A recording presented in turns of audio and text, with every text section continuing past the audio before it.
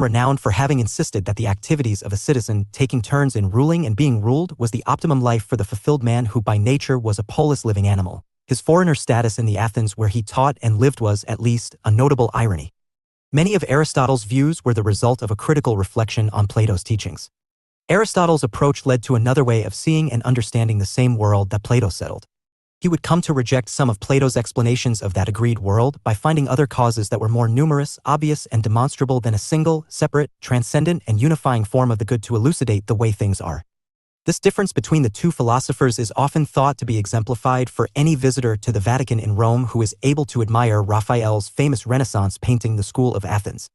In this painting, Plato and Aristotle are shown in discussion. Plato points to the heavens while Aristotle, holding a copy of his Ethics in his left hand, extends his right hand in front of him and appears, by this gesture, both to be restraining Plato's transcendental enthusiasm and to be encompassing the material world before him. Because Aristotle had disagreed with some of Plato's philosophical treatises, Aristotle did not inherit the position of director of the academy as many imagined he would. After Plato died, Aristotle's friend Hermias, king of Atarneus and Assos in Mysia, invited Aristotle to court. There, with like-minded friends and collaborators, Aristotle carried out scientific research. In 343 BC, Aristotle was called to the Macedonian court to serve as tutor to Philip's son, Alexander, who was then 13 years of age. His final 12 years Aristotle spent in the school established by him called Lyceum. It was said that Aristotle collected an extraordinary library which later became the model for the famous library in Alexandria. Aulus Gellius, a 2nd century C.E. Roman, described how Aristotle taught. In the evenings he opened his lectures to young men who were interested, and he spoke apparently more informally on rhetoric, the cultivation of quick wit and civic education. But in the mornings his lectures were restricted to those whom he judged to have sufficient education, were keen to learn and to work hard, and they listened to his more exacting investigations of nature and dialectical discussion. It was at this time that he clarified his views on ethics and politics. In 323 BC, Alexander the Great died at the age of 32. Athens decided on war with Antipater. Aristotle was charged with immorality and he abandoned Athens for Chalcis, where his mother's family had some property. He went there with a freed woman, Herpyllis, with whom he had lived after the death of his wife, and he died in the following year in 322 BCE. He was 62 or 63. Aristotle wrote an estimated 200 works, most in the form of notes and manuscript drafts touching on reasoning, rhetoric, politics, ethics, science, and psychology. They consist of dialogues, records of scientific observations, and systematic works. His 64. Student Theophrastus reportedly looked after Aristotle's writings and later passed Aristotle, State and Good Life them to his own student Nelius, who stored them in a vault to protect them from moisture until they were taken to Rome and used by scholars there. Of Aristotle's estimated 200 works, only 31 are still in circulation. Most date to Aristotle's time at the Lyceum. 5.2 Forms. Aristotle positioned sensible particulars at the center of his inquiry. Aristotle strongly believed in the reality of the physical world and in its study as an essential instrument of knowledge. For him, the source of our knowledge is perception, which is the result of particular sensations. Sensation is a vital precondition of knowledge. Although sensation on its own does not yield knowledge. Experience, for Aristotle, is a kind of knowledge of individual somethings. But the principles or foundations of this knowledge are reached or revealed by induction from sensation. Induction is the process of reasoning from particular cases to general conclusions. Knowledge relies on induction and observation. Induction and observation give rise to commonly accepted views which can be subject to error. But it is only through these opinions that the truth can be teased out. Knowledge comes from the psyche's capacity to generalize based on its perception of particulars, and these generalizations are then subject to a kind of logical or rational testing. Knowledge then depends on the correct interpretation of that direct acquaintance with individuals that is provided by the bodily senses. Though Aristotle learned much of what he knew about philosophy from Plato, his ideas grew so far removed from his teachers that he directly challenged many Platonic ideas in his writing. In Book 7 of Aristotle's Metaphysics, he particularly mentions the theory of forms which Plato introduced in his text, The Republic. Aristotle then recommends his own theory of forms, which is quite different from Plato's. Both Plato and Aristotle acknowledge that there are two critical elements that compose all things that exist, the form and the matter in which the form manifests itself. However, Aristotle's reflection of being led him to disagree with Plato on the relationship between form and matter. Though both Plato and Aristotle mention form as one of the main components of things that exist, their ideas of just what form is were quite dissimilar. In Plato's The Republic, narrator Socrates explains the form of the good to his friend Glaucon as what gives truth to the things known and the power to know to the knower. He might just be giving his definition of good until he goes on to say that the good is not being, but something yet beyond being, superior to it in rank and power.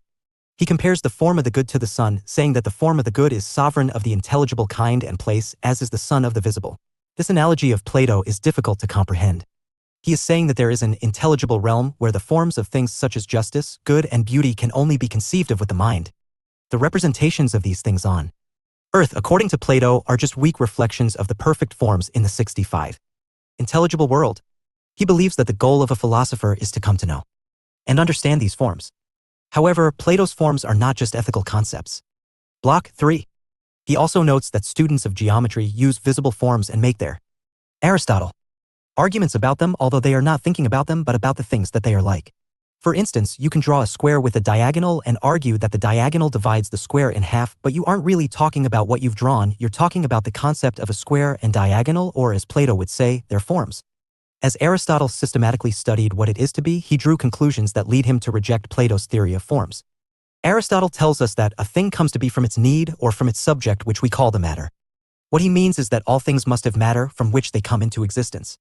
A chair might come to be from wood, which is why we call it of wood or wooden. However, another thing must be present for anything to come to be the form. Aristotle defines a form as whatever the shape in the perceptible thing ought to be called. For example, wood might take on the form of a house, or concrete might take on the form of a sidewalk, or a seed might take on the form of a tree. Aristotle says that the form does not come to be and there is no coming to be of it. According to him, both form and matter are necessary for anything to come to be, and when things come to be, it is not a matter of creating one or the other, but of combining them. For example, a shoe might be created by forming leather into the correct shape, but the shoemaker creates neither leather nor the shape of the shoe. Shoemaker merely combines these two elements of being. The consideration of the roles of form and matter led Aristotle to ask whether there could be any such thing as a form apart from matter. Contrary to Plato, Aristotle says that it is not. This is his way of saying that it is impossible for a form to exist without matter, for both must be there for anything to come to be. There can be no form of a table without any existing tables. One could talk about a table apart from its materials, but it is not a thing and something definite. In other words, it is not an actual table. Aristotle continues that it is evident then that the forms, construed as things apart from particulars, are useless as causes at any rate of comings to be and of substances. This role, at any rate, is no reason for these forms to be substances in their own right. Aristotle dismissed Plato's forms without empirical groundings, particular experience, and matter as useless. However, a careful consideration of both Plato and Aristotle's arguments shows that they do not inevitably contradict each other. Aristotle countered Plato's ideas by saying that forms without matter could not be something definite. They could not actually, physically exist. Plato never claimed that forms were anything definite, though. In fact, he specifically said that forms reside in the intelligible realm. If we take Plato's intelligible realm to be not some parallel universe that the perfect forms of everything reside in, but rather the realm of our own thoughts and ideas, then in a way both philosophers are correct. As Aristotle said, form cannot really exist without matter. There is no house apart from bricks. However, the ideas of things can be thought of and talked about because we have 66. A mutual understanding of the forms of objects and ideas. This seems to be what Plato really meant when he described forms.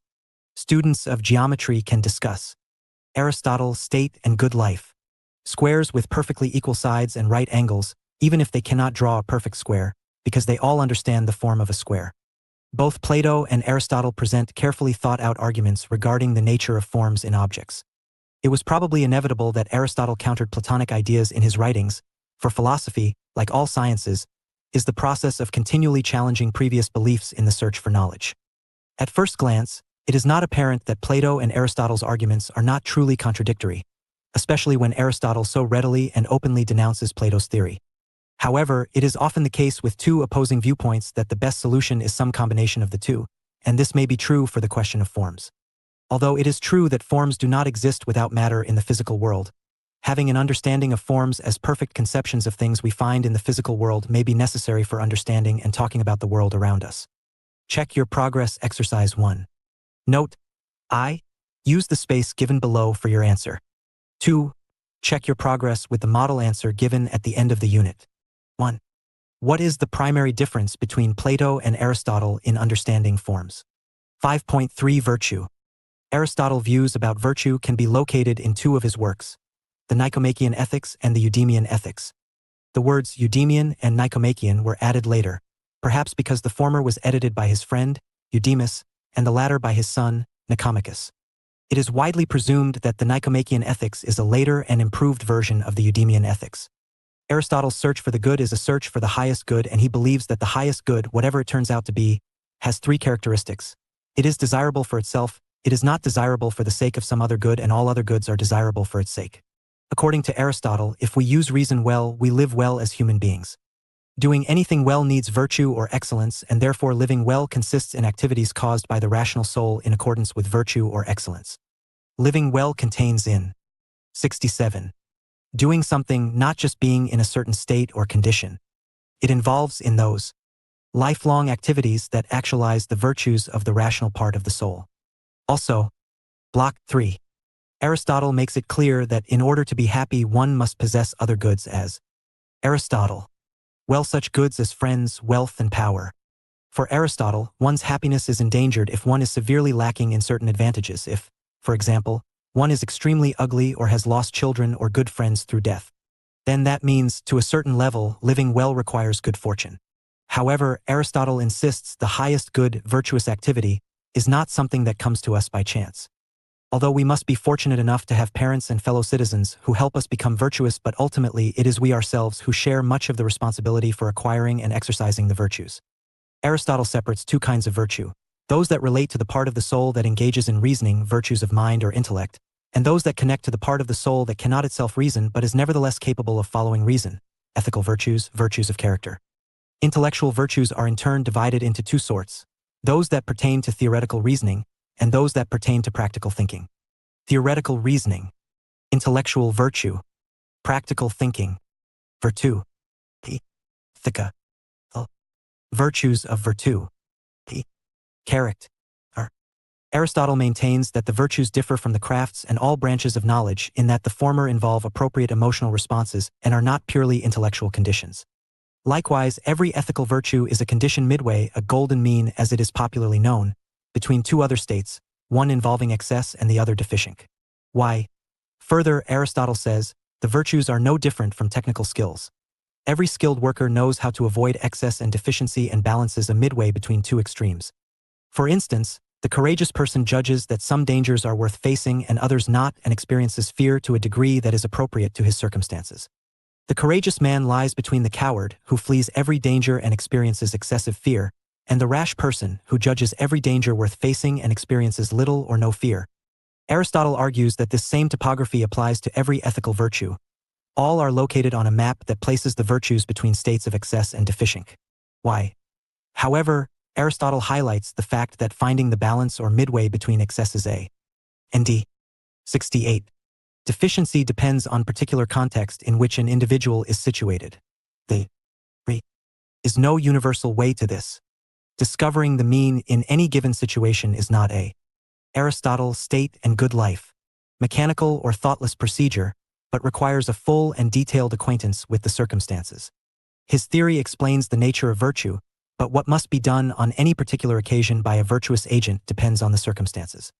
But Aristotle makes it clear that certain emotions, meanness, shamelessness, envy, and actions, adultery, theft, murder, are always wrong, regardless of the circumstances.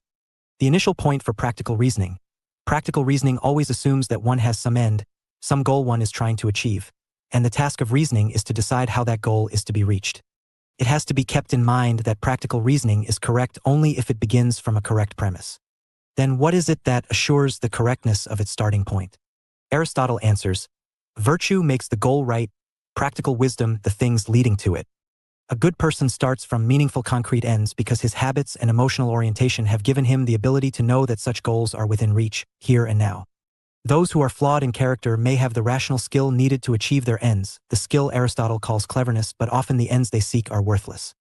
The cause of this deficiency lies not in some impairment in their capacity to reason but in the training of their passions. Aristotle reasons that the happiest kind of life is that of a philosopher, someone who exercises over a long period of time the virtue of theoretical wisdom and has sufficient resources for doing so.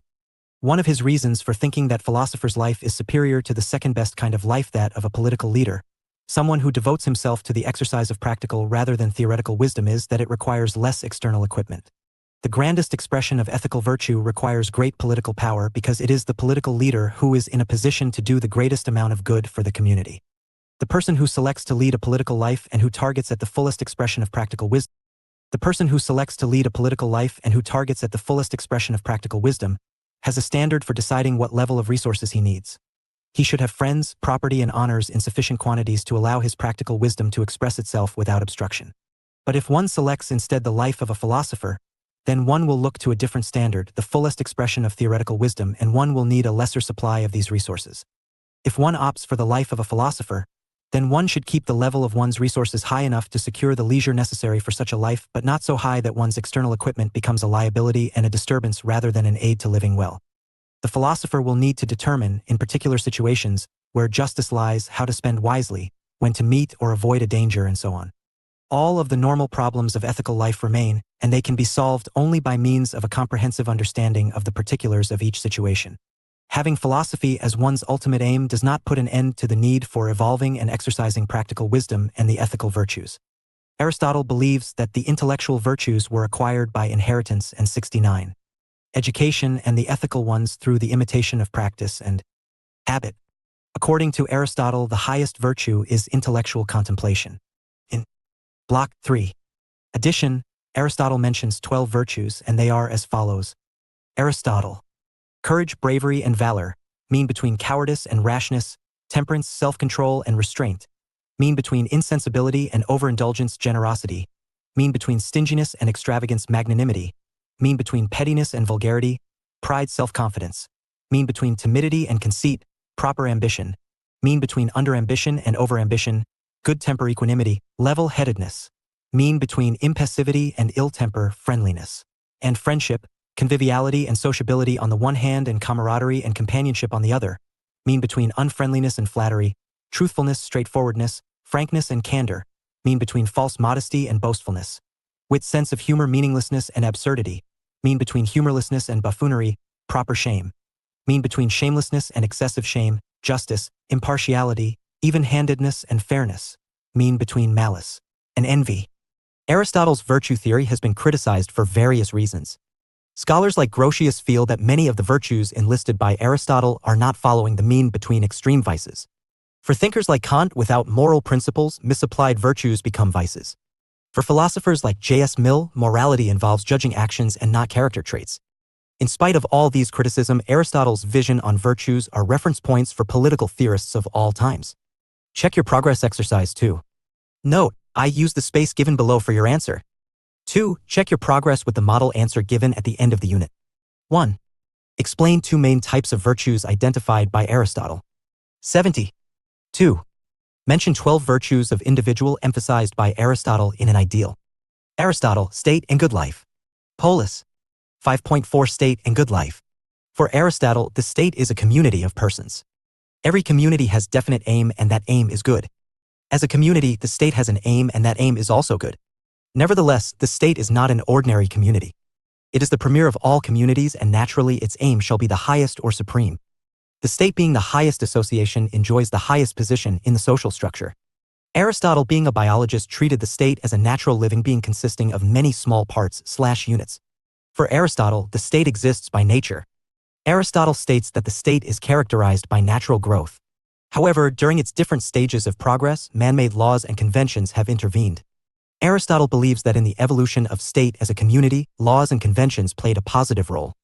Laws and conventions are basically good, and man has made them to serve their beneficial objectives. These laws and conventions have facilitated and enriched the functioning of the state. In its natural development, the state witnessed various stages. For Aristotle, the first stage of the state is the household. The union between male and female forms the basis of family. Again, the union between male and female is vital for reproduction, since each is powerless without the other. This is not a matter of choice. It is the result of desire implanted by nature, and this desire is to be found in all animals. Family includes other constituents such as slave, ox, and plow. Without these constituents, a family cannot maintain its own physical existence. In Aristotle's definition, this association of persons established according to the law of nature and continuing day after day is the household. The household is the basic form of association and meets the basic necessities. But man's necessities are various, and naturally it is beyond the capacity of the family to satisfy those demands. Several families come together and form a village to fulfill the greater demands and necessities. It generally comes into being naturally. The village, though higher than the family, cannot cope with the growing demands of its members. When several villages come together, they form a polis or state. Thus, Aristotle states, the final association formed of several villages is the city or state. For all practical purposes, the process is now complete. Self-sufficiency has been reached, and so, while it started as a means of securing life itself, it is now in position to 71. Secure the good life. Aristotle notes that besides securing life itself, it has also a greater purpose, that is, to secure a good life. Securing good life is the ultimate. Block 3. Aim of both individual and community. The state is a perfectly natural form of Aristotle. Association, as the earlier associations from which it evolved were natural. This final stage of association is the end of those others, and its nature is itself an end. The state alone meets all the needs of man, it is alone self-sufficient. Household and village are not self-sufficient. They could meet only a fragment of man's necessities. We have already discussed that, according to Aristotle, for the sake of good life the use of both ethical and intellectual virtues is very much vital, and the former requires the easy availability of sufficient amount of external goods. Only the state with an adequate size and sufficient population can guarantee the smooth supply of external goods. In Aristotle's vision, man seeks to satisfy his physical or material demands to attain good life. Any institution or community other than state is insufficient. Therefore, the membership of state is essential. Aristotle says that man is by nature a political animal. The term political animal means an animal that lives in state or polis. Nature has stimulated and encouraged man to be a part of the state. Aristotle believes that it was not possible for man to live outside the state. It is the state that fulfills all his requirements. If due to inevitable bad luck a man fails to get membership of polis, then he will come down to the level of subman. On the other hand, if anybody refuses to live in a state, he may be regarded as a superman/god. It is the basic nature of man to live in a state. Aristotle declares that nature does nothing without purpose, and for the purpose of making man a political animal, she has gifted him alone among the animals with the power of reason, speech, and other good qualities. The consequence of the term political animal is man is reasonable, and with the power of reason he can distinguish between good and bad, right and wrong, just and unjust. According to Aristotle, reasonability is the basis of sharing a common view in the matters that make a household or city. The fundamental difference between man and other animals is that man possesses consciousness and reasonability while other animals do not have these qualities. These unique qualities enable man to form organization and also pursue a good life. Aristotle's theory of state is organic in nature, which means that the state is a compounded whole. He has made distinction between aggregate and whole. The aggregate means that different parts of a thing are put together to make a unit. By their association, the parts make a unity. But the whole means a different thing. The polis or state is a whole. The state has several parts. But when they are put together, the unity will have a different meaning. The state is not a mere aggregate of individuals. Its members are not atomized individuals connected to one another only by the fact that they inhabit the same territory. When the individuals form a whole, they share a joint activity and simultaneously lose their separateness. It is important to note that for Aristotle, if the parts are separated from the whole, they will be useless. This is the organic theory of state. Aristotle has said that the polis or state has priority over the household and over any individual. For the whole must be prior to the parts. Separate hand or foot from 72. The whole body, and they will no longer be hand or foot. Only the membership of state makes man self-sufficient and helps him fulfill his ambition and also to be Aristotle, state and good life. Moral and virtuous. Although man is a part of the whole, he will stand in the same relationship to the whole as other parts. It indicates that the individual will be able to keep his separate identity intact. In the state, the individuals will perform different functions, but these functions are complementary. By claiming that the membership of the polis does not destroy the separate identity of man and group, Aristotle has recognized the plurality of parts composing the state. According to Aristotle, the individual can achieve morality and goodness only through the membership of and subordination to the state. He cannot have rights and liberties apart from the state or against the state. The individual, though not merged with the state, is completely dependent upon the state for pursuit of his moral and ethical objectives. Aristotle holds that without the membership of the state, the lofty ideals of individuals will remain unfulfilled. Like many other philosophers, Aristotle placed self-preservation as the basic reason for man agreeing to form higher associations, particularly the state. No question of compromise can arise in respect of personal protection. But if the purpose of the individual is to help the polis in achieving the common good, then the opinion of the state will always predominate and the individual must submit to the state. For all other purposes other than self-preservation, man must sacrifice himself for the sake of the common good embodied in the state. Aristotle is embedded in Greek philosophy, which always thinks of the community as a whole. The view of the individual cannot get precedence over that of the state. For Aristotle, the objective of the state is to make the life of the individual noble and happy. This is the most important function. But the state must also look after the security and general welfare of its citizens. According to Aristotle, a real state is concerned with both outward and inward actions of man. If the state makes itself busy only with the outward actions, it will do only half of its functions. Aristotle has stressed upon education. Education is the most powerful weapon for making men good or for training them in virtue. Education can be imparted by the institutions set up by the state. On this point, Aristotle and Plato have common understanding. The object of institutions should be to train men to goodness, to intellectual, moral, and physical excellence. The state should be the school of citizens. The state in Aristotle's theory is a reformatory. As the state is the supreme organization, it is entitled to look after the interests of all men in a balanced way which no other association or institution can do. For Aristotle, the good life is ensured by the state when, according to the specificity of the person and his circumstances, moral practices can be chosen. The state facilitates choices for good life which is particular to each individual. For Aristotle, political entity, that is, the state, is a precondition for good life. Human excellence can be realized only under the aegis of correct compulsive norms and just laws of a state. The primary function of the state is character formation, as man is not born with characters but acquire them in a given context. Cultural rules, proper educational training, and right laws of the state help human 73 beings to acquire good character. In such a situation, human beings know why. They choose what they choose in given circumstances. For Aristotle, good life, Block 3, falls into 3 levels. They are life of pleasure, life of honor/virtue, and life of Aristotle. Contemplation. Life of pleasure is sought by the masses. Life of honor/virtue is sought by people in positions of power. Life of contemplation is chosen by a very few persons who understand the incompleteness of life in pleasures and honor. They think more about life. They try to understand the life beyond the immediate given circumstances. For this, rationality is a primary requirement.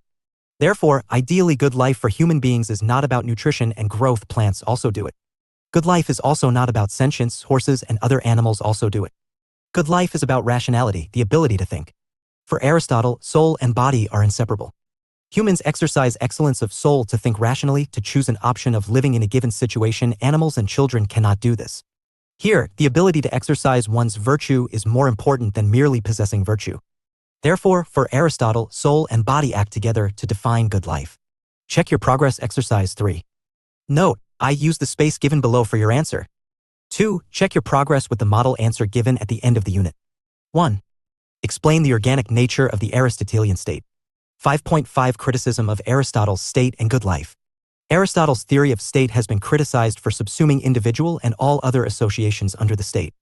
His state is seen as a totalitarian state. In the vision of Aristotle, there is hardly any scope for the individual to think in his own way and to do something independently. According to Aristotle, the state is all-embracing and it leaves no room for the individual's freedom. The morality, ethics, and idealism of the state and that of the individual are inseparable and same.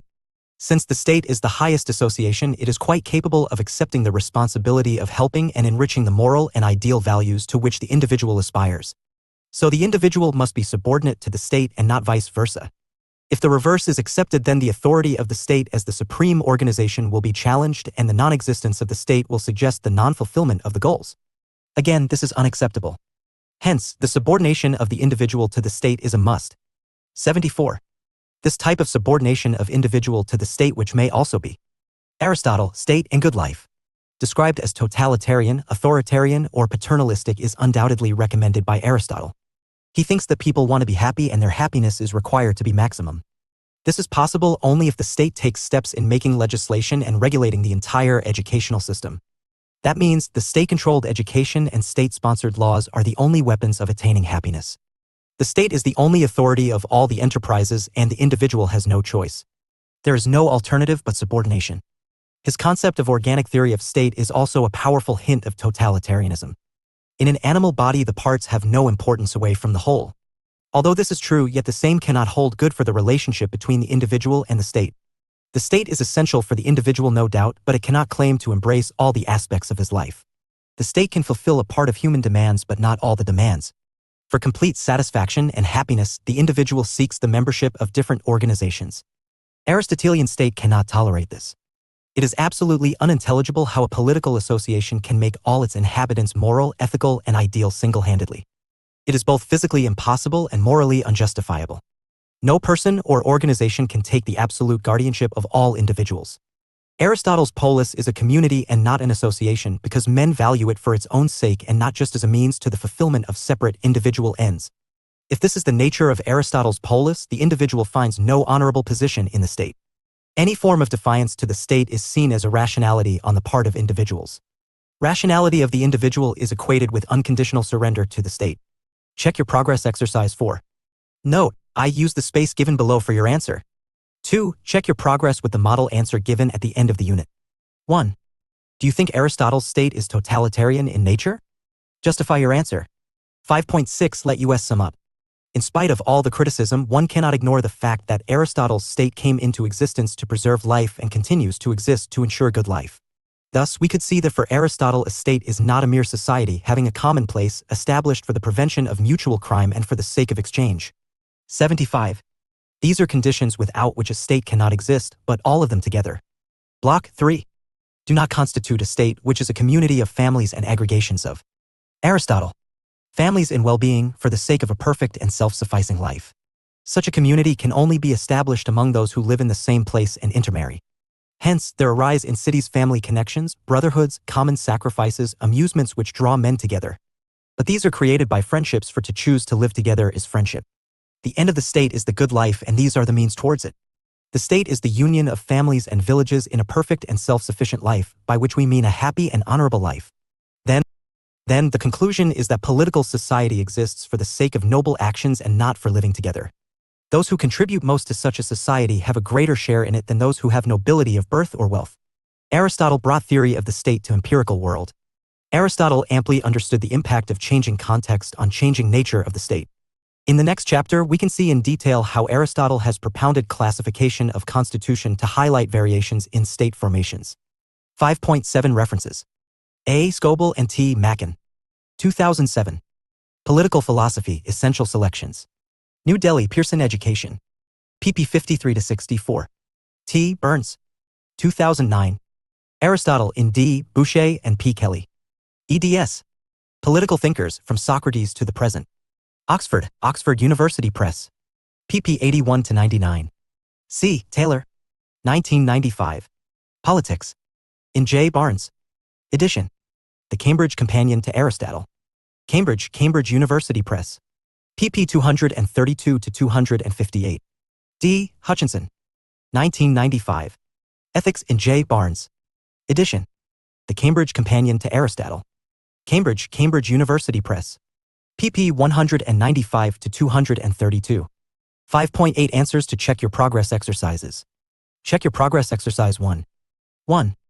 Contrary to Plato, Aristotle says that there is no difference. This is his way of saying that it is impossible for a form to exist without matter, for both must be there for anything to come to be. There can be no form of a table without any existing tables. One could talk about a table apart from its materials, but it is not a thing and something definite. In other words, it is not an actual table.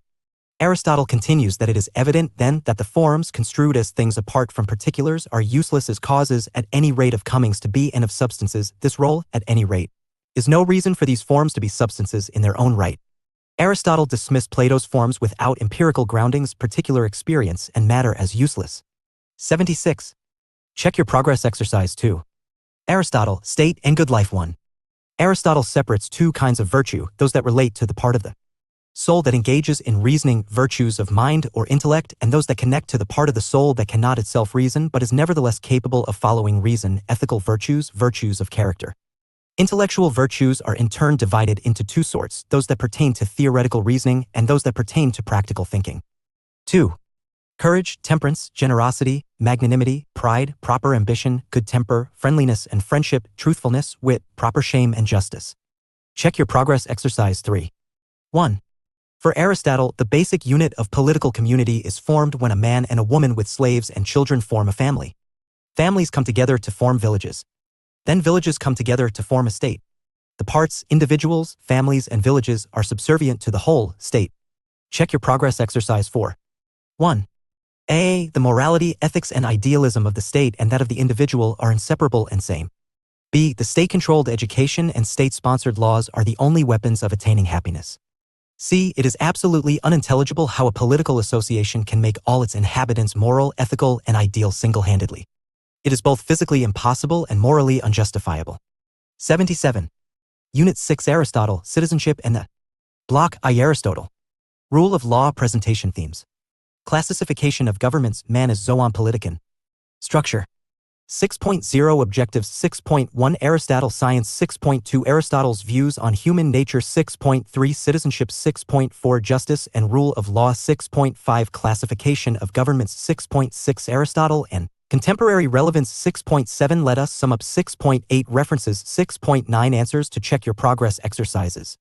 6.0 Objectives. The objective of this unit is to understand the way Aristotle saw integrity of different branches of knowledge and how he viewed science. This unit throws light on the fact that human nature defines political structure of a particular community. How Aristotle perceived citizenship, justice, and classification of governments have been discussed in this unit. By analyzing these concepts and categories, we realize continuities and changes in political discourses over the years. Understanding Aristotle and his relevance is important for the present generation to understand how political science of today came into existence. 6.1 Aristotle's Science. For Aristotle, reality of the physical world is important. The source of our knowledge is perception of the physical world, which is the consequence of particular sensations. Aristotle believes in inductive method based on sensations to reach knowledge from particular to general. For this reason, Aristotle perceives science as a product of cognitive quality of persons engaged in search of knowledge. He emphasizes on change and plurality of truth we experience. Science for Aristotle is a product of three things coming together, namely, production of something, practical action, and theoretical contemplation. All three. Dr. Rushmi Gopi, Assistant Professor, Miranda House, University of Delhi. 7. 8. Aspects are connected and unified.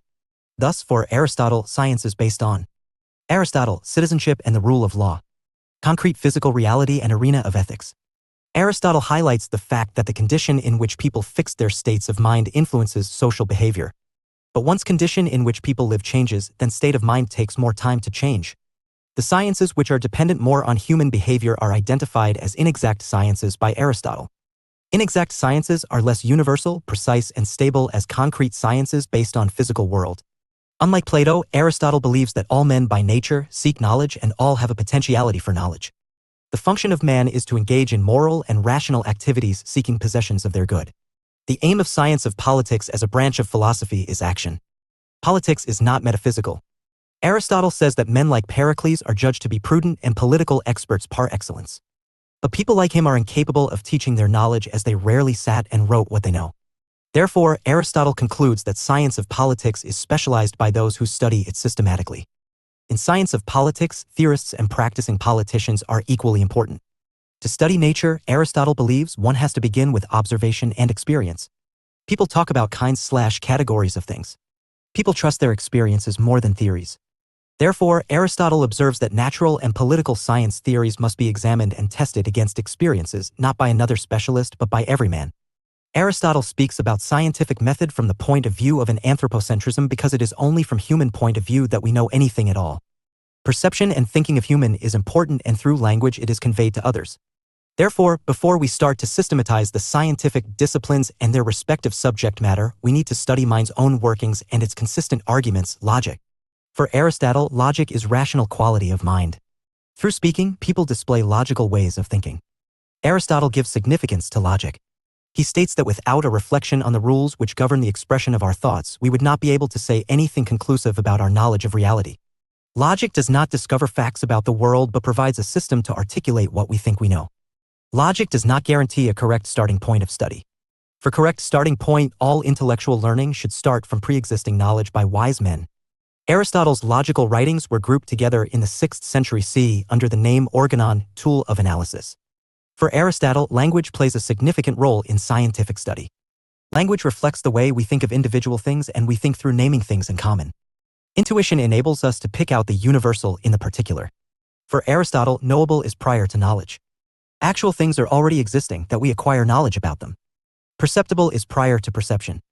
When we state something about a subject, then we do two things: we name it and we define it. The logos, set of words which indicates the essence of a subject, does. 79. not change over time or culture. It is because the elements of the definition are: Block 3. Prior, more universal and intelligible absolutely than any particular subject. Aristotle. According to Aristotle, nature has a purpose. According to Aristotle, nature has a purpose, tell us, whether conscious or unconscious. It is constructive. Its purpose is observable. Tell us helps to explain reality as intelligibly structured. It sees nature as in motion from potential to actual. Therefore, man as part of nature is also goal-oriented. Definitions express the actualized purpose of things. For Aristotle, definitions are a combination of human thought and human language. Definitions are best provided by the experienced and wise down the ages. Aristotle makes it clear that all facts of life handed down by wise men should be tested against one's own experience. This is because human beings are not pure intellects, but creatures of flesh and blood, body and mind. Human beings are desirous and cognitive within a physiological state as well as members of cultural communities. Definitions are set of words which shows the essence of a thing. Dialectician provides reasons for choosing one definition as opposed to another. Aristotle understands dialectic as a method of analyzing the consistency of plausible arguments. It precedes practical and theoretical. Aristotle's dialectic is a tool to help analyze commonly accepted views that emerge from premises within a given community. Dialectic enables a discussant to reason more clearly and without contradiction in arguments with others in his community. It is a skill in speaking between two competitive opponents. In dialectic engagement, premise is important to know the accepted thesis amongst wise. Intention is to reach closer to truth and not display of skill in argument. Aristotle uses dialectical method in ethics and politics. In the following sections, we will see how Aristotle developed his ideas about human nature, citizenship, rule of law, and classification of governments. Check your progress exercise 1. Note, I use the space given below for your answer. 2. Check your progress with the model answer given at the end of the unit. 1. What is science for Aristotle? 6.2 Aristotle's views of human nature. For Aristotle, man is by nature social being, political being, and ethical being. Human beings are social beings because they are always to be found living. 80. Together with others in society or in a polis. Additionally, however, Aristotle, citizenship and the rule of law, considers it to be a characteristic of man that he alone has any sense of good and evil, of just and unjust. According to Aristotle, then man is by nature an ethical being. In Aristotle's view, for human beings a natural life is a life of justice. This is what differentiates the human species from other species of animals. Only if human beings live a life of justice do they satisfy the requirements of their own nature and thereby become proper human beings. For Aristotle, the ultimate aim of politics is to enable this process of personal development to take place. It is political society that makes it possible for human beings to live a good life in the sense of the term. To fulfill one's potential as a human being in this way is to achieve a condition called by Aristotle as eudaimonia. This term can be translated as fulfillment in English language. In Aristotle's view, the achievement of eudaimonia necessarily requires that there be rules or laws which serve as a standard of right and wrong for individual moral agents. For Aristotle, in the final analysis, these rules are the principles of political justice of the polis in which they live. As an ethical life is possible only in political society, Aristotle's views on ethics and politics are closely related to one another. Aristotle states that the study of politics is the highest master science because it incorporates within itself the study of ethics. The study of politics tells us what we ought to do and what we ought not to do. 6.3 Citizenship. Aristotle discusses about who a citizen is in his work named Politics. He begins with a definition of the citizen, since the city-state is by nature a collective entity, a multitude of citizens. Citizens are differentiated from other inhabitants, such as women, children, and elderly members of city-states on the one hand, resident aliens and slaves on the other hand. After more analysis, he defines the citizen as a person who has the right to participate in deliberative or judicial office. For instance, in Athens, citizens had the right to attend the assembly, the council, and other bodies, or to sit on juries. The Athenian system varied from a modern representative democracy in that the citizens were more directly involved in governing. Although full citizenship was restricted in the Greek city-states with women, slaves, foreigners, and some others excluded, the citizens were more deeply enfranchised than in modern representative democracies because they were more directly involved in governing. This is reflected in Aristotle's definition of the citizen without qualification. Further, he defines the city-state as a multitude of such citizens which is adequate for a self-sufficient life. He excludes certain categories of people from the ranks of citizenship. Made citizens a sort of honorary title in the sense that a university might confer an honorary doctorate. Mere residence in the area governed by a polis does not count as citizenship. Slaves and resident aliens are not citizens. Women 81. People who by law have access to the legal system but who otherwise Block 3. Would not qualify as citizens foreigners covered by commercial treaties. Aristotle, for instance. Boys too young for military service and old men retired from duty may be citizens but not fully fledged ones. They are a sort of semi-citizen people who have been exiled or stripped of their rights. But Aristotle acknowledges that citizenship is defined differently in different places depending on the nature of the constitution. Aristotle highlights that though citizenship is often reserved for those who are born to citizen parents, this hereditary status becomes irrelevant in times of revolution or constitutional change during which the body of citizens alters. This brings the question, to whom may citizenship be justly granted, and can the city be held accountable for decisions made by governing individuals if these individuals have not been justly granted citizenship? Further, if the city is not identical to its government, what explains a city, and at what point does a city miss its identity? Aristotle points out that a city is defined by its constitution, so that a change in constitution signifies a change in the city. He does not, however, answer the question of whether a city should honor debts and obligations made under a previous constitution. Aristotle asks the question of whether the virtue of the good man and the excellent citizen is to be regarded as the same or is not the same. For Aristotle, definition of the good man is the one who pursues his telos, living a life in accordance with virtue and finding happiness by doing so. Because there are several different types of regime, 6, to be specific, which will be considered in more detail shortly, there are several different types of good citizen. Good citizens must have the type of virtue that preserves the partnership and the regime.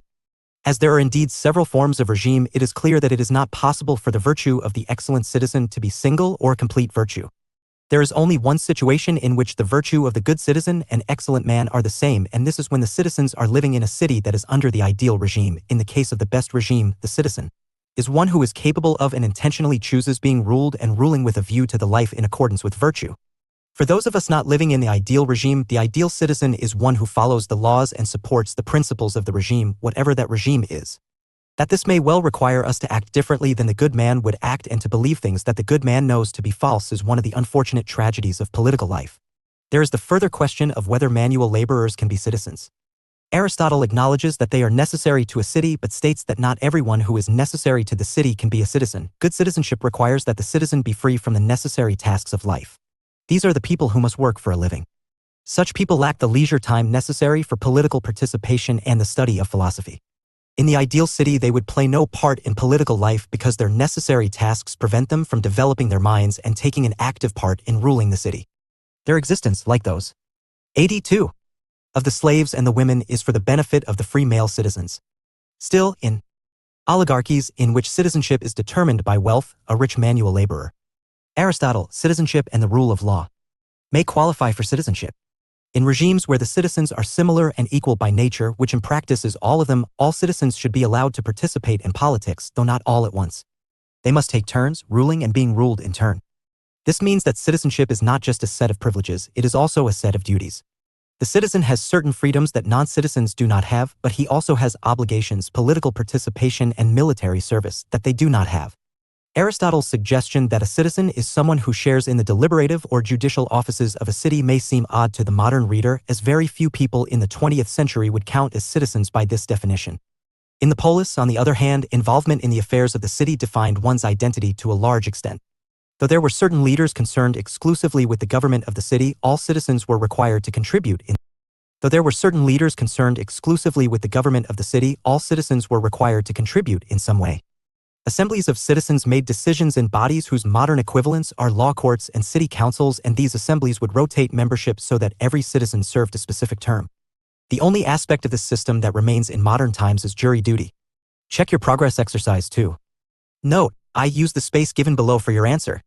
2. Check your progress with the model answer given at the end of the unit. 1. Explain human nature as understood by Aristotle. 2. Explain the grounds on which Aristotle defines citizenship. 83. 6.4 Justice and Rule of Law. Block I. Aristotle. After working with Plato at his academy for a couple of decades, Aristotle was understandably most influenced by his teacher, also adopting, for example, a virtue theory of ethics. Yet part of Aristotle's greatness stems from his capacity for critical appropriation, and he became arguably Plato's most able critic as well as his most famous follower in wanting to develop a credible alternative to sophism. Book V of his great Nicomachean Ethics deals in detail with the moral and political virtue of justice. It begins arbitrarily with the circular claim that it is the condition that renders us just agents inclined to desire and practice justice. But his analysis soon becomes more enlightening when he specifies it in terms of what is lawful and fair. What is in accordance with the law of a state is thought to be advantageous to the common good and or to that of its rulers. In general, citizens should obey such law in order to be just. The problem is that civil law can itself be unjust in the sense of being unfair to some, so that we need to consider special justice as a function of fairness. He analyses this into two sorts. Distributive justice includes dividing benefits and burdens fairly among members of a community, while corrective justice needs us, in some circumstances, to try to restore a fair balance in interpersonal relations where it has been lost. If a member of a community has been unfairly benefited or burdened with more or less than is deserved in the way of social distributions, then corrective justice can be required as, for example, by a court of law. Notice that Aristotle is no more an egalitarian than Plato was. While a sort of social reciprocity may be needed, it must be of a proportional sort rather than equal. Like all moral virtues, for Aristotle, justice is a rational mean between bad extremes.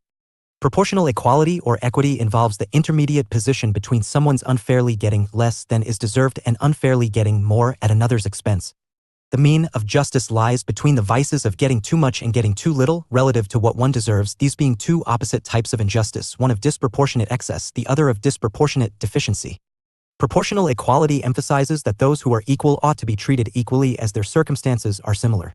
Those who are not equal in a relevant respect ought not to be treated equally. This means that unequals ought to be treated differently provided the difference in treatment is proportional to the inequality that exists between them.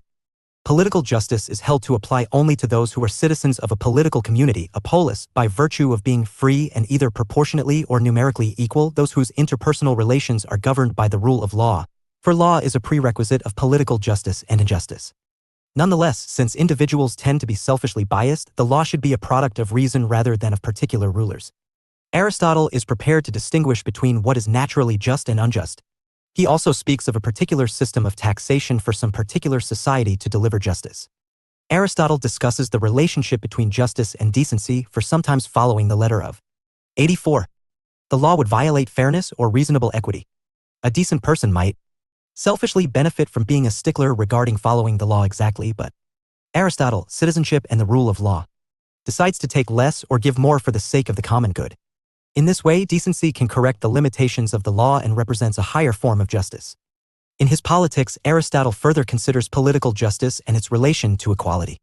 For Aristotle, justice involves equality, not for everyone, only for equals. He agrees with Plato that political democracy is essentially unjust because, by its very nature, it tries to treat unequals as if they were equals. Justice rather requires inequality for people who are unequal.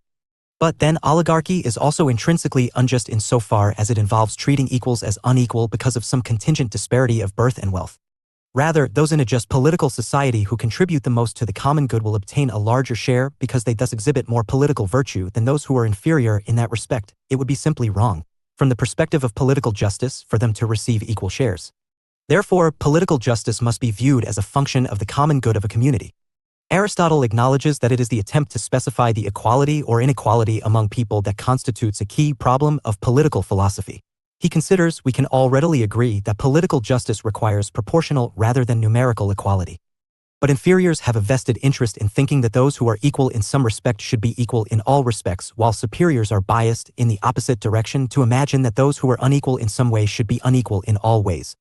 Thus, for instance, those who are equally citizens are not necessarily equal in political virtue, and those who are financially richer are not necessarily morally or mentally superior. What is relevant here is equality according to merit, though Aristotle cannot precisely specify what exactly counts as merit, for how much it must count, who is to measure it, and by what standard. All he can suggest, for example in some of his comments on the desirable aristocratic government, is that it must involve moral and intellectual virtue. While Plato accepted slavery as a legitimate social institution but argued for equal opportunity for women in his Politics, Aristotle accepts sexual inequality while actively defending slavery. Anyone who is inferior intellectually and morally is also socially and politically inferior in a well-ordered polis. A human being can be naturally autonomous or not, a natural slave, being flawed in rationality and morality and thus naturally fit to belong to a superior. Such a human can rightly be regarded as a piece of property or another person's tool for action. Given natural human inequality, it is supposedly unfitting that all should rule or share in ruling.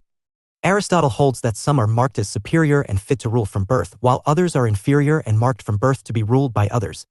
This hypothetically applies not only to ethnic groups but also to the genders, and he unequivocally asserts that males are naturally superior and females naturally inferior, the former being fit to rule and the latter to be 85. Ruled. The claim is that it is naturally better for women themselves that they be. Block 3. Ruled by men, as it is better for natural slaves that they should be ruled by those. Aristotle. Who are naturally free. Aristotle does argue only for natural slavery. He opposes custom slavery wherein in ancient period conquered enemies were made prisoners of war and slaves. Aristotle, like Plato, believes that Greeks are born for free and rational self-rule, unlike non-Greeks, barbarians, who are naturally inferior and incapable of it. So the fact that a human being is defeated or captured is no assurance that he is fit for slavery, as an unjust war may have been imposed on a nobler society by a more primitive one. While granting that Greeks and non-Greeks, as well as men and women, are all truly human, Aristotle justifies the alleged inequality among them based on what he calls the deliberative capacity of their rational souls. The natural slave's rational soul supposedly lacks this. A woman has it, but it lacks the authority for her to be autonomous. A free male child has it in some developmental stage, and a naturally superior free male has it developed and available for governance. Aristotle's theory of justice has been criticized in modern times for being highly racist, sexist, and for completely ignoring notions of human rights. Aristotle's theory of justice fails adequately to respect all persons as free and rational agents. Aristotle was so focused on the ways in which people are unequal that he could not appreciate any fundamental moral equality that might provide a platform for natural human rights. Check your progress exercise 3. Note, I use the space given below for your answer. 2. Check your progress with the model answer given at the end of the unit. 1. Explain the proportional equality propounded by Aristotle. 6.5 Classification of governments. As we have seen that Aristotle places the state above individuals, we have to understand that this state was contextual for Aristotle. Aristotle realized that different contexts will lead to formation of different types of states and governments. In Aristotle's writings, he has interchangeably used the words governments and constitutions. Therefore, here we are also using the term government and constitution interchangeably. Aristotle differentiates several 86 types of rule based on the nature of the soul of the ruler and of the subject. Aristotle, citizenship and the rule of law. First reflects on despotic rule, which is exemplified in the master-slave relationship. Aristotle thinks that this form of rule is justified in the case of natural slaves who lack a deliberative faculty and thus need a natural master to direct them. Though a natural slave allegedly aids from having a master, despotic rule is still primarily for the sake of the master and only incidentally for the slave. Aristotle next considers paternal and marital rule, which he also views as defensible. For him, the male is by nature more capable of leadership than the female unless he is constituted in some way contrary to nature, and by nature the elder and perfect are more capable than the younger and imperfect. These points we have already discussed. This sets the stage for the central claim of Aristotle's constitutional theory that constitutions which aim at the common advantage are correct and just without qualification, whereas those which aim only at the advantage of the rulers are deviant and unjust because they involve despotic rule which is inappropriate for a community of free persons.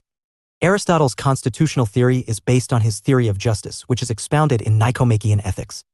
Aristotle distinguishes two different but related senses of justice, universal and particular, both of which play an important role in his constitutional theory.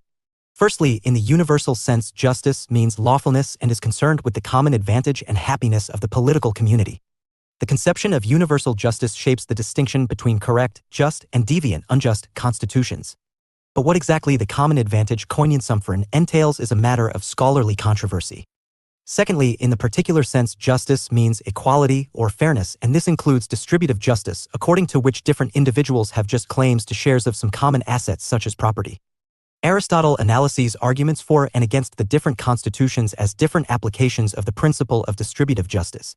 The distinction between correct and deviant constitutions is combined with the observation that the government may consist of one person, a few, or a multitude. Hence, there are 6 possible constitutional forms. Number of rulers: correct, deviant, 1 ruler, kingship, tyranny, few rulers, aristocracy, oligarchy. Many rulers, polity, democracy. Aristotle discusses various forms of constitutions in his book Politics. There are 3 whose nature is correct, orthai, namely kingship, the good rule of one man, aristocracy, the good rule of few, and republic or polity, the good rule of the majority, and 3 whose nature is corrupted or deviated, Pericbasius. 87. Namely tyranny, the perverted rule of one man, oligarchy, the perverted rule of few, and democracy, the perverted rule of the majority. This means thus that Block 3. Good political rule can take various and heterogeneous institutional forms which Aristotle produce thus different legitimate ways of solving the problem of sovereign authority within the city. In this theoretical scheme, even though kingship appears as the system that exhibits the most elevated concentration of power and whose monocratic nature would seem, at least on a first approach, counteract what is proper of the political organization of the city, the rule put into practice by a king is explicitly stated as a form of government as legitimate as that is found in an aristocracy or even in a republic, since the principle that defines the essence of the genuine exercise of political power, the search of the common interest or of the public good, is entirely contemplated and preserved by it. Aristotle seeks to show how each of the right political regimes mentioned above, kingship, aristocracy, and republic or polity, can be considered the best one, if one examines the different social contexts and takes then into account the plurality of the political and moral circumstances. Aristotle defends kingship on two grounds. The first ground has a pure theoretical nature and bases itself on the argument according to which, being the main purpose of political life the achievement of virtue, if in a city an exceptional political situation takes place concerning the emerging of a man of extraordinary or transcendent virtue, there is no other procedure to be adopted with regard to this outstanding man but to grant him full powers, raising him above the law itself and instituting accordingly an absolute kingship. On the other hand, the second ground has a sociological and historical character and proceeds from the empirical verification of the fact that the absolute monarchical rule that exists in some nations and cities, exercised by an actual king entrusted with unfettered powers over every issue, is the most suited to the character of certain people and to the particular situation of some political associations. When rule of man deviates from common good and fulfills only one man's interests, then that system of government slips from kingship to tyranny, perverted form. He observes that the dominant class in oligarchy, literally rule of the oligoi, that is, few, is typically the wealthy, whereas in democracy, literally rule of the demos, that is, people, it is the poor, so that these economic classes should be included in the definition of these forms. Polity is characterized as a kind of mixed constitution typified by rule of the middle group of citizens, a moderately wealthy class between the rich and poor. Aristotle studies a comparable range of constitutions. First, the constitution which is best without qualification, that is, most according to our prayers with no external impediment. Second, the constitution that is best under the circumstances, for it is probably impossible for many persons to attain the best constitution. And third, the constitution which serves the aim a given population happens to have, that is, the one that is best, based on a hypothesis. Therefore, we can see that Aristotle pursues to find not only the best constitution but for next best constitution also. 88. Regarding the constitution that is ideal or, according to prayer, Aristotle, citizenship and the rule of law. Highly critical of the ideal constitution set forth in Plato's Republic on the grounds that it overestimates political unity. It holds a system of communism that is impractical and inimical to human nature, and it disregards the happiness of the individual citizens. In contrast, in Aristotle's best constitution, each and every citizen will own moral virtue and the equipment to carry it out in practice and thereby attain a life of excellence and complete happiness. All of the citizens will hold political office and own private property because one should call the city-state happy not by looking at a part of it but at all the citizens. Furthermore, there will be a common system of education for all the citizens because they share the same end. The second-best system typically takes the form of a polity in which citizens possess an inferior, more common grade of virtue. Polity is also seen as a mixed constitution combining features of democracy, oligarchy, and where possible, aristocracy, so that no group of citizens is in a position to abuse its rights. Aristotle claims that for city-states that fall short of the ideal, the best constitution is one controlled by a numerous middle class which stands between the rich and the poor. For those who possess the goods of fortune in moderation find it easiest to obey the rule of reason. They are consequently less apt than the rich or poor to act unjustly toward their fellow citizens. A constitution based on the middle class is the mean between the extremes of oligarchy, ruled by the rich, and democracy, ruled by the poor. That the middle constitution is best is evident, for it is the freest from faction. Where the middle class is numerous, there least occur factions and divisions among citizens.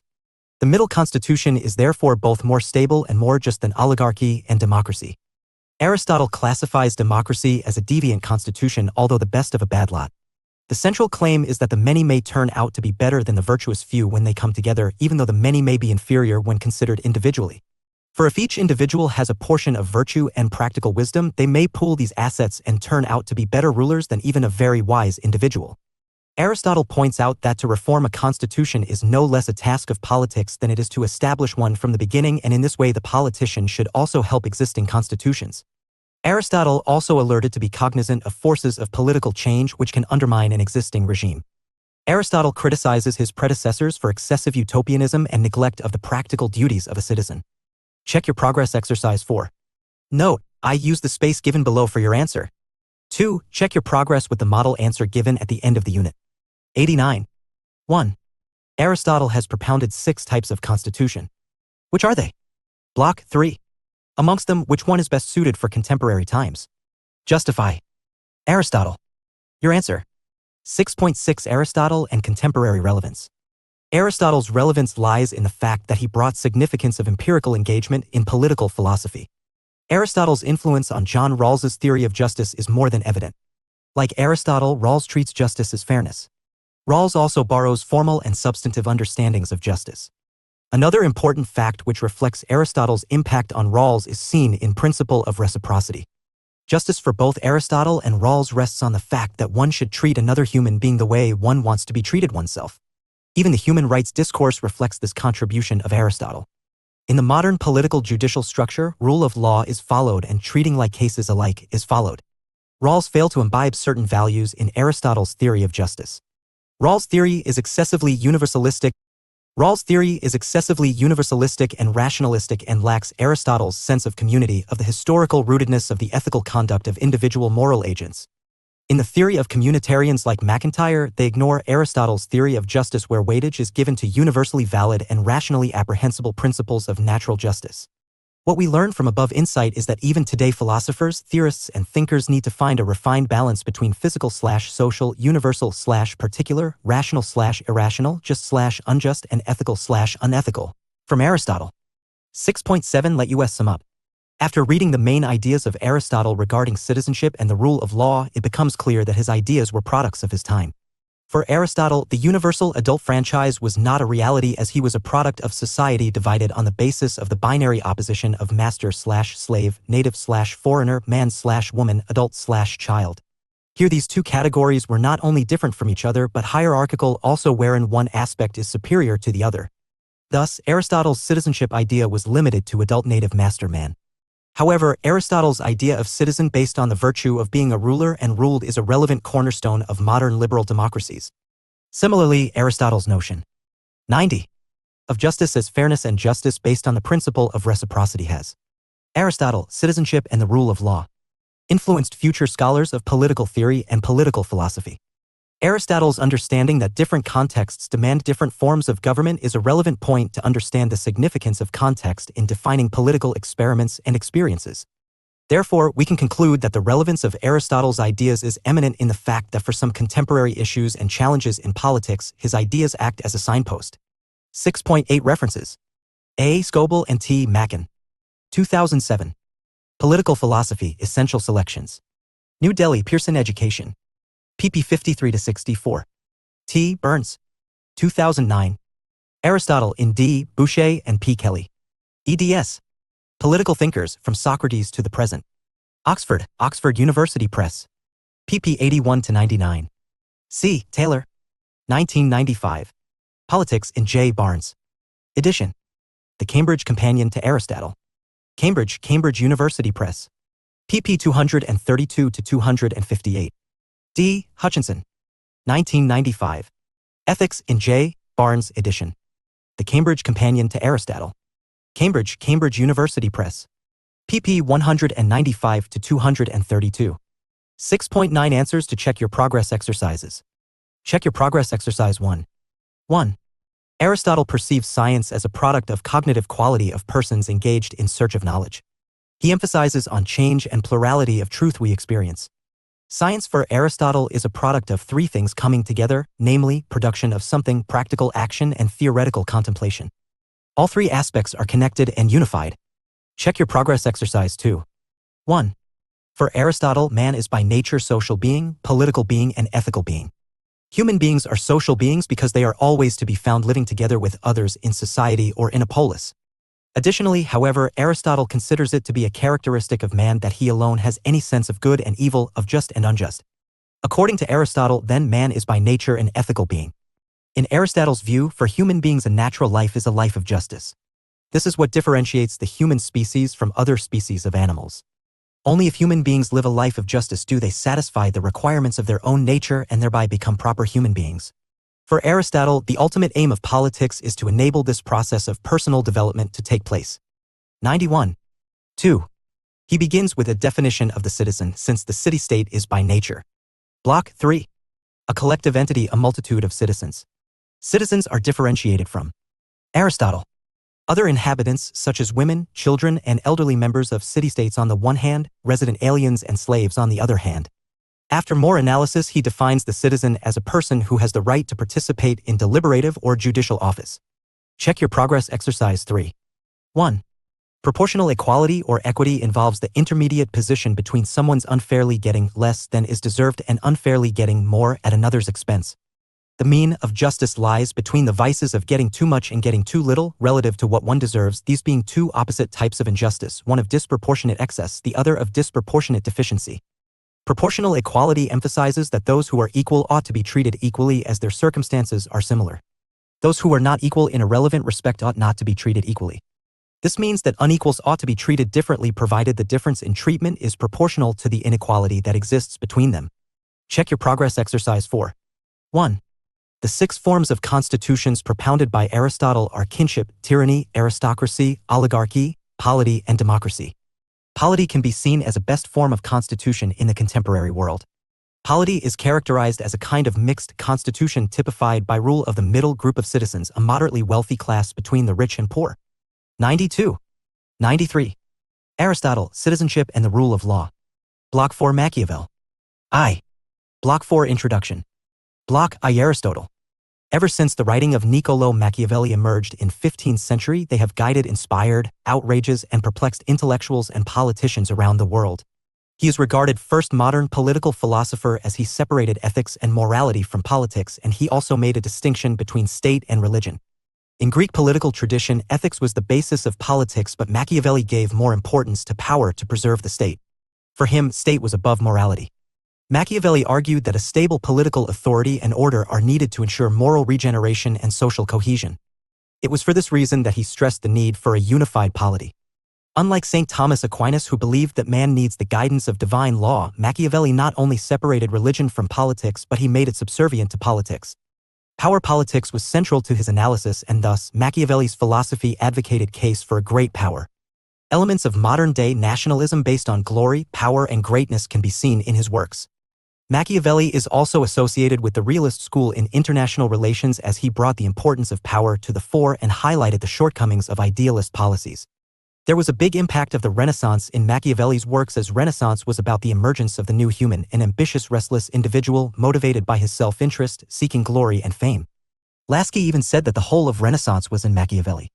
Since he gave less importance to morality, Machiavelli's name has since become synonymous with words like cunning, duplicity, treachery, and ruthlessness. However, a comprehensive view of Machiavelli comes up after reading all his important works. Based on his reading of Machiavelli's discourses, Montesquieu regarded him as a lover of liberty and even a pioneer in political sociology. Rousseau, who was a disciple of Montesquieu, regarded Machiavelli as a republican and also described him as a good citizen and an honorable man. 94. 95. Machiavelli, Politics and Morality. Unit 7 Machiavelli, Politics and Morality. Structure. 7.0 Objectives. 7.1 Introduction, Life and Times of Machiavelli.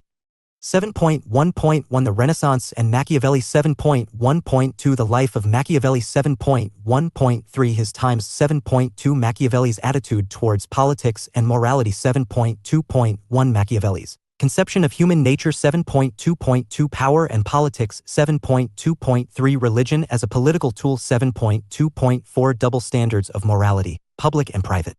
7.3 Let us sum up. 7.4 References. 7.5 Answers to check your progress exercises. 7.0 Objectives. Niccolò Machiavelli, a child of Renaissance, not only dared to question the prevailing moral assumptions of his own times but also posed challenges to utopian tradition of political philosophy. Machiavelli is remembered for making the first move for the scientific study of politics and also pointed to separate religion from politics.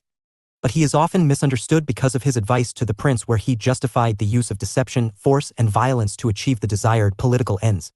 Hence, the colloquial terms like Old Nick or Machiavellian are ascribed to him. Such terms are byword for cunningness and duplicity, and often used for a person whose character appears to be dubious and shrewd enough to manipulate any given situation to his/her own advantage.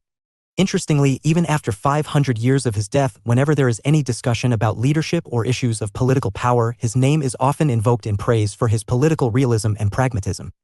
Rohit Sharma, Assistant Professor, PG Department of Political Science, Arya College, Ludhiana. This unit will familiarize you with the 15–16th centuries influential as well as Block 4, controversial philosopher Niccolò Machiavelli and his theory of politics, and Machiavelli morality. After going through this unit, you should be able to understand the time and context that shaped Niccolò Machiavelli's political philosophy. Analyze why Niccolò Machiavelli was concerned about separation of morality and politics. 7.1 Introduction, Life and Times of Machiavelli. 7.1.1 The Renaissance and Machiavelli. As it says that a text without a context is a structure without a base. For that reason, Machiavelli can be better understood in the context of Renaissance only. In the wake of 14th century, Italy experienced greater changes in its social, cultural, economic and political milieu. It was the time when the spirit of Renaissance impelled men to re-examine things from new ideas based on scientific reasoning rather than of scholastic dogmas. Such changes not only laid the strong foundation of intellectual and spiritual churning of ideas in Italy, but also gradually spread to the rest of Europe by the late 15th century that liberated the human spirit from the shackles of old beliefs and value system of life. Thus, it can be seen as a departure from medieval Christian values that gave importance to asceticism, humility, and worthlessness of men on earth. Therefore, the concept of eternity or next world, which was main guiding factor for humans in medievalists' era, started fading away. This epoch of Italian Renaissance concentrated on this world only and liberated men from dogmas of medieval times and ushered the new consciousness of life, idea of individual liberty and sanguinity based on raison d'etat. Further, the discoveries of new lands, printing press, gunpowder, etc. stimulated the imagination of men, and their old beliefs were totally shaken up. The Renaissance made an attempt to defend the individual's love for liberty by reinstating pre-Christian approach that was based on the nature and humanism. It was a clear indicator that the people were now no longer going to keep their faith in medieval Christian values of renunciation and self-denial, rather they gave importance to one's own glory, happiness, fame, and the spirit of individualism. It also rejected the ecclesiastical supremacy of the priest and laid stress on the intellectual emancipation of human spirit. Machiavelli was always seen as the child of Renaissance. His native city of Florence was the axis of Italian Renaissance, and that immensely shaped his intellectual and political ideas. Perhaps it was only Machiavelli who could grasp the dynamics of modern secular state and the new human that no longer tolerated the suppression of one's individuality, emotions, and natural faculties. This may be the reason that Machiavelli's primary concerns of security and unity of state, 96, and liberty and republicanism clearly reflected in his major treatise The Prince, Machiavelli, Politics and Morality, and Discourses respectively. On the whole, the Renaissance was non-salvationist, where the authority of God was replaced by the authority of science and human rationale. More importantly, it also signified the emergence of modern state based on the ideas of secularism and nationalism. In its secular notion, it signified the separation between religion and politics and the independence of the state from the control of the church. This marked the beginning of a new era in human history. 7.1.2 The Life of Machiavelli. Niccolò Machiavelli was a nobleman by birth and a republican by his conviction. He was born on May 3, 1469, in the Italian province of Tuscany in the city of Florence. Unlike many prominent figures of Italian Renaissance, there is not much information available about the early life of Machiavelli. His father Bennato was a lawyer and had ties to the city's famed humanist circles. From an early age, he studied Latin and humanistic studies of Cicero that focused on different moral situations of life, like subordination of individual interest for the common good, with advice on how to follow an upright path to attain glory. The year of 1498 to 1512 sketches an accurate picture of Machiavelli's life. After completing his education at the University of Florence, he entered public life when he joined the frontline diplomatic service. Later on, he was elected second chancellor of the Republic of Florence and engaged in a flurry of diplomatic, military, and administrative activities on behalf of Florence.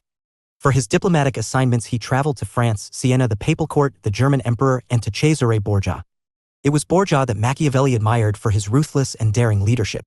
Machiavelli also served as advisor to Piero Soderini, Gonfalonier, after the Medicis were driven out of power. Thus, he got an ample opportunity to examine and experience the working of real politics. In 1512, Machiavelli's political career came to an end when Medici led a coup d'état in the Republic of Florence. Machiavelli was dismissed from his position and was ordered to be imprisoned and tortured on suspicion of conspiracy. Later, he was granted amnesty, and as a token of gratitude, he dedicated the prince to Lorenzo II de' Medici. He lived there until his death on June 22, 1527. The works that Machiavelli penned made him immortal. Among his major works, the most popular are The Prince, 1513, The Discourses, 1516, The Art of War, 1521, History of Florence, 1525, and a play Mandragola that explored the relationship between ends and means and ideas of immorality. 7.1.3 is times. The Italian peninsula was divided into 5 states: the Kingdom of Naples, the territory of the Roman Catholic Church, the Duchy of Milan, and the republics of Venice and Florence. The constant social conflicts and struggle between these city-states made Italy weak. The Florence, Machiavelli's homeland, was prey to internal and external threats. Internally, the Medici regime was powerful, corrupt, and repressive. They also, 97, used the political power to fulfill their personal motives only. Externally, the state of Florence was intruded by regional contenders such as Siena and Pisa and Bloc 4, also by the French and the Spanish neighbors. Machiavelli. During the times of Machiavelli, a monarchic reaction had also set in, which destroyed almost all aristocratic regimes in Europe. During this time, the expression of nationalism was dominant in political organizations. Therefore, great states of Europe had started establishing and organizing strong monarchies on their territories. For instance, Henry VII in England, Louis IX, Charles VIII and Louis XII in France, and Ferdinand in Spain had completely destroyed the political power of the feudal assemblies in their respective territories and established strong monarchies. At the same time, when every state of Europe was heading towards expansion and consolidation, Italy did not make any progress because of endemic hostility in Peninsula. Perhaps this was the reason that Machiavelli's ideals revolved around the unification of Italy. Check your progress exercise 1. Note, I use the space given below for your answer. 2. Check your progress with the model answer given at the end of the unit. 1. How time and context influenced Machiavelli's thinking and philosophy. 7.2 Machiavelli's attitude towards politics and morality. As a great patriot, Machiavelli had keen desire to see stability, peace, and prosperity in his homeland. To find its solution, he turned to history, as he had his strong conviction that contemporary reality can be better understood with the help of history. His approach to history was realistic and believed that history tends to repeat itself. He stated that through ages the passions and desires of men always remain the same, and he tends to repeat the same conduct and is also likely to find the same solutions with the help of same means. Since Machiavelli had strong desire to secure the unification of Peninsula, he read the history of ancient Rome in order to draw the causal inferences of the rise of Rome's imperial power and its downfall. He read the works of the Roman historian Titus Livy and got convinced that Florence can attain the same glory by emulating the example of Rome. From his study of past, he also inferred that the governance is an art and has nothing to do with the morals. He held the view that the 98 purpose of politics is to preserve and increase political power of state.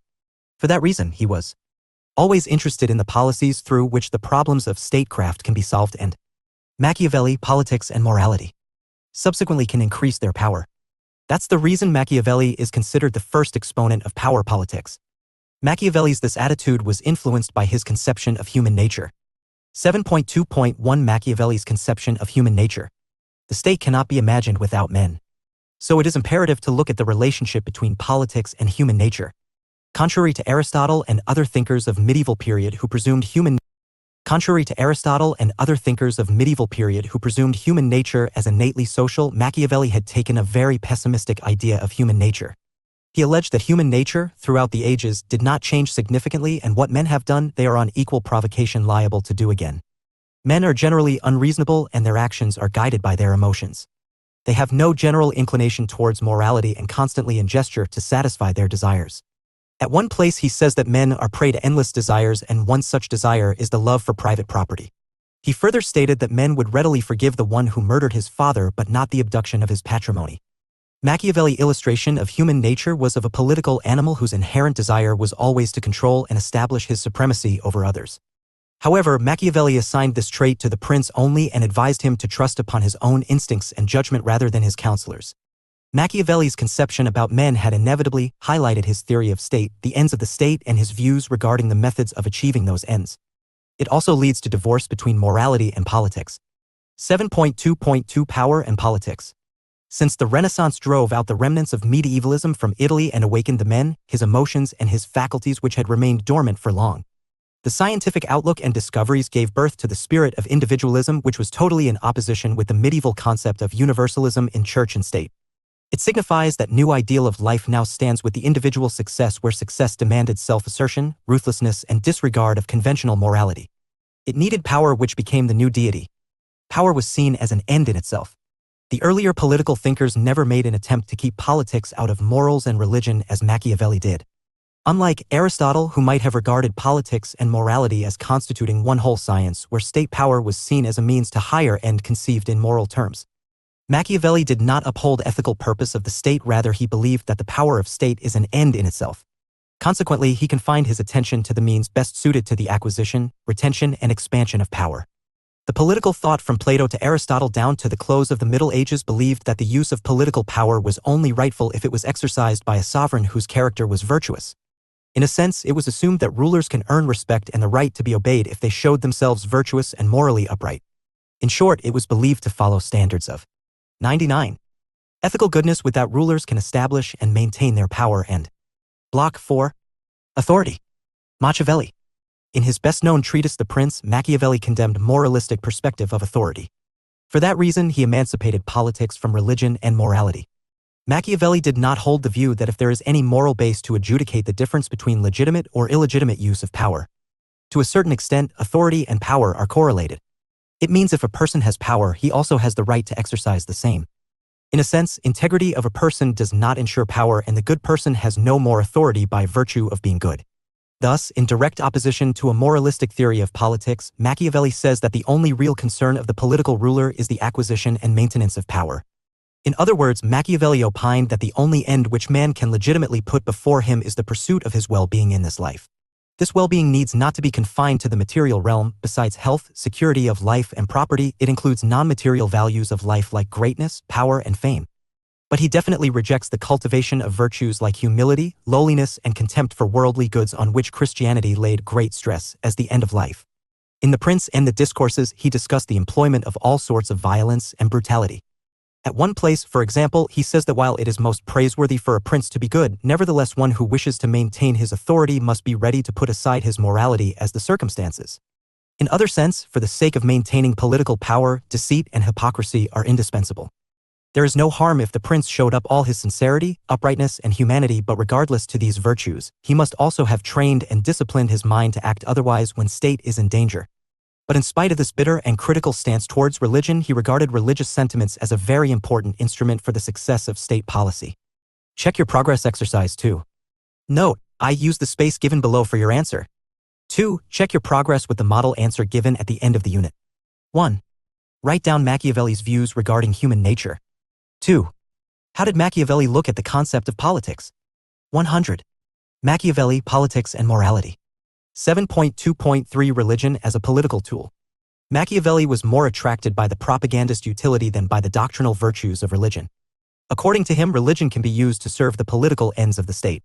For instance, through religious canons of good and bad, reward and punishment can determine proper human behavior and conduct. In turn, it can make people to abide by the civil laws. Once people will start following rules, the state will become stable, strong, and prosperous like ancient Rome. In ancient Rome, religious sanctions always kept the Romans in check. A fear of hell, evil, and God kept them loyal for their state.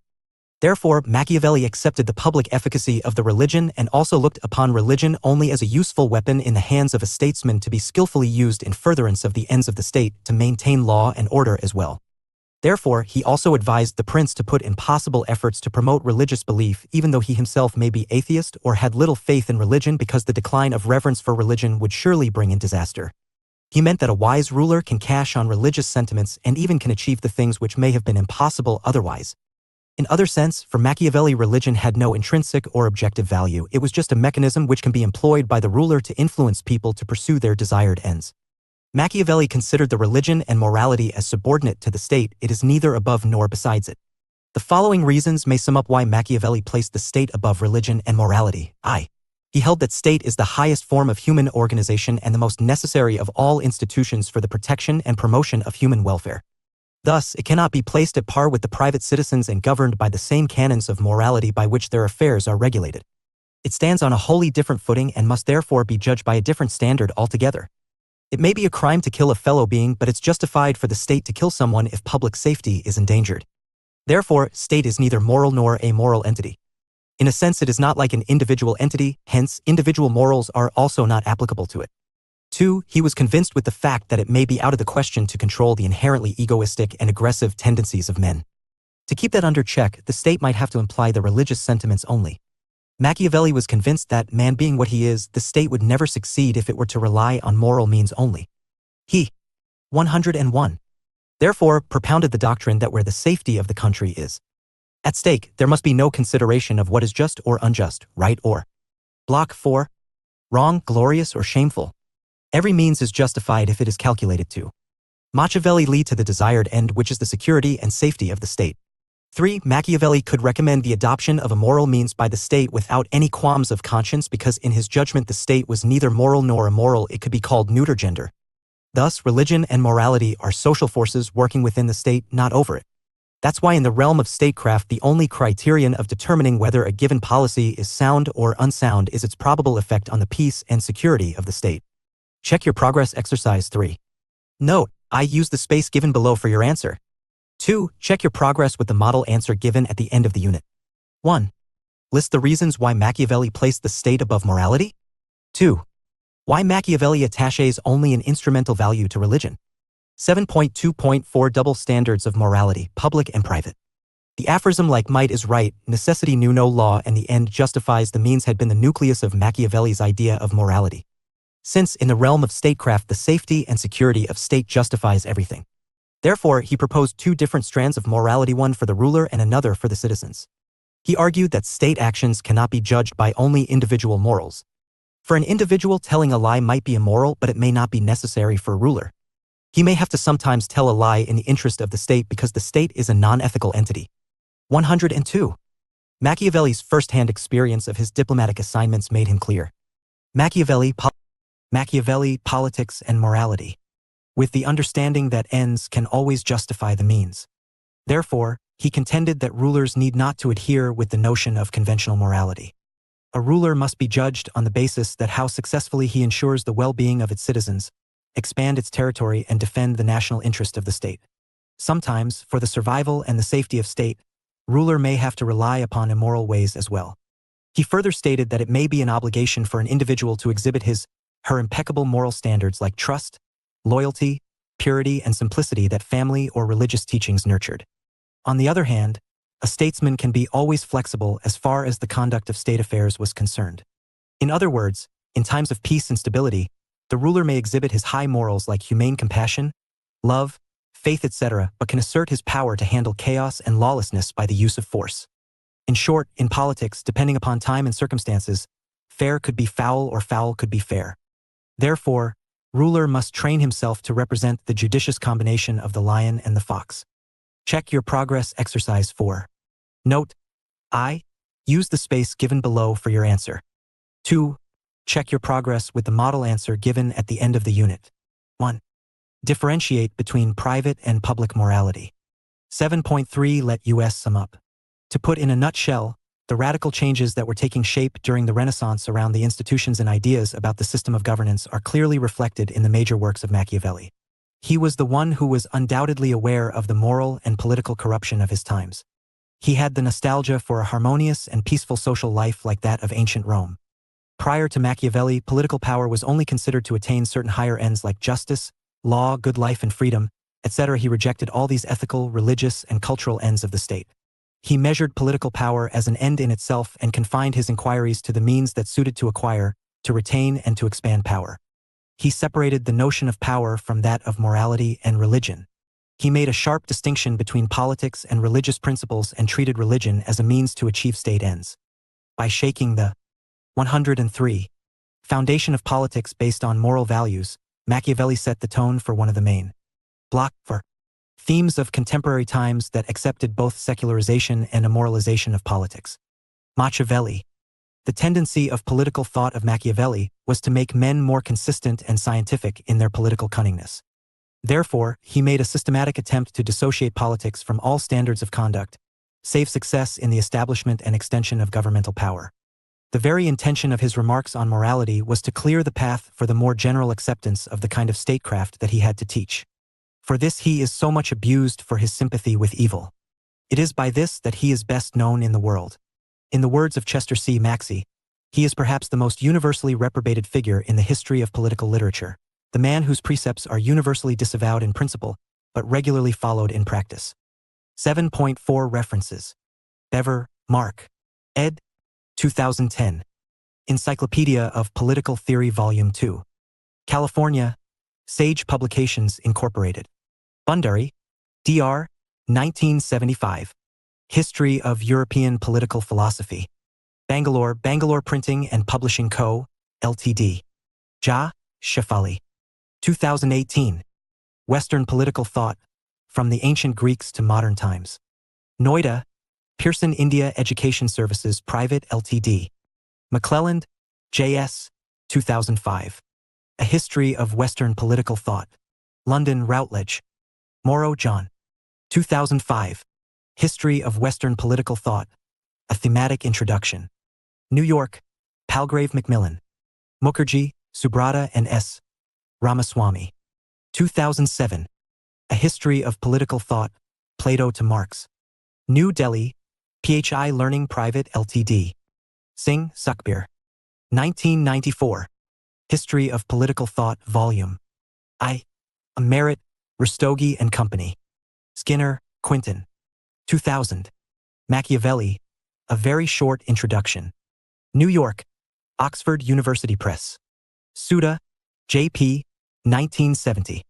A History of Political Thought, From Machiavelli to Burke, Vol. Point 2. Merritt, Jai Prakash Nath and Company. Haywood, Andrew. 2013. Political Theory, An Introduction. Palgrave Macmillan, New York. Netterman, Carey. 2019. Niccolò Machiavelli. Stanford Encyclopedia of Philosophy. URL. 7.5 Answers to Check Your Progress Exercises. Check Your Progress Exercise 1. 104. 1. Your answer should highlight following points. 105. Machiavelli, Politics and Morality. Influence of Renaissance Movement, the Political Context of Italy. Check Your Progress Exercise 2. 1. Your answer should highlight following points. Individuals are wicked, selfish and egoistic. Human beings are basically ambitious, aggressive and acquisitive. Fear and love dictates human actions. 2. Your answer should highlight following points. Machiavelli's thought is based on the concept that power is an end in itself. State is a non-ethical entity. Real concern of the political ruler is the acquisition and maintenance of power. Check Your Progress Exercise 3. 1. Your answer should highlight following points. State is the highest form of social organization. Every means is justified if it is calculated to lead to the desired end. The security and safety of the state. State was neither moral nor immoral. It could be called neuter gender. 2. Your answer should highlight following points. Religion as a useful weapon in the hands of a statesman. Church only a department of the state and but not above or beside it. Check Your Progress Exercise 4. 1. Your answer should highlight following points. It may be an obligation for an individual to exhibit his/her impeccable moral standards. Contrary, a statesman can be always flexible as far as the conduct of state affairs was concerned. 106. Block, If Machiavelli. Unit 8 Machiavelli. Republicanism. Presentation themes. Morality and statecraft. For 2. Structure. 8.0 Objectives. 8.1 Introduction. 8.2 The Genesis of Republican City-States of Italy. 8.3 Civic Virtue and Liberty. 8.3.1 Liberty. 8.4 Threats to Liberty and Republic. 8.4.1 Corruption. 8.4.2 Mixed Constitution. 8.4.3 Role of Law and Lawgiver. 8.4.4 Violence. 8.5 Let us sum up. 8.6 References. 8.7 Answers to Check Your Progress Exercises. 8.0 Objectives. Human history confirms that the environment in which an individual lives surely makes a lasting impact on one's personality and the thought processes, either consciously or unconsciously. In this sense, Machiavelli, who is known as the child of his times, grew up in the era of turmoils and troubles. He witnessed the degradation of the order of things in his native city of Florence in Italy. Even the political context of his times was complex and depressing. It forced him to analyze the cause and effects of events happening around and to envisage inevitable issues and to invent effective mechanisms to heal the wounds of his homeland. He also noticed the decline of morality and argued that politics in Italy had withered away from Christian ethics and had set its base on selfish seizure of political power. On the basis of prevalent condition of his times, passionately Niccolò Machiavelli penned a number of important works. Among them, without any doubt, The Prince is still widely read. It was The Prince that earned him ill reputation, where he defended the despotic rule and suggested the ruler to be Rohit Sharma, Assistant Professor, PG, Department of Political Science, Arya College, Ludian. Immoral, and further advised him to even rely upon the ill means to seize the Machiavelli, republicanism. Power without any reservation in mind.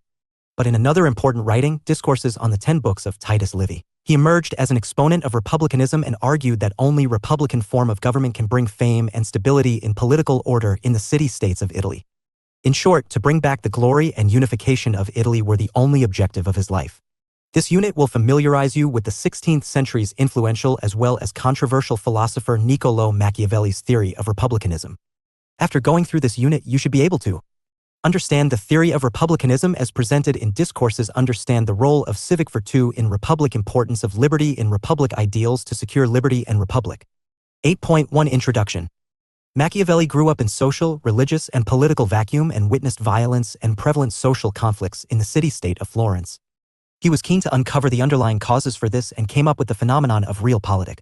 In Prince, after analyzing the reasons for the rise as well as fall of states and the factors responsible for political success, Machiavelli advised the prince to be an enlightened despot of a moral kind. He suggested the ways to prince to seize and keep power. He taught the prince that in order to succeed, he must adopt the virtues of being clever, thrifty, cultured, forceful, decisive, and ruthless in politics. It shows he was convinced with this fact that power and politics were the main props for the preservation of state. Thus, Machiavelli's pragmatism and political realism allowed him to justify the ends. The political ideas of Machiavelli were mainly shaped by his own experience as a secretary of 10 of war in the frontline republic. Moreover, his diplomatic assignments provided him the opportunities to meet the prominent statesmen of his times and their style to run the government. For instance, his visit to the court of Louis XII of France helped Machiavelli to closely observe the inner working of French government, which later became a reference for his model to secure polity with the institutions and organization of a republic. Apart from this, he had firm faith in the lessons of history that it offered time to time. He had the conviction that history always taught, and if one does not pay any attention to its lessons, that may lead to the depths of despair. He himself drew on the classics to take hold of the contemporary realities and future. He particularly adulated the glory of Roman Republic. He read the works of Roman historian named Titus Livy's History of the Roman Republic as a reference point and was convinced to emulate in Italy. Machiavelli had nostalgia for the glorious past of the Romans because they had a republican form of government under which they had achieved greatness and power. None of its rulers had inherited the throne. Further, he was impressed. 107. With their passion for liberty, devotion, and patriotism, and argued that all these virtues are very important for a state and could be possible only in republican form. Block 4. Of government. While expressing his republican sentiments, he further argued, Machiavelli, that under republican government power can also be easily shared among the nobles and the people. After going through the discourses, one may find that Machiavelli was as an ardent lover of individual liberty and unabashed lover of all political virtues that can bring in glory to the state. Furthermore, like Roman army and his contemporary French army, he advocated for national armies where training was compulsory for all able-bodied men between 17 and 40. In Prince also he laid the emphasis on the maintenance of a strong national army. In discourses again he put stress on the significance of formation of army of citizens and considered it crucial for the success and glory of republic. Check your progress exercise 1. Note, I use the space given below for your answer. 2. Check your progress with the model answer given at the end of the unit. 1. Why Roman history was important for Machiavelli. 8.2 The genesis of republican city-states of Italy. The political idea of republic was germinated in late medieval Europe that can be traced back to the ancient Roman Republic. The word republic, which stems from Latin, residential publica, stands for public or common affairs and advocates certain institutional arrangements and moral precepts. Here, the moral concern of republicanism is understood with the concept of civic virtue that understood to cultivate or include respect for republic's law and spirit of patriotism to deter any military invasion or tyranny and check on moral corruption in the republic. Let's now look at the history of republicanism in Italian city-states. Despite of being axis of Renaissance, center of vibrant culture and creativity, Italy was not unified and remained a prey to the imperial quest of neighboring states of the French, German, and Spanish. The game of power politics had become complex in Italy. Most of the Italian states were ruled by either an oligarchy or self-styled tyrants, claiming absolute power for themselves. The soldiers had no national sentiments to maintain their high sense of integrity. They always try to minimize their professional risks. The Italy was divided into 5 states. The historians are unanimous on the issue that Italy was wallowing in the hopeless 108 constitutional conditions, but it was still the torchbearer of Renaissance. Though Machiavelli, republicanism. It was the center of papacy, but it never lost its secular character. The original centers of Renaissance were the Italian city-states. These city-states represented the islands of individual republicanism in the vast sea of European monarchies. With decline of papacy and its powers, the Italian city-states got the confidence for self-affirmation. In short, Italy was a society of intellectually brilliant people, artistically mature, freedom lovers, well prepared to counter the world with their calm, having national and empirical outlook. Unfortunately, it became prey to the worst political corruption and moral degradation. They talked about statecraft but not of statesmanship. The political churning in whole of Europe brought a number of powerful city-states in peninsula, and they defined their own notion of freedom and defied the rule of a few selected notables and preferred rule by the people of the city. As stated earlier, a few city-states in Italy already had their own distinct system of republican governance. In these city-states, power was vested with podestas, and they remain in office for not more than a year and run their administration by means of a series of executive councils. Later on, the podesta was replaced by an authoritarian board of executives called signori. This transition influenced all the city-states of Italy, including Machiavelli's homeland, i.e. Florence. The Florence relatively had slowed degradation of republican institutions. The signori were more powerful in comparison to podesta, but there was provision of proper check on the use of their authority. With the coming of the rule of Medici family in 1434-1494, the checks were taken out and led to the eventual downfall of the Republic. With the famous law of December 1494, the Republic was reinstated along with the setup of Consiglio Grande, Great Council. The Great Council not only allowed the participation of its citizens in public affairs but also gave them the right to be elected in the several administrative boards. Under the leadership of a Dominican monk, Girolamo Maria Francius Matteo Savonarola, an effective republic was established in Florence, 1498 to 1512. That was overthrown when Medici family, under the protection of Spanish arms, returned in 1513.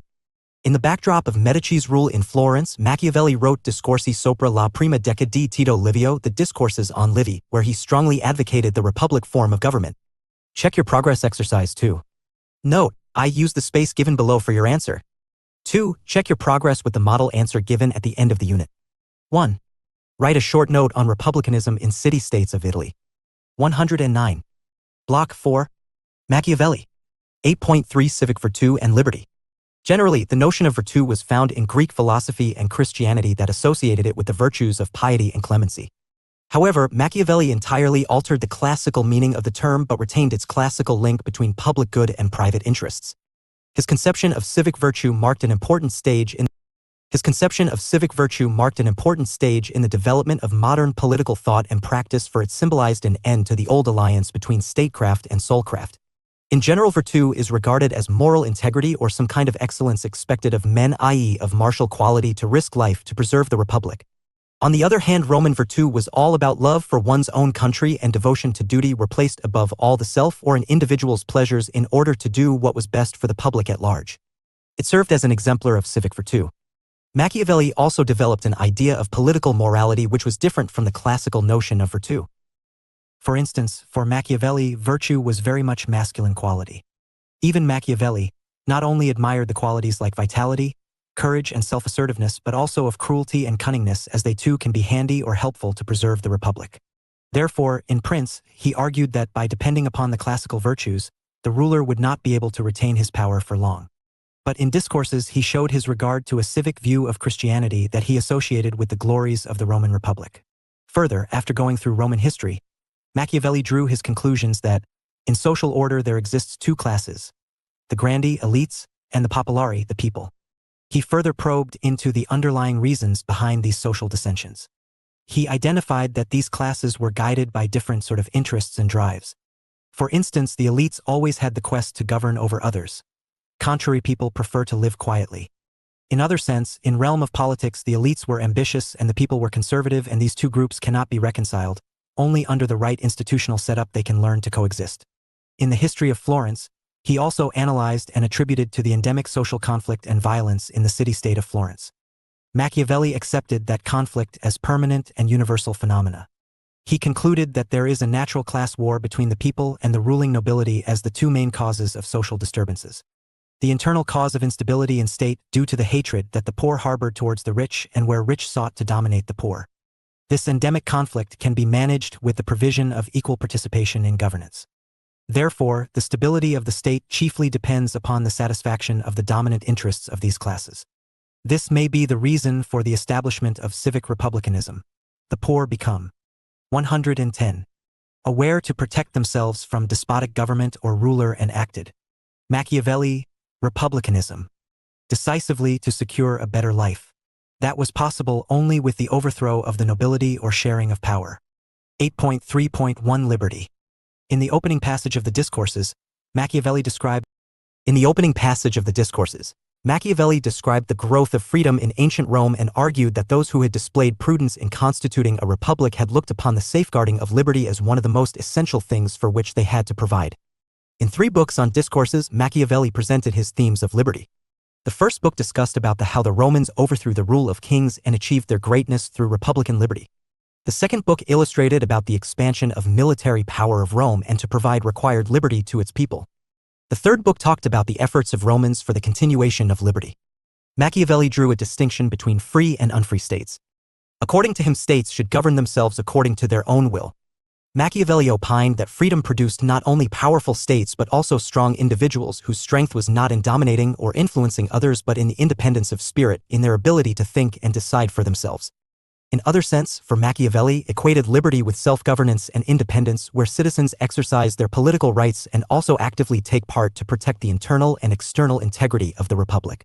He believed that when people will have no fear of any type of arbitrariness of the ruler, in that case they would contribute for the glory of their city through their talents. In a sense, according to Machiavelli, when a state is sovereign, free from any external forces, then people also feel powerful and strengthened. They cultivate the affection for liberty as they know they will not be deprived of their patrimony and their family and children will live in free air. Therefore, for Machiavelli, only a republic can guarantee and preserve the liberty of people. But this could be possible only if the citizens will exhibit the civic virtue. In other words, Machiavelli upheld that virtue required to putting aside personal whims to safeguard the life and liberty of state. Let's take Machiavelli's account on the defense of the city-state and emphasis on the army of citizens. Machiavelli's this conception was based on his observation of the politics of his times, particularly the Italian politics, and argued that a well-trained army of citizens is indispensable in a republic for its maintenance. He strongly condemned the mercenary army and wanted to substitute it with that of civic militia, and the citizens should never shirk of their duty to save the life and liberty of the state. In short, by giving edge to public good over the private gains made citizens patriotic, and they in turn become the building block of a stable republic. Check your progress exercise 3. 111. Note, I use the space given below for your answer. Block 4.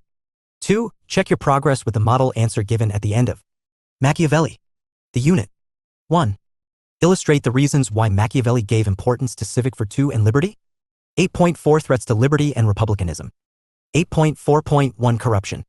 Machiavelli was the first to study the role of corruption in political life. He upheld that lack of martial virtue led to the decline of civic virtues, and thus Italian society becomes a prey to the moral degradation and political corruption. On the whole, a republic can survive only if individuals possess the civic virtues. Machiavelli observed a nexus between luxurious habits and moral decline, most significant threat to the liberty of the republic. He was further convinced that when citizens give up their personal interests, then republic can be kept free from politics. The prince also may need to enact laws to inculcate civic virtues among the citizens over their self-interests. Thus, when citizens become aware about the legal consequences of their actions, then law and order can easily be maintained in state. For Machiavelli, therefore, a mixed constitution can ensure that political power is exercised for the good of the republic. It is essential for the republic to be preserved from corruption. For this reason, Machiavelli proposed a legal mechanism to execute laws efficiently and guaranteed legal equality to eliminate arbitrariness. 8.4.2 Mixed Constitution. Machiavelli did not differentiate between the different types of governments, rather he accepted the Aristotle's classification of the governments, monarchy, aristocracy, and democracy, along with their perverted forms tyranny, oligarchy, and democracy. He concluded that in the beginning they provided the stable government, but in the absence of mechanism of check and balance they got degenerated. Therefore, he identified the solution in the mixed form of government. He asserted that in mixed type of government, arbitrary power can be checked through the institutions of representation. For the maintenance of internal and external liberty of state, he emphasized on the republic government. He also talked about the extension of political power to the citizens so that they can wisely exercise their political rights. These 112 conditions could be fulfilled within the framework of mixed government. 4. Roman Republic exhibited an excellent example of a mixed form of Machiavelli republicanism. Government where consuls represented the picture of monarchical principle, the Senate of the aristocratic, and the comitia and tribunes of democratic ideals. As a result, factionalism was prevented with the promotion of common good and preservation of liberty of people. All these are crucial for the stability of the republic state. 8.4.3 Role of law and lawgiver. Machiavelli had conviction that liberty can be only possible within the framework of laws. Law can protect individuals from corrupt ruler and also can liberate the individuals from becoming the victim of their natural self-destructive tendency, namely the pursuit of self-interest. He believed that ruler can infuse the civic virtue with the help of religion as well as good laws. Machiavelli attached significant importance to the role of lawgiver. The primary task of a legislator was to enact laws that would guarantee and safeguard liberty. Rome could achieve greatness because of its continued efforts at introducing new institutions that made liberty possible. Therefore, Machiavelli assigned an important position to lawgiver and law in his scheme of things. Force, fraud, and fear are no solid foundations for the society and the state, and their use by ruler needs to be reinforced by some force which has a greater appeal to man and which is law. Law is indispensable for the society and the state. It molds the national character of the people. It inculcates moral and civic virtues in individuals. These virtues are good for all states but are indispensable for republics. In view of the selfish nature of man, law is the most effective means of holding the society and the state together because it compels the egoistic individual to honor his moral obligations. For this reason, a wise lawgiver is of supreme importance.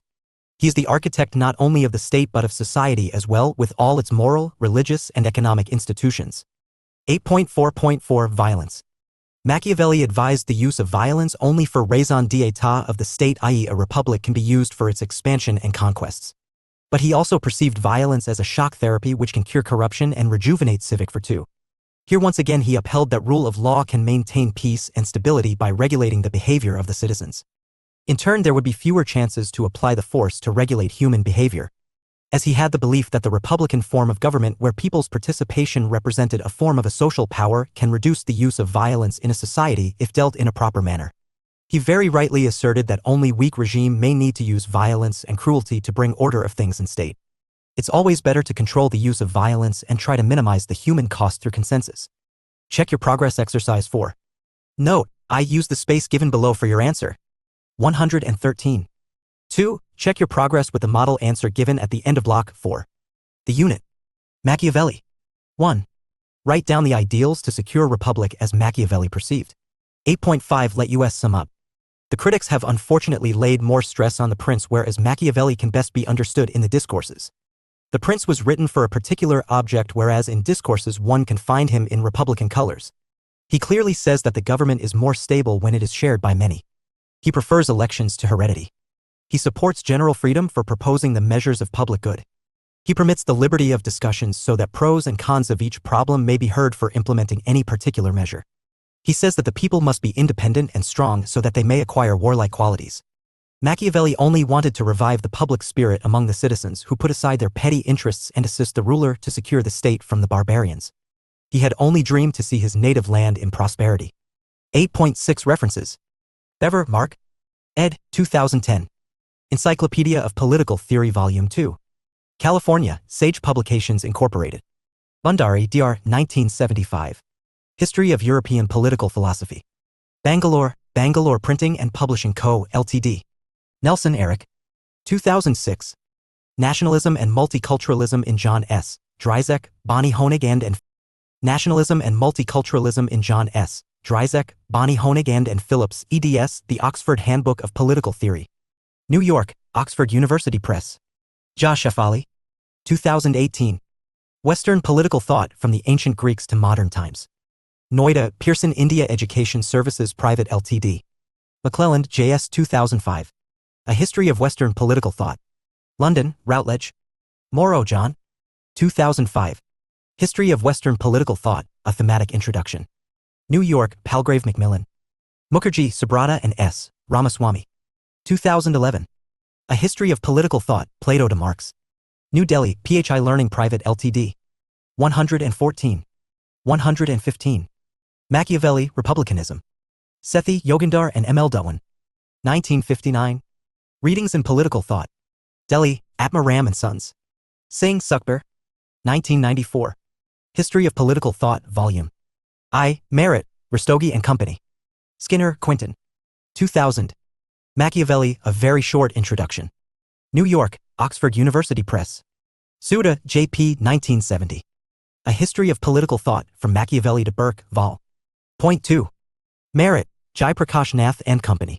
Haywood, Andrew. 2013. Political Theory, An Introduction. Palgrave Macmillan, New York. Netterman, Carey. 2019. Niccolo Machiavelli.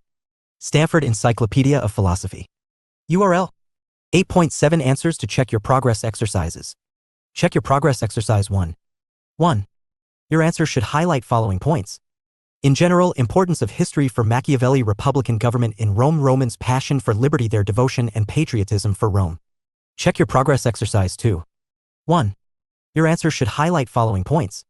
The idea of republic was germinated in late medieval Europe during political churning. A number of powerful city-states defined their own notion of freedom and defied the rule of a few selected notables and preferred rule by the people of the city.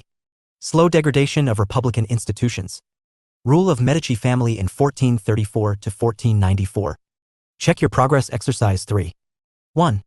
Your answer should highlight following points. Civic virtue in ruler, i.e. of warlike qualities to defend the state. Civic virtue in people infuses patriotic values and public spiritedness that is necessary for the preservation of the state and individual liberty. Check your progress exercise 4. 1. Your answer should highlight following points. 116. Block of Machiavelli. Corruption, mixed constitution, role of law and lawgiver violence. 117. Machiavelli, republicanism. Block v. Hobbes.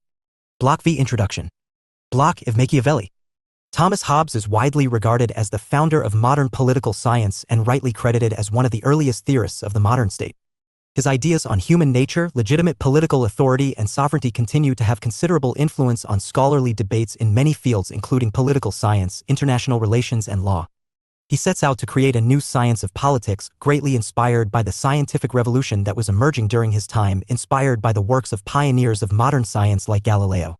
Unlike most of his fellow contemporary supporters of an absolutist sovereign who based their support on a traditional divine right theory of kingship, Hobbes insisted that the legitimacy of his absolutist sovereign comes out of a social contract which arises out of the consent of the governed. Hobbes was certainly the first political thinker to give a structured treatment to the social contract theory and is the undisputed founder of the modern social contract tradition. However, the idea that political obligations of a group of people arise out of a covenant or a social contract between them has a long history in political philosophy whose roots can be traced to Plato's famous dialogue Crito. Hobbes also contributed significantly to the development of a modern theory of sovereignty. He gave a more robust treatment of the concept of sovereignty in his most famous work, Leviathan. Hobbes not only defined sovereignty clearly but also spelt out the reasons that necessitate a sovereign. As a political philosopher, Hobbes justified wide-ranging government powers on the basis of the self-interested consent of citizens. 118. 119. Hobbes' Social Contract. Unit 9. Hobbes' Social Contract. Structure. 9.0 Objectives. 9.1 Introduction. 9.2 State of Nature. 9.2.1 Matter and Motion. 9.2.2 State of War and Natural Right. 9.3 Social Contract. 9.3.1 Laws of Nature. 9.4 Legacy of Hobbesian Social Contract. 9.5 Let us sum up. 9.6 References. 9.7 Answers to check your progress exercises. 9.0 Objectives. The aim of this unit is to familiarize you with the nature and key aspects of the social contract as theorized by English political philosopher Thomas Hobbes. After studying this unit, you should be able to know Hobbes' ideas on state of nature, explain Hobbes' arguments in favor of his proposed social contract, examine Hobbes' views on natural rights and the laws of nature, and evaluate the nature of Hobbes' social contract and its legacy. 9.1 Introduction. Thomas Hobbes is an important figure in the history of Western political philosophy. He is widely regarded as the founder of modern political science and rightly credited as one of the earliest theorists of the modern state. His ideas on human nature, legitimate political authority, and sovereignty continue to have considerable influence on scholarly debates in many fields including political science, international relations, and law. Hobbes was born in 1588 CE, died in 1679 CE in England, and spent an important period of his adult life during the English Civil War of the middle 17th century between the parliamentarians and royalists. The former wanted the parliament to be given more powers of governance while the latter were supporters of an absolutist monarchy with unfettered powers. The conflict between these two groups greatly influenced Dr. Uberchi Oja, Assistant Professor, Department of Politics and Governance, Central University of Kashmir. Hobbes' life and his political ideas. Hobbes would ultimately argue for a strong bloc v. sovereign with absolute powers to prevent anarchy in his most famous work of Hobbes' Political Philosophy, Leviathan, which was published in 1651 CE. Hobbes was an incredibly original thinker. He had little regard for the works of classical Greek philosophers like Aristotle, who were greatly respected by his contemporaries. He sets out to create a new science of politics, greatly inspired by the scientific revolution that was emerging during his time, inspired by the works of pioneers of modern science like Galileo. He was especially influenced by the geometric method, which put high emphasis on building from simple self-evident assumptions to higher and complex truths. In Leviathan, Hobbes would build his theory of state in a geometric fashion, starting from seemingly self-evident assumptions about human nature to a theory of legitimate political authority based on a social contract. Hence, unlike most of his fellow contemporary supporters of an absolutist sovereign who based their support on a traditional divine right theory of kingship, insisted that the legitimacy of his absolutist sovereign comes out of a social contract which arises out of the consent of the governed. This was a radical idea for his time, and as a result he was scorned by both the parliamentarians and the royalists. For instance, in 1666 CE, his books were burned in Oxford, which was incidentally his alma mater. The parliamentarians loathed his support for an absolutist sovereign, while the royalists feared him as a radical thinker who rejected the divine right of kings to rule. Hobbes was, thus, a truly independent thinker whose social contract theory, despite being inspired by the events of his time, transcends the same and continues to have great relevance. Hobbes was certainly the first political thinker to give a structured treatment to the social contract theory and is the undisputed founder of the modern social contract tradition. However, the idea that political obligations of a group of people arise out of a covenant or a social contract between them has a long history in political philosophy.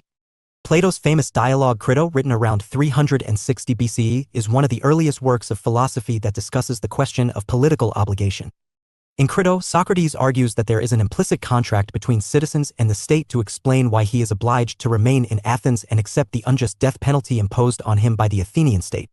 He argues that by having stayed in Athens by choice for long and enjoying the benefits of citizenship, he implicitly consented to obey the laws of Athens and therefore he is obligated to follow them even if it meant death. Epicurus was another ancient Greek thinker of the 4th century BCE who also theorized justice as a kind of social contract between people to not harm and not to be harmed. He believed justice of any kind arises only out of contracts between people, and there cannot be notions of abstract justice. Hence, the idea of a social contract behind political obligations or justice has a long history in political thought. But it was Hobbes who gave rise and shape to modern social contract tradition, which later included such key thinkers of Western political philosophy like John Locke, Jean-Jacques Rousseau, Immanuel Kant, and more recently John Rawls. In this 120 unit, some of the key aspects of Hobbesian social contract theory are examined. 9.2 State of Nature. Hobbes' social contract. One of the central and foundational concepts in Hobbes' political theorizing is the idea of the state of nature, which is his conceptualization of the pre-political society before the emergence of formal state or government. Hobbes constructs the basic features of his state of nature based on his mechanistic, materialist conception of nature, where everything is reduced to matter and motion, alongside his outlook about human nature. It is fair to say that his views on the state of nature are built in a geometric fashion from his mechanistic views of reality and his key psychoanalytical assumptions about human nature. It is useful to expand on how he does this to better understand his conceptualization of the state of nature. 9.2.1 Matter and Motion. In the opening chapters of Leviathan, Hobbes seeks to explain perception and thought in purely materialist terms by arguing that all activity, including human thoughts, result from material bodies that are in motion colliding with each other. Human beings sense and perceive things when material bodies interact with their eyes, ears, body, etc. These interactions or collisions set off accompanying interactions inside human brains, which result in imagination, which is the continuing motion inside the brain of the earlier sensory interaction. Understanding is one type of imagination, while memory is another kind of imagination that recounts interactions from the past. Imaginations can often result in complex collisions of various interactions, resulting in trains of thought which may be regulated or unregulated. Unregulated trains of thought include dreams and hallucinations, which are not in the control of the thinker. On the other hand, regulated trains of thought are a result of the will of the thinker who directs them, and thus they create useful results like speech, reason, philosophy, and science. In this manner, Hobbes finds a mechanistic, materialist logic to explain human thought and reason. Hobbes' materialist ontology leads him to an interesting epistemological position which also presages an absolutist sovereign.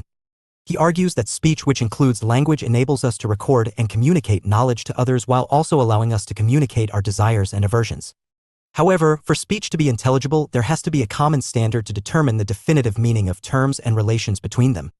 Language as such is possible only if a group of people agree on the meaning of words, terms, and their relations.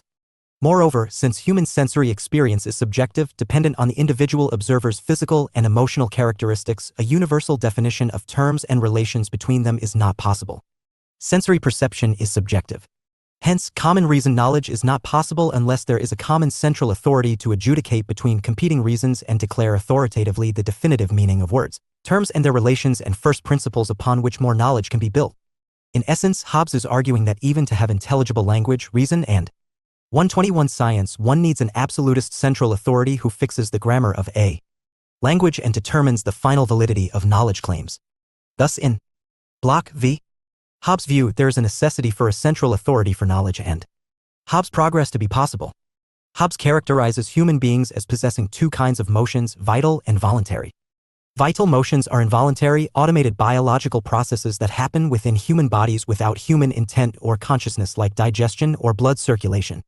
On the other hand, voluntary motions are the results of human intent based on thoughts and earlier discussed imaginations. Examples of voluntary motions include speaking, walking, and anything that involves voluntary movement of some kind. Hobbes calls the thoughts which induce voluntary motions as endeavors. Endeavors can be of two types: appetites and aversions. Appetites are desires one endeavors to possess or satisfy and thus constitute the good we seek. Aversions are dislikes or pains which one endeavors to avoid and thus constitute the evil we fear. Hobbes argues that our varied passions and emotions like anger, pride, fear, etc. are a combination of various appetites and aversions. In effect, pleasure and pain correspond to appetites and aversions respectively, and the former can help or increase our vital motions while the latter may hinder it. Deliberation is a person thinking to determine whether a particular course of action or a thing is desirable, i.e., if it will increase pleasure, or to be averted for it will increase pain. At the end of deliberation, a person reaches a decision which Hobbes calls as will, that determines their attitude towards that particular course of action or thing. Based on these mechanistic and psychoanalytical assumptions about human nature, Hobbes would proceed to derive further insights into human societies. 9.2.2 State of War and Natural Right. Hobbes theorizes how human beings driven by appetites and aversions will fare in a hypothetical state of nature which is devoid of any government or central authority. In this state of nature, there is neither independent judiciary nor laws. With this conceptual tool of state of nature, Hobbes is not seeking to make a historical argument but rather a philosophical one, more akin to a thought experiment to imagine through reason how human beings would behave in a society without a sovereign. Hobbes argues that conflict will be inherent and continual in human societies in state of nature because of three reasons arising out of the interplay between appetites and aversions: competition, insecurity, and a desire to pursue glory. There is competition between human beings to fulfill their desires and to avoid aversions. Everyone is trying to acquire things which satisfy their desires, and this in turn makes them come in conflict with others who are pursuing the same desires. This gives rise to insecurities even in the minds of those who have the things they desire because of the fear of losing them. Since there is no sovereign, there are no enforcers of the rule of law. As a matter of fact, there are no laws in the first place, and hence each individual has to fend for himself or herself. Moreover, human beings also desire pride and glory, which also makes them enter into conflict with others. Hence, people end up fighting. 122. With others, either to gain something they desire or to protect themselves or to Hobbes' social contract, heighten their status to increase their glory. Ultimately, an endless quest for power between people characterizes state of nature because one requires power to satisfy desires, protect oneself, and to attain glory. So, power becomes the ultimate desire of all human beings. This leads to extreme instability and violence in the state of nature because, according to Hobbes, all human beings are roughly equal in strength. This is because Hobbes argues that even the weakest can kill the strongest of human beings through trickery or through collusion with others. Therefore, nobody is safe as all are threatened by death, which fosters a sort of natural equality among people. In the absence of a government, this leads people to constantly seek power to either aggrandize themselves or simply to protect themselves. Thus, the state of nature becomes characterized by a ceaseless and unstable quest for power between people which ends only at their deaths. State of nature for Hobbes is, thus, in effect a state of war. He describes the miserable state of affairs in the state of nature in the following famous passage in the Leviathan. In such a condition there is no place for industry because the fruit thereof is uncertain, and consequently no culture of the earth, no navigation, nor use of the commodities that may be imported by sea, no commodious building, no instruments of moving and removing such things as require much force, no knowledge of the face of the earth, no account of time, no arts, no letters, no society, and which is worst of all, continual fear and danger of violent death and the life of man. Solitary, poor, nasty, brutish, and short. Leviathan, chapter 13. Hobbes indeed paints a pessimistic view of human nature, one in which human beings are untrustworthy, self-interested, seekers of glory and power while being plagued by constant insecurities. This logically flows from his construct of human beings as mechanistically driven by appetites and aversions, devoid of any larger morality. Good and evil itself is dependent on an individual's like or dislike. It is to be noted that such an individualistic atomistic conception of human beings will form one of the foundations of later liberal political theory. In the Hobbesian state of nature, morality does not exist as a common, universally shared conception of right or wrong, as it is not possible without a common sovereign power to determine them authoritatively. Laws, therefore, cannot exist and justice itself cannot be determined. Hobbes, however, argues that in the state of nature all individuals have a natural right to do whatever they deem to be necessary as per their reason for the preservation of their life. Hence, according to Hobbes, right to self-preservation is a right that predates the origin of government. It is also a right held by each individual, a theorization which makes the individual the holder of rights. This conception of rights, which makes the individual the primary holder of rights, would also subsequently greatly influence the liberal philosophical tradition. As a matter of fact, Leo Strauss, 1936, considered Hobbes as one of the earliest 123 theorists of the modern liberal state. However, the natural right described by Hobbes is not one that imposes obligations on others as any right would in a Bloch v. constitutional state. In the state of nature, however, there are no laws, and Hobbes, therefore, nobody is under any obligation to respect anyone else's right. Instead, what this natural rights entails is that in the state of nature, each individual is at liberty or have a right to do anything and everything they see as necessary to preserve their life. However, Hobbes is quick to note that this liberty does not amount to much in practice, as the state of nature is brutal and violent, which does not facilitate any kind of productive activity. People's lives are constantly threatened and many die prematurely and violently. It is this utterly horrible and terrifying reality of the state of nature which would eventually make people fearful of it and seek to escape it. Reason would show them the way to do it. In effect, Hobbes argues that reason propelled by fear of violent death would motivate people to move beyond the state of nature through a social contract. Check your progress exercise 1. Note, I use the space given below for your answer. 2. Check your progress with the model answer given at the end of the unit. 1.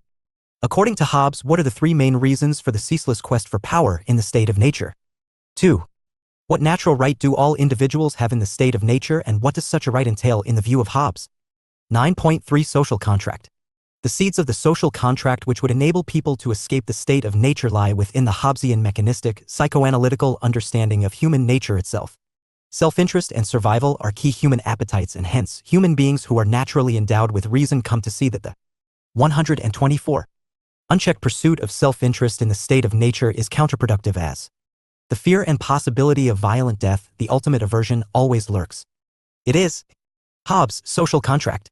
Thus, fear of death aided by reason that enables human beings in the state of nature to seek peace. Fear of death creates the motivation, while proper reason, which Hobbes calls as philosophy, identifies the laws of nature which offer the means through which people can escape the harsh reality of the state of nature. 9.3.1 Laws of nature. Reason dictates human beings in the state of nature to seek peace in order to avoid violent death, and this leads to identification of laws of nature which Hobbes characterizes as theorems of peace identified through reason. The laws of nature help human beings leave the volatile state of nature and achieve a relatively peaceful coexistence where productive life is possible through the establishment of a contract. Hobbes goes on to identify as many as 19 laws of nature, which in his view constitute moral philosophy. There is considerable debate among scholars whether Hobbes considered these natural laws as merely prudent precepts arising out of self-interest or eternal laws of immutable moral stature.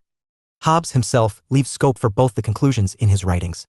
He concedes that the term law may be a bit unsuitable for them because for laws to exist there needs to be a sovereign, but none exist in his state of nature. These 19 laws are rather the results of the application of natural reason.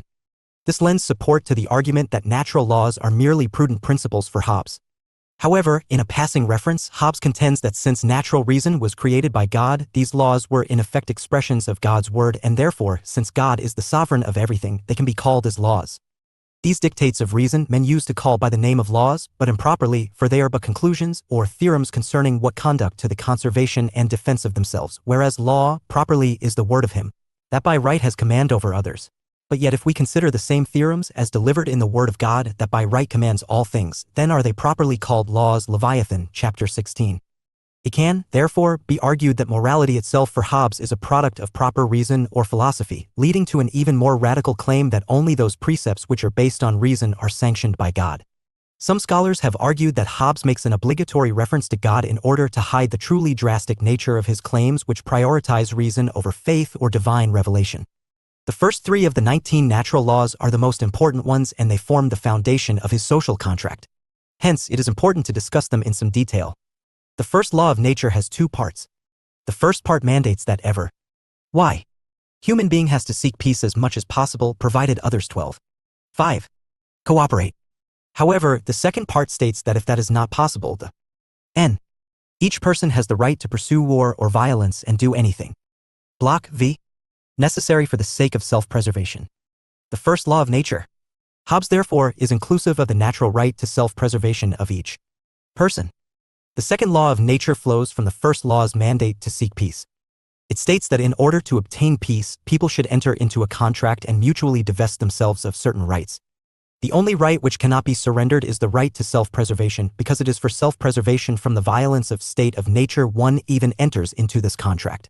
Each person agrees to have only as much liberty as he or she is willing to tolerate in others. Such a contract, once made, creates moral obligations on the part of those who make it. The third law of nature mandates that if one makes a contract, one has to necessarily adhere to it. Hobbesian idea of justice is based on this law because before the making of a contract, there can be no single conception of justice. Hobbes is aware that despite making the contract, some will try to break it in pursuit of power or glory.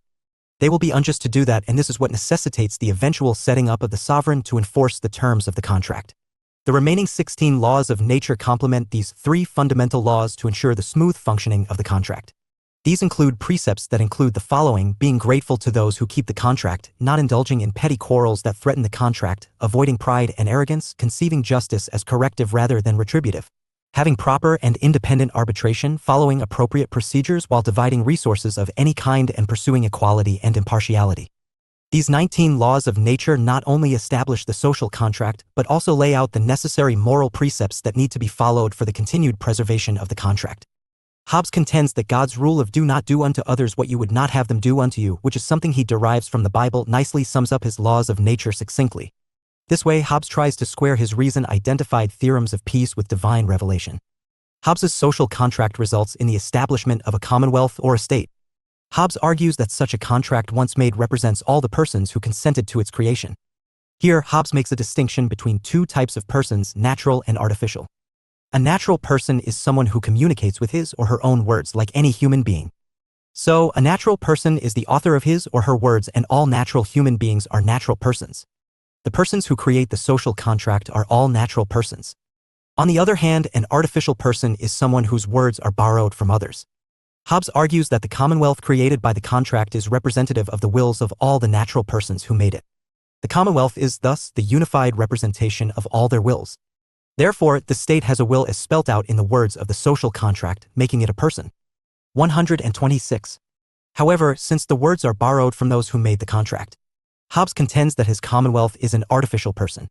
It is this artificial Hobbes' social contract person, i.e. the commonwealth or state, that Hobbes calls as the Leviathan. The mythical Leviathan was a much feared serpent like the dragon described in the Bible. Hobbes purposefully invokes that fearful imagery because the state needs to be a powerful artificial person who is feared by everyone, because only then people will follow the rules of the social contract. This was very much in line with the critical role fear plays in Hobbesian psychoanalytical framework. Fear of violent death in the state of nature makes people seek peace, and therefore they create the social contract with the help of the laws of nature identified through reason. Once made, the social contract itself has to be feared for it to be followed by everyone, and hence, the Leviathan or the state is created with the sovereign as its head. This will be discussed in more detail in the next unit, which discusses Hobbes' views on sovereignty. Check your progress exercise 2. Note, I use the space given below for your answer. 2. Check your progress with the model. 2. Check your progress with the model answer given at the end of the unit. 1. According to Hobbes, what are the laws of nature? 2. According to Hobbes, which right alone is not surrendered in any social contract, and why? 9.4 Legacy of Hobbesian social contract. Hobbesian view of human nature as well as his social contract continues to influence scholars and has been critically examined from different perspectives. Hobbesian view of human nature has been criticized by McPherson, 1962, as a characterization of human behavior in a market society rather than a pre-127 political state of nature. McPherson argues that the competitive and constantly at war human nature described by Hobbes was a feature of the emerging market bloc v. society of his time. Thus, in his view, Hobbes' social contract was an effort to Hobbes stabilize the unstable nature of the emerging market society by suggesting the Creation of a powerful sovereign. Further, the ahistorical nature of Hobbesian state of nature has also been criticized by many. Hobbes himself concedes in the Leviathan that the kind of state of nature he spells out is hypothetical and not historical. Hobbes' moral philosophy has also been criticized by many prominent thinkers like Adam Smith, 1759, as well as Leo Strauss, 1936. Both of them were critical of what they saw as a deep-seated moral relativism in Hobbes. As discussed earlier, the good and evil in Hobbesian moral framework is largely equivalent to appetites and aversions respectively. Adam Smith, 1759, especially criticizes Hobbes for denying the possibility of justice in the pre-civil society state of nature and thereby reducing morality as a mere invention of the state devoid of higher principles. Thus, his attempt to reduce human behavior, including moral precepts, to arise from materialistic, mechanistic causal principles has been questioned by many. However, this view has also been questioned by scholars like Warrender, 1957, who have adopted a deontological view of Hobbes by arguing that his moral philosophy rests chiefly on natural laws which are immutable and eternal even in the state of nature because they arise from God. One can find evidences to support both these views in Hobbes' writings. Questions have also been asked about whether the power-hungry and insecure human beings described by Hobbes in the state of nature can ever come together to create a social contract. It is doubtful whether the aggressive and violent human beings of the state of nature will suddenly find reason and establish a social contract. Moreover, Hobbes has also been criticized for creating an absolutist sovereign to whom all rights except the right to self-preservation is surrendered. This criticism will be explored in more detail in the next unit. Such debates continue to rage about Hobbesian social contract and is a testimony to the enduring legacy of Hobbes. As discussed earlier, he is regarded by many as an important contributor to liberal political theory. Similarly, his appetites and aversion framework clearly influenced utilitarianism. Moreover, aspects of modern game theory like the famous prisoner's dilemma were influenced by Hobbesian model of human nature, i.e. self-interested individuals seeking to maximize their gains. Similarly, Hobbesian portrayal of state of nature greatly inspired the conceptualization of anarchy in realist international relations theory, which argues that the modern state system is akin to Hobbesian state of nature where there is a war of all against all, between states because of the lack of a central authority. These are some examples to highlight the enduring value and influence of Hobbes. Despite the passage of time, it is undisputable that Hobbes' social contract theory remains a must-read for any student of Western political philosophy. 128. 9.5 Let us sum up. Hobbes' social contract. Hobbesian view of human nature as well as his social contract continue to have a rich legacy. Hobbes constructs his social contract in a geometric fashion. Being a materialist, he begins by explaining human thought from a mechanistic perspective, i.e. as a result of matter and motion. Appetites and aversions dictate human behavior as everyone seeks to avoid pain and maximize pleasure. In the state of nature where there is no sovereign, this leads to a war of all against all as people fight for resources or to gain power or due to insecurities. In the state of nature, everybody has a natural right to do what they wish to defend themselves. There is no concept of justice or morality in the state of nature because of the lack of a central authority to adjudicate competing claims. Fearful of the violent reality of the state of nature, human beings are driven by reason to seek peace.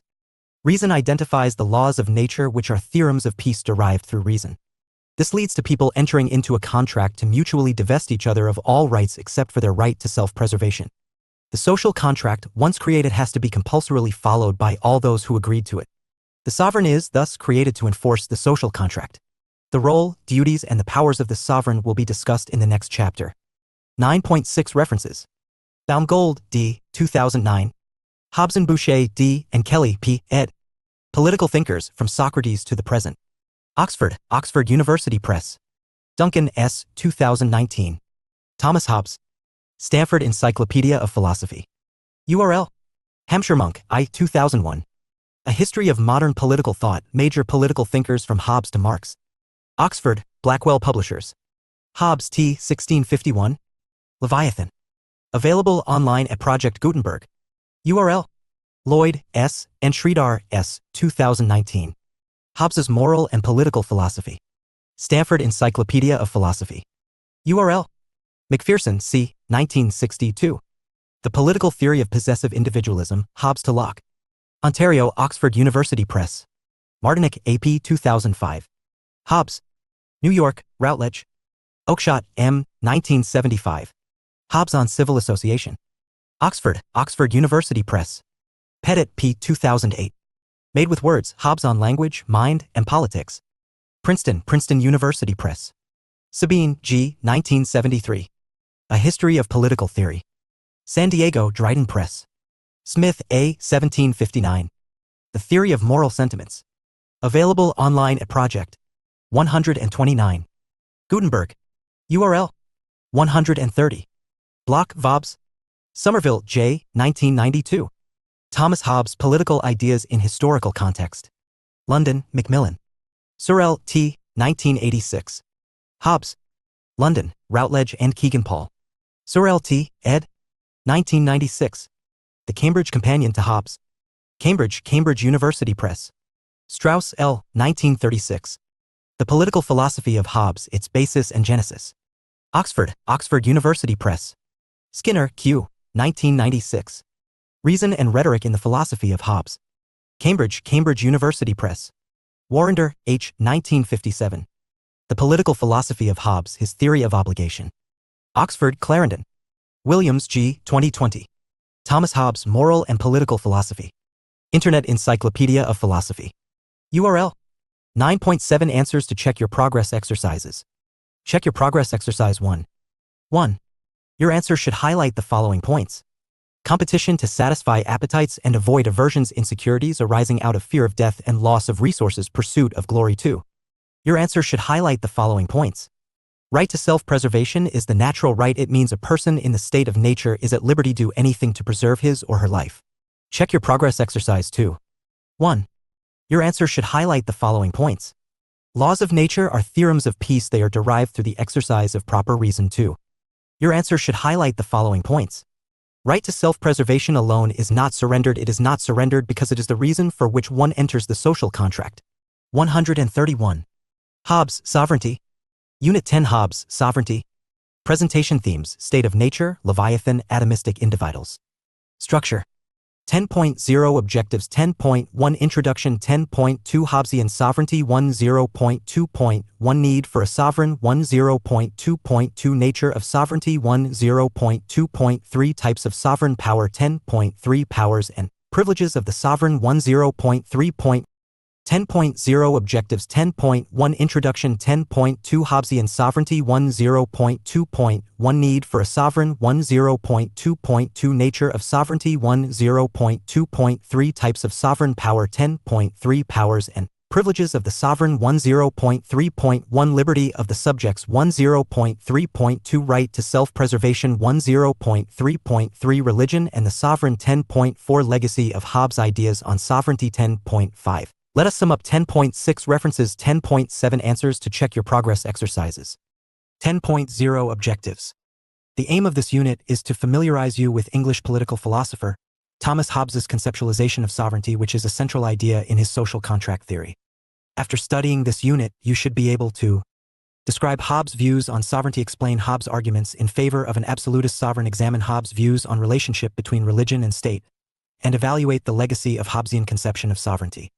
Dr. Uberchi Oja, Assistant Professor, Department of Politics and Governance, Central University of Kashmir. 10.1 Introduction. Block, Hobbes. Sovereignty is quintessentially a modern concept whose origins can be traced back to the writings of Niccolò Machiavelli, 1469 CE, 1527 CE, Jean Bodin, 1530 CE, 1596 CE, and most importantly, Thomas Hobbes. A basic definition of sovereignty would be supreme power or authority within a particular territory or state. In most modern states, there tends to be only one sovereign or supreme power. This sovereign can be the people in a democratic country like India or the king in a monarchy like Saudi Arabia. However, such a conception of sovereignty was unheard of in feudal Europe. During the feudal period, multiple power structures coexisted within a given territory. This included the king, the church, and many other feudal lords. Thus, it is only in the modern era the idea of a supreme sovereign power within a territorial space took shape. One can trace the emergence of the modern sovereign state system to the Peace of Westphalia of 1648 CE. In this context, Hobbes contributed significantly to the development of a modern theory of sovereignty. It is worth noting that Machiavelli and Bodin had also offered crucial insights about sovereignty. Machiavelli, in his most famous work, The Prince, 1532 CE, had argued that the prince should exercise absolute powers and should not tolerate any kind of factions within his state, be it religious or aristocratic. However, Machiavelli's arguments were practical rather than theoretical. He was a diplomat rather than a philosopher, and therefore, He did not provide a philosophical justification for sovereignty, but rather offered only a practical justification. For Machiavelli, the prince has to have absolute powers to maintain a stable and powerful state that can withstand the vagaries of fortune. In contrast, Bodin's ideas on sovereignty as spelt out in his most famous work, The Six Books of the Republic, 1576 CE, are more systematic despite being somewhat similar to that of Machiavelli. Bodin defines sovereign power as perpetual and absolute. Perpetuity of sovereign power means that anyone who is given sovereign power temporarily or for a limited period of time cannot be called as a true sovereign. Only those who have sovereign power for perpetuity without any time limit or threat of removal can be called as sovereigns. The absolute nature of sovereign power means that the sovereign makes and changes laws without the need for the consent of anyone. Moreover, sovereign power is also indivisible and cannot be shared. Hence, it must be with a single person or a single group of persons. While these views on sovereignty are mostly consistent with that of Hobbes, Bodin also argued somewhat ambiguously that the sovereign is bound by the laws of God and nature. It was Hobbes who gave a more robust treatment of the concept of sovereignty in his most famous work, Leviathan. Hobbes not only defined sovereignty clearly, but also spelt out the reasons that necessitate a sovereign. 10.2 Hobbesian sovereignty. Having carefully constructed his social contract from the beginnings of an 132 anarchic, violent state of nature, Hobbes goes on to propose the need for a sovereign or supreme power to enforce the social contract. Here again, Hobbes' sovereignty ideas are greatly influenced by his psychoanalytical framework, which was discussed in detail in the previous unit. 10.2.1 Need for a sovereign. Hobbes anticipates the question that if people voluntarily create a social contract, then why is there a need for a sovereign power to enforce it? He argues, relying on his views of human nature, that despite the voluntary creation of the social contract, the power-hungry nature of some human beings continues to be a threat to the social contract.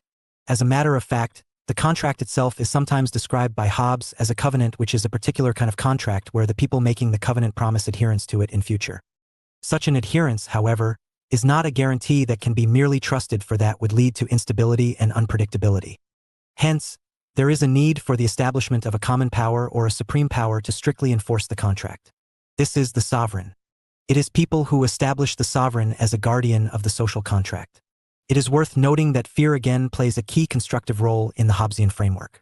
The fear of the violent reality of state of nature led people to create the social contract in the first place. After that, the sovereign has to be bestowed with awesome powers such that the fear of the sovereign ensures that people keep the promise they made to keep the covenant. There is also a need for a supreme sovereign power to defend the commonwealth or state from external threats posed by rival states. Hence, Hobbes argues that a sovereign power is indeed necessary to ensure the stable functioning of the commonwealth. 10.2.2 Nature of sovereignty. If the state in totality is an artificial person, the Leviathan, Hobbes says that sovereignty is the soul of this person, with the sovereign being the head. All the citizens who are party to the social contract make up the body of the Leviathan, with the sovereign being the head who rules over them, and sovereignty being the life-giving soul of this artificial person. In other words, without a well-established notion of sovereignty, a commonwealth will be dead, just like a person who loses his or her soul. The sovereign, even though created by the social contract, is not party to the same. Instead, the people making the contract decide to set up the sovereign, to whom they consent to surrender all their rights except the right to self-preservation. The sovereign, who can be a single person or a group of persons, is given all the powers needed to enforce the contract by force.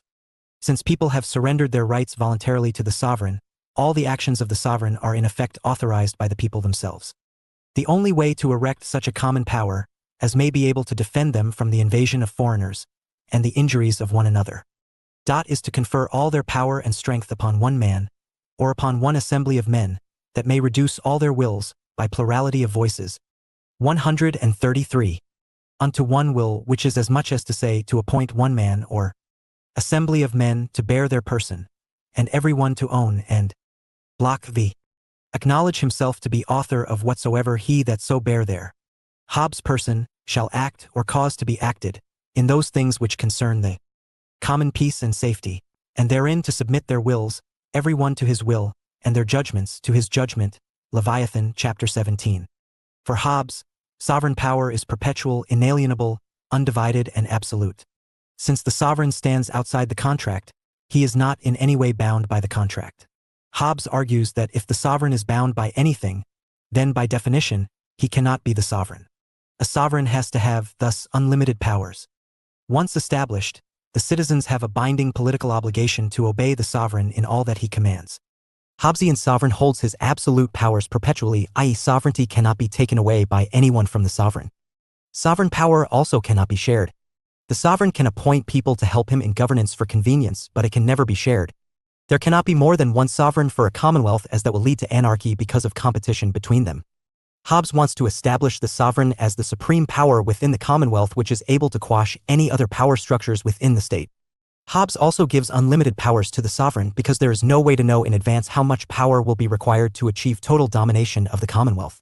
Any restriction on sovereign power thus is a threat to the stability of the state, which might allow rival power structures to emerge in the state, which is a recipe for anarchy and a return to the violent state of nature. Hence, the Hobbesian sovereign is neither constrained by the contract nor by any other external force. Even though, in a general sense, the sovereign is obligated to follow natural law, but for Hobbes it is the sovereign who decides what natural law entails. He is, thus, the ultimate interpreter of natural law.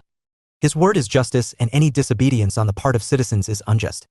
He enacts the law, but is above law. He can punish any of his subjects at will. The sovereign in essence retains all the rights entailed in the state of nature to preserve himself, because preserving himself would mean the preservation of the commonwealth, which is of paramount importance to Hobbes. This is so because, for Hobbes, any state, even one considered as held together by force or cruelty, is preferable to the violent anarchy of state of nature.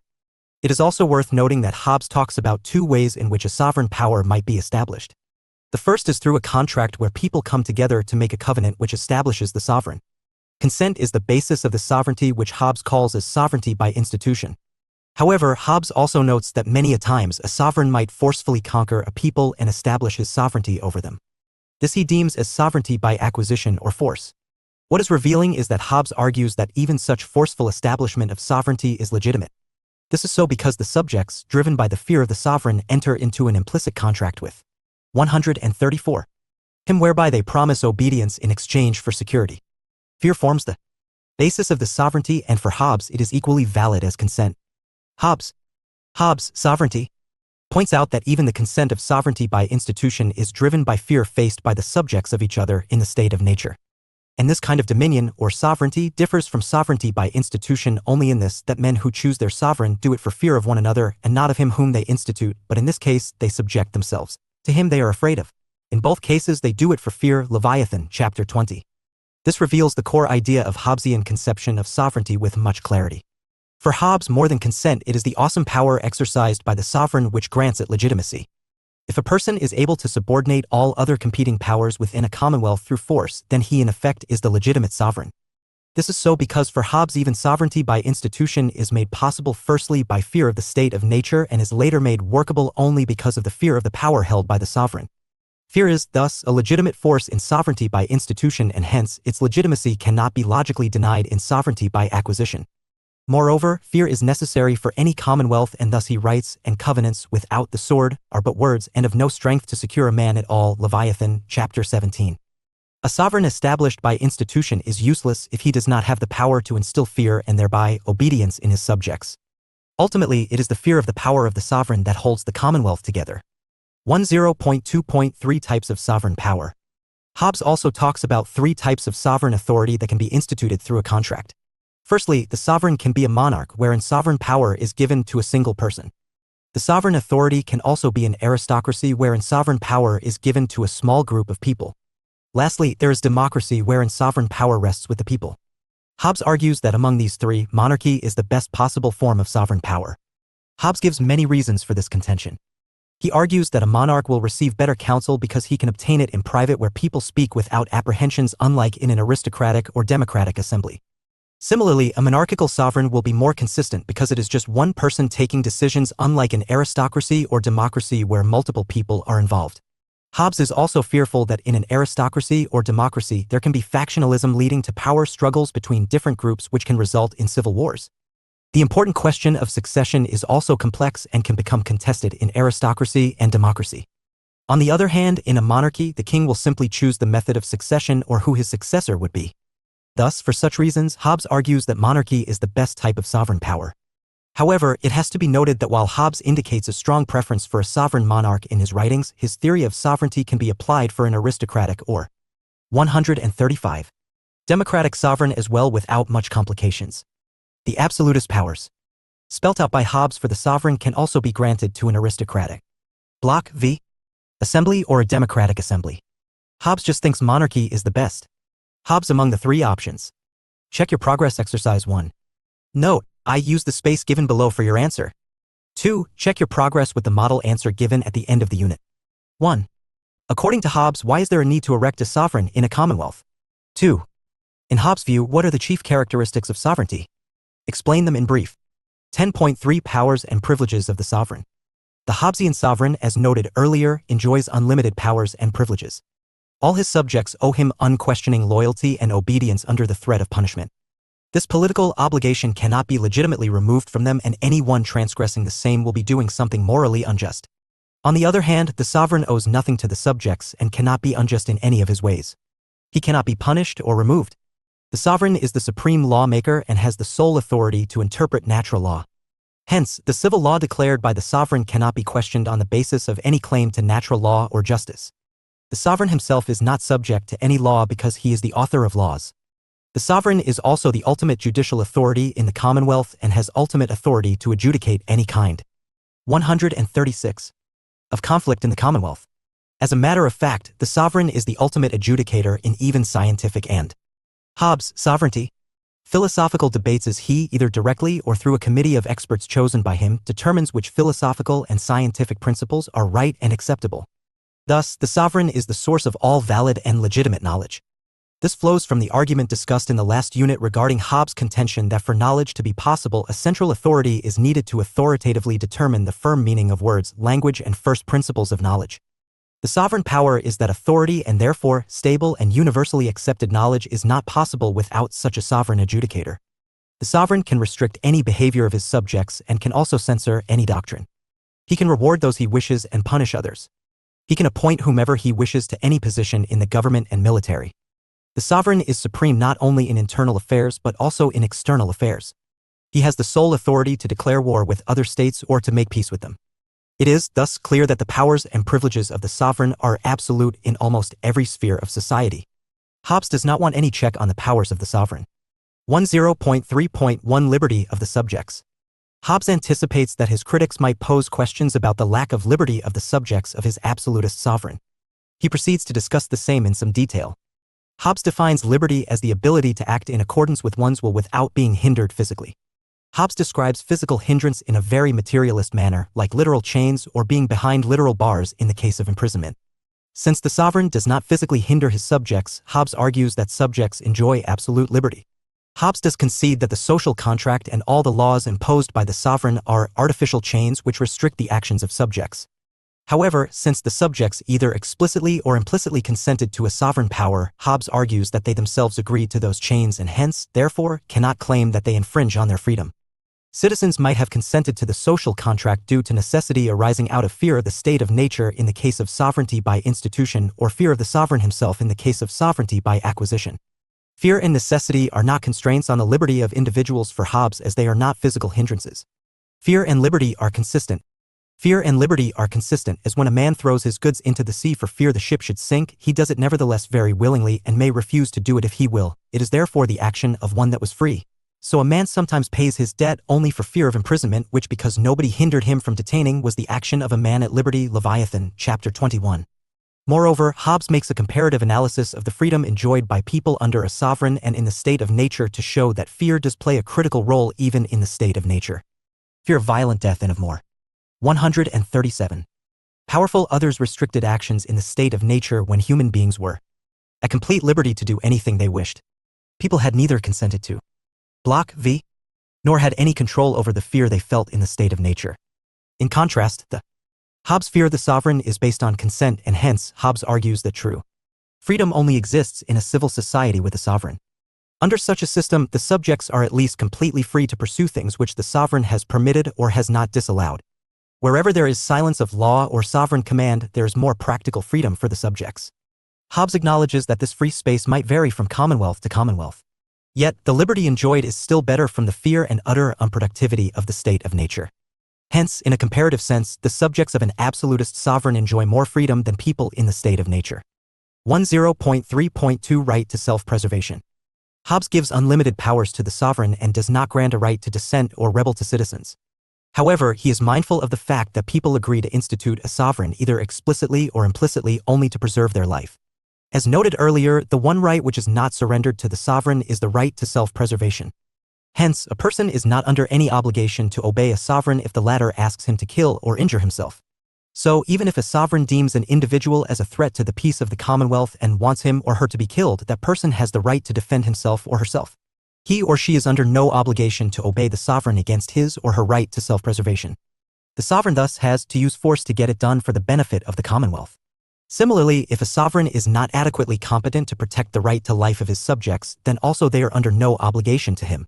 For example, if the sovereign is unable to put down a violent rebellion which endangers the lives of citizens, then he is no longer the sovereign or supreme power within the Commonwealth, which is indicative of the collapse of the Commonwealth. The situation then is akin to the state of nature, and each person is at liberty to protect themselves through whatever means necessary. 10.3.3 Religion and the Sovereign. Hobbes discusses the relationship between religious authority and sovereign power in detail in Leviathan, as it was one of the pressing questions of his time. He argues that those beliefs which are in the realm of the private conscience of the individual cannot be anyway compelled by the sovereign. People are free to have them. However, he insists that those aspects of religion which are publicly exercised should be under the control of the sovereign. He is critical of any religion that seeks to compete with the sovereign in exercising control over the public lives of citizens. This criticism was especially directed against the Roman Catholic Church of his time, which claimed dominion over its followers irrespective of the state they lived in. This was unacceptable and destabilizing in the view of Hobbes because a Leviathan cannot have two heads. In short, citizens are bound to follow the lead of the sovereign in religious affairs as well, especially in public exercise of faith, even though Hobbes permits people to hold. 138. Onto their individual beliefs in private. The sovereign is to be the undisputed head of religious affairs as well in the Commonwealth. Hobbes also tries to apply Hobbes' sovereignty, his materialist principles and reason, to show that many of the commonly held religious beliefs of his time, like faith in miracles and ghosts, were erroneous. In his view, true religion will be compatible with reason and philosophy, as God is the author of reason. Therefore, by extension, true religion will also be subservient to the absolutist sovereign because he is necessitated by reason and philosophy. Check your progress exercise 2. Note, I use the space given below for your answer. 2. Check your progress with the model answer given at the end of the unit. 1. According to Hobbes, how do the subjects of an absolutist sovereign still have liberty? 2. According to Hobbes, what should be the relationship between religious authorities and the sovereign in his Commonwealth? 10.4 Legacy of Hobbes' ideas on sovereignty. Hobbes' ideas on sovereignty continue to greatly influence debates on sovereignty. Some critics like Macpherson, 1962, have argued that the perpetual nature of Hobbesian sovereign means that the contract cannot be revised or reformed. As a result, the society cannot exercise any control over the sovereign once he is instituted, which for them is problematic.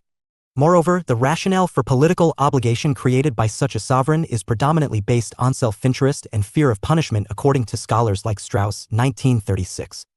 However, others like Warrender, 1957, have argued that the civil law 139 propounded by the sovereign in the Hobbesian framework is equivalent to natural law because the sovereign is supposed to interpret natural law to forge civil Block v.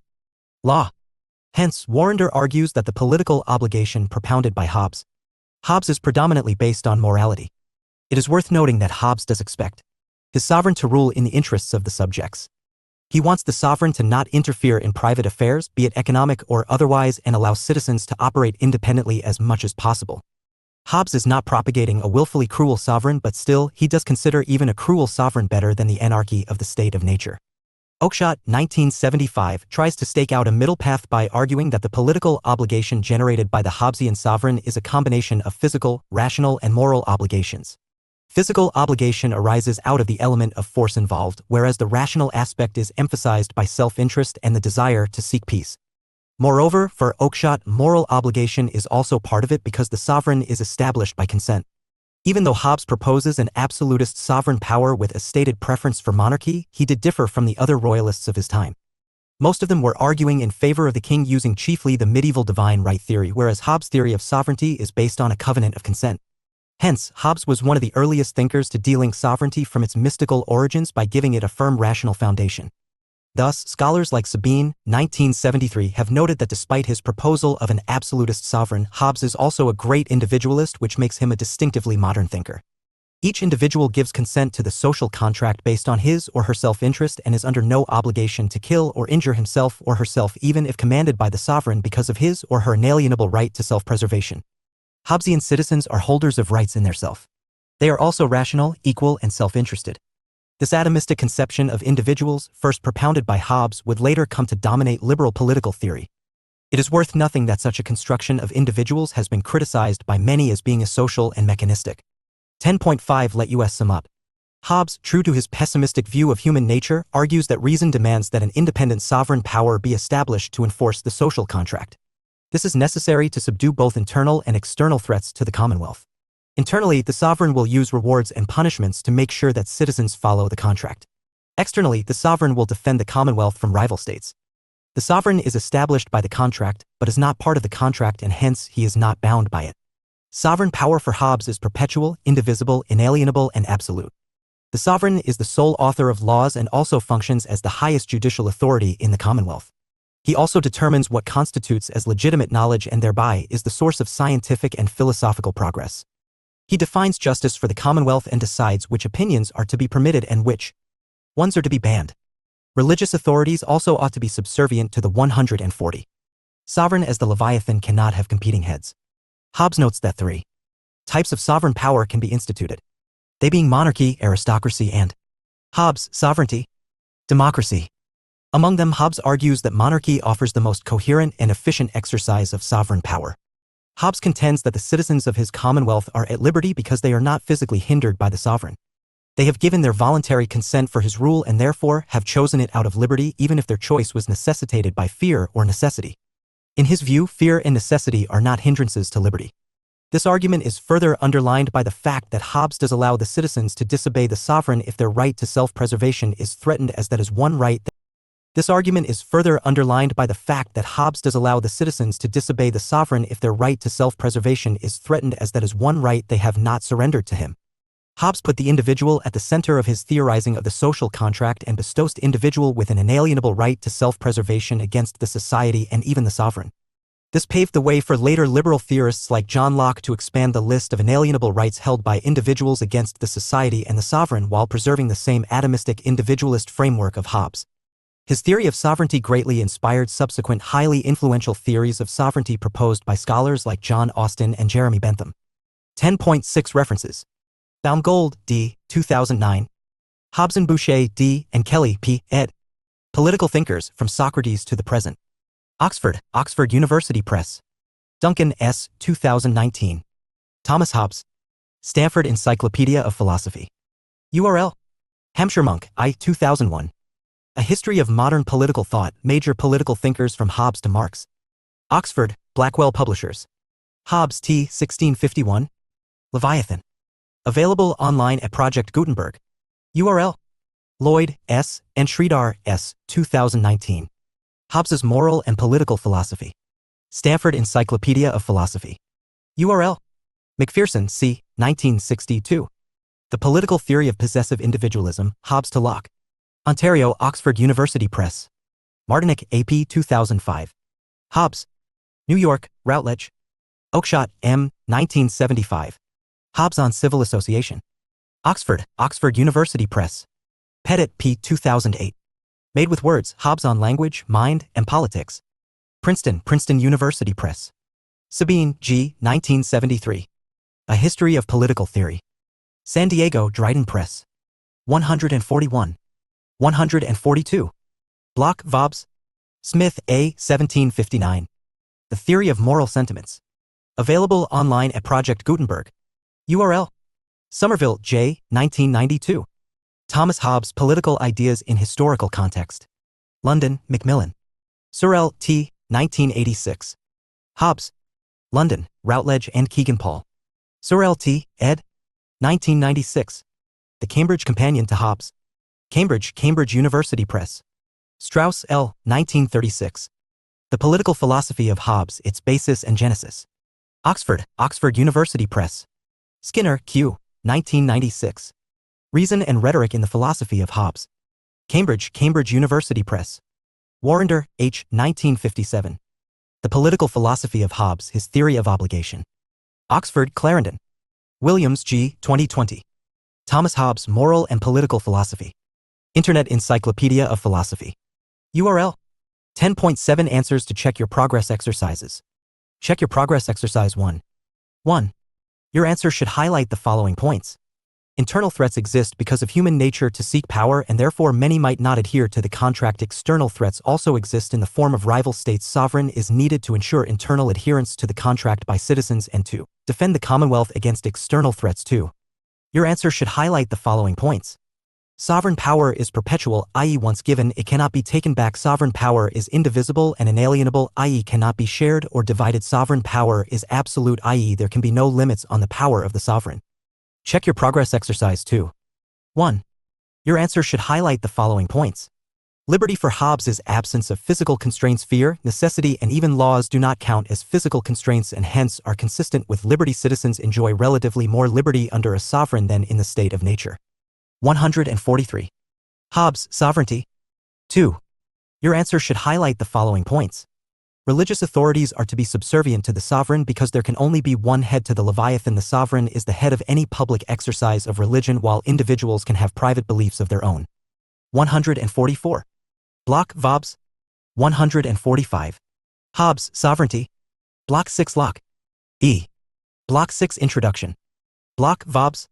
John Locke is an important English political philosopher whose ideas about natural rights and constitutional government have gone on to greatly influence not just subsequent political thought but also several constitutions of the world. He is thus undoubtedly a central figure in Western liberal political philosophy, although he himself was socially conservative. He is widely seen as the main inspiration behind the European Enlightenment and also the Constitution of the United States. Locke's philosophical thinking was very similar to those who founded the modern science like Robert Boyle and Isaac Newton. Locke left the final authority in the hands of the governed, supported rule of law through impartial judges, and also advocated for the idea of tolerance. Locke argued for toleration of different religious denominations and supported peaceful coexistence of people of different religions, thus laying the groundwork for modern toleration of diverse religions within a state. Locke refuted the divine right theory and argued that natural rights of life, liberty, and property predate society and exist in the state of nature. Leads him to the conclusion that any government that is constituted has to function in line with them and not in violation of them. Hence, such a government first of all has to be set up only with the consent of the governed, which is what necessitates a social contract.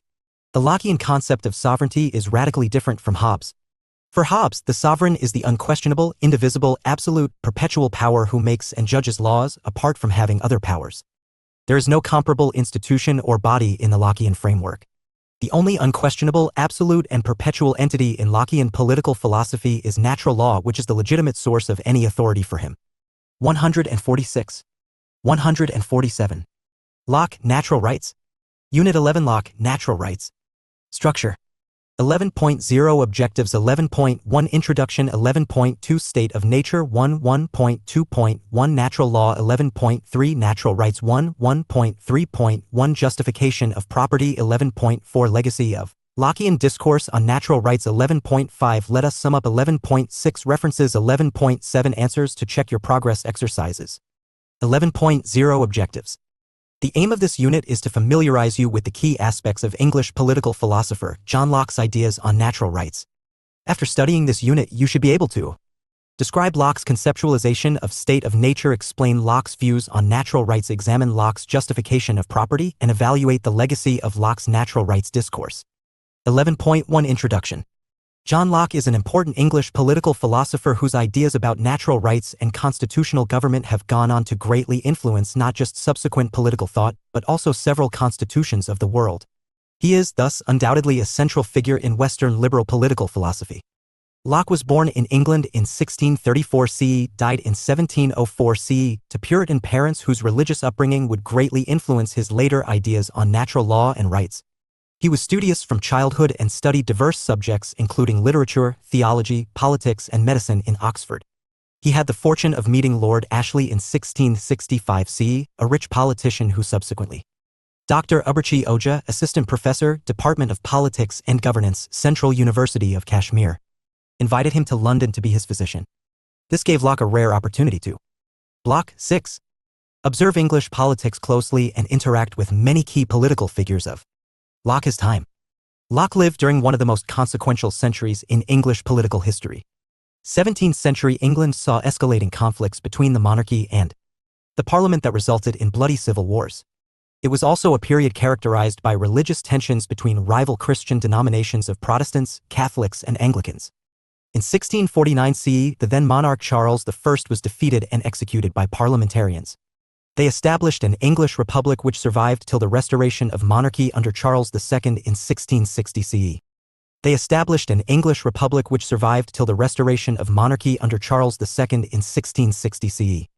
This, however, did not end the conflict as the monarchy and the parliament continued to clash till the Glorious Revolution of 1688 CE, which lasted from 1688 CE to 1689 CE. It saw the overthrow of the Catholic monarch James II, who was replaced by his Protestant daughter Mary and her husband William. More importantly, the new monarch signed the Bill of Rights, which gave the Parliament unprecedented powers, and this event is now generally considered as a key milestone in the establishment of a constitutional monarchy in England. Hence, it is no exaggeration to say that Locke lived during a period of great political churning in English history.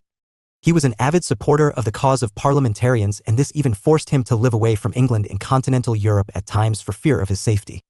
The eventual success of the parliamentarians with the Glorious Revolution not only enabled him to return to England, but it also vindicated many of his ideas. Locke was an empiricist, and he explained his empirical understanding of knowledge in one of his famous works, an essay concerning human understanding, which was published in 1689 CE. It is in this book that he put forward his famous claim that the human mind is a blank state, a tabula rasa, at birth without any innate knowledge.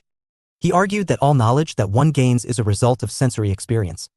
This book would influence many Enlightenment philosophers like David Hume and remains as one of the key modern texts on empiricism. Locke's A Letter Concerning Toleration was also published in 1689 CE, and it discusses his ideas on religious toleration. It was written in the background of the fierce antagonism between Catholics and Protestants in England and the rest of Europe. Locke argued for toleration of different religious denominations and supported peaceful coexistence of people of different religions, thus laying the groundwork for modern toleration of diverse religions within a state. His ideas on toleration will be discussed in more details in a subsequent unit. Locke's ideas on legitimate government were explained in his work, Two Treatises of Government, which was published in 1689 CE, though written much earlier. The first treatise was written in response to royalist Robert Filmer's influential book Patriarcha, which had been published in 1680 CE. Filmer had argued in favor of the divine right theory of kings by claiming that monarchs were descendants of Adam, who was granted the right to rule by God. Locke, 148, being a supporter of parliamentarians, rejected this outright by arguing that Filmer's ideas would condemn much of humankind to be perpetual slaves to Locke, natural rights, monarchs. He dismissed the divine right theory of Filmer as being merely speculative and devoid of any evidence, as it was impossible to trace the lineage of anyone to Adam. Instead of an all-powerful monarch, Locke contended that human beings ought to govern themselves in accordance with natural law. The first treatise thus rejects an absolutist monarch, thereby setting the stage for the second treatise, wherein Locke discusses how natural law and natural rights exist and are binding even in the state of nature, i.e. the pre-political society before the emergence of government. Locke goes on to explain his views on legitimate political authority in detail. The second treatise directly influenced many famous democratic, liberal constitutions of the world, including that of the United States and India. It is, thus, one of the most influential books in human history. In this unit, Locke's views on natural rights are discussed in detail. 11.2 State of Nature. State of nature, the pre-political society, the fear of which was used by Hobbes to justify an absolutist sovereign, is also used by Locke as the starting point of his social contract theory. However, Locke's state of nature is not a wholly fearful and dreadful place where no productive activity is possible as it is in the Hobbesian conception. This is largely because of Locke's optimistic characterization of human nature in comparison to Hobbes. Locke acknowledges that in the state of nature human beings are free, as there is no government or higher human authority. However, Locke contends that this freedom does not mean that state of nature is equivalent to a state of license to do anything. This is so because Locke argues that human beings in the state of nature are subject to natural law. 11.2.1 Natural law. State of nature is not lawless for Locke as it is for Hobbes. For Hobbes, it is the sovereign who can enact laws, and therefore, without a sovereign there can be no binding laws in the state of nature. Even the laws of nature specified by Hobbes are only dictates of reason which make human beings escape the lawless state of nature to a lawful political society with a sovereign. In contrast, Locke argues that human beings living in the state of nature are subject to natural law which is binding on them. For Locke, natural law is given by God, who is a superior authority like the Hobbesian sovereign. Hence, the dictates of natural law in his view are binding on all human beings who are creations of God. Human beings are bestowed with reason by God such that they can perceive natural law and act in accordance with it. Lockean conception of natural law, though ultimately is from God, is accessible by human reason because both natural law and reason are creations of the same God. Locke explains what this natural law entails in one of the most famous passages of political philosophy. The state of nature has a law of nature to govern it, which obliges everyone, and reason, which is that law, teaches all mankind, who will but consult it, that being all equal and independent, no one ought to harm. 149. Another in his life, health, liberty, or possessions, for men being all the. Block 6. Workmanship of one omnipotent and infinitely wise maker, all the. Locke servants of one sovereign master, sent into the world by his order, and about his business, they are his property, whose workmanship they are, made to last during his, not one another's pleasure, and being furnished with like faculties, sharing all in one community of nature. There cannot be supposed any such subordination among us that may authorize us to destroy one another. Every one as he is bound to preserve himself and not to quit his station willfully, so by the like reason when his own preservation comes not in competition, ought he, as much as he can, to preserve the rest of mankind, and may not, unless it be to do justice on an offender, take away or impair the life, or what tends to the preservation of the life, the liberty, health, limb, or goods of another. Locke, Second Treatise of Government, Chapter 2. As the above passage shows, Locke believes that all human beings habito necessarily adhere to natural law which obligates them to not harm each other with respect to each other's life, liberty, and property. Locke also contends that since all human beings are God's creation, they are equal before him and are therefore equal in relation to each other. Hence, there cannot be any subordination of one by another. While each individual has the right to self-preservation, this right is not absolute and unlimited as it is for Hobbes. For Locke, each individual has the obligation to preserve others as well, as long as it does not come in competition with his or own self-preservation. Moreover, Locke contends that except to penalize an offense committed by someone, no one has the right to take away the life, liberty, and property of others. Locke does acknowledge that the lack of government in the state of nature means that there is no common authority or judge to punish violators of natural law. This fact, in Locke's view, makes each individual a judge in the state of nature with the right to punish violators of natural law. They have the right to punish not just violations of natural law against them, but even violations in general, with an obligation that the punishment should be in proportion to the offense. Locke justifies this claim by arguing that even a foreigner who does not come under the domestic jurisdiction of the sovereign of a country is liable to be punished by him for crimes because of natural law, which is universal and accessible to all through reason. Thus, for Locke, state of nature is not a state of war or lawlessness but is a state of peace, goodwill, mutual assistance, and self-preservation without the presence of a common authority. Locke makes a distinction between state of nature and state of war. State of nature exists when people live without a common authority but abide by reason, which means they follow natural law. People can live full, productive lives in the state of nature. On the other hand, state of war happens when reason is abandoned and violation of natural law happens, resulting in someone getting wronged. This would mean the victim is in a state of war with the offender till justice is served. In a political society with a 150 judge, such a conflict would have ended with arbitration under the common authority of a judge. On the other hand, when state of nature descends into state Locke, natural rights of war because of violations of natural law, it ends only when the offender acknowledges the error and compensates the victim, or if the victim manages to punish the offender. Locke insists that one should not think of state of nature and state of war as one and same. This is a key difference between Hobbes and Locke. For Hobbes, state of nature is synonymous with the state of war. In contrast, Locke's state of nature is characterized by people living peacefully in accordance with natural law despite the absence of a common authority. Locke did understand that things are not perfect in the state of nature. Human beings in the state of nature can interpret natural law in different ways, influenced by their own interests. Since there is no neutral authority to arbitrate, this can cause conflicts and violations of natural law. The lack of an impartial judge to adjudicate disputes between two parties can, thus, have adverse repercussions.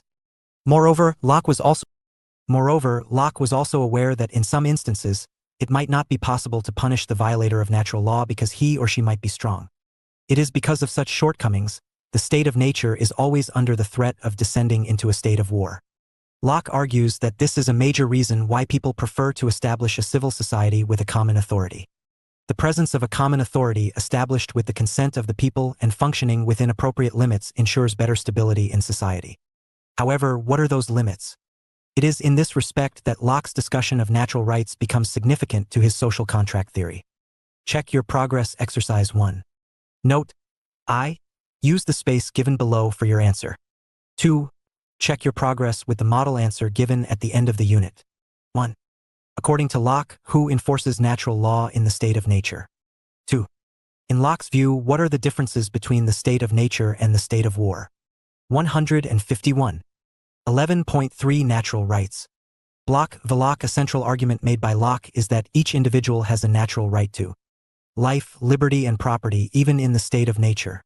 These natural rights flow from natural law and are governed by it. These rights are pre-political and are, thus, in effect granted by God and held by every individual from birth. Natural law mandates that everyone respects these natural rights in each other. The only reason for which one can justifiably violate them is when somebody is threatening to violate others' natural rights. Thus, if someone threatens to take away another person's life, then that person is justified in taking the offender's life, to preserve his or her own right to life. Otherwise, natural law demands that everybody respects each other's natural rights. Lockean natural rights of life, liberty, and property are different from the Hobbesian natural right of self-preservation in several ways. Hobbesian natural right does not impose any obligation on others towards the holder of the right. This is so because Hobbes sees the state of nature as lawless with no sovereign to enforce any obligation. In contrast, Locke argues that natural law obligates that all respect each other's natural rights. For Hobbes, right to self-preservation means one is at liberty to do anything for its sake. In contrast, Locke would argue that one's exercise of liberty should be compatible with natural law. Therefore, one is justified in pursuing their rights only to the extent that it does not violate others' natural rights. Hence, in contrast to Hobbesian natural right, Lockean natural rights framework imposes higher obligations on others and gives less liberty for its holders, because of the existence of natural law. Despite these differences, like Hobbes, Locke also contends that people agree to enter a social contract to preserve their natural rights and therefore, do not give up their natural rights even when they enter civil society. This will be discussed in more detail in the next unit. As noted earlier, life, liberty, and property are the three natural rights described by Locke. It is helpful to look at each of them in some detail. Right to life is synonymous with self-preservation, and Locke argues that in the state of nature one has the right to do anything to preserve themselves within the bounds of natural law. One is thus obligated to respect other people's right to life as long as it does not come into competition with one's own right to life. Further, right to liberty in the state of nature means one should have the freedom to pursue their life, ruled only by natural law and not by dictates of others. This is what Locke calls as natural liberty. Locke recognizes that when a person enters civil society, there might be additional laws enacted by the state. This is where his concept of social liberty comes into play. Locke contends that a person in civil society has liberty as long as he lives under laws enacted by institutions to which he or she has consented. This is what he calls as social liberty. Hence, right to liberty is a very important right for Locke, in both the state of nature and in society. Locke argues that people cannot in right reason relinquish their right to freedom from arbitrary power even if they wish, as it is a right bestowed by God, an inalienable natural right. Thus, for Locke, an institution like slavery cannot be 152. Justified on any grounds.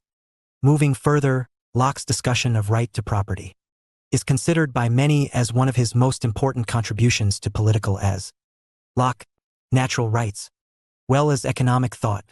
It thus deserves a detailed elaboration. 1.3.1 Justification of property. Locke considers right to property as an inalienable natural right possessed by all individuals. To give a philosophical foundation for the right to property, Locke discusses a theory of property based on labor.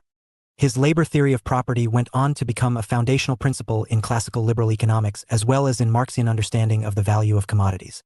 The fact that such diverse schools of thought came to be influenced by Locke's theory of property underlines its great significance. Locke starts with a simple question: if God gave the whole of earth to be enjoyed by all human beings, then what justifies private property? To answer this question, Locke begins by discussing property in a more intimate sense. He argues that one's life and body, i.e. hands and legs, are clearly one's own property. It is this characterization of property that would enable Locke at times to collapse all the rights as encapsulated in the right to property itself, as one's life and liberty are also one's property. If one's life and body are one's own property, then Locke contends that the result of one's labor with that life and body should also by extension legitimately belong to that person. In effect, this creates a labor theory of property which posits that whatever one creates with the mixing of his or her labor belongs to that person. Thus, uncultivated land might be common property of humankind, but the moment someone mixes his or her labor to cultivate it, Locke argues that the land has legitimately become the private property of that person. This way, Locke has offered a justification for a natural right to property in the state of nature itself without the need for a government to legitimize claims of property. Locke's right to property is qualified with certain conditions or limitations. The first one is self-evident from the above discussion, i.e. one can appropriate only that much amount of property as can be utilized by one's labor. So, if a person can utilize through his labor only for 1 acre of land, he cannot lay claim to more than that. This is sometimes called as the labor restriction. Locke also suggests that one can only appropriate so much that can be used by a person without any spoilage. For instance, if a person harvests apples from wild trees, since he or she mixed his or her labor in collecting them, those apples are his or her property, but that person should only appropriate as much apples as he or she can consume without them getting spoilt. This is referred to as the spoilage restriction. Lastly, Locke also argues that one should leave sufficient resources for others to survive. One cannot collect all the apples, leaving nothing for others. This is often called as the sufficiency restriction. Locke argues that these 3 restrictions legitimately limit right to property. McPherson, 1962. Locke goes on to argue that human beings in the state of nature create money because it is more efficient than the barter system. Locke is aware that the introduction of money and a monetary system leads to increased accumulation of 153 property and might lead to increased inequalities. Locke insists that having a monetary system is still justified because it is consent-based and is ultimately Block 6, still rooted in labor. Moreover, Locke argues that a monetary system encourages Locke efficiency and in comparison to primitive societies which rely on barter system, societies with money develop at a higher rate and thereby increase prosperity for everyone. So much so that a lowly worker in a country with an advanced monetary system has a better standard of living than a clan chief of a primitive society. For Locke, such a monetary system develops in the state of nature itself. As a matter of fact, the increased accumulation of private property that happens as the result of money is one reason people eventually agree to enter into a social contract to protect their property rights. This will be discussed in detail in the next unit. Check your progress exercise 2. Note, I use the space given below for your answer. 2. Check your progress with the model answer given at the end of the unit. 1. According to Locke, which are the natural rights and why are they called so? 2. According to Locke, what justifies private property in the state of nature? Are there any restrictions? 11.4 Legacy of Lockean Discourse on Natural Rights. Lockean discourse on natural law and natural rights continues to influence many critical debates in political philosophy.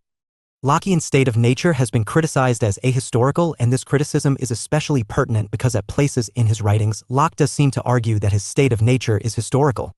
154. This was probably important for him as an empiricist, but there is no historical evidence for the kind of state of nature described by him. Locke has also been Locke, Natural Rights, criticized for starting on an optimistic note about the state of nature while eventually agreeing with the pessimistic outlook of Hobbes. This comes across as a sleight of hand by Locke.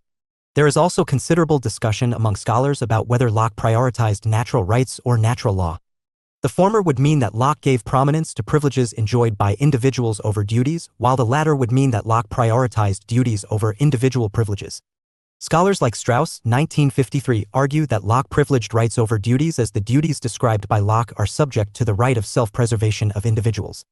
On the other hand, scholars like Dunn, 1969, and Ashcraft, 1986, argue that Locke prioritizes natural law and duties over rights because rights in the Lockean framework largely focus on showing respect for the life, liberty, and property of others as commanded by natural law.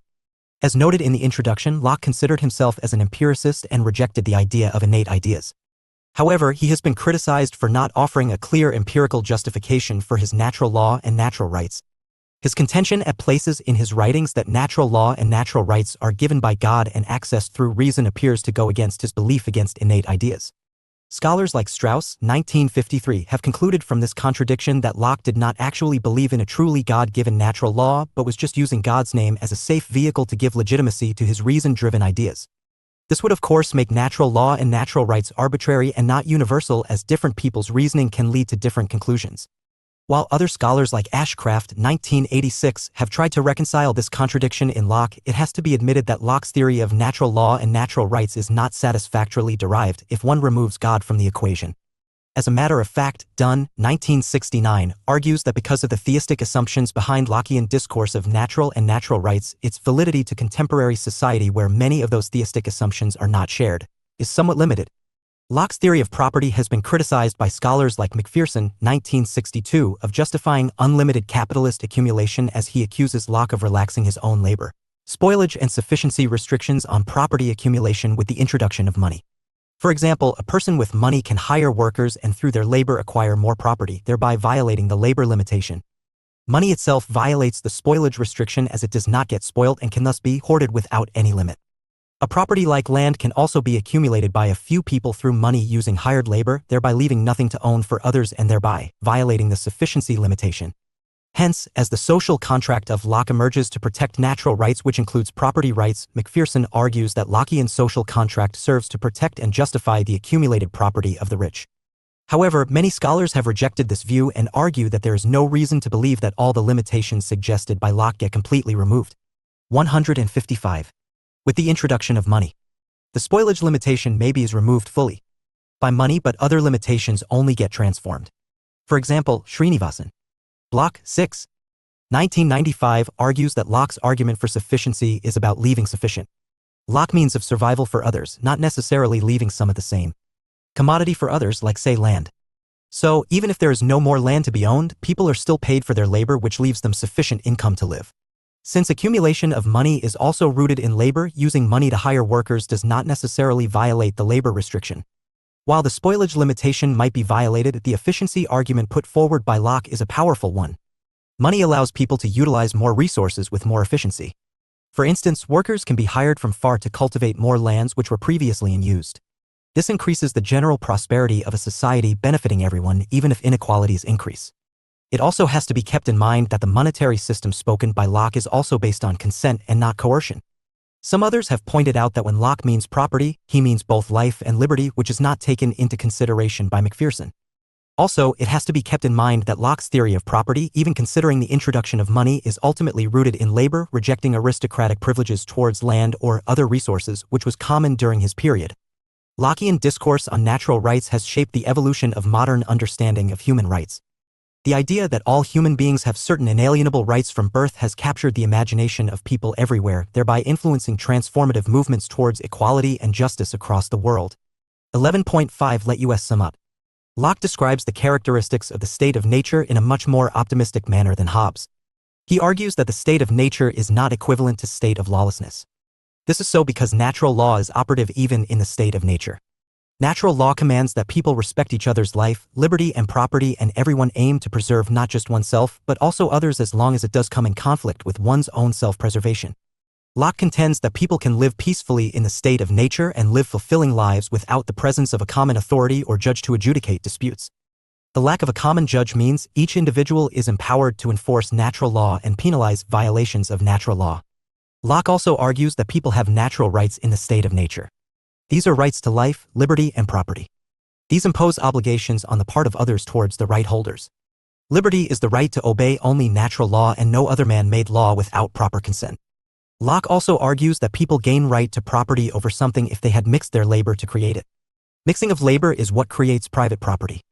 Locke also talks about life and liberty as the property of an individual and thereby extending the meaning of right to property. Since individuals hold natural rights in the state of nature itself, Locke contends that they enter a social contract to create a civil society to preserve these rights. The lack of a common judge in the state of nature can lead 156 to instability and inconveniences, which is the reason why people eventually Locke, natural rights, agree to set up a civil society. 11.6 References. Anstey, P. 2011. John Locke and Natural Philosophy. Oxford, Oxford University Press. Ashcraft, R. 1986. Revolutionary Politics and Locke's Two Treatises of Government. Princeton, Princeton University Press. Chappell, V. 1994. The Cambridge Companion to Locke. Cambridge, Cambridge University Press. Coleman, J. 1983. John Locke's Moral Philosophy. Edinburgh, Edinburgh University Press. Connolly, P. 2020. John Locke. Internet Encyclopedia of Philosophy. URL. Dunn, J. 1969. The Political Thought of John Locke. Cambridge, Cambridge University Press. Grant, R. 1987. John Locke's Liberalism. Chicago, University of Chicago Press. Hampshire Monk, I. 2001. A History of Modern Political Thought, Major Political Thinkers from Hobbes to Marx. Oxford, Blackwell Publishers. Locke, J. 1689. An Essay Concerning Human Understanding. Available online at Project Gutenberg. URL, http://www.gutenberg.org/files/10615/10. URL, http://www.gutenberg.org/files/10615/10615h/10615h. HTM. Locke, J. 1689. A Letter Concerning Toleration. Available online at Library of Liberty. URL, https://all.libertyfund.org/titles/Locke. The Works Vol. 5-4. Letters Concerning Toleration. Locke, J. 1690. Second Treatise of Government. Available online at Project Gutenberg. URL, McPherson, C. 1962. The Political Theory of Possessive Individualism, Hobbes to Locke. Ontario, Oxford University Press. Mendoza, S. 1991. Locke on Toleration in Focus. London Routledge. 157. 158. Block, Locke. Mosley, A. 2020. John Locke, Political Philosophy. Internet Encyclopedia of Philosophy. URL, Sabine, G. 1973. A History of Political Theory. San Diego, Dryden Press. Simmons, A. J. 1992. The Lockean Theory of Rights. Princeton, Princeton University Press. Sheridan, P. 2020. Locke's Moral Philosophy. Stanford Encyclopedia of Philosophy. URL, Srinivasan, G. 1995. The Limits of Lockean Rights in Property. Oxford, Oxford University Press. Strauss, Leo. 1953. Natural Right and History.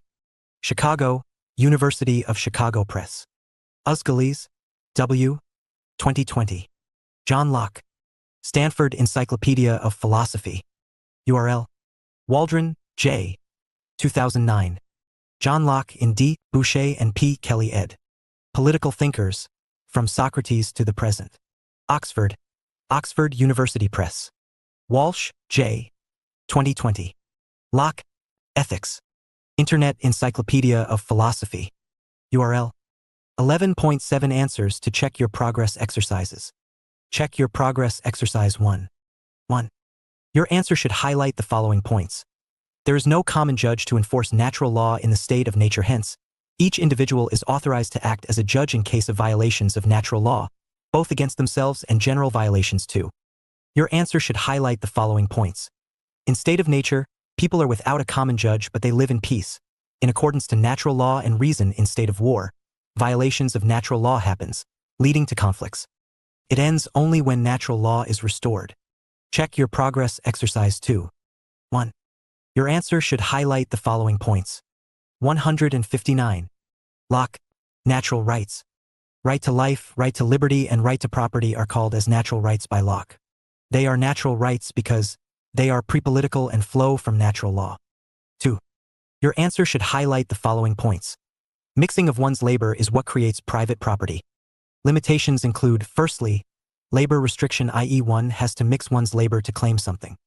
Secondly, spoilage restriction, i.e. one can only appropriate that much which can be consumed without spoilage.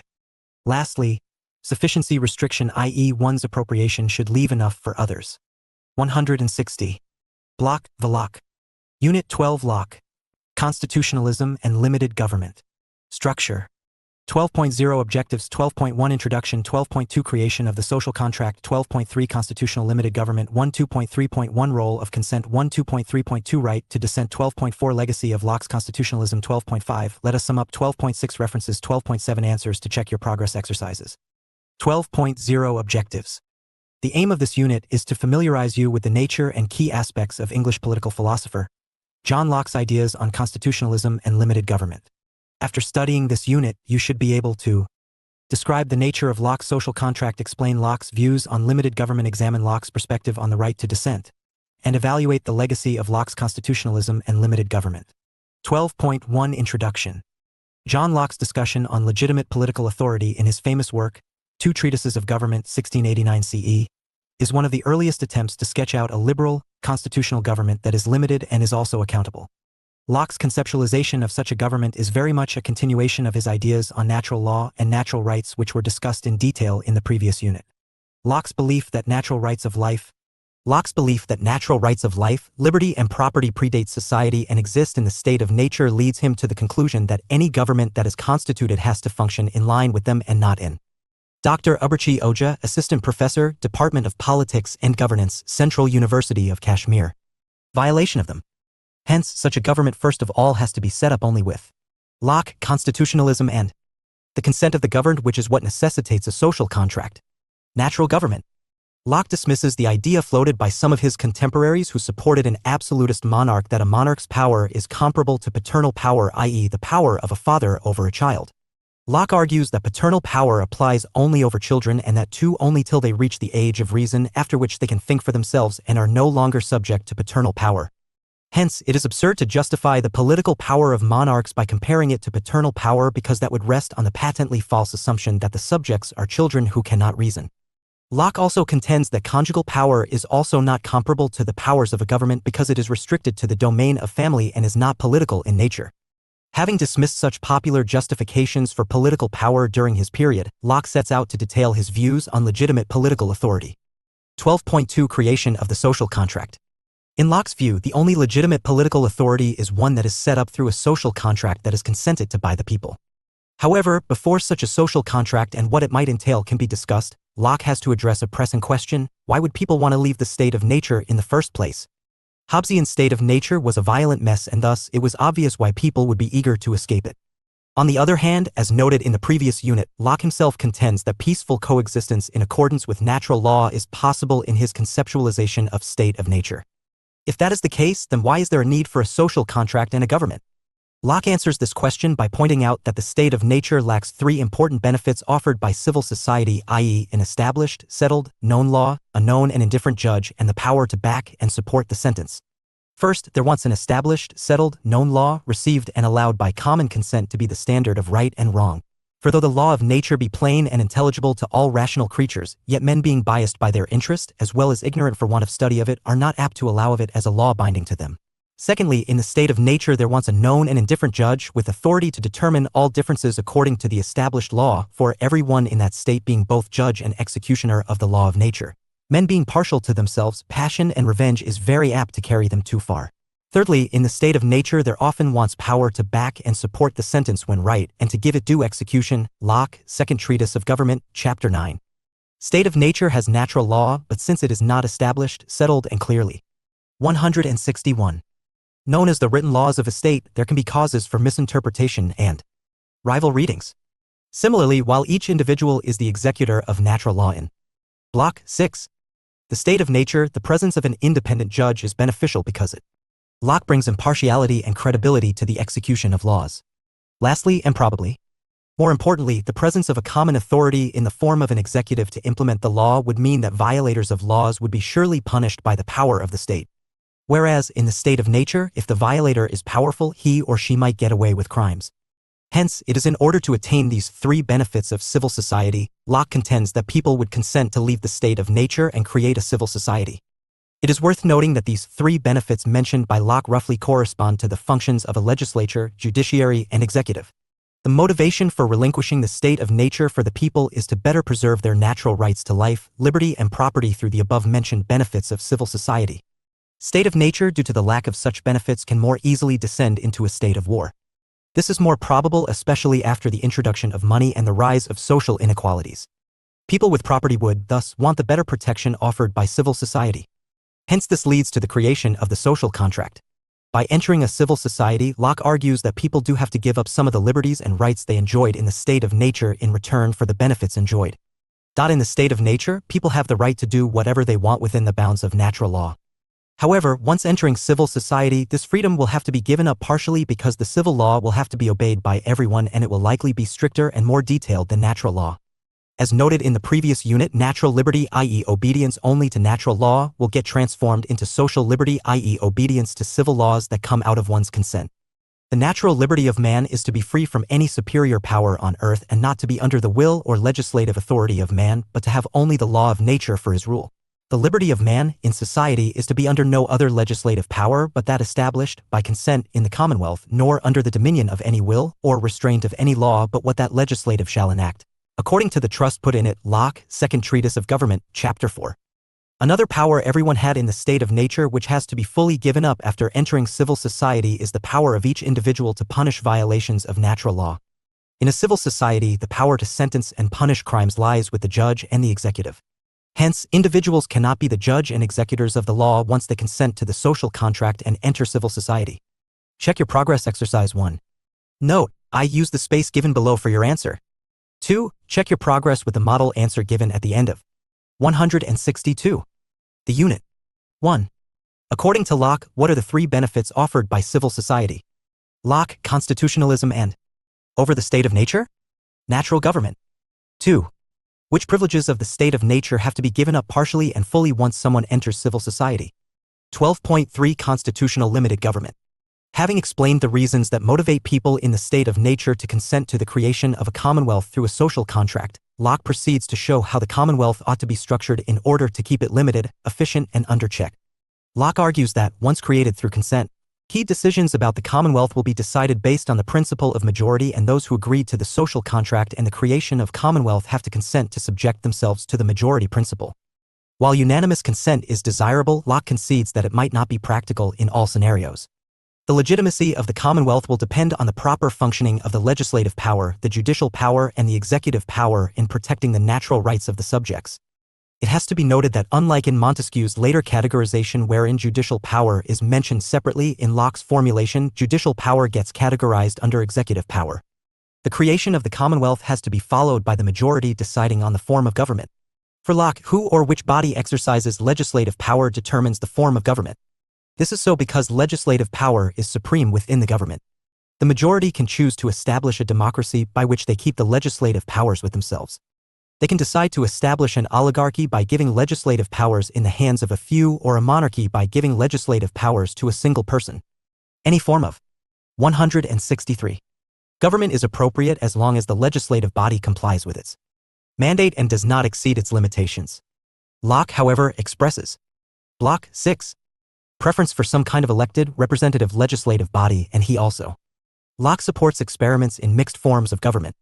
Once determined, it is the duty of this legislative body to enact laws in line with natural law and for the benefit of the Commonwealth. The creation of the Commonwealth and the establishment of the form of government are 2 separate acts, with the former being a contract and the latter a mere act. This means that the majority can change the form of government by another act if they find the legislative body incapable or inefficient or stepping beyond its limits. Thus, for Locke, ultimate power lies with the people who constitute the Commonwealth, while the legislature is supreme within the government. It is for the same reason the legislature cannot transfer its power to any other body, as the people have given this power only to them. Locke also suggests some conditions on the nature of laws that can be enacted by the legislature. Firstly, he argues that the laws put forward by the legislature must apply equally on all without any partiality. They should serve the common good. He further contends that the legislature should not increase taxes on property without the proper consent of the people involved. Property, after all, is a natural right for Locke. He also lists several practical suggestions in order to prevent the legislature from stepping beyond its bounds. For example, he is concerned about some people serving for a long time in the legislature, thus resulting in a permanent political class who might start to consider themselves as different from rest of society. Similarly, he does not think it is necessary for the legislature to be in session all the time or to even meet frequently, as that might once again tempt them to step beyond their bounds. The people also set up a federative power whose role is to carry out the external relations of the Commonwealth. With respect to relations with other states, Locke posits that the Commonwealth should be considered a single entity, akin to an individual. This individual is in state of nature with other states as there is no common international authority. Hence, as per his conceptualization of the state of nature, natural law is applicable between states when it comes to international relations. It is the role of the federative power to conduct the international relations of the Commonwealth with other states. The federative power can operate in consonance with the executive power. The people also have to set up an executive power which is charged with the implementation of the law. The executive can take the shape of a monarchy or any other suitable form. The executive is charged with both implementation as well as adjudication of law, as judicial power is also categorized under the executive by Locke. Hence, next to the legislative body, the executive that is the most important institution in the Commonwealth. Unlike the legislative body, which need not be in session often, Locke notes that the executive needs to function all the time to properly implement the laws enacted by the legislative body. The executive is subservient to the legislative body and cannot go against any law enacted by the legislative. However, Locke, having been a close observer of English politics for a long time, recognizes that at times unprecedented and 164 unforeseen situations might arise which are incapable of being addressed in advance by the legislative. This could also involve aggression by other states. Locke, constitutionalism, and hence, Locke grants prerogative powers for the executive to deal with natural government contingencies that are not explicitly dealt with by the legislature. Where there is silence of the law, the executive has room to act on its own. On very rare occasions, the executive can also act against a law which has become detrimental to the common good due to a changed scenario. Since the legislative body is not always in session, it might take some time for it to respond to emergencies, and hence, the executive needs these powers to respond effectively to fast-moving situations. This power to act according to discretion, for the public good, without the prescription of the law, and sometimes even against it, is that which is called prerogative. For since in some governments the law-making power is not always in being, and is usually too numerous and so too slow for the dispatch requisite to execution, and because also it is impossible to foresee, and so by laws to provide for, all accidents and necessities that may concern the public, or to make such laws as will do no harm if they are executed with an inflexible rigor on all occasions, and upon all persons that may come in their way. Therefore there is a latitude left to the executive power, to do many things of choice which the laws do not prescribe. Locke, Second Treatise of Government, Chapter 14. The executive is also bestowed by Locke with the powers to call and adjourn legislative sessions. Locke argues that the prerogatives of the executive are based on a trust that the institution will act in accordance with the spirit of the social contract for the sake of common good. As long as the executive abides by that trust, its actions remain legitimate, but any transgression can lead the people to replace the executive. Locke insists that executive prerogative is not a right but a trust. Locke emphasizes this point because an enlightened leader of the executive might use this trust wisely, thereby expand executive prerogatives. This expanded executive prerogative might be claimed as an inalienable right by the successor citing precedent, which is what Locke wants to prevent by arguing that it is not a right, but a trust placed by the people, who can take it away. The preceding discussion indicates how Locke seeks to achieve separation of powers between the legislative and executive to maintain a balance of power within the government. The people, who are the authors of the social contract, determine the form of the legislative body and the executive and retain ultimate authority. Any violation of the constitutional limits set up by the people would delegitimize the legislative body and the executive.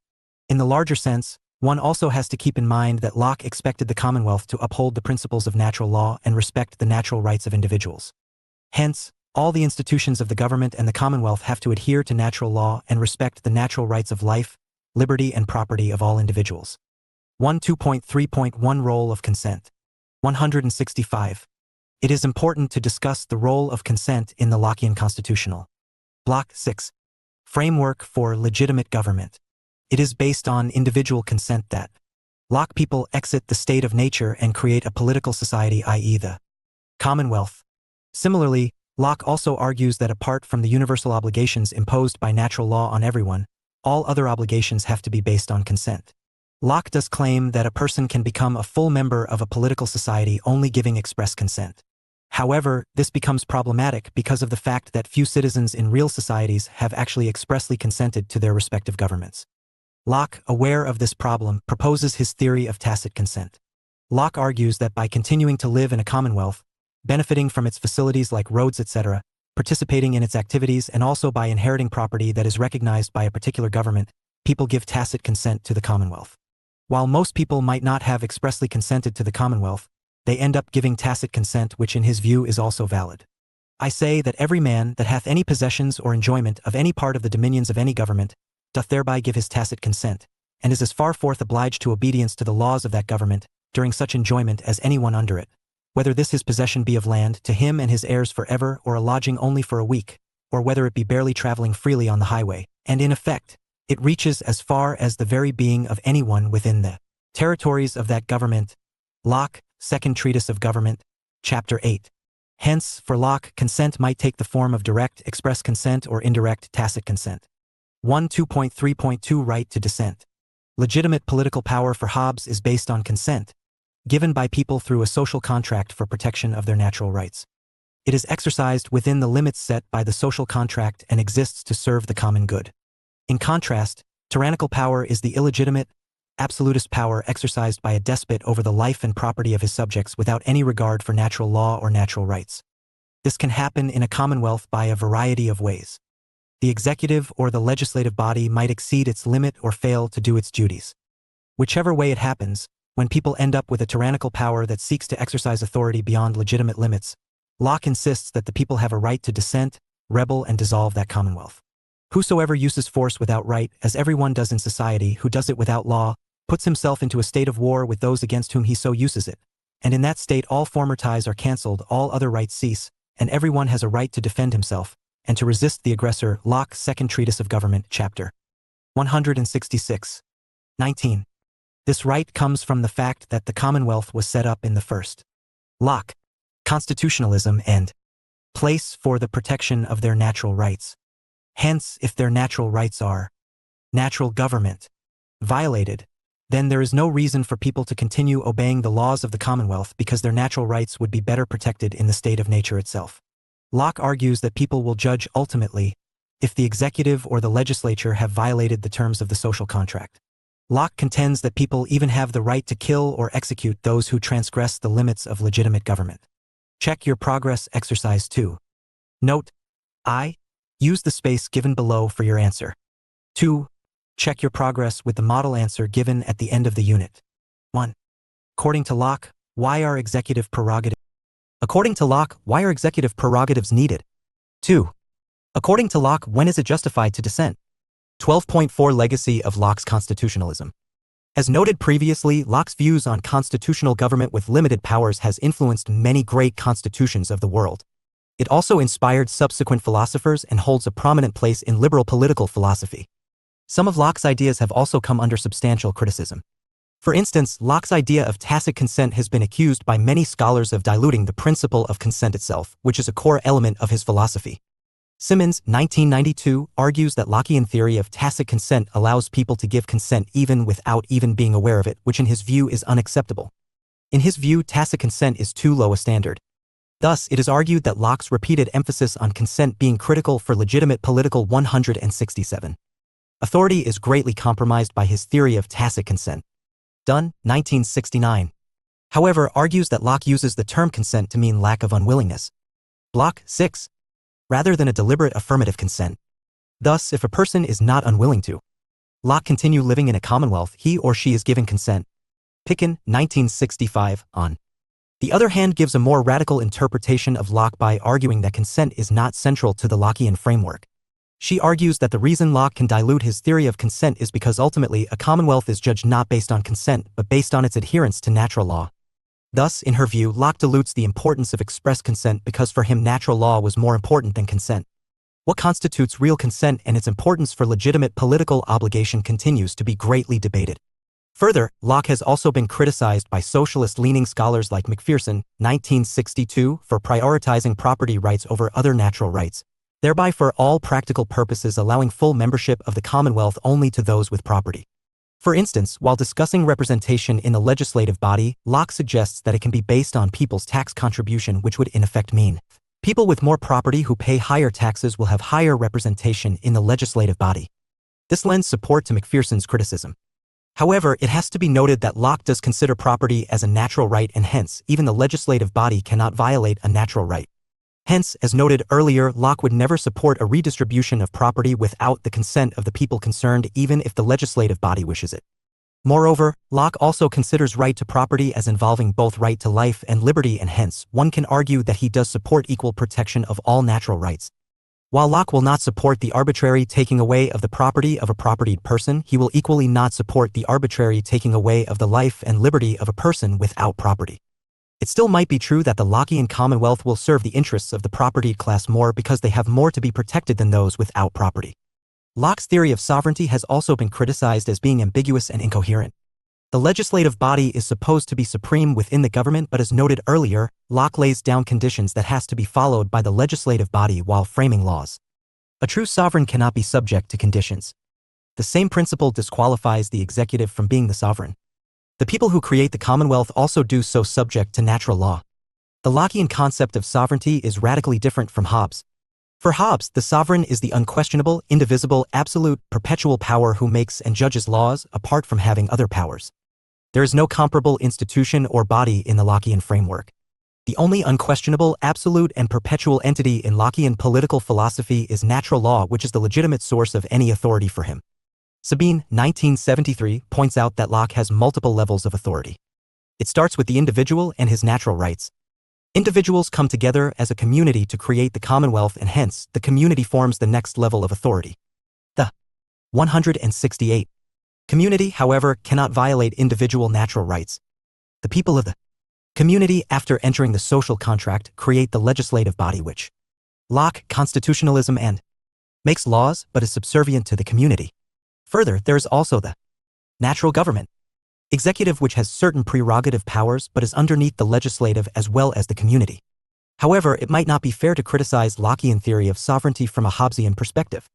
Lockean framework of sovereignty is more in line with scholars like Aquinas, who treated sovereignty as existing in a higher power like God or in natural law and reason. For Locke, natural law or the power behind it is the ultimate sovereign, not any human institution. What he seeks to construct is a form of government that will function without transgressing this higher principle. Hence, Locke's attempt is to create a limited government which will not transgress the natural rights of individuals. For that purpose, it makes practical sense to have multiple levels of authority with checks and balances instead of having an absolutist sovereign. 12.5 Let us sum up. Locke argues that due to the lack of a settled law, an impartial judge, and an executive with the power to implement the law in the state of nature, people will be inclined to enter into a social contract that creates a civil society which has those benefits. By agreeing to the social contract, people partially give up their liberty to live only in accordance to natural law. By giving consent to the creation of civil society, people agree to obey civil law, which might be stricter than natural law. People also fully give up the right to judge others for violations of natural law which they had in the state of nature. In civil society, judging violations of law will be the role of the judiciary. Having created a civil society, people then set up a legislative body to enact laws in accordance with natural law. They also set up an executive to implement the laws passed by the legislative. The executive is subservient to the legislative body, as the latter is the supreme power within the government. However, both are subservient to the people who created them, who have the right to change them if they exceed their mandate. Thus, Locke also argues that people have a right to dissent and overthrow a government that does not operate within its limits and transgresses the natural rights of people. Most contemporary constitutions have adopted the principle of separation of powers, and that is what Locke pioneered by proposing multiple levels of authority. One could thus argue that Locke's approach has been vindicated by history. 12.6 References. Anstey, P. 2011. John Locke and Natural Philosophy. Oxford, Oxford University Press. Ashcraft, R. 1986. Revolutionary Politics and Locke's Two Treatises of Government. Princeton, Princeton University Press. Chappell, V. 1994. The Cambridge Companion to Locke. Cambridge, Cambridge University Press. 169. Coleman, J. 1983. John Locke's Moral Philosophy. Edinburgh, Edinburgh. Block 6. University Press. Locke. Connolly, P. 2020. John Locke. Internet Encyclopedia of Philosophy. URL. Dunn, J. 1969. The Political Thought of John Locke. Cambridge, Cambridge University Press. Grant, R. 1987. John Locke's Liberalism. Chicago, University of Chicago Press. Hampshire Monk, I. 2001. A History of Modern Political Thought, Major Political Thinkers from Hobbes to Marx. Oxford, Blackwell Publishers. Locke, J. 1689. An Essay Concerning Human Understanding. Available online at Project Gutenberg. URL http://www.gutenberg.org/files/10615/10615h/10615h.htm. Locke J. 1689. A Letter Concerning Toleration. Available online at Library of Liberty. URL https://all.libertyfund.org/titles/Locke, The Works, Vol. 5-4, Letter Concerning Toleration. Locke J. 1690. Second Treatise of Government. Available online at Project Gutenberg. URL McPherson, C. 1962. The Political Theory of Possessive Individualism, Hobbes to Locke. Ontario, Oxford University Press. Mendes, S. 1991. Locke on Toleration in Focus. London, Routledge. Mosley, A. 2020. John Locke, Political Philosophy. Internet Encyclopedia of Philosophy. Internet Encyclopedia of Philosophy. URL Pitkin, H. 1965. Obligation and Consent I. American Political Science Review. 59, 990-999. Sabine, G. 1973. A History of Political Theory. San Diego, Dryden Press. Simmons, A. J. 1992. The Lockean Theory of Rights. Princeton, Princeton University Press. Sheridan, P.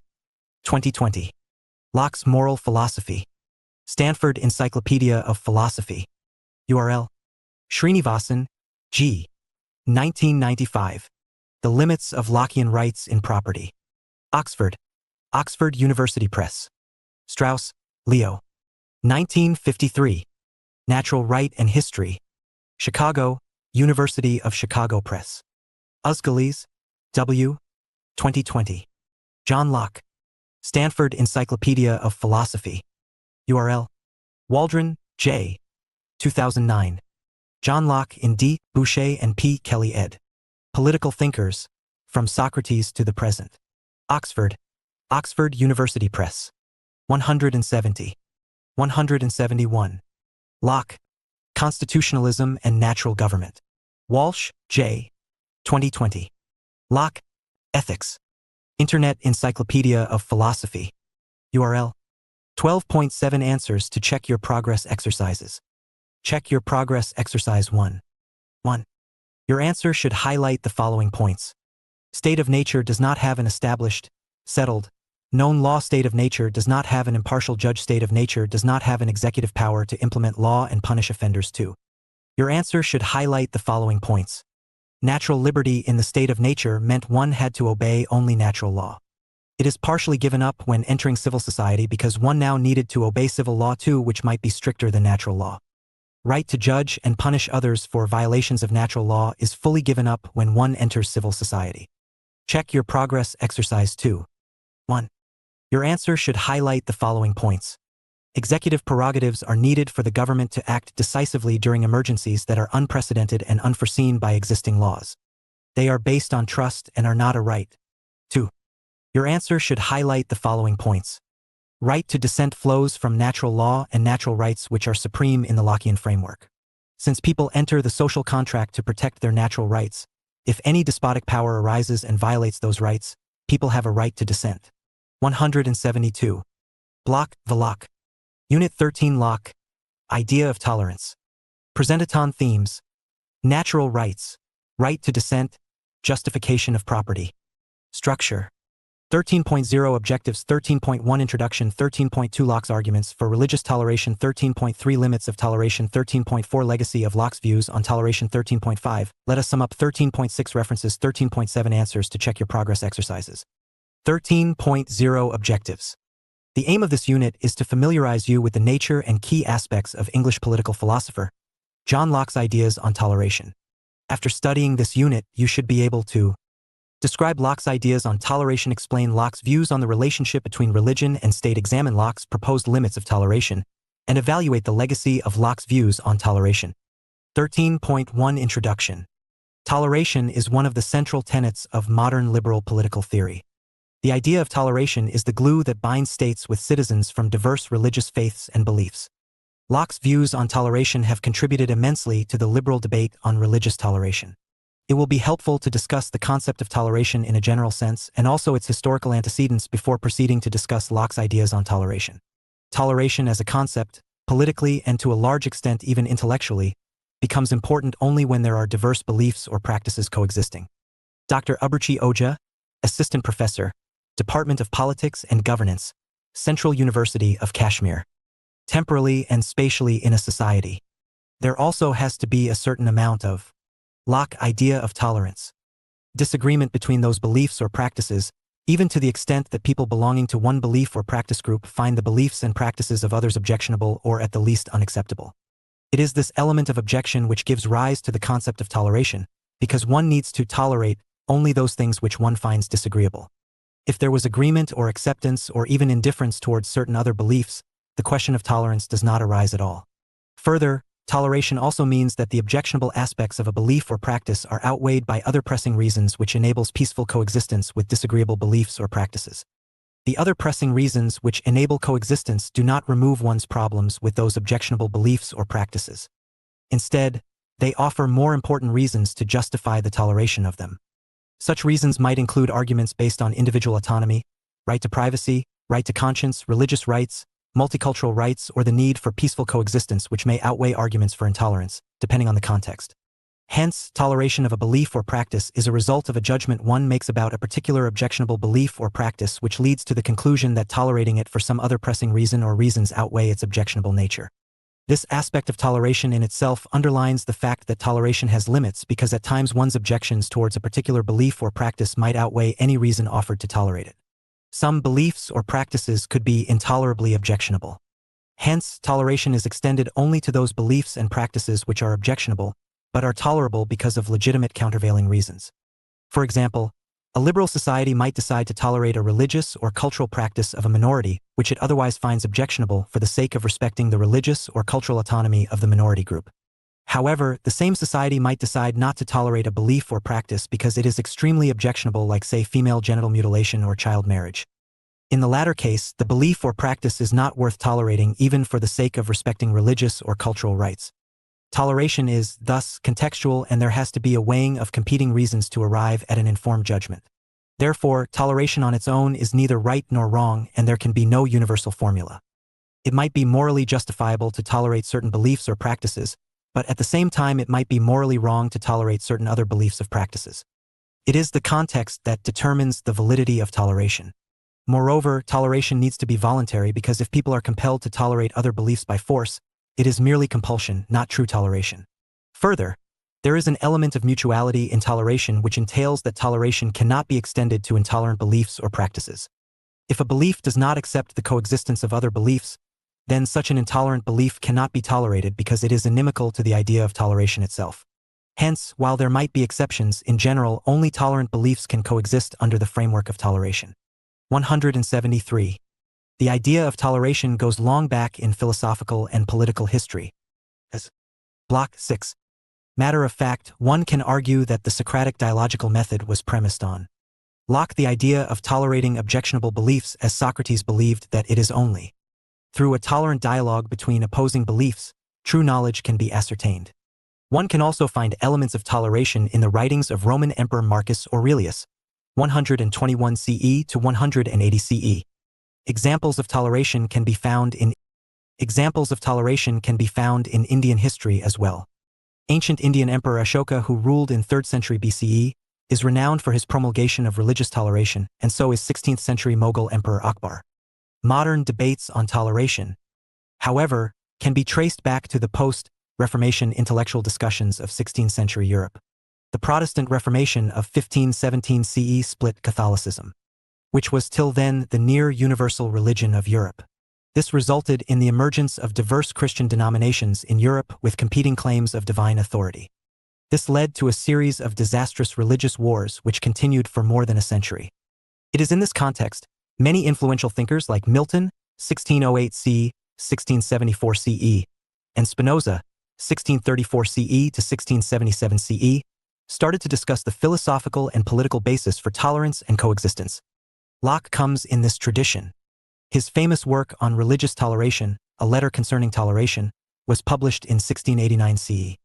It was written amidst a bitter power struggle in England between the monarchy and the Parliament, which also had religious undertones.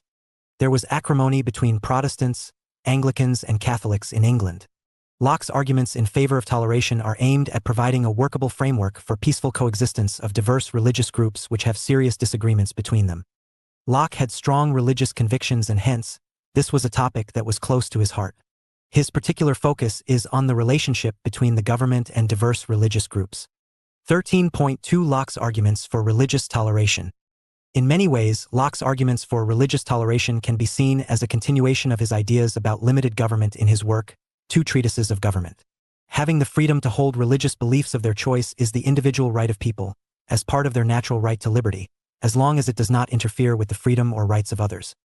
Locke employs a number of arguments to argue that the state should tolerate diverse religious faiths and should not try to impose one religion on all subjects. He argues that the power of civil government relates only to men's civil interests, is confined to the care of the things of this world, and hath nothing to do with the world to come. It is important to examine Locke's key arguments in greater detail. The first argument Locke puts forward in support of religious toleration is that spiritual well-being of citizens is not the responsibility of government. First, because the care of souls is not committed to the civil magistrate any more than to other men. It is not committed unto him, I say, by God. 174. Because it appears not that God has ever given any such authority to one man over another, as to compel anyone to his religion. Nor can any Locke idea of tolerance.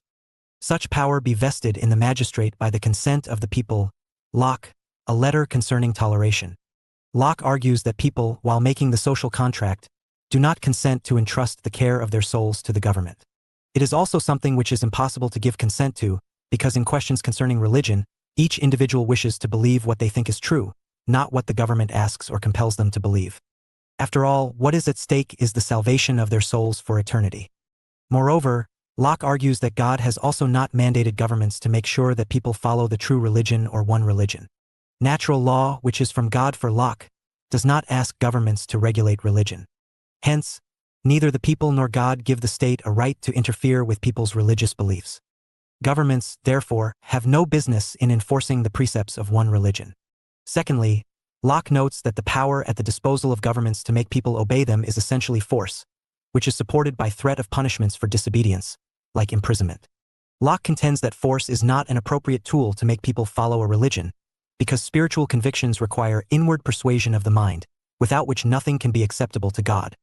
Thus, the external force exercised by the government cannot compel people to truly change their minds in a way that is genuine and acceptable to God. Locke notes that while governments have the power to impose a whole host of punitive measures including imprisonment to make people follow a particular religion, but ultimately it will be a futile exercise because true spiritual convictions have to come from inside and cannot be forced from outside. One has to keep in mind that Locke was making this argument during a period when most governments in Europe were imprisoning and even torturing people for having nonconformist religious convictions. Strict blasphemy laws and people being punished cruelly for holding supposedly heretical views were common. In such a historical context, Locke's contention that governments can never play a legitimate role in regulation of religious affairs is truly a radical idea. Further, Locke argues that even if governments had the power to make people follow a particular religion, such an arrangement still does not guarantee that people will end up following the true religion. People might still not be better placed with respect to their salvation. Locke points out that the leaders of different countries follow different religions. Hence, assuming that there is only one true religion, this means that leaders of most governments are actually followers of false religions. So, if governments were given the power to force people to follow their respective particular religions, then most people would end up following false religions due to pressure from their respective governments. In the variety and contradiction of opinions in religion, wherein the princes of the world are as much divided as in their secular interests, the 175 narrow way would be much straitened. One country alone would be in the right, and all the rest of the world would be put under an obligation. Block 6. Of following their princes in the ways that lead to destruction. Locke A. Locke Letter Concerning Toleration. Hence, in Locke's view, granting governments the power to enforce religious mandates will turn out to be greatly counterproductive, as it will result in a situation where people will be forced to follow false religions. Instead, leaving religious beliefs to individual reason is relatively better and beneficial, as individuals will then at least have the chance to identify the best path towards their eternal salvation using their reason. These are the main arguments used by Locke to argue for religious toleration and non-involvement of governments in religious affairs. It has to be, however, noted that a key argument which Locke repeatedly employs throughout his writings on toleration stems from his staunchly Christian beliefs. Based on his Christian beliefs, Locke cites many examples from the Bible to argue that it is improper and unchristian to coerce people with respect to their religious beliefs. While this argument does not have any secular relevance, it does help us to understand the origins of Locke's convictions about religious toleration. Moreover, it also enables us to firmly place Locke's ideas on toleration in the broader discourse on toleration which was discussed earlier. It was noted in that discussion that the need for toleration arises only when there are unacceptable beliefs or practices. Locke's strong Christian beliefs indicate clearly that he does not find all religious beliefs and practices acceptable. Indeed, throughout his life, Locke was a practicing Christian and his faith influenced many aspects of his political philosophy. In the earlier discussion on toleration, it was noted that despite some beliefs and practices being unacceptable, one tolerates them because there are better reasons which justify toleration of them instead of censoring or banning them. In the same way, Locke's arguments for religious toleration are essentially reasons that justify toleration of diverse religious beliefs despite his preference for one religion and disagreements with other religions. Hence, Locke's ideas about toleration fit well within modern discourse on toleration. Locke's arguments can be said to be driven predominantly by two convictions, which together shape his ideas on toleration. Firstly, Locke's views about the proper role of government strongly influence his ideas on toleration. This is a political conviction. Locke, as discussed in the previous unit, is a strong proponent of limited government. Hence, his arguments for religious toleration is driven by his strongly held conviction that any government needs to perform only a limited role and has to respect the individual rights of people. Locke sees freedom to have religious beliefs of one's own choice as part of an individual's right to liberty which cannot be interfered with by government. Secondly, Locke's arguments for religious toleration also make it clear that he places a high premium on genuine religious beliefs as opposed to people following a religion due to political pressure. He takes salvation seriously and is not convinced that external compulsions can help one attain the same. This flows from his strong religious conviction influenced by his religious upbringing that religious beliefs 176 have to be truly felt internally and mere outward expressions of religion does not count for anything. Hence, he ends up arguing that any political pressure to make Locke idea of tolerance people choose one religion over another is ultimately a pointless exercise because it will not help in securing one's salvation. In this manner, Locke's arguments for religious toleration stem from his political as well as religious convictions which overlap and interlock with each other in this regard, allowing him to make a case for religious toleration that is political, but also theological. Check your progress exercise 1. Note, I use the space given below for your answer. 2. Check your progress with the model answer given at the end of the unit. 1. According to Locke, why is it pointless to use the force and authority of government to make people follow one religion over another? 2. In Locke's view, why it will be counterproductive to make people follow the religion of their governments even if that was possible? 13.3 Limits of toleration. While Locke supports broad religious toleration within a state, he does not advocate toleration in an unconditional and universal manner. He does propose certain limits on toleration which in his view are needed for the smooth ordering and functioning of society. Again, the limits he proposes are influenced by his political and religious convictions. Firstly, Locke argues that beliefs and practices which are extreme, morally bankrupt and dangerous to the preservation of human societies and functioning of civil government should not be tolerated, no opinions contrary to human society, or to those moral rules which are necessary to the preservation of civil society are to be tolerated by the magistrate. As noted earlier in the General 177. Discussion of toleration as a concept, toleration is often not extended to those beliefs or practices that are deemed as intolerable, while toleration is desirable. Block 6. Every belief or practice does not deserve toleration. Locke is making a similar Locke argument here when he says that destructive beliefs and practices should not be tolerated. For Locke, any belief or practice which goes against the natural law and infringes on the natural rights of people is ultimately intolerable.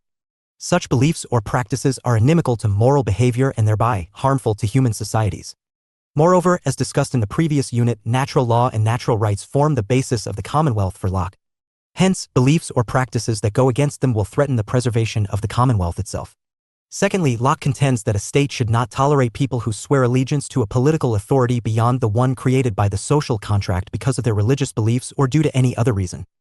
Locke gives the example of Islam of his time in which he claims that a higher allegiance was owed to the Mufti of Constantinople. However, while Locke does not state it directly, it is clear from his writings that he is predominantly concerned about Catholicism, which has its own figurehead who demands a higher allegiance in the form of the Pope. The papacy, during Locke's time and for much of the medieval period, claimed civil authority as well as religious authority. It was deeply involved in European political conflicts. The Catholic Church of Locke's time claimed authority from God to appoint and remove rulers across Europe. Therefore, Locke came to believe that Catholicism demanded the loyalty of its adherents even if that meant non-compliance with the civil government of one's own state. This was unacceptable and intolerable for Locke as it threatened the Commonwealth itself.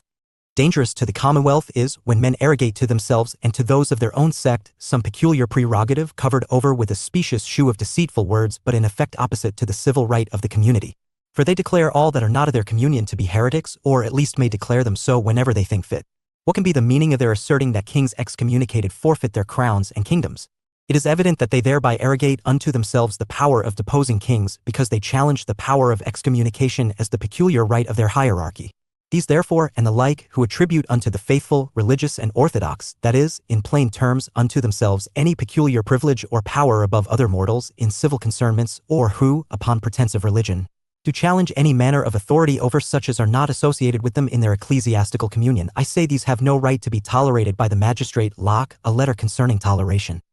Locke's views here are greatly influenced by the continued infighting between Catholics and other denominations in England during his lifetime. Catholics were accused by many of caring more about papal interests rather than English interests. Locke questions whether followers of such religious beliefs which 178 demand a higher loyalty to a religious authority that transcends the Commonwealth will be loyal in case of a war between the Commonwealth and Locke, idea of tolerance, another state which is supported by their religious authority. Locke contends that even during times of peace, people with such divided loyalties might be a source for tensions and factionalisms within the Commonwealth, leading to instability. Hence, Locke concludes that such people and such beliefs are dangerous to the Commonwealth and should not be tolerated. Moreover, Locke also contends that such beliefs or practices are deeply intolerant of others as they claim to be superior and infallible. Therefore, one cannot tolerate intolerance. Lastly, Locke argues that atheists who do not believe in God should not be tolerated in any manner. This argument flows from Locke's firm belief that morality is dependent on having a religious belief. Natural law for Locke was God's law revealed through reason. Therefore, for Locke, if one does not believe in God, he or she cannot be bound by natural law considerations, nor will such a person respect the natural rights of others. In Locke's view, atheists are by definition immoral and lawless. Morality is a vital backbone in the Lockean Commonwealth as it is bound by a social contract, i.e., a covenant of trust. In Locke's view, no covenant can bind an atheist because he or she is not bound by morality and therefore cannot be trusted to keep whatever promises they make. Those are not at all to be tolerated who deny the being of a God. Promises, covenants, and oaths, which are the bonds of humane society, can have no hold upon an atheist. The taking away of God, though but even in thought, dissolves all. Besides also, those that by their atheism undermine and destroy all religion can have no pretense of religion whereupon to challenge the privilege of a toleration. Locke, a letter concerning toleration. Locke believes strongly that atheism is a recipe for amoral behavior and therefore, atheists are a threat to a commonwealth that is based on a covenant. While Locke is willing to tolerate other religious beliefs which he might not agree with, he thinks atheists are morally anarchistic and hence do not deserve to be tolerated. Locke also argues in some of his other writings that the existence of God is not only a matter of faith, but also a fact of reason which can be proven rationally. Hence, in his view, atheists lack reason as well because of their inability to comprehend God. So, he does not want to tolerate those who lack such a fundamental reason and are therefore a threat to the Commonwealth. Check your progress exercise 2. Note, I use the space given below for your answer. 2. Check your progress with the model answer given at the end of the unit. 1. According to Locke, why having any higher loyalty that transcends the Commonwealth disqualifies one for toleration? 179. Block, Vlok. 2. According to Locke, why shouldn't atheists be tolerated? 13.4 Legacy of Locke's views on toleration. Locke's views on toleration continue to be widely debated. They have influenced subsequent political as well as intellectual discourses on toleration. His views have been criticized for being too dependent on his Christian faith, which limits their scope. For instance, this dependency has meant that he fails to acknowledge or discuss in-depth non-religious reasons for which toleration might not be preferred by rulers. Locke writes that use of force is pointless when it comes to enforcing a single religion because true religious belief is based on inward persuasions. This might be true with respect to true religious belief. However, what if a ruler is not concerned about true religious belief but is only concerned about consolidation of his political power by forcing people to convert to a religion, and it does not matter to him if people convert truly or not? Such an exercise will not be futile or pointless from a political perspective. Since Locke focuses chiefly on a religious perspective, he fails to discuss such scenarios. Similarly, as noted before, Locke also argues that having people follow the religion of their state might be counterproductive because most states might not be following the true religion, leading to many failing to even have the chance to identify the true religion. Here too, he once again misses the political reasons for which states might try to make people follow a single religion, without any regard for their salvation. Thus, Locke's views on toleration has been criticized for not anticipating diverse reasons for which the state may compel religious conformity. Waldron, 1993. Hence, one can argue that Locke's arguments for toleration are more theological than political, which kind of limits their applicability and potency. Moreover, Locke's argument that one cannot bring about inner persuasions through force has also been questioned by many, including one of his contemporaries, Jonas Prost. In his response to Locke's arguments, Prost, 180, argued 1690, that force can make people give due consideration to ideas which they otherwise might not consider, and in that manner, it can play an indirect role. Locke's idea of tolerance. In bringing people to the true religion, Prost's argument highlights a critical weakness in Locke's argument. Locke assumes futility of force in bringing inner persuasions in people, but that need not be the case all the time. Hence, many contemporary commentators shift the focus to Locke's emphasis on limited government and argue that what is more important is Locke's contention that people have not given consent to the government interfering in religious affairs. For example, Wooten, 1993, argues that since the likelihood of governments being wrong about religion is high and the futility of using force to change inner persuasions is also high, it is sensible on the part of people to not consent to religious interference by governments. Further, Locke's proposed limits of toleration have also been widely debated. His contention that religious beliefs that demand a higher allegiance beyond the Commonwealth should not be tolerated is really an assertion of the sovereignty of the Commonwealth with respect to civil affairs. Hobbes, while not writing on toleration in particular, also wants religious authorities to be subservient to the political sovereign. Hence, Locke's argument has to be seen in the historical context of the emergence of sovereignty, whereby in modern states, political sovereignty became centralized and emerged superior to other kinds of claims of loyalty, be it feudal or religious. It is worth noting that today nearly no religion, with maybe some minor exceptions, demands the kind of higher loyalty which Locke wrote against. It is a broadly accepted principle today that people's first loyalty has to be to their respective states. Locke's views on atheism and his advocacy of intolerance towards atheists is clearly influenced by his religious convictions, which are clearly outdated in today's context. On the whole, Locke's ideas on toleration were highly radical and forward-looking for his time. However, it is true that some of his arguments, like his views on atheists, have not aged well. Moreover, it has to be noted that Locke's views are greatly influenced by his religious beliefs, which does limit their applicability. He certainly does not offer the kind of secular, unapologetic, full-throated defense of tolerance of diverse views and practices offered by Mill in his work on liberty, 1859 CE. 13.5 Let us sum up. Locke's views flow from his political as well as religious convictions. He argues that people have not given consent to regulation of religion by governments. The proper role of governments is to take care of the civil interests of citizens, not their spiritual interests. He also argues that religious belief is contingent on genuine inner persuasions which cannot be brought about by force. Also, Locke contends that most governments anyway are not following the true religion, and therefore, giving the power to interfere in religion to governments may be counterproductive for the salvation of citizens. Altogether, it is better for governments to stay away from religion as long as they do not interfere with their functioning. Locke's support for toleration does have limits. In Locke's view, 181. Beliefs or practices which are destructive and harmful to human societies and to the Commonwealth should not be tolerated. He also argues strongly that religious, Block 6, beliefs which demand from its adherents a higher allegiance to any authority, Locke above the Commonwealth on civil affairs, should not be tolerated. Lastly, Locke contends that atheists should also not be tolerated because in his view, they are immoral and therefore cannot be trusted to keep promises and uphold oaths which will be detrimental to the Commonwealth. Despite their limitations, it is undeniable that Locke's views on toleration have been highly influential in shaping the debate on religious toleration. 13.6 References. Anstey, P. 2011. John Locke and Natural Philosophy. Oxford. Oxford University Press. Chappell, V. 1994. The Cambridge Companion to Locke. Cambridge, Cambridge University Press. Coleman, J. 1983. John Locke's Moral Philosophy. Edinburgh, Edinburgh University Press. Connolly, P. 2020. John Locke.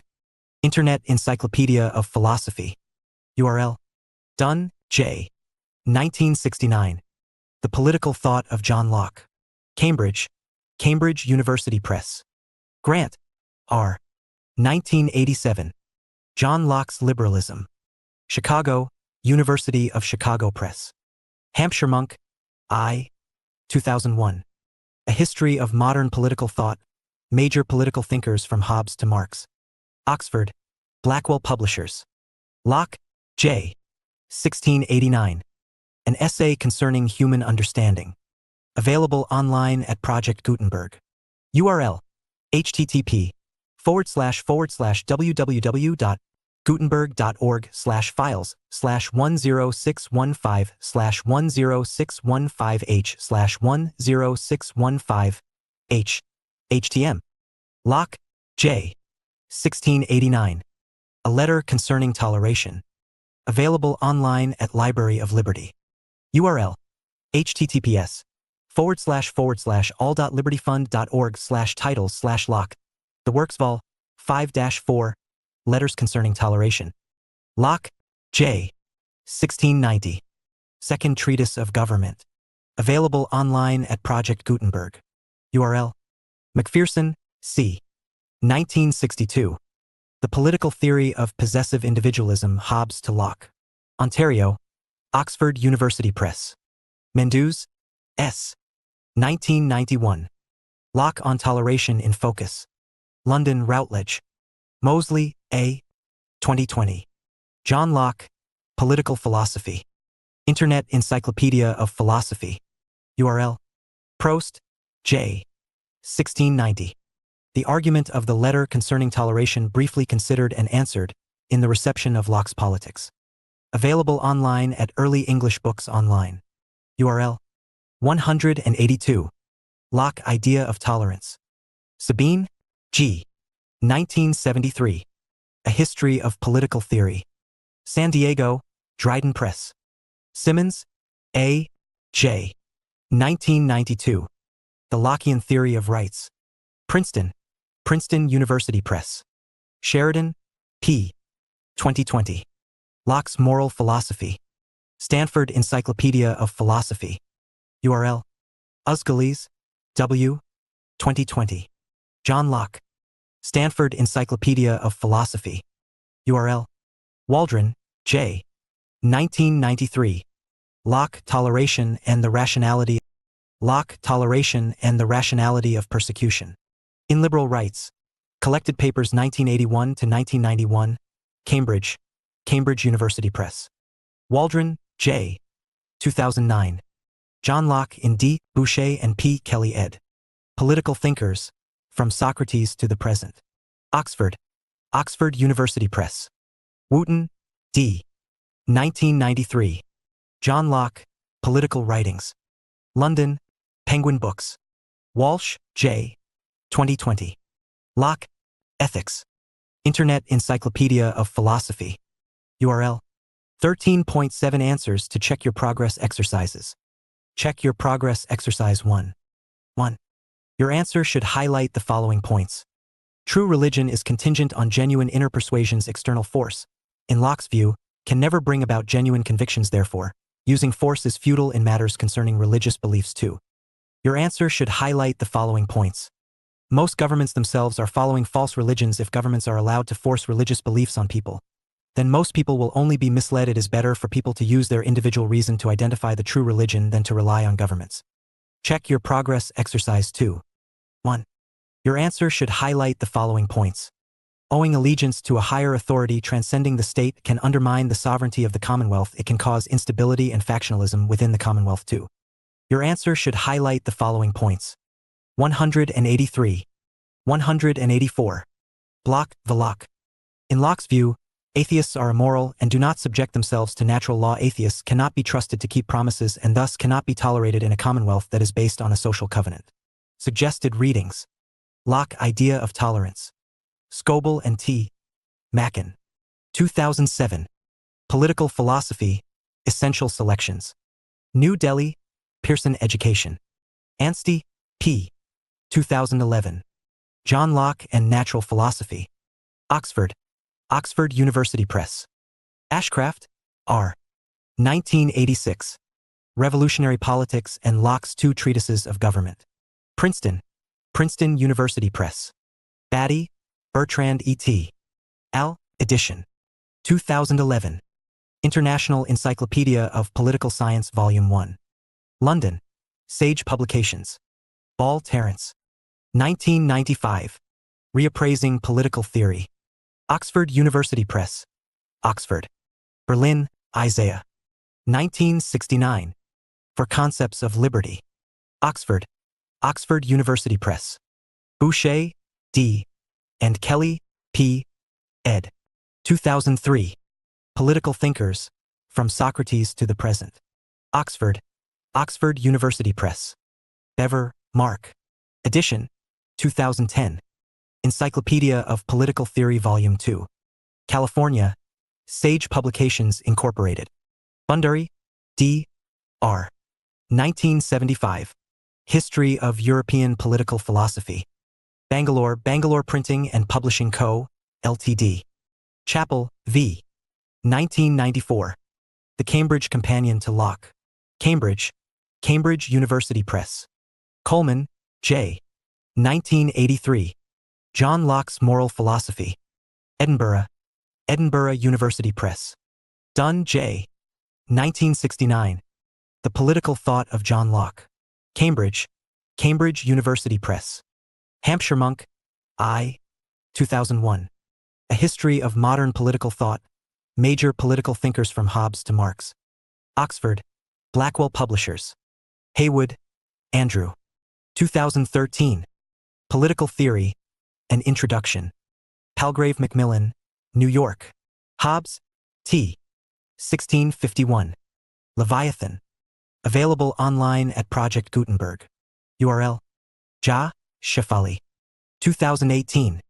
Western Political Thought from Ancient Greeks to 185.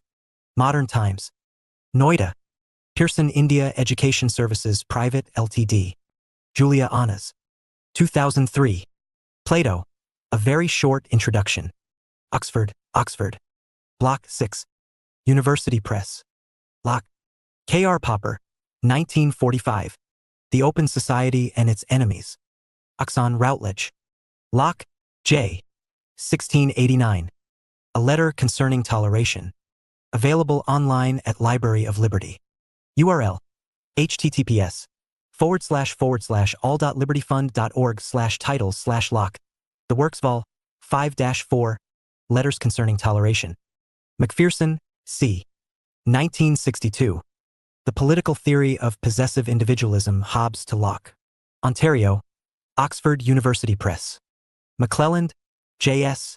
2005. A History of Western Political Thought. London, Routledge. Mendoza, S. 1991. Locke on Toleration in Focus. London, Routledge. Morrow, John. 2005. History of Western Political Thought. A Thematic Introduction. New York, Palgrave Macmillan. Mukherjee, S. and Ramaswamy, S. 2011. A History of Political Thought, Plato to Marx.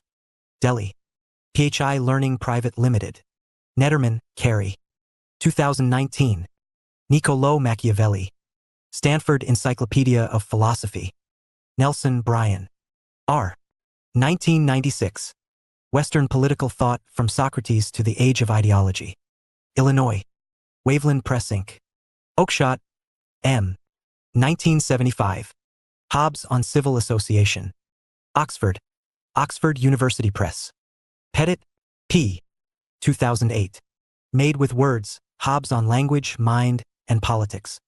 Princeton. Princeton University Press. Plato, 1945. The Republic. New York. Oxford University Press. Original work 360 BC. Richard Kraut. Edition. 1992. The Cambridge Companion to Plato. Cambridge University Press. Sabine, G. 1973. A History of Political Theory. San Diego, Dryden Press. Scruton, Roger. 2007. The Palgrave Macmillan Dictionary of Political Thought. Hampshire. Palgrave Macmillan. Sethi Yoginder and M. L. Dowen. 1959. Readings in Political Thought. Delhi, Atma Ram and Sons. 186. 187. Locke Idea of Tolerance. Singh, Sukhbir. 1994. History of Political Thought, Volume I. Merritt, Rastogi and Company. Skinner, Q. 1996. Reason and Rhetoric in the Philosophy of Hobbes. Cambridge, Cambridge University Press. Skinner, Quinton. 2000. Machiavelli, A Very Short Introduction. New York, Oxford University Press. Somerville, J. 1992. Thomas Hobbes' Political Ideas in Historical Context. London, Macmillan. Sorel T. edition. 1996. The Cambridge Companion to Hobbes. Cambridge, Cambridge University Press. Strauss, Leo. 1953. Natural Right and History. Chicago, University of Chicago Press. IGNOU. The People's University. Indira Gandhi National Open University School of Social Sciences. BPSC 112. Indian Political Thought, I. BPSC 112. Indian Political Thought, IPS Core Course, BA Honors, V Semester. School of Social Sciences, Indira Gandhi National Open University. Y. Expert Committee. Professor D. Gopal, Chairman, Faculty of Political Science, School of Social Sciences, IGNOU Maidan Garh High, New Delhi, 110068. Prof. RTD, Valerian Rodriguez School of International Studies, Jawaharlal Nehru University, New Delhi, 110067. Professor Anurag Joshi, Faculty of Political Science, School of Social Sciences, IGNOU Maidan Garh High, New Delhi, 110068. Professor Gurpreet Mahajan, Center for Policy Studies, Jawaharlal Nehru University, New Delhi, 110067. Professor Meena Deshpande, Department of Political Science, University of Bangalore, Bengaluru. Professor Krishna Menon, Center for Gender Studies, Ambedkar University, Delhi. Professor Shefali Jha, Center for Policy Studies, Jawaharlal Nehru University, New Delhi, 110067. Professor S. V. Reddy, Faculty of Political Science, School of Social Sciences, IGNOU Maidan Garh High, New Delhi, -110,068. Professor Jagpal Singh, Faculty of Political Science, School of Social Sciences, IGNOU Maidan Garh High, New Delhi, 110068. Course Coordinator and Editor. Professor Anurag Joshi, Faculty of Political Science, School of Social Sciences, IGNOU, New Delhi. Course Preparation Team. Blocks and Units. Unit Writer Block I. Traditions of the Pre-Colonial Indian Political Thought. Unit 1. Brahmanic. Dr. Ruchi Tyagi, Associate Professor, Colony College, University of Delhi. Unit 2. Sermanic. Dr. Ruchi Tyagi, Colony College, University of Delhi. Unit 3. Islamic. Dr. Ruchi Tyagi, Colony College, University of Delhi. Unit 4. Bhakti. Dr. Ruchi Tyagi, Colony College, University of Delhi. Block 2. Political Concerns and Key Ideas. Unit 5. Ved Vyasa, Rajdharma Shantaparva. Dr. Pramod Kumar, Assistant Professor, Department of Politics and International Studies, Pondicherry University. Unit 6. Manu.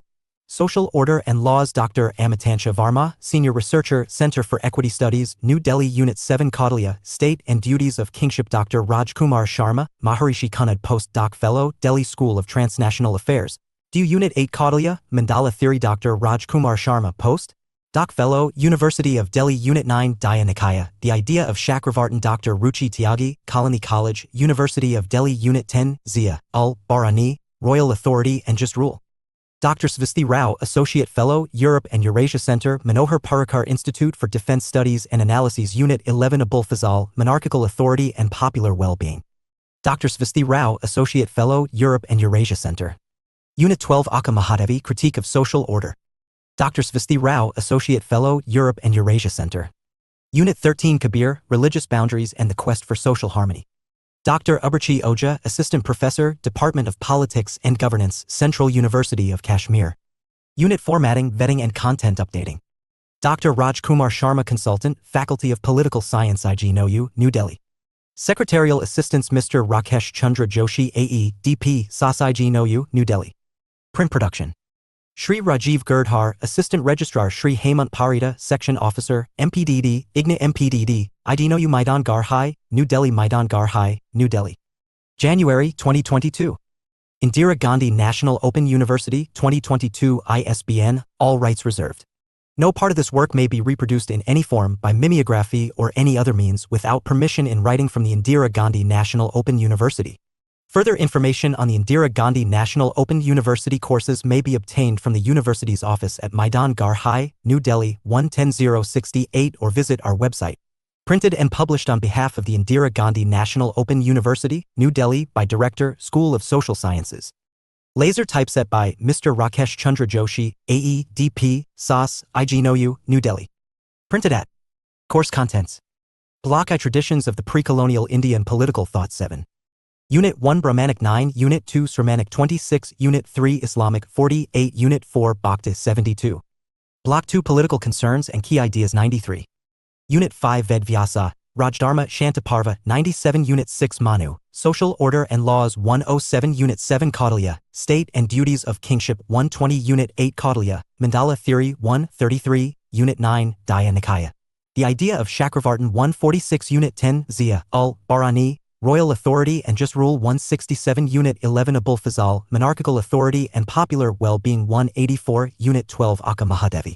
Critique of Social Order 202, Unit 13 Kabir, Religious Boundaries and the Quest for Social Harmony 218.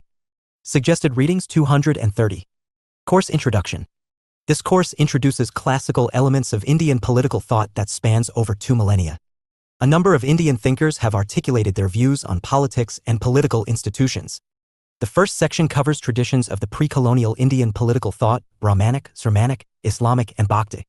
The second section deals with individual thinkers whose ideas are, however, framed by specific themes. The course provides a sense of the broad streams of Indian thought while encouraging a specific knowledge of individual thinkers and texts. The systematic study of ancient Indian political thought began during India's national independence movement. It was argued by some sections that ancient India did not contribute anything substantial to political thought and political science. However, such criticism mainly reflects a Eurocentric understanding of political science which neglects contributions from non-Western societies and thinkers. This is evident from the fact that Kautilya is often called Indian Machiavelli despite the fact that his book Arthashastra was written some 1800 years prior to Machiavelli's works and remains much broader in scope. Compared to Machiavelli, Kautilya's conceptualization of state power is systematic and comprehensive. Some of the sources of ancient Indian political thought include Vedic literature, Puranas, epics, Dharmasutras, Smritis, Arthasastras, Jain and Buddhist literature and archaeological sources among others. One of the important characteristics of ancient Indian political thought was that the politics was influenced by ethics and caste-based social structure. There was no clear distinction between society and state while monarchy was the normal form of government. At the same time, the political life was conceived within the framework of dharma and it became an important constituent of statecraft. The concept of duties was given precedence over rights during this period. Urmila Sharma and S.K. Sharma have argued that ancient Indian political thought represents the East and China, Iran and Southeast Asian countries had rudimentary political thought while India, much like ancient Greece, had a very developed political thought. While this fact is not widely recognized, there is need to better codify the ancient Indian political thought. This course covers some of the important traditions, themes and thinkers from ancient Indian political thought. It is divided in 2 blocks. Block 1 has 4 units which covers traditions of the pre-colonial Indian political thought, namely Brahmanic, Sramanic, Islamic and Bhakti. Block 2 has 9 units covering thinkers like Ved Vyasa, Manu, Kautilya, Zia, Barani, Abul Fazal, Akka Mahadevi and Kabir. Every unit has exercises to assess progress and the answers are given at the end of each unit. There is a list of readings in the end of the course that would help to broaden perspective and go deep into the study of ancient Indian political thought. 6. Block I. Traditions of the Pre-Colonial Indian Political Thought. 7. Block I Introduction. This block covers traditions of the pre-colonial Indian political thought, namely Brahmanic, Sramanic, Islamic and Bhakti. Brahmanic tradition is the central theme and belief of Vedic followers. Its thoughts and philosophical concepts were central to the rise of socio-religious beliefs, political conduct and polity in Indian political thought. Since most of the inference and perception were put forward by the rishis/Brahmins, hence it was named as Brahmanic tradition. The Jains and the Buddhists led 2 vigorous Protestant movements against Brahmanic tradition from the 5th century BC onwards. The origin of Sramanic tradition is mainly associated with Kosala and Magadha, the main areas of Buddha The origin of Sramanic tradition is mainly associated with Kosala and Magadha, the main areas of Buddha and Mahavira. This tradition emerged as a reaction against and reform of the prevailing Brahmanic tradition, but could not escape the influence thereof. The political contact of India with Islam began sometimes in the 8th century AD, when the Arabs established their control over the province of Sindh. Major trends of Indo-Islamic political thought displayed a rupture with and continuity of ancient Indian traditions. Muslim conquests brought alien tradition of political ideas and institutions developed in West Asia. With a noted absence of social and cultural hegemony, indigenous traditions reflected a tendency of adaptation of alien ideas and institutions to the Indian conditions. Bhakti is an age-old concept which prescribes jnana, knowledge, karma, action, and bhakti, devotion, as the three essential features to shatter the bondage of material world and to serve the Almighty God. Thus, bhakti is one of the three recognized means of achieving salvation. The Bhakti movement aimed at the purification of Hindu religion and liberation of the people from the monopoly and injustices of the priestly classes. The Bhakti saints came from different streams of society, particularly lower castes. Bhakti opposed the institutionalization of religion, tried to decentralize it, and considered religion as a private matter. The Bhakti traditions gave respectability to the marginalized castes, posing a challenge to the upper caste hegemony. This tradition had an inclusive approach towards Muslims as well. The proponents of Bhakti tradition introduced syncretic tradition in India and sought to promote eclectic faiths and defuse religious orthodoxy among the followers of Hinduism and Islam. 9. Brahmanic. Unit 1 Brahmanic. Structure. 1.0 Objectives 1.1 Introduction 1.2 Methodological Problems 1.3 Basic Concepts 1.3.1 Vedas, as source of knowledge 1.3.2 Brahma 1.3.3 Kshatriya 1.3.4 Man, Vyakti. 1.3.54 Pursuits of Life 1.3.5.1 Dharma 1.3.5.2 Artha 1.3.5.3 Kama 1.3.5.4 Moksha 1.3.6 Varna 1.3.7 Ashrama 1.3.8 Duties and Rights 1.3.9 Varda January 3, 10 Danda 1.4 Evolution of Political Ideas and Polity 1.4.1 Political Ideas 1.4.2 Origin of Kingship 1.4.3 Evolution of State and Government 1.4.4 Elements of State 1.4.5 Objectives of State 1.4.6 Law and Jurisprudence 1.4.7 Administration 1.4.8 Principles of Taxation. Dr. Ruchi Tyagi, Associate Professor, Colony College, University of Delhi. 10. Traditions of the Pre-Colonial Indian Political Thought. 1.4.9 Interstate Relations 1.5 Limitations of Brahmanic 1.6 Reactions towards Brahmanic 1.7 Let us sum up 1.8 Some useful references 1.9 Answers to check your progress exercise. 1.0 Objective.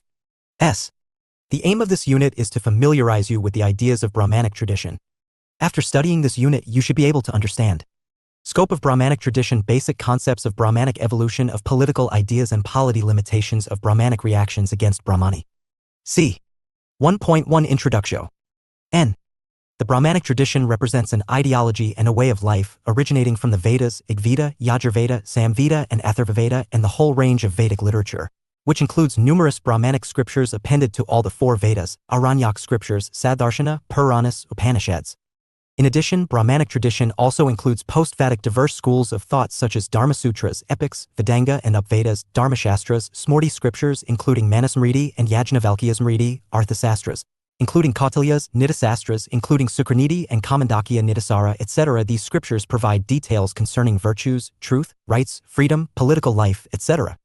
Brahmanic tradition is the central theme and belief of Vedic followers. Its thoughts and philosophical concepts were central to the rise to socio-religious beliefs, political conduct and polity in Indian political thought. Most of the inference and perception were put forward by the rishis/Brahmins, hence was named as Brahmanic. 1.2 Methodological Problem. During the long evolution of Brahmanic tradition, it is difficult to reach a consensus for periodization and historicity of texts. Vedas, also known as Shruti, were not available as text for a very long period. Similarly, as per one belief, Mahabharata was originally written as Bharat, then as Jayabharata, and lastly as Mahabharata. There are many projections of Ramayana followed in various parts of the subcontinent, making it difficult for identification and reading of primary texts and classical secondary commentaries of political purport and relevance. Issue of reading the texts in their appropriate historical and cultural contexts is Brahmanic. Another problem, as Indologists focus on internal reading of the texts while historians examine the political, social, and economic contexts. In the process, at times texts are devalued and denied autonomy from their contexts. Whereas students of political thought grant autonomy to the texts and their authors by lending them a universal appeal and abiding relevance. Issue of non-English vocabulary for political terms also has made indigenous Brahmanic texts as non-inviting for researchers of political science. For example, Sanskrit terms like Rajadharma, Rajyasasan, Dandaniti, Nidasastra, Arthasastra have been used for issues concerning political science. Loksantraya/Yogakshema/Sarvodaya include indigenous terms denoting welfare of all. Varda is reflective of means of livelihood and political economy. Hence, dealing with various disciplines of knowledge as branches of same roots and an absence of specified single text dealing with polity and political science in a holistic manner like Plato, Aristotle, Machiavelli, Locke, etc. The tradition invariably was treated as a school of metaphysics and failed to invite attention of Western and Oriental scholars of political science in spite of relevant content and milieu. Check your progress exercise 1. Note, I use the space given below for your answer. 2. Check your progress with the model answer given at the end of the unit. 1. Explain the major methodological problems in the study of the Brahmanic tradition. 1.3 Basic concepts. In the field of political philosophy, Indian thinkers, especially the Brahmanic thinkers, did formulate and develop a number of significant political concepts. Here, it is interesting to note that some of the fundamental concepts and ideas in the realm of political thought were formulated not by political thinkers but by metaphysicians and philosophers. Once the latter had given these concepts a broad and rich content, the former incorporated them in their own works. Such a process can also be detected in the history of Western political thought, especially with reference to the concepts like virtue, truth, justice, ideal life. 11. Rights and liberties. 1.3.1 Vedas as a source of knowledge. Traditions of the pre-colonia. L. The Brahmanic tradition has portrayed Vedas as the ultimate source of F. Indian politica. L. Knowledge. Manu considered the codes of the Vedas as one of the four R. Though. T. Characteristics of Dharma along with the Smriti scriptures, the Sadhakar, behavioral ethics, and the Atman, the inner soul. Kautilya referred to the four foundations of a polity as Triyi, the three Vedas, Ambikshaki, knowledge of Sankhya Yoga and Lokayata, Varda, the economy, and the Dandaniti. Considering as authoritative texts on Dharma, Vedas were treated as one of the four sources for setting legal controversies. Other sources included Vyavhar or evidence, Charit/Samstha or history and conduct of reputed persons, and Rajshasana or the royal edicts. 1.3.2 Brahm. A. The Vedic political philosophy provided us with the notions of Brahma and Kshatriya, which were gradually debated as the problem of the relative superiority of spiritual and physical, regal, powers. According to Martin Haug, Brahma signifies prayer. Rudolf Ruth holds that originally Brahma meant the volitional energy directed towards the gods and, later on, it acquired a religious meaning. Brahma, which is different from Brahman, refers to what grows. This term originated from the Sanskrit word brai, which means to grow. To Deussen, the term Brahma denotes human will striving to attain the absolute. Since the Vedic times, the Brahmaic tradition regarded human nature as a remarkable combination of the body and the soul, where man's body signifies his physical powers while the spirit or soul stands for his spiritual powers. Here, the preference has been given not to the materialistic and physical aspects of life, but to the meditative, absorptive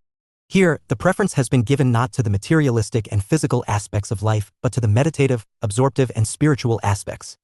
Accordingly, it was emphasized that man, being essentially divine, has the spark or ray of divinity which is shrouded by the blinding power of ignorance. Once this mask or veil of ignorance is lifted, the spirit in man shines in all its resplendence. 1.3.3 Kshatriya. A. Kshatriya, translated by Keith as sovereignty, has also been identified with absolute ruling power. In the general sense of dominion, rule or power as exercised by gods and men, and also in the sense of rulers, occurs frequently in the Veda and later literature. In later Samhitas, it denotes the ruling class as opposed to the priests, the subject people, and the servile class. A Kshatrapati is frequently mentioned as an equivalent of king. In some passages, Kshatriya corresponds to Rajanya or the Kshatriya caste. In the Brahmanas, the Brahmins were identified with the Brahma power and the Kshatriya with Kshatriya power. While the former could develop Kshatriya power and the latter could attain spiritual worth. As Rama and Krishna are credited with both the powers in the epics. Kautilya conceived the acceleration of the Kshatriya power by the Brahmin group as leading to the conquest of the unconquerable. 1. 2. Brahmanic. 1.3.4 Man, Vyakti. Brahmanic tradition highlights the sacred character of the individual human personality. The fundamental theme of Indian philosophical speculation is the spiritual nature of man. Man is regarded not only a social and political being, but, above all, essentially divine, the living being who has the spark of God. Almighty Paramatma in the form of his soul, Atma, who is also conscious of this sacred faculty and is, therefore, able to act accordingly to improve the quality not only of his own life but also of those who come into contact with him. And, since man is essentially divine, partaking of the characteristics and qualities of God himself, he is also basically good and benevolent. The underlying idea is that the human spirit is fundamental, and for its realization all social and political allurements and fears are to be transcended.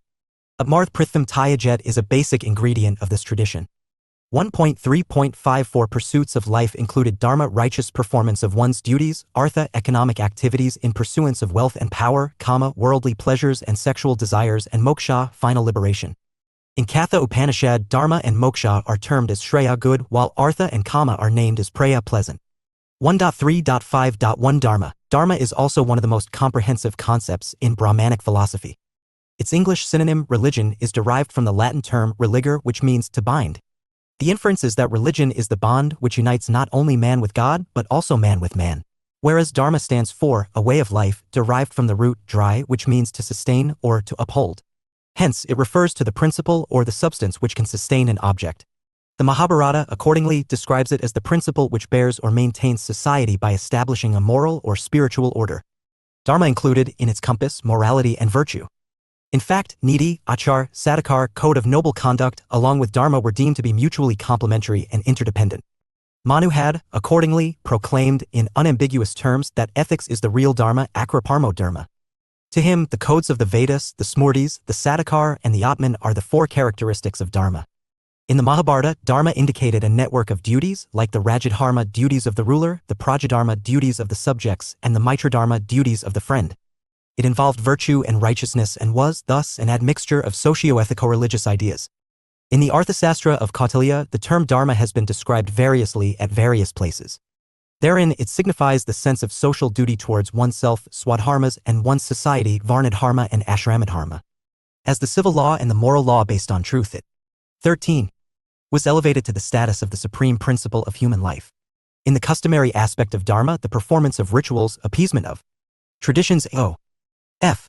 Numerous gods and goddesses, offering of deities altogether find detail. D. The pre-colonia. L. Illustrations in Vedic and post-Vedic literature.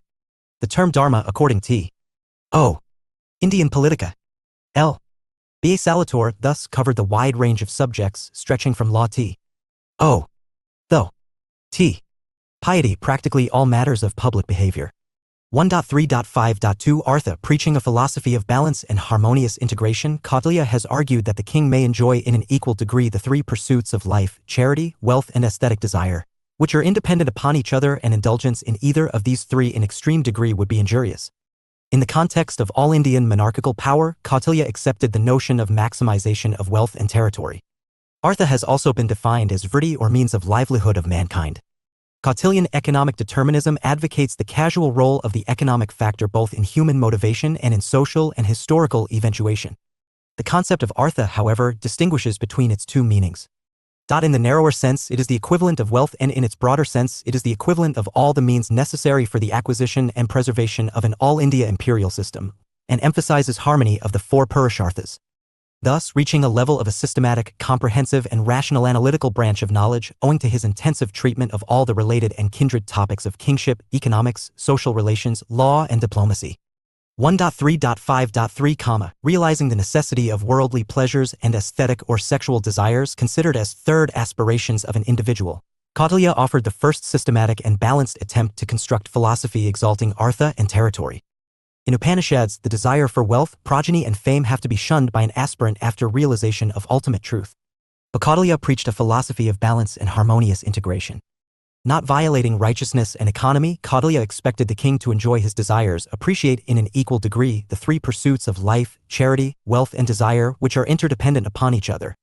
1.3.5.4 Moksha. Indian tradition looks at the individual as a living being who is an intrinsic part of the society and who, as such, is constantly striving to attain moksha, salvation or liberation from the cycle of rebirth by following the path of dharma, artha, and kama, i.e. by involving himself in the day-to-day social and economic activities. He is striving to attain perfection for himself to the extent it is attainable in common with others. And, in this respect, he is looked upon as a person who is more conscious of his duties than the one who is simply clamoring for his rights. Behind this conception was the conviction that man is the maker of his destiny and that, therefore, it is natural for him to dedicate himself wholly to the attainment of this objective. The individual thus becomes a part and parcel of such a social fabric. And it was in this overall context that the state was conceived as an agency-based O.N. 1. 4. Force in order to provide protection to all living beings, and the functions of the state were confined to strike a synthesis among four Purusharthas. The Brahmanic relationship between the king and his subjects was based, by and large, on the assumed reciprocity of duties. 1.3.6 Varna. The term Varna indicates the division of society into four major functional classes. It originated from the Sanskrit root vri, which means selection/adoption of activities/duties and their performance in accordance with one's virtues and capabilities. According to G.H. Mies, social, cultural, professional, or occupational, symbolic, and occult, these five conceptions have been the basis of Varna system. One finds various references to the origin of the social system. The Varna system was supposed to represent the principle of one in many. The Brahmins were concerned with knowledge, the Kshatriyas with courage and valor to provide protection to the weak, the Vaishyas with the satisfaction of necessities of life, viz. agriculture, crafts and trade, and the Shudras with service to the other classes. All the four Varnas were compared in Veda to different parts of the Purusha. Indian thinkers, however, failed to devise a mechanism whereby they could identify people in terms of their potential and arrange for their transmigration from one class to another. The Brahmanic scriptures proclaimed the supremacy of the Brahmins while giving importance to the performance of rituals and indicated the declining status of Vaishyas and the inferior status of the Shudras, which resulted in the predominance of Brahmins and decline of Veda's popular institutions of Sava, Samiti, and Vidith. A struggle for the supremacy between two Varnas, the Brahmins and the Kshatriyas, was reflected in the Upanishads. Both Ramayana and Mahabharata also accorded the same order of priority. While Ramayana acknowledged a cordial relationship amongst all the Varnas, the Mahabharata under Abhidharma acknowledged the adoption of professions of others than one's own. Dharma Sutras indicated a clear, more or less rigid, division of society with predominance of the Brahmins and inferior position of the Shudras, suspicion for Varna Sankara and punishments in accordance. Dharma Sutras indicated a clear, more or less rigid, division of society with predominance of the Brahmins and inferior position of the Shudras, suspicion for Varna Sankara and punishments in accordance with the Varna. Kautilya's Arthasastra expected the king to protect, preserve, and conserve the societal Varna system and provided for a system of law, danda, and bala, armed forces, on the basis of Varna. The Manusmriti voiced the predominance of the Brahmanas and issued strictures against the Shudras. 1.3.7 Ashrama. The word ashrama is derived from the root shrama, which means to exert. It, therefore, implies a place where one may perform exertions and also be the action of performing such exertions. The ashramas are four in number: I, the brahmacharya of a student; 2, the grihastha of a householder or married man; 3, the vanaprastha of retired life after abandoning the household responsibilities and attachments; and 4, sannyasa, complete renunciation. In the last two stages, man enlarges his area of action from the small family to the 15. Larger community and humanity. 1.3.8 Duties and rights. Traditions of the pre-colonia. The Indian concepts of duties and rights is different from its counterpart in the Indian Politica, liberal tradition of the West. In the Western tradition, the classic case was Start by John Locke, who thought that there are certain natural rights which are innate and therefore, no one can deprive us of those rights. Duties flow from the principle of mutuality. Brahmanic tradition, too, recognized the tension between the claims of the individual and the society as a whole. Firstly, connecting the individual to the concrete functions he performs in society, and secondly, by relating him to the cosmic process of which he is an integral part. Brahmanic thought accords the place of primacy to duties vis-a-vis the rights. As an individual is not only a member of the society and the state, but also of a number of voluntary associations. He has, therefore, to perform a variety of functions in relation to these associations of which he has chosen to be a member, expected to fulfill a confluence of duties, described as swadharma, varnadharma, ashramadharma, jatadharma, kuladharma, deshadharma, rajadharma, prajadharma, mitradharma. 1.3.9 Vart. According to Kautilya, Treyi, the structure and knowledge constituted by the three Vedas, Rig, Yajur, and Sama, and Vikshiki, the philosophical systems of dualistic Samkhya and Yoga and the materialistic philosophy of Lokayata. Varda, with origins in Rootvritti, meaning livelihood or profession and comprehending agriculture, cattle breeding and trade, and Danda, which is the mean to achieve Yogakshema, the welfare of all, are the four considered branches of knowledge.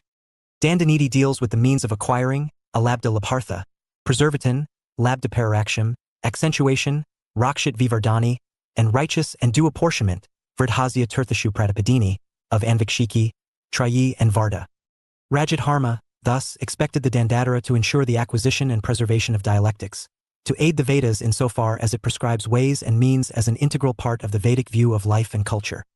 And, making a case for political economy, Kautilya's Dandatara aids Varda because both treasury, related to Varda, and punishment, Danda, are necessary for the control of one's own kingdom and those of the enemies. 1.3.10 Dand. Danda of the king symbolizes the authority. In the Satapatha Brahmana, the king is called a Dandya, symbolizing that he was beyond the reach of a staff, Danda. In Manusmriti, Danda signifies the kingly power, implying penal sanctions as a guarantee of the maintenance of peace and order. In a broader sense, Kautilya used Danda with the totality of means for the acquisition, preservation, growth, and distribution of resources, reflecting the totality of social and political interactions and relationships.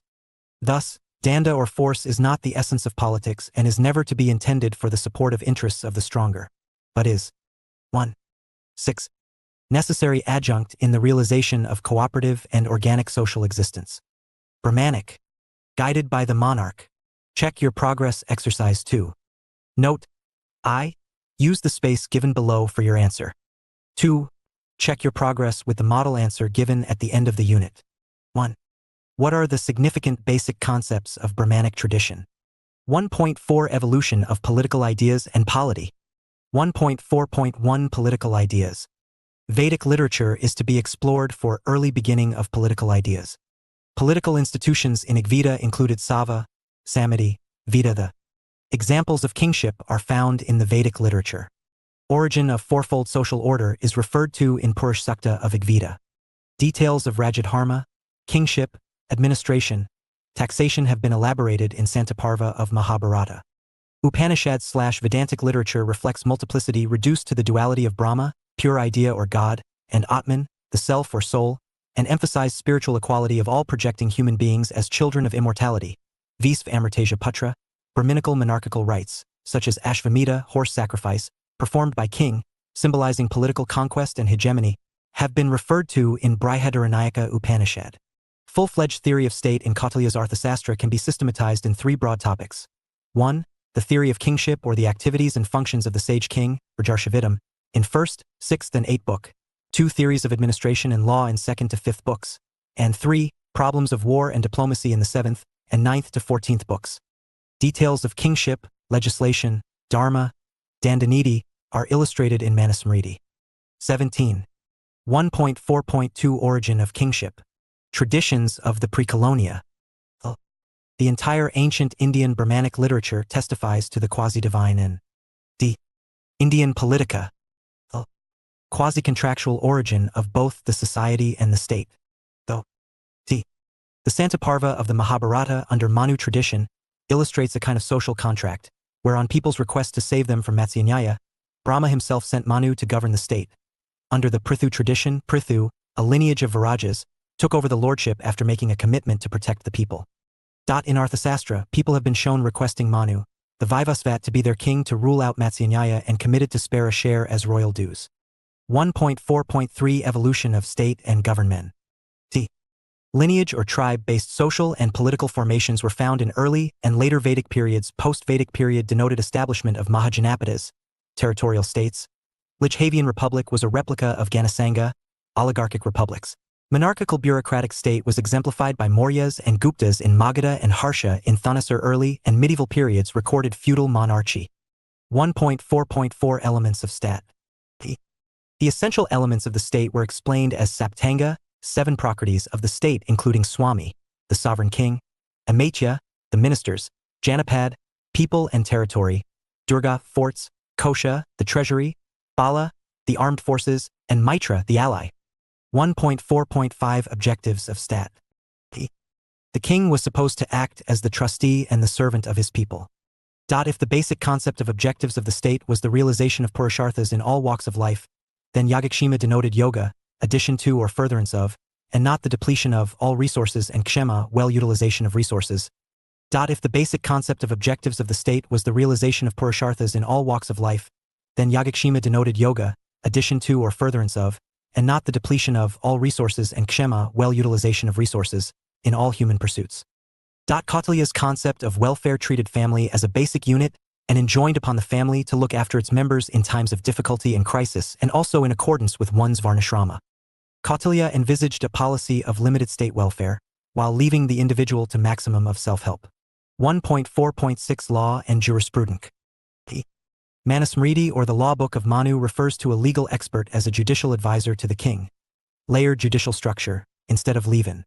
G. 1. The judicial administration to rationale of the king, define the system o. Jury, oath, evidence, punishment, etc. Brahmanic. Kautilya believed in 4 sources for setting a legal controversy. 1. Dharma, canon law. 2. Vyavahara, customary law. 3. Samstha, usages. And 4. Rajasasana, logical principles. In case of disagreement between institutional law and practice and authoritative texts on dharma, then the matter to be settled in accordance with dharma or truth. Kautilya was of the considered view that in case of conflict of interpretation, the king should himself decide the dispute and his interpretation is to be upheld as final. Like the Dharmasutras, Dharmashastras, and the Smritis, Arthasastra elaborated civil laws dealing with agreements, legal disputes, marriage, inheritance, debts, rules concerning slaves and laborers, cooperatives, purchase and sale, gifts, ownership, robbery, defamation, assault, gambling, betting, and other miscellaneous topics. 1.4.7 Administration. Brahmanic political thinkers tried to protect the interests of the people by recommending and bringing about decentralized administrative machinery. Several types of states like republics, oligarchies, diarchies, and monarchies were prevailing in India in ancient times, but eventually monarchy became the order of the day owing to various factors and causes. The classical theory of Indian kingship, however, illustrated the role of the king as an administrator and the promulgator of law. Since the king was not able to discharge the functions of the state single-headedly, for the development and welfare of the state, he had to depend and rely on his competent ministers, the departmental heads, and also on decentralized machinery of the administration including the provincial, divisional, and district administration along with town and village administration. 1.4.8 Principles of Taxation. Indian thinkers evolved excellent principles for taxation. The taxation was usually determined by the local customs and traditions. In the later times, however, when the samiti disappeared from the scene, governments would often impose high and arbitrary taxes. The state was to gather the taxes like the bee, which sucks the honey without damaging the flower. The trade and industry were to be taxed not on gross earnings, but on net profits. An article was not to be taxed twice, and the rise in taxation, when inevitable, was to be gradual. The grounds on which remissions were sanctioned and exemptions granted were also, as a rule, sound. The ancient Indian state was not merely a tax-gathering corporation, interested only in preserving law and order. It is surprising to find that the state in ancient India should have interested itself in a number of ministrant activities of the nation-building type, which are being undertaken by the modern governments only in relatively recent times. Private agencies, trade guilds, and state departments worked side by side to promote national welfare without mutual jealousies. The ideals of the ancient Indian state thus were all comprehensive. It sought to traditions promote the moral, material, aesthetic, and spiritual progress of the whole. The pre-colonia community. Human ideas about the progress in these different spheres go Indian politica changing from age to age, and it is no wonder that we may not be able to agra with all that the state in ancient India did or countenanced in order to achieve progress in this fourfold field. Nevertheless, in their description of finance, financial administration, town planning, and the organization of a vast bureaucracy to control the entire social, economic, educational, and religious activities of the people, Brahmanic scholars were in advance of their Greek and Roman contemporaries to a great extent. 1.4.9 Interstate relation. The foreign affairs, or the system of developing and preserving contacts between states, was fairly advanced in Brahmanic literature. The textual evidences provide very deep insight into foreign policy and diplomacy. Their views on the issues of war and peace, relevance of diplomacy, qualifications, duties, types, and immunities of diplomats reflect a sound principle of realism. Besides qualifications of the envoys, Indian scholars gave a serious thought on decay, stabilization and progress of state, essence of collaboration, nature of coordination between major powers and minor powers, pacts made by minor powers, diplomatic maneuvering, rule of war, strategy of peace, strategy of vulnerable states, acquisition of allies or resources, pact for colonization, pacts for construction and development, strategy for a rear enemy, restoration of lost balance of power, pacts. With powerful enemies, pacts and breaches of pacts, buffer states, neutral states, and confederation of states. Their realism had a great bearing on domestic policy, which formed a significant part in their scheme of statecraft. Some of the principles of interstate relations, as then practiced, were excellent even by modern standards. Though we do not have much information about interstate relations during the Vedic period, the later development in this sphere, in the sense of the management of interstate relations by negotiations, was remarkable and evolved theories and principles that hold the field even today. Check your progress exercise. 3. Note: I. Use the space given below for your answer. 2. Check your progress with the model answer given at the end of the unit. 1. Analyze the evolution of political ideas and political system in the Brahmanic tradition. 2.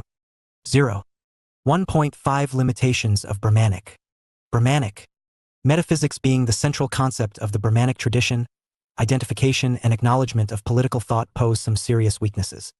Periodization and historicity of texts during long evolution of Brahmanic tradition. Identification of primary texts and classical secondary commentaries of political purport and relevance. Issue of reading the texts in their appropriate historical and cultural contexts.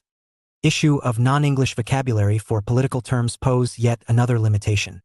Belief in the validity of Vedas as original and ancient most source of knowledge, belief in a creator or God and their incarnation, expecting ethical merit from ablutions, pride of birth-oriented caste, stratification of society, engaging in violence to be rid of sin, rituals concerning sacrificial violence. 1.6 Reactions towards Brahmanic tradition. Upanishads. Gradually, Brahmanism gave priority to the observance of a series of religious rites and performances. The complexities of religious observances made the priestly class or Brahmins the sole trustee of common man's religion. As a result, sages in later Vedic period roused to protest against the prevalent Brahmanic religion. Hence, Upanishads emerged as a renaissance against Brahmanic superiority and dominance. Jainism and Buddhism, against the traditionalism and dogmatic ritualism of the Brahmanic tradition, authority of Vedas, belief in gods and their incarnation, superiority of the Brahmanas, and to elevate the relative position of the Kshatriyas, a spirit protest and criticism emerged in the form of Sramana tradition, which includes Jainism and Buddhism. Islamic scholars as well as invaders reacted against stratified caste system. Islamic scholars as well as invaders reacted against stratified caste system said to have incited lowest strata of indigenous society to convert to Islamic fold. Taking advantage of administrative decline in feudal setups established Islamic feudatories in some parts of the subcontinent. During medieval period, birth-oriented casteism and compartmentalization of society was countered by Sufis and saints on one hand and Sikhism on the other. Brahmanic chauvinism was countered by reformers like Ramohun Roy, Vivekananda, Dayananda Sarasvati, etc. in the 19th century. 21. And also in 20th century by leaders of depressed classes, namely traditions O. F. Jyotirao Phule, Dr. Bhim Rao Ambedkar, etc. The pre-colonial Indian Politica. L. Check your progress exercise. 4. Thought note: I. Use the space given below for your answer. 2. Check your progress with the model answer given at the end of the unit. 1. Highlight the major limitation of the Brahmanic tradition. Point 2. Point out various reactions to the Brahmanic tradition. 1.7 Let us sum you. P. The Brahmanic tradition covers variety of schools of thought. During long evolution, periodization and historicity of texts, identification and reading of primary texts and secondary commentaries. Non-English vocabulary for political terms are some of the methodological concerns this tradition encounters. Its fundamental concepts and ideas, articulated by Brahmanic rishis and philosophers, included acknowledgement of Vedas as the primary source of knowledge, Brahma, Kshatra, nature of man, for Purusharthas, pursuits of life comprising Dharma, Artha, Kama, and Moksha, Varna, Ashrama, duties and rights, and Danda. If Purusharthas governed individuals' personal life, Varnashrama administered social and interpersonal relationships, Varda defined political economy, and Danda managed the whole gamut of polity.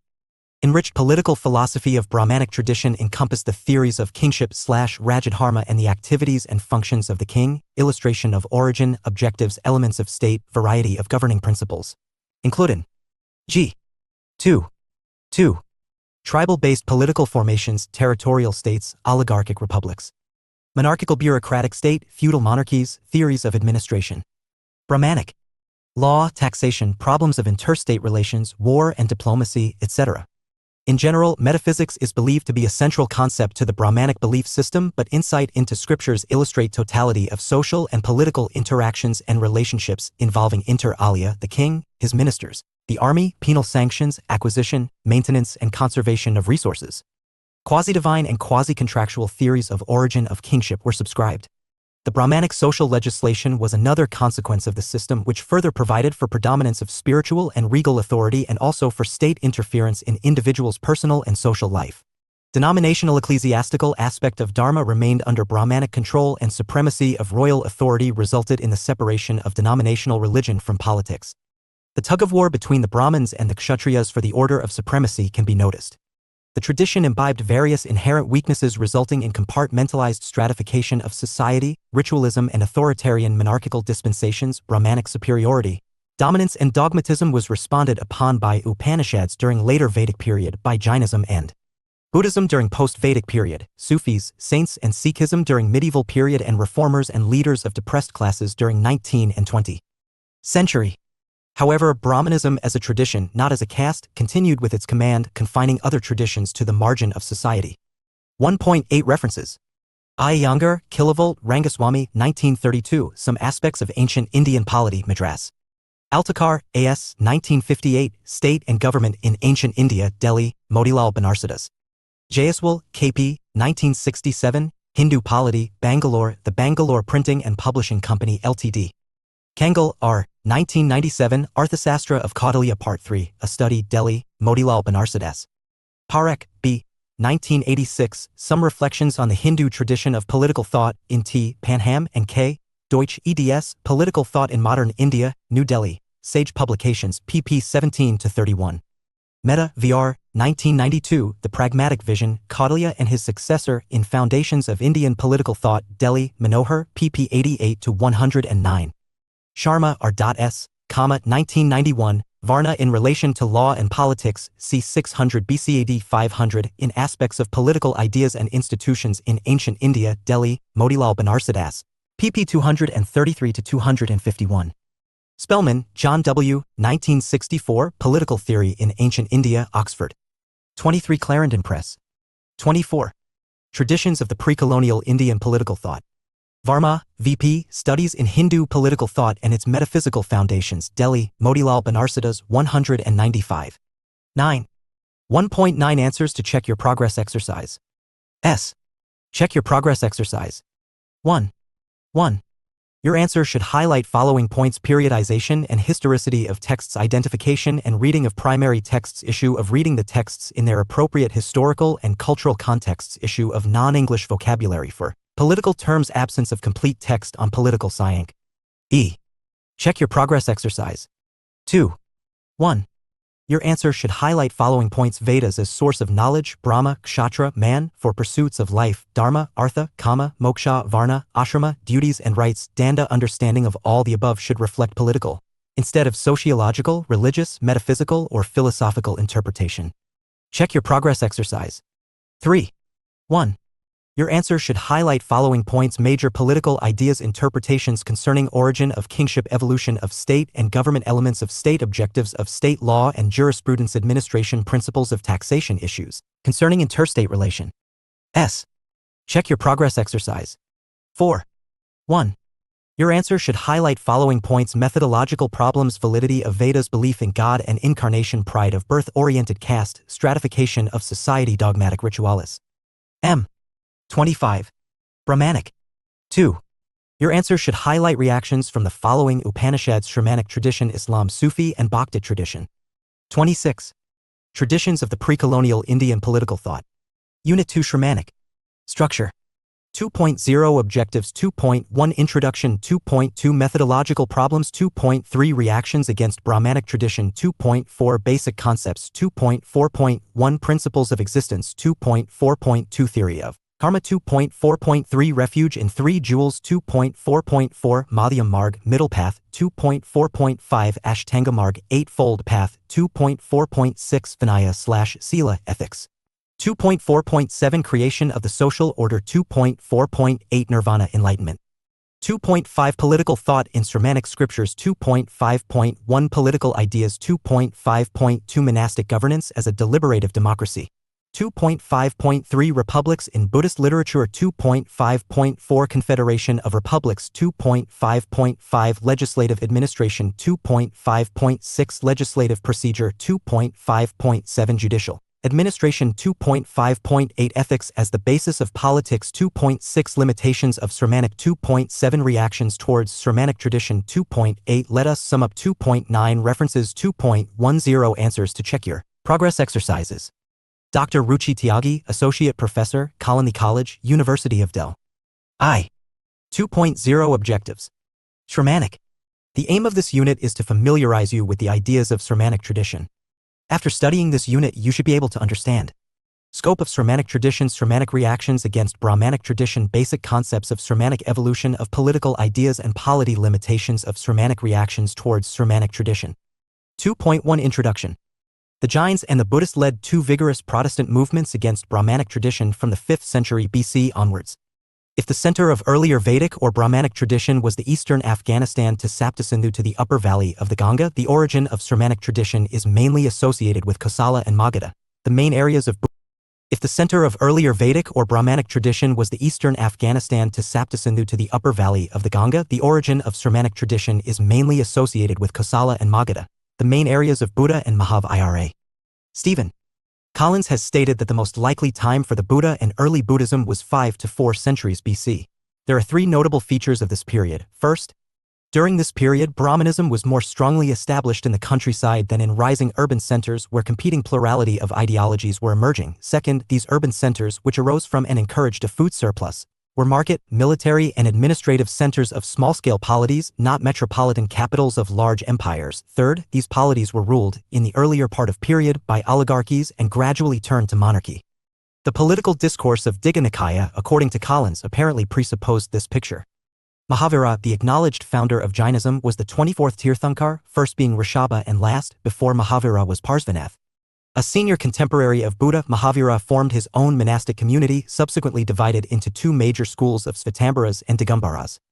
The Jain political philosophy was later explained by Jinasena, Adipurana, Hemakandra, Yagasastra, and Trishastasala Purushakarita, Somadeva, Nidavakyamrita, and Maratunga, Prabandha Chintamani, etc. In the Buddhist tradition, there are three great traditions: Theravada, Mahayana, and Vajrayana. The Veda, or the school of the elder monks, includes Tripitaka, 3 baskets, and Jataka tales. It is mainly found in Burma, Cambodia, Sri Lanka, Laos, Thailand, and Chittagong in Bangladesh. Tripitaka comprises Sutta Pitaka, Vinaya Pitaka, and Abhidhamma Pitaka. Sutta Pitaka is a compilation of Buddhist sermons delivered in Pali language. The dialogues of Buddha were collected during the first assembly just after his death, arranged according to their length, and translated into Sanskrit. There are 5 Nikayas or collections of 27 suttas, namely Aidaya Nikaya. There are 34 long suttas. It is most important. Traditions O.F. for political theory purposes. 2. Majjhima Nikaya. 3. Samyutta Nikaya. 4. The Precolonia. L. Anguttara Nikaya and V. Kadaka Nikaya. The Vinaya Pitaka contains Rule S. Indian Politica. L. and regulations of monastic life that range from dress code and dietary rules T. O. though T. prohibitions of certain personal conducts, whereas the Abhidhamma Pitaka mainly provides philosophical and psychological discourse and interpretation of Buddhist doctrine. Second, Mahayana, or the Great Vehicle tradition, originated in India and later spread to China, Korea, Japan, and Vietnam, etc. It coexisted with Confucianism and Taoism. The third, closer to Mahayana, also known as the Tibetan tradition, was called Vajrayana or Tantric Buddhism and believes in esoteric healing, deals with social activism and social transformation, and is prevalent in Bhutan, Mongolia, Nepal, and Tibet. In addition to these works written in Pali and in mixed Sanskrit, there are some Sanskrit works like Arya Sura's Jatakmala, Avago S. Sundarananda Kavyam, and Buddhacharita, and other later works. Finally, there is a Tibetan work on the life of Buddha, which is a Vinaya compilation. 2.2 Methodological problem. During the long evolution of Sermonic tradition, it is difficult to reach a consensus for periodization and historicity of texts. There is no agreement among the Buddhist scholars regarding the exact date of the Tripitaka work. A period ranging from 4th century BC to 4th century AD has been assigned to these works. The Jataka stories have been related to the royal missionary Mahinda's Mahendra journey to Ceylon during Asoka's reign in the middle of the 3rd century BC. These Jataka stories were known to the world through the translation from Pali into Sinhalese in the 5th century AD, making it difficult for identification and reading of primary texts and classical secondary commentaries of political purport and relevance. Issue of non-English vocabulary for political terms also has made indigenous Sramanic texts as non-inviting for researchers of political science. For example, Pali terms like Anna, command, Katiya, lord of fields, Adhipaka, lordship, Isariya, imposing sovereignty, exercised through Satharatna, 7 elements, and 2 wheels of Dhammacakka, wheel of law, Vinaya, and Anakaka. Wheel of command require basic understanding of Pali and Sanskrit term to appreciate their political connotations. Hence, dealing with the various disciplines of knowledge as branches of same roots and an absence of specified single text dealing with polity and political science in a holistic manner, like Plato, Aristotle, Machiavelli, Locke, etc., the tradition invariably was treated as a school of metaphysics and failed to invite 8. Attention of Western and Oriental scholars of political science in spite of relevant Sramanic content and milieu. Check your progress exercise 1. Note: I use the space given below for your answer. 2. Check your progress with the model answer given at the end of the unit. 1. Explain major methodological problems in the study of Sramanic tradition. 2.3 Reactions against Brahmanic tradition. Both Jainism and Buddhism were critical of the Brahmanic tradition. The Buddha countered the popular belief in the validity of Vedas as original and ancient most source of knowledge. Confronted with the religious pluralism of the times, he acknowledged every form of rival religious beliefs as a possessor of some degree of truth.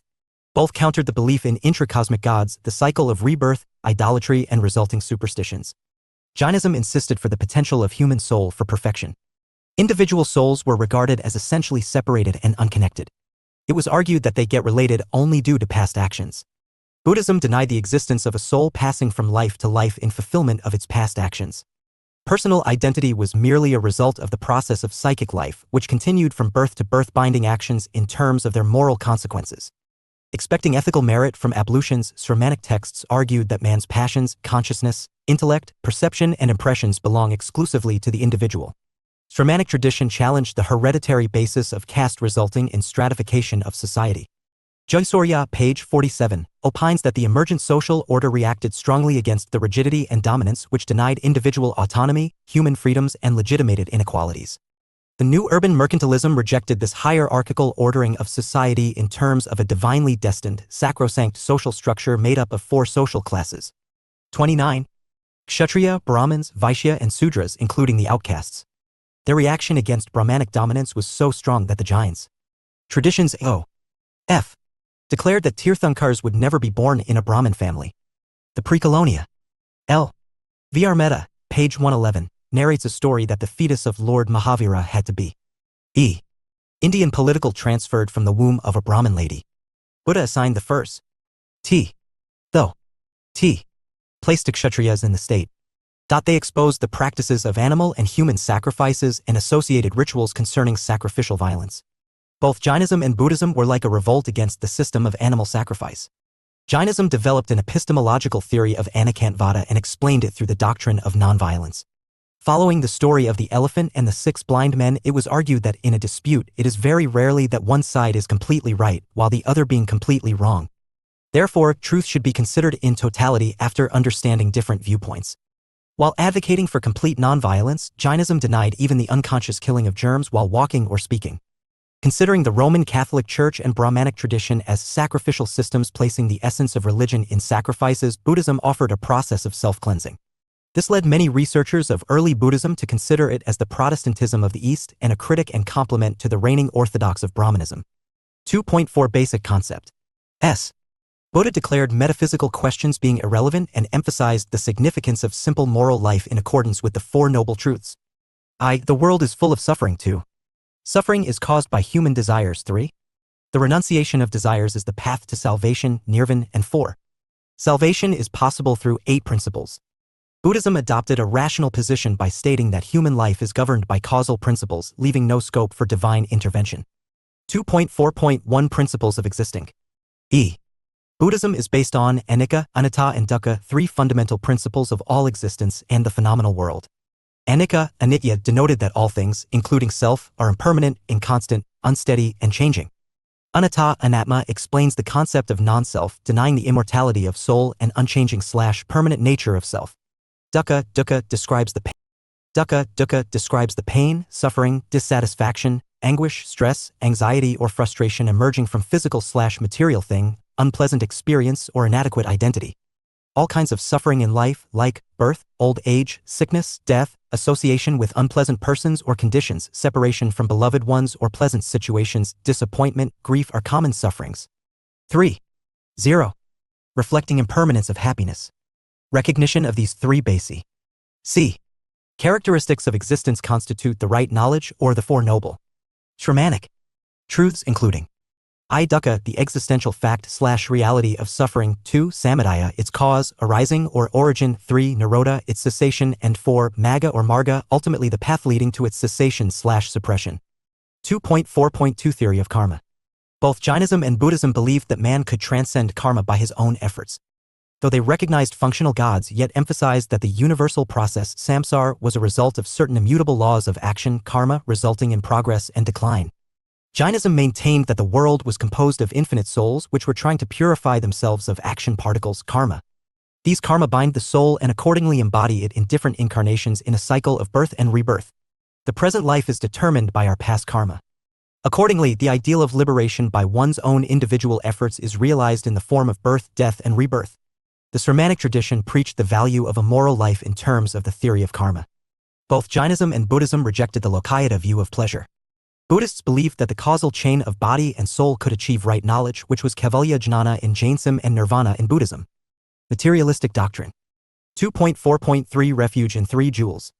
Jainism recommends the path of three jewels, Triratna, right reverence, Shraddha, 2. Right knowledge, Nan, and 3. Right conduct, Sadhakar, in order to enable the individual to attain nirvana, deliverance. It also underlines the virtues of ahimsa, nonviolence, aparigraha, non-possession, understanding, equality, service, sanyam, self-restraint, tapa, penance, and oneness in all living things. It comprises a powerful force for coexistential outlook and reflects an attitude of universal love for all living beings, sympathy and compassion towards those in distress, and tolerance towards those in opposition. Thus, the Jain prayer enjoins, Lord, I commit myself to communion with the Atman, abjuring the mental outlook, speech or deed that interferes with the oneness of all living beings.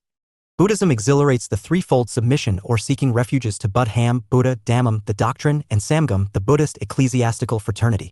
In its moral aspect, it stood for sila, modesty, samadhi, concentration or meditation, and pragya, wisdom, the pursuit of which could ultimately lead one to nirvana, salvation. 31. Traditions of the pre-colonial. 2.4.4 Madhyam Marg, middle path. Indian political thought. If Jainism subscribed to the extreme path of self-denunciation, sacrifice, and asceticism, Buddhism advocated for non-extremism or a path of moderation, avoiding the extremes of self-indulgence on one hand, and self-mortification on the other. 2.4.5 Ashtanga Marg, eightfold path. The three basic categories of human action encouraged eightfold middle path where pragya, wisdom, includes right view, samaditthi/drishti, and right intention, samasankappa/sankalpa. 2. Sila, ethical conduct/modesty. Comprises right speech, samavaka/vacha, right action, samakamanta, and right livelihood, sama-ajiva, and 3. Samadhi, concentration/meditation, comprehends right effort, samavayama, right mindfulness, samasati, and right concentration, samasamadhi. 2.4.6 Vinaya/Sila, ethics. Jainism emerged initially as a system of religious thought with a distinct philosophy of its own. In the process of its evolution, it was deeply influenced by the Hindu philosophical tradition. Jainism suggests 5 vows for the realization of absolute happiness or sukha. Ahimsa, nonviolence in thought, word and deed. 2. Satya, pursuit of truth and avoidance of falsehood. 3. Asteya, satisfaction with whatever one possesses and avoidance of stealing. 4. Brahmacharya, celibacy and to be content with one's own wife. And aparigraha, to limit one's possessions. These vows are prescribed not only for the ascetic but also for the discipline of Anyavrata. The 5 precepts, mandatory for all Buddhists, defining the Vinaya Code or the monastic code include Collins, pages 25 to 26. A. He cannot intentionally deprive a living thing of life, ahimsa. B. He cannot take what is not given, intending to steal, asteya. C. He cannot have sex, brahmacharya. D. He cannot tell a conscious lie, satya. E. He cannot enjoy objects of desire, making a store, aparigraha. Buddhist tradition stood for sila, modesty, samadhi, meditation. 32. And pragya, wisdom, the pursuit of which could ultimately lead one to nirvana, salvation. It denoted moral purity of thought, word, and action. Shramanic including satya, truthfulness, ahimsa, nonviolence, asteya, non-stealing, brahmacharya, refrain from sensual misconduct, and madhyavamukta, refrain from intoxicants. 2.4.7 Creation of the Social Order. UN Ghoshal argues that IGNOU Sutta challenges the Vedic ideas on divine creation of the social order while suggesting that the division of people in society is based upon need and convenience rather than any hierarchical division. In other words, the division in the social order with precedence to Kshatriya over Brahmin is based upon functional performance of activities by the groups and not determined by Varna model. If Brahmanical king ideally maintained the Varna division in the social order, the Buddhist king's primary task was to maintain a social order in which the property and family of individuals are protected in accordance with Dhamma. 2.4.8 Nirvana Enlightenment. Jainism believes that man is a slave to pleasure of senses with no end to its accumulation. This leads to attachment of karmic particles which, in turn, lead to infinite cycles of life and death. The search for self-knowledge and self-realization is the only way to transcend this world and attain liberation. For Buddha, nirvana or nibbana is magga, the path to the cessation of dukkha. Buddha calls it majjhima padapada, the middle path, as it seeks to avoid extremes of pleasure of senses and self-mortification and leads to enlightenment or nirvana. Check your progress exercise 2. Note, I use the space given below for your answer. 2. Check your progress with the model answer given at the end of the unit. 1. Explain the Sramanic reactions against the Brahmanic tradition. 33. Traditions of 2. What are the significant basic concepts of the Sramanic tradition? The pre-colonial Indian political thought. 2.5 Political thought in Sramanic scriptures. 2.5.1 Political ideas. Jain idealism primarily implied plurality of souls, emphasized experience in material universe, portrayed ideal king as puritanical character, reformist legislation aiming at charity and welfare of people. VR Mehta is of the view that in the beginning, Jainism was a non-political but not anti-political doctrine. It did not contain any political statement of individualism or human equality. Even democratic ideology was wholly absent from it. Since it regarded the world as a bondage, the whole emphasis was on man's efforts to gain salvation by practicing sacrifice and penance. Jain canonists like G. Sena supported the patriarchal origin of the state and asserted that the state is a cause of grief, a harmful drug which has to be taken as a necessity. Mehta, page 117, quoting G. Sena, says that even the king should try to get rid of it as soon as possible. Politics may provide happiness in this world but cannot assure happiness thereafter. But Jainism reconciled itself to the necessity of politics, resulting in 2 finest pieces on statecraft, Hemchandra's Yagosastra and Sandeva's Nidavakyamrita. Buddhist vision imbibed reformist stance towards ritualistic and aristocratic features of early Vedic period, the origin and evolutionary nature of state in Daya Nikaya, projection of king as Mahasamat, Katiya, Rajan. Asoka's Dhamma depicted the earliest all-inclusive ideology of state and civil society. References of Anna, Ga, and republics in Buddhist literature denoted the republican trends. Buddhism is primarily understood as a religious and philosophical concept, while it is equally concerned with the mundane and transcendental world. Scholars like S.J. Tumbia were convinced that king enjoyed significant status in Buddhist philosophy, whereas others like Max Weber considered it apolitical. There are scattered references to power and kingship in Pali scriptures, but there is no direct theory supporting these references. B.K. Gokhale has outlined the evolution of Buddhist thinking on the origin and development of the state as outlined in IGNOU Sutta, details given in Unit 9. 34. 2.5.2 Monastic governance as a deliberative democracy. Sramanic. The monastic community or Samga was governed and regulated by a well-formulated code of conduct called the Vinaya. It was an integral part of the Buddhist compilation enlisting rules and procedures governing the structure and functioning of the monastic community. Accordingly, the Brotherhood of Monks relied on the democratic foundations where a code of law used to govern their conduct. The social status or the seniority of monks was decided on the basis of date of ordination. Their interpersonal relations were based on an equalitarian liberal culture having no formal hierarchy or dynastic favoritism. In individual life, monks were expected to shed greed, hatred, delusion, folly, conceit, and ignorance. They were to live with communal property and bare minimum private possessions and in communal harmony. They were to be careful, compassionate, and responsible towards the wider society of lay persons who cater to community in meeting their daily chores. This monastic governance had many similarities with the features of statecraft existing in the self-governing confederacies and republics rather than the large monarchical kingdoms like Kosala and Magadha. If the monarchical kingdoms were led by Brahmanic notions of a divinely sanctioned superior class of rulers, the self-governing confederacies were guided by the humanistic Buddhist ethics and skillful democratic form of conflict resolution. 2.5.3 Republics in Buddhist literature. In Buddha's times, two forms of government existed in the Gangetic Plains in northern India, republican and monarchical in competition with each other. The trend was to increase the size and power of monarchy at the cost of republics. Government by discussion was the keystone of a republican form of government. According to Mahabharata, 5 republican people, the Andhakas, the Vrishnis, the Yadavas, the Kakuras and the Bhojas, formed themselves into a confederation and Krishna was made the confederate president. Each of the constituent states of the confederation appeared as an autonomous unit under its own chief called Ishvara, master or lord. Panini has referred to Ayodhyajivi, living by arms republics. Bhandarkar has placed Panini before Buddha.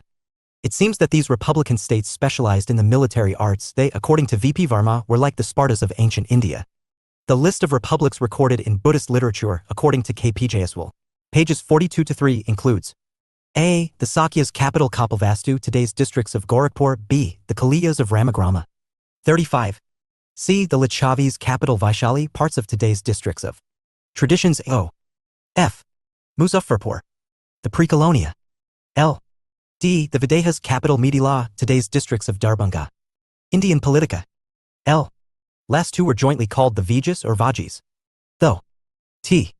E. The Mallas from the districts of Gorakhpur to that of Champaran, divided into 2 units with their capitals at Kusinara and Pava. F. The Mauriyas of Pipilavana. G. The Bulis of Alakappa, neighbors of the Mallas of Kusnagara.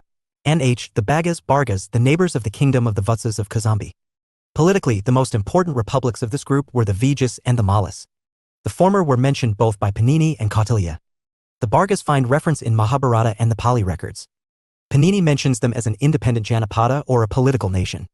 Jaiswal has interpreted a sutra of Panini reflecting the existence of the bicameral system in some of the republics.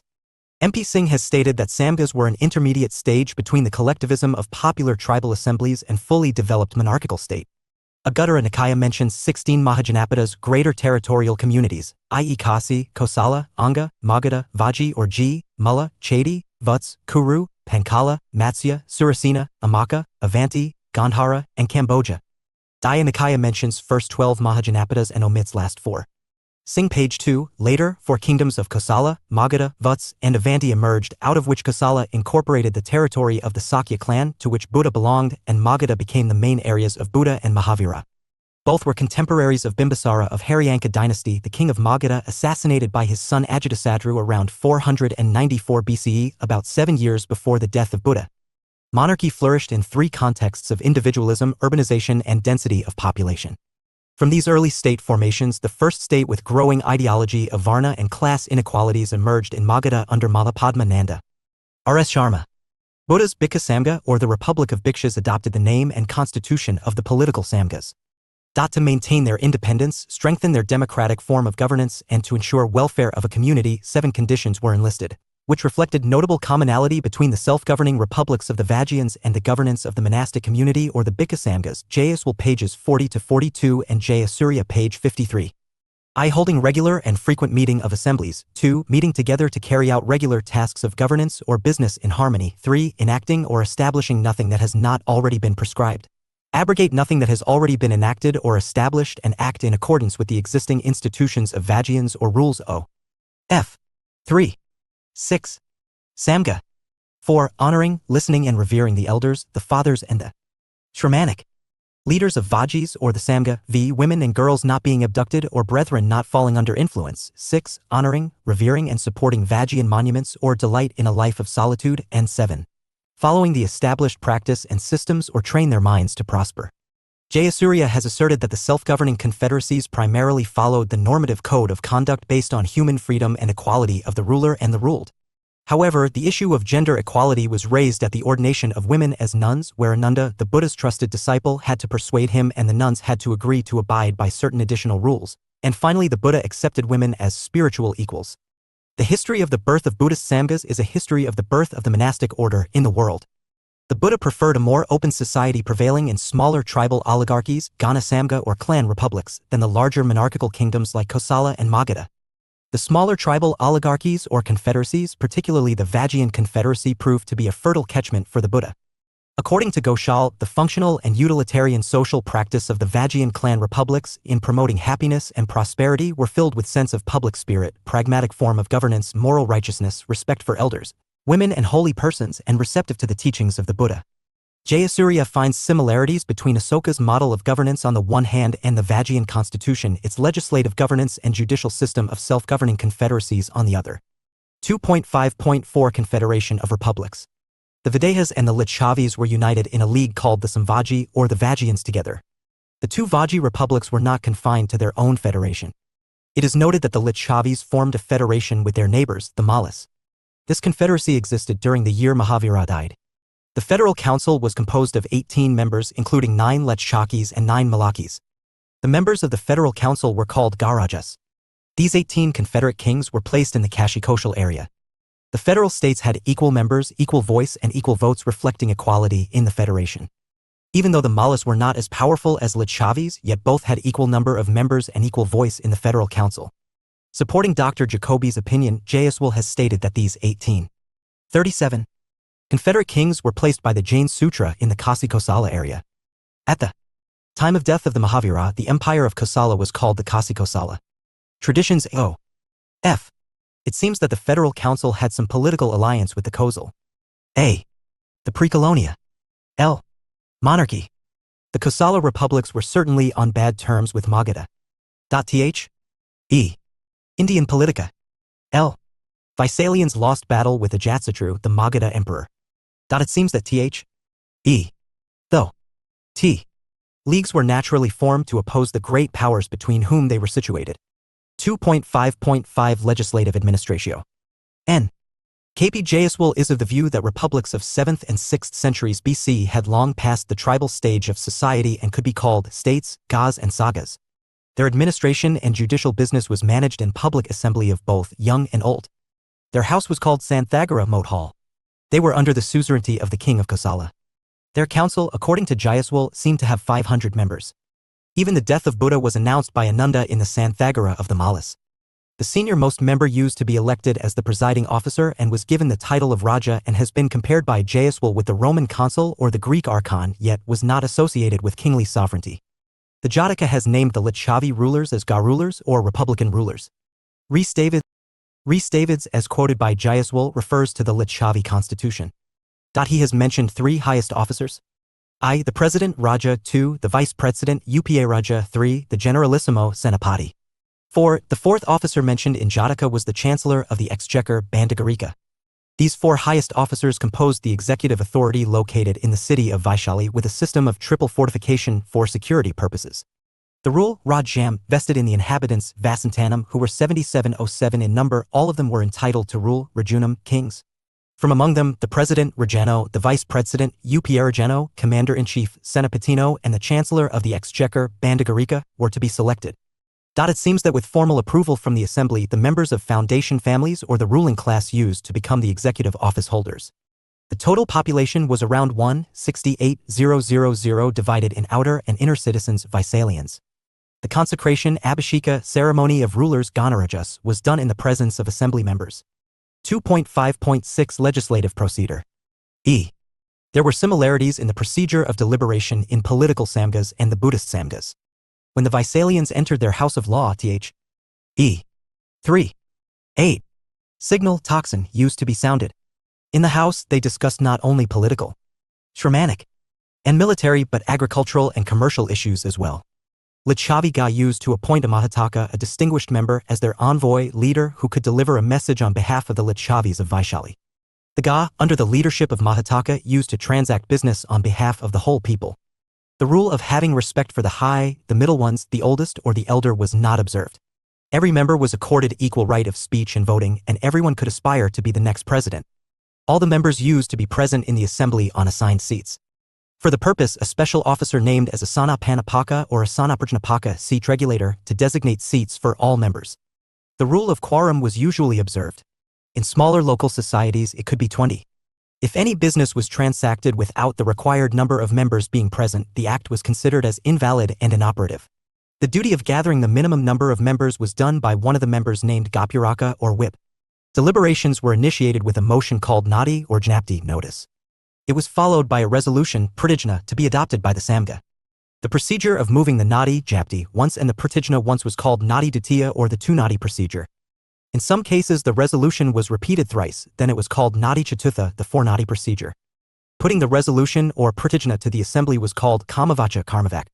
But if the nadi was moved and no pratijna was formally put, or if the resolution was proclaimed and no nadi had been moved, the act was to be treated as invalid. Similarly, as act requiring a nadi chaturtha could not be lawful if the motion was not moved for the prescribed number of times.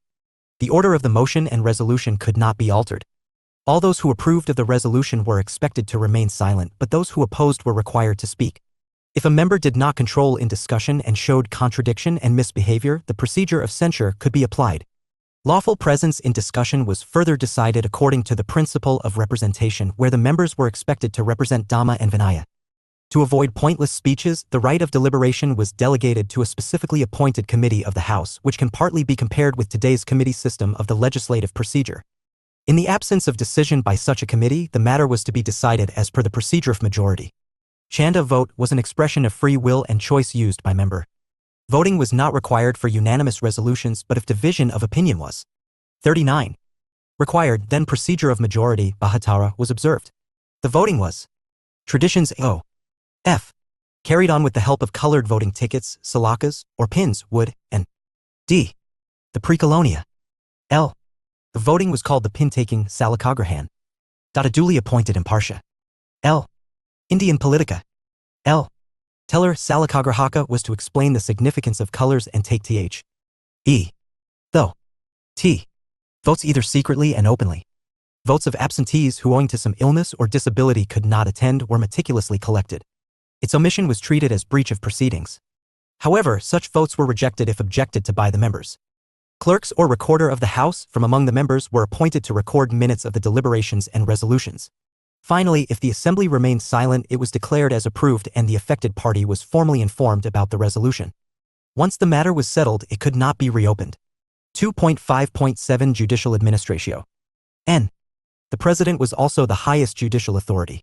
There could be a judicial minister who could be an outsider or a paid officer.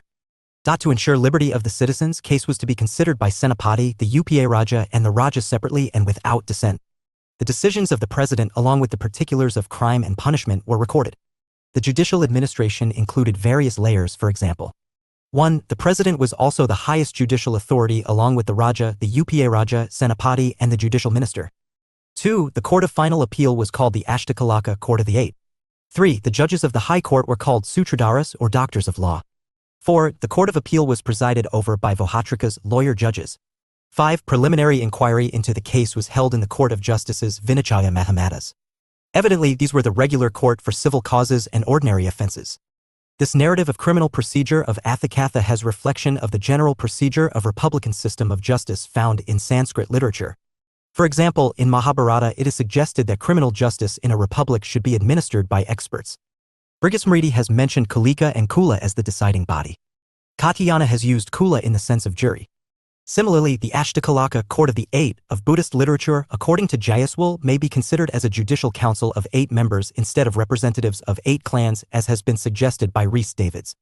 4.0. It seems that Buddha himself was well familiar with the working system of Shramanic republics and adopted the same for the benefit of his own order, the Dhammasamga, while adopting the republican constitution. The liberal culture of the Gana Samgas or tribal republics had notable parallel in the monastic community or the social organization. Jayasurya opines that this deliberative democratic form of governance was supportive to maintain plurality of discourse and was similar to the Socratic method of dialogue than the prescriptive dialogue approach of the Brahmanic code. Irreconcilable dissent recorded in some of the councils of monastic fraternity, e.g. the Third Council during the reign of Asoka, led to cordial agreement to differ and formation of different sects. 2.5.8 Ethics as the basis of politics. As the state grew in size and structural and functional complexities with the rise of Nandas and Mauryas after Buddha, the concept of the reason of the state was gradually theorized. The morality of state was differentiated from the morality of individual. Chandragupta, the founder of Maurya dynasty, is said to have embraced Jainism, and Asoka, his grandson, espoused Buddhism and adopted Dhamma as an instrument of state policy. Referring to the relationship between moral and political values, V.P. Varma has mentioned 4 important Indian schools of thought during the ancient period. First, in Ramayana of Valmiki, the school of Rama advocated a synthesis of political and ethical values. Secondly, the school of Buddhism attributed supremacy to moral values. Thirdly, the school of the Bhagavad Gita inculcates the legitimacy of violence. Fourthly, the Arthasatra of Kautilya advocated the subordination of means to ends. Vir Mehta is of the view that while Mahabharata assigned importance to connecting morals with experience in the establishment of order in the state, Buddhist texts emphasized the absolute value of nonviolence and other moral principles in the governance of society. It did not recognize the autonomy of public or political morality.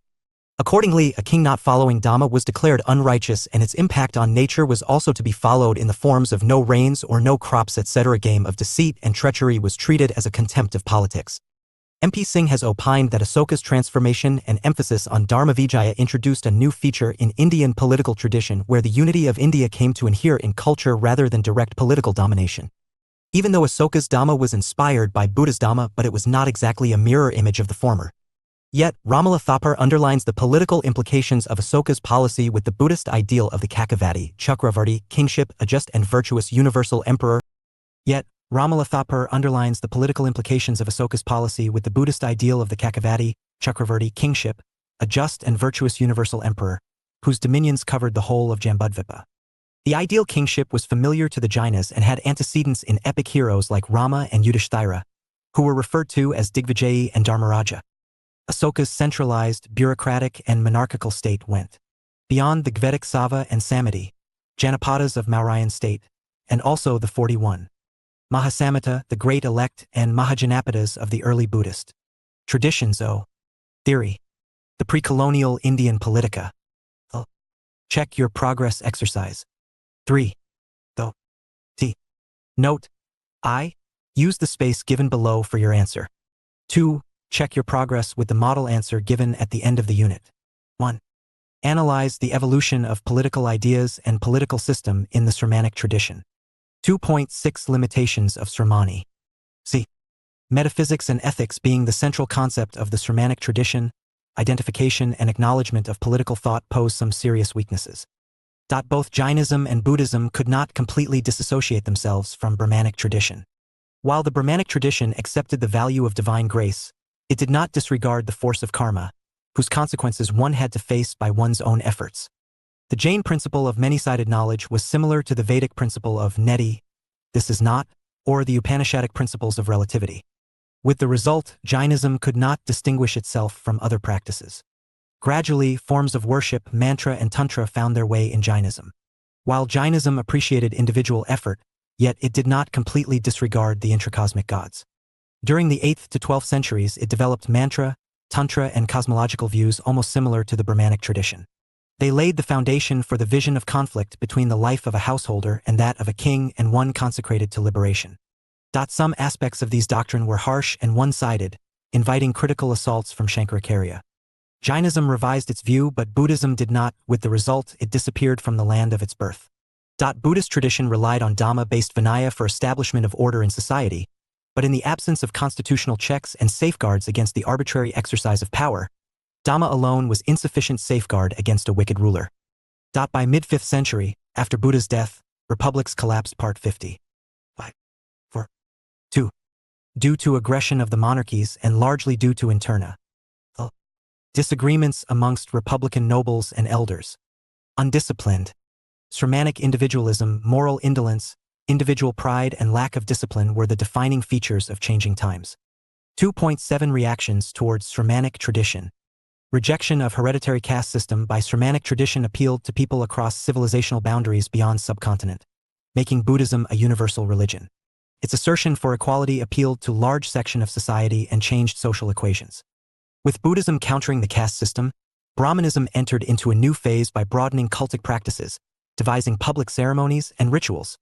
With initial spread of Buddhism, Brahmin hold over low castes got weakened, and gradually, Hinduism began to be formulated as it is practiced today. Opposing Buddhism, Shankaracharya led the movement for revival, reform, and unification. With various religious movements, from Jainism and animism to atheism, coming under the umbrella of Hinduism, Buddhism was wiped out from the land of its birth. The subsequent decline of the Mauryan state finally paved the way for beginning of the feudal state and Islamic state in the historiography of state in India. Check your progress exercise 4. Note. I. Use the space given below for your answer. 2. Check your progress with the model answer given at the end of the unit. 1. Highlight major limitations of the Sramanic tradition. 2. Point out various reactions towards the Sramanic tradition. 43. 2.8 Let us sum up. Traditions of the pre-colonial. The origin of Sramanic tradition is mainly associated with Kosala and Magadha. Indian political. The main areas of Mahavira and Buddha. During long evolution, periodization, thought, and historicity of texts. Identification and reading of primary texts and secondary commentaries. Non-English vocabulary for political terms are some of the methodological concerns this tradition encounters. This tradition emerged as a reaction against and reform of the prevailing Brahmanic tradition, but could not escape the influence thereof. Its fundamental concepts and ideas, articulated by Mahavira and Buddha and compiled by their disciples, believed in anicca, anatta and dukkha as three fundamental principles of all existence and the theory of karma. If Jainism believed in triratna of Shraddha, Nan, and Sadakar, Buddhism subscribed to submission to Buddham, Dhammam, and Samgam. While preaching for eightfold middle path, it encouraged Vinaya/Sila, ethics, for attainment of nirvana or enlightenment. In Buddha's contemporary times, two forms of government existed in the Gangetic plains in northern India, republican and monarchical, in competition with each other. The adopted constitutional procedures were based on democratic non-authoritarian style of governance, communal deliberation, honoring fraternity, cooperation and equality, face-to-face negotiation, regular meetings, participatory and accommodating free and frank debate and discussion among equals, rational inquiry, encouragement to a dispassionate and critical attitude, majority opinions in decision-making, accommodating differences of opinion and dissent without imposing majoritarian decisions. There reflected a consensus in collective decision-making arrived at in accord with constitution of the community, code of conduct rules, conventions and form of practice. Buddhist texts emphasized the absolute value of nonviolence and other moral principles in the governance of society. It did not recognize the autonomy of public or political morality. 2.9 References. Banyopadhyaya, Narayan Chandra, 1927, Development of Hindu Polity and Political Theories, Part 1, Calcutta, R. Bombay and Company. Chakravarti, Uma, 1996, The Social Dimension of Early Buddhism, New Delhi, Munshuram Manoharlal Publishers. Collins, Stephen, ed. 2001, Aganasutta. An annotated translation, New Delhi. Sahitya Academy, pp. 44-49. S. Collins, 2001, General Introduction, in Aganasutta. The Discussion on What is Primary, an annotated translation from Pali. Delhi, Sahitya Akademi, pp. 1-26. 44. Dialogues of Buddha, Daya Nikaya, 1899-1921, translated by T.W. Sramanic. Rhys Davids, 3 parts, London, Oxford University Press. Ghoshal, Upendranath, 1966, A History of Indian Political Ideas, New York, Oxford University Press. Gokhale, Balkrishna Govind, 1994, New Light on Early Buddhism, New Delhi, Popular Prakashan Private Ltd. The Early Buddhist View of the State, Journal of the American Oriental Society, Volume 89, No. 4, October Dec 1969, pp. 7-3, 89, No. 4, October Dec 1969, pp. 7-3-1-738. Available at http://www.jstore.org/stable/596944. 1966. The Early Buddhist View of the State, The Journal of Asian Studies, Volume XXVI, 1, pp. 15-22. Jaisurya, L. Buddhism, Politics and Statecraft, International Journal of Buddhist Thought and Culture, September 2008, Volume 11, pages 41-74, available at /vol 103 loxiri% 20 jayasuriya.pdf, accessed April 19, 2013. Jayaswal, K.P., 1967, Hindu Polity, Bangalore, Bangalore Printing and Publishing Co., Ltd. Keith, A.B., 2007, Religion and Philosophy of the Veda and Upanishads, Delhi, Motilal Banarsidass Publishers. Law, Narendranath, 1921, Aspects of Ancient Indian Polity, Oxford, Clarendon Press. Mehta, V.R., 1996, Foundations of Indian Political Thought, New Delhi, Manohar. Amved, Gail, 2001. The Buddha as a Political Philosopher, Economic and Political Weekly, May 26. Paul, James, 2003. Development in Early Buddhist Concept of Kama/Karma. Delhi, Munshiram Manoharlal Publishers. Sharma, R.S. 1989. Origin of the State in India. D.D. Kosumbi Memorial Lecture. 1987. Bombay, University of Bombay Publication. Singh, Mahendra Prasad, 2017. Dhamma, Buddhas and Asokas. In Himanshu Roy and Mahendra Prasad Singh, eds. Indian Political Thought. Themes and Thinkers. Noida, Pearson. 45. 46. Traditions of the Pre-Colonial Indian Political Thought. Thapar, Ramala. 1997. Asoka and the Decline of Mauryas. Delhi, Oxford University Press. Revised edition with new foreword. Pages 14450. Verma, V.P. 1974. Studies in Hindu Political Thought and its Metaphysical Foundations. Delhi Motilal Banarsidass. 2.10 Answers to check your progress exercise. Check your progress exercise. 1. Your answer should highlight following point. Periodization and historicity of texts, identification and reading of primary texts, issue of non-English vocabulary for political terms, absence of complete text on political science. Check your progress exercise. 2. 1. Your answer should highlight following point. Belief in the validity of Vedas, belief in intracosmic gods, hereditary basis of caste system, supremacy of Brahmins, practices of animal and human sacrifices and associated ritual. 2. Your answer should highlight following point. Principles of existence, theory of karma, refuge in 3 jewels, Madhya Marg, middle path, Ashtanga Marg, eightfold path, Vinaya/Sila, ethics, creation of the social order, nirvana, enlightenment. Check your progress exercise. 3. 1. Your answer should highlight following points. Monastic governance as a deliberative democracy, republics in Buddhist literature, confederation of republics, legislative administration, legislative procedure. 47. Sramanic, judicial administration, ethics as the basis of politics. Check your progress exercise. 4. 1. Your answer should highlight following points. Identification and acknowledgement of political thought could not completely disassociate themselves from Brahmanical tradition. Disappearance of Buddhism from the land of its birth. Vinaya not an alternative for constitutional checks and safeguards. Weakness of republics. 2. Your answer should highlight following points. Spread of Buddhism beyond Indian subcontinent, efforts for modification and reform of Hinduism. Shankaracharya's efforts for revival and unification. Decline of the Mauryan state and beginning of the feudal state and Islamic state. 48. Traditions of the Pre-Colonial Indian Political Thought. Unit 3 Islamic. Structure.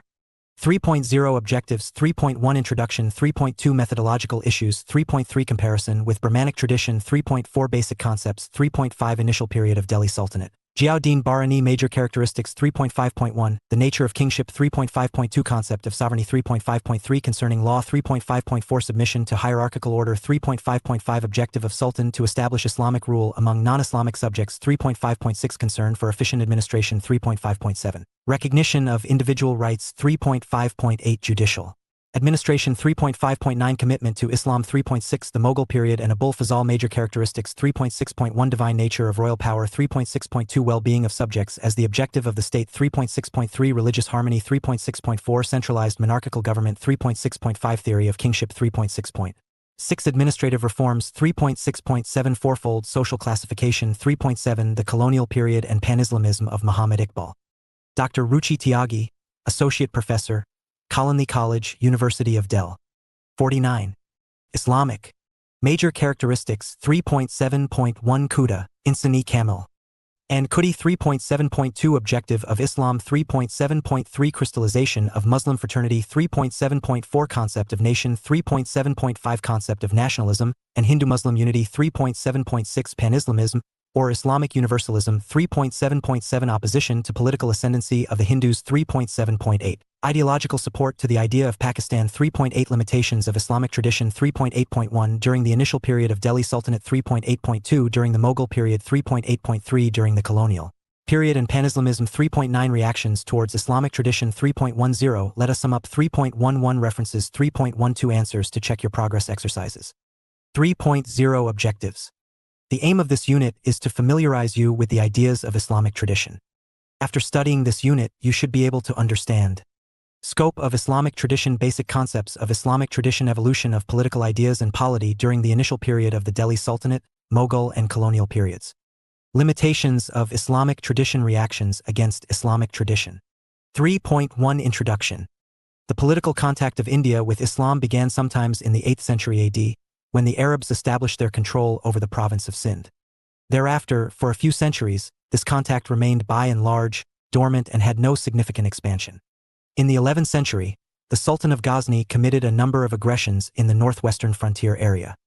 It was in the 12th century that the king of Ghori committed 2 aggressions and laid the foundations of Muslim rule in India. Thereafter, in 1206, an independent sultanate was established in Delhi. The Islamic State continued to flourish from the 18th century until the advent of the British in India. The Islamic tradition in India has primarily been the journey of political Arabic traditions. Islam in India that had 3 main features.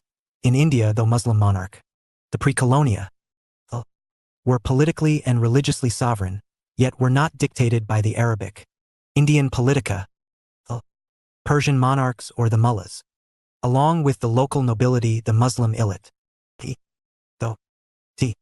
of the foreign origin, Turks, Persians, Arabs, Uzbeks, constituted only 2 to 3% of the Muslim population. B. They were contemptuous, but restrained in their attitude towards the local residents due to the fear of possible local revolts, who had enjoyed large degree of freedom in their time and space. And C. The Indian Dalits and the other backward castes, the Arjal and the Ajlaf, who, of the foreign origin, Turks, Persians, Arabs, Uzbeks, constituted only 2 to 3% of the Muslim population. B. They were contemptuous, but restrained in their attitude towards the local residents due to the fear of possible local revolts, who had enjoyed large degree of freedom in their time and space. And C. The Indian Dalits and the other backward castes, the Arjal and the Ajlaf, who had converted to Islam, constituted the majority of the Muslim population, 95% approximate, and continued, with their hereditary caste's role of performing professional social services in the villages and towns. Roy. Political ideas in Islam came partly from the Hebrew prophets and partly from the teachings of Prophet Muhammad. The former inspired the concept of one God as ruler and lawgiver of the world. The Muslims realized their direct relationship with this one God through Muhammad. Repeated references to Aristotle by Barani reflects the influence of Greek philosophers. Muhammad's divine mission was fundamentally related to state building that, in turn, inspired Muslims with the notion of communal solidarity and political legitimacy. Consequently, the subsequent Islamic political thinking was governed by 3 basic principles: I, the divine law, the Shariat based on Quran; 2, the historical traditions of initial years; and 3, the consensus and solidarity of the Islamic community. Vir Meta. The nature of the state and the form of government during the reign of the Muslims found eminently reflected in the writings of philosophers and historians like Ziauddin Barani and Abul Fazal. For instance, in the Tariq-i Ferozeshahai and the Fatwa-i Jahandari of Ziauddin Barani is reflected not only the nature of the state during the reigns of Alauddin Khilji and Muhammad bin Tughlaq, but also the traditions of the Islamic State. These works also indicated the Muslim rulers' practical policy of carrying together the non-Muslim and the non-Sunni sections of society with an intent for establishment and consolidation of the Islamic State in India. The contemporary of Akbar, Abul Fazal, depicted the rudiments of new liberal and humane approach in Ain-i-Akbari while emphasizing the equality of all men in their brotherhood, a basic cultural unity in all religions, and not to allow religious difference to destroy the harmony of society. A striking diverse prominence of Islamic fraternity was noticed during the colonial period, e.g. Iqbal, when followers were expected to consider themselves as a part of one Islamic community irrespective of their territorial abode in any state, thereby following the concept of pan-Islamism. 5.0. 3.2 Methodological issues. Islamic. Diverse methodologies may be applied to understand and interpret Indo-Islamic political tradition. The contextual approach: it is incumbent to understand the context of ideas and issues. Accordingly, it is necessary to realize the initial establishment of Islamic polity among non-Islamic subjects in Barani, consolidation of Mughal Empire, political pluralism, religious toleration in Fazal, and amalgamation of pan-Islamic community in Iqbal. The historical approach: the historical context of Barani's or Fazal's works can better be understood with reference to their own interactions with the Sultanate or the Empire and the contacts of their own family members, especially their father and grandfathers.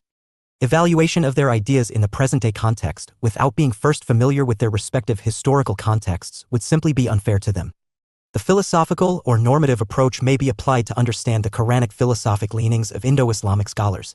The analytical and comparative approach: this approach offers yet another option to study Indo-Islamic tradition.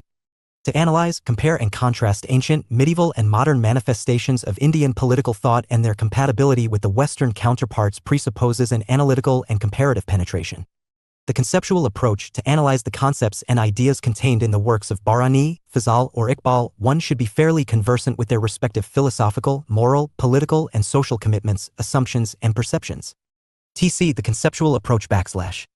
In short, reliance on any one approach is to be avoided considering the complementarity of all approaches. 3.3 Comparison with Brahmanic tradition.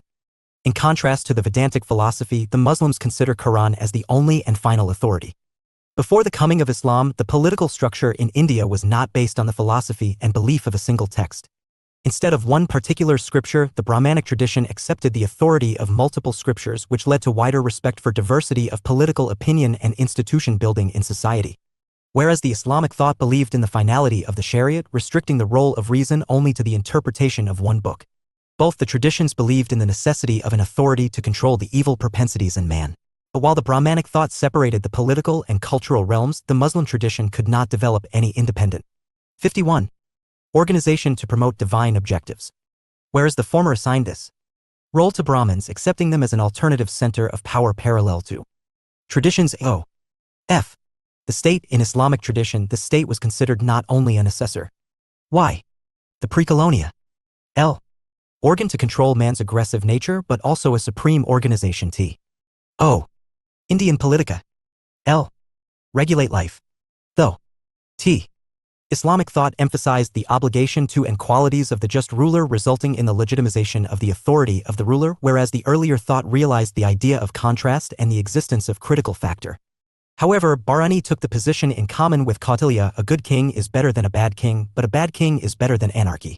Veer Mehta, though the advent of Islam and Christianity led to diversities and antagonisms, efforts continued to be made to synthesize them with the original view and to strike a judicious balance between the two. From the point of view of the state and the principles on which it is based, the establishment of Islamic, especially the Sultanate and the Mughal systems of governance, provided a new format to the system of governance. For instance, in the times of Ziauddin Bahrani, though there was a great divide between the Muslims and the non-Muslims, internally even between the Sunnis and the non-Sunni Muslims, it did not materially affect the basic commitment to hold and carry together the followers of various religions and sects.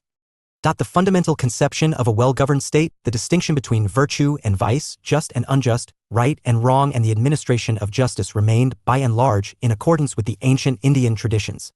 Indo-Islamic political thought thus depicted adaptability to Indian conditions due to the Varnashrama system. Brahmanic tradition was deeply concerned with intra-community relations, whereas the Indo-Islamic texts were more focused on inter-community relations between the Muslims and Hindus. Both the traditions concentrated on the nature of authority and boundaries in which it was legitimized. Check your progress exercise. 1. Note: I use the space given below for your answer. 2. Check your progress with the model answer given at the end of the unit. 1. Explain major methodologies to be used to study the Islamic tradition. 5. 2. Highlight the major points of comparison with the Brahmanic tradition. Islamic. 3.4 Basic concepts. In matters of governance, the Muslim elite were influenced by the political ideas of Islam. Based on two authoritative texts written during the Muslim rule in India, Fatwa-i Jahandari and Ain-i Akbari, dealing with the nuances of governance, we can formulate our ideas about the dominant trend of the political thought of medieval India. The most remarkable feature of Indo-Islamic political thought is its adaptability to the Indian conditions. Muslim rulers in India in both the Sultanates and Mughal periods did not pay even a formal obeisance to the caliphs in Baghdad. MP Singh, XX, the rulers of 6 dynasties of the Delhi Sultanate and the Mughal dynasty adopted a generous approach, with a few exceptions of the eccentric Muhammad bin Tughlaq and Aurangzeb. Whereas Fakhimudar, the author of Shajara, postulated the God-Prophet Sultan, Triad, Abul Fazal, the author of Ain-i Akbari at the court of Akbar, was of the view that there is a direct communication by God to kings without the intermediate assistance of any one, inspiring loyalty and submission by people. Islamic political thought during the medieval period was based on the premise that sovereignty belongs to God, and the Islamic state was in fact a vicegerency with no right to exercise authority except in subordination to God. Further, that the Shariat, i.e. the law of God enunciated in the Quran and the Sunnah, the authentic practice of the Prophet, was the supreme law, and everyone from the lowest person to the head of state was governed by it. Religious and political powers in Islamic political thought centered on Prophet Muhammad. After his death, the succession issue resulted in tussle between Ali, the son-in-law of the Prophet, and Abu Bakr, Umar, and Uthman, who were accepted by the community. The successful Sunni faction followed the theory of elected caliphate rather than chief of the ulama, the interpreter of Islamic revelation. Gradually, Umayyad AD 661 to 750 and Abbasid caliphs AD 750-1258 turned to be hereditary and created the basis of authority that partly diverged from the Shariat. Sing XX, the necessary harmony between religion and state, i.e., the close cooperation of the ruler, sultan, and the Islamic scholars ulama was its 53. Major concern during the early decades of the Delhi Sultanate, 1206 to 1526. Traditions O. Visible divide was reflected between Ziauddin Bahrani on one hand and Sikh. The pre-Colonia, Hamadani and Zakirat ul-Muluk on the other. While the former believe, the Indian Politica, that the Sultan had a duty to convert Hindus to Islam, the latter advocated the Hindus were zimmis or people to be protected if they performed certain duties such as non-construction of temples, non-rebellion, respect and hospitality to Muslims, observance of dress and name codes etc. MP Singh. 21. This approach was later extended as Sula Ikul and Abul Fazal's advocacy of liberal toleration and political pluralism. The emphasis on the establishment and consolidation of the Sultanate got changed into deeper roots, established linkages, alliances, patronage with Hindu rulers and subjects during the Mughal Empire. The Mughals retained their tribal and princely cultural baggage. The failure to conquer the whole subcontinent, particularly the south and the northeast, and the fear of adverse effect of forced conversions also compelled them to be more compromising in India. 20th century Indo-Islamic thought inculcated belief in ultimate unio of all Islamic followers, while accepting the racial divergences for purposes of political reference. As Muslim rule continued for a long period, Islamic political thinkers naturally pondered over topics like the ruler's share in the spoils of war, the nature of punishment for corrupt and dishonest officers, and the legality of mutual relations with non-Muslims, etc. 3.5 Initial period of the Delhi Sultanate. Ziauddin Baran. Major characteristic. During this period, Islam was finding its roots in India. It was the religion of the new rulers, while the population was hostile to it. The period also coincided with ongoing struggle for domination and reaction against various forms of local religions, especially Brahmanism. Bahrani was found deeply involved in these debates. There was a marked antipathy in Islam towards local religions. To sustain and counteract, philosophical support was necessitated. Providing a rational basis for a just government, Bahrani provided that support. In addition to Aristotle, references to various Arabic and Persian writers and statesmen substantiated his support. Islamic writers, particularly Bahrani, witnessed the founding of so many sultanates in which religious enthusiasm was combined with messianic zeal. Vr Mehta 138, exposure to three dynasties' rule, the Balbans, 1266-90, Khaljis, 1290-1320, and Tughlaqs, 1320-1416, entailed anxiety as each of these changes at Delhi led to the wholesale overthrow of older elements in the nobility. Habib 22, position of monarchy was associated with display of pomp and splendor. 5. For construction of high palaces, holding grand courts, making people off. Prostration, accumulating treasures, seizing properties and grants of previous. Islamic kings, wearing jewels and silk, imposing punishments and gathering large harems. Habib 22, where endeavoring for establishment of an Islamic state in India, Islamic political thought sanctioned the pre-existing and increasingly un-Islamic political systems and fundamental moral structures of political life. During the initial phase, Islamic rule utilized the existing institutions of government in its foundation and lower structure, since they had nothing to substitute it.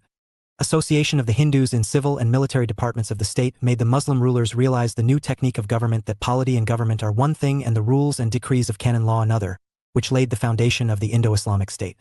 3.5.1 The nature of kingship.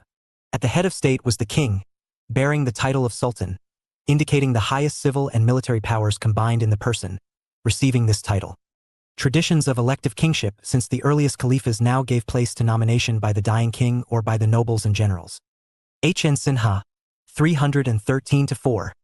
The king, as the representative of God on earth, was considered as the source of all powers and functions of the state. Bahrani was of the opinion that whatever means the king adopts to discharge his duties was justified so long as his aim was the service of religion.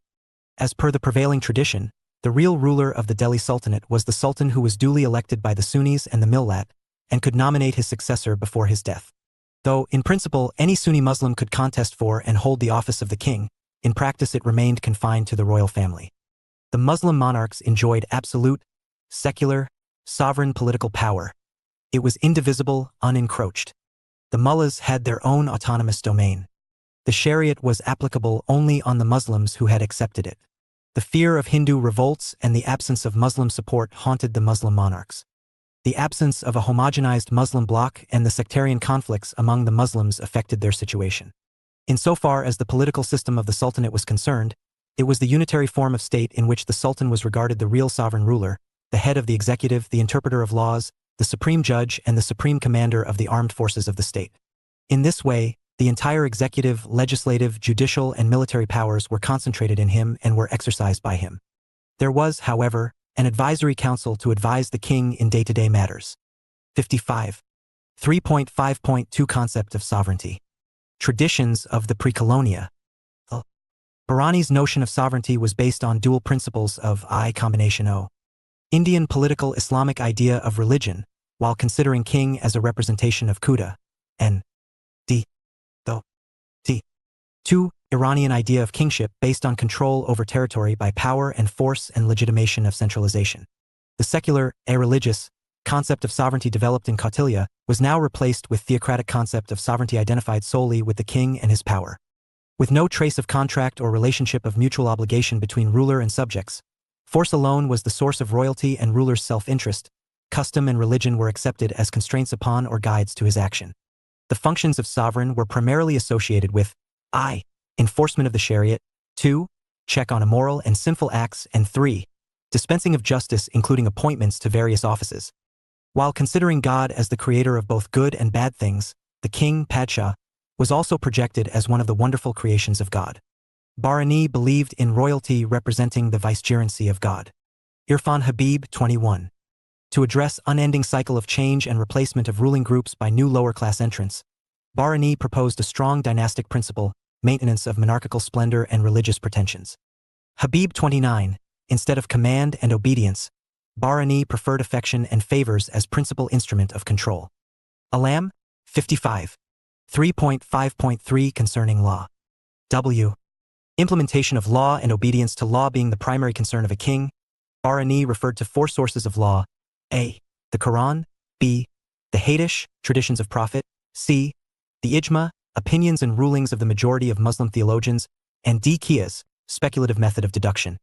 To this, he added zawabit or state law as an important source of law in administering the state. With the changing complexion of society and the growing complexities of administration in addition to the accepted principles of traditional Islamic law, Bahrani advocated for zawabit or the state laws whose foundation.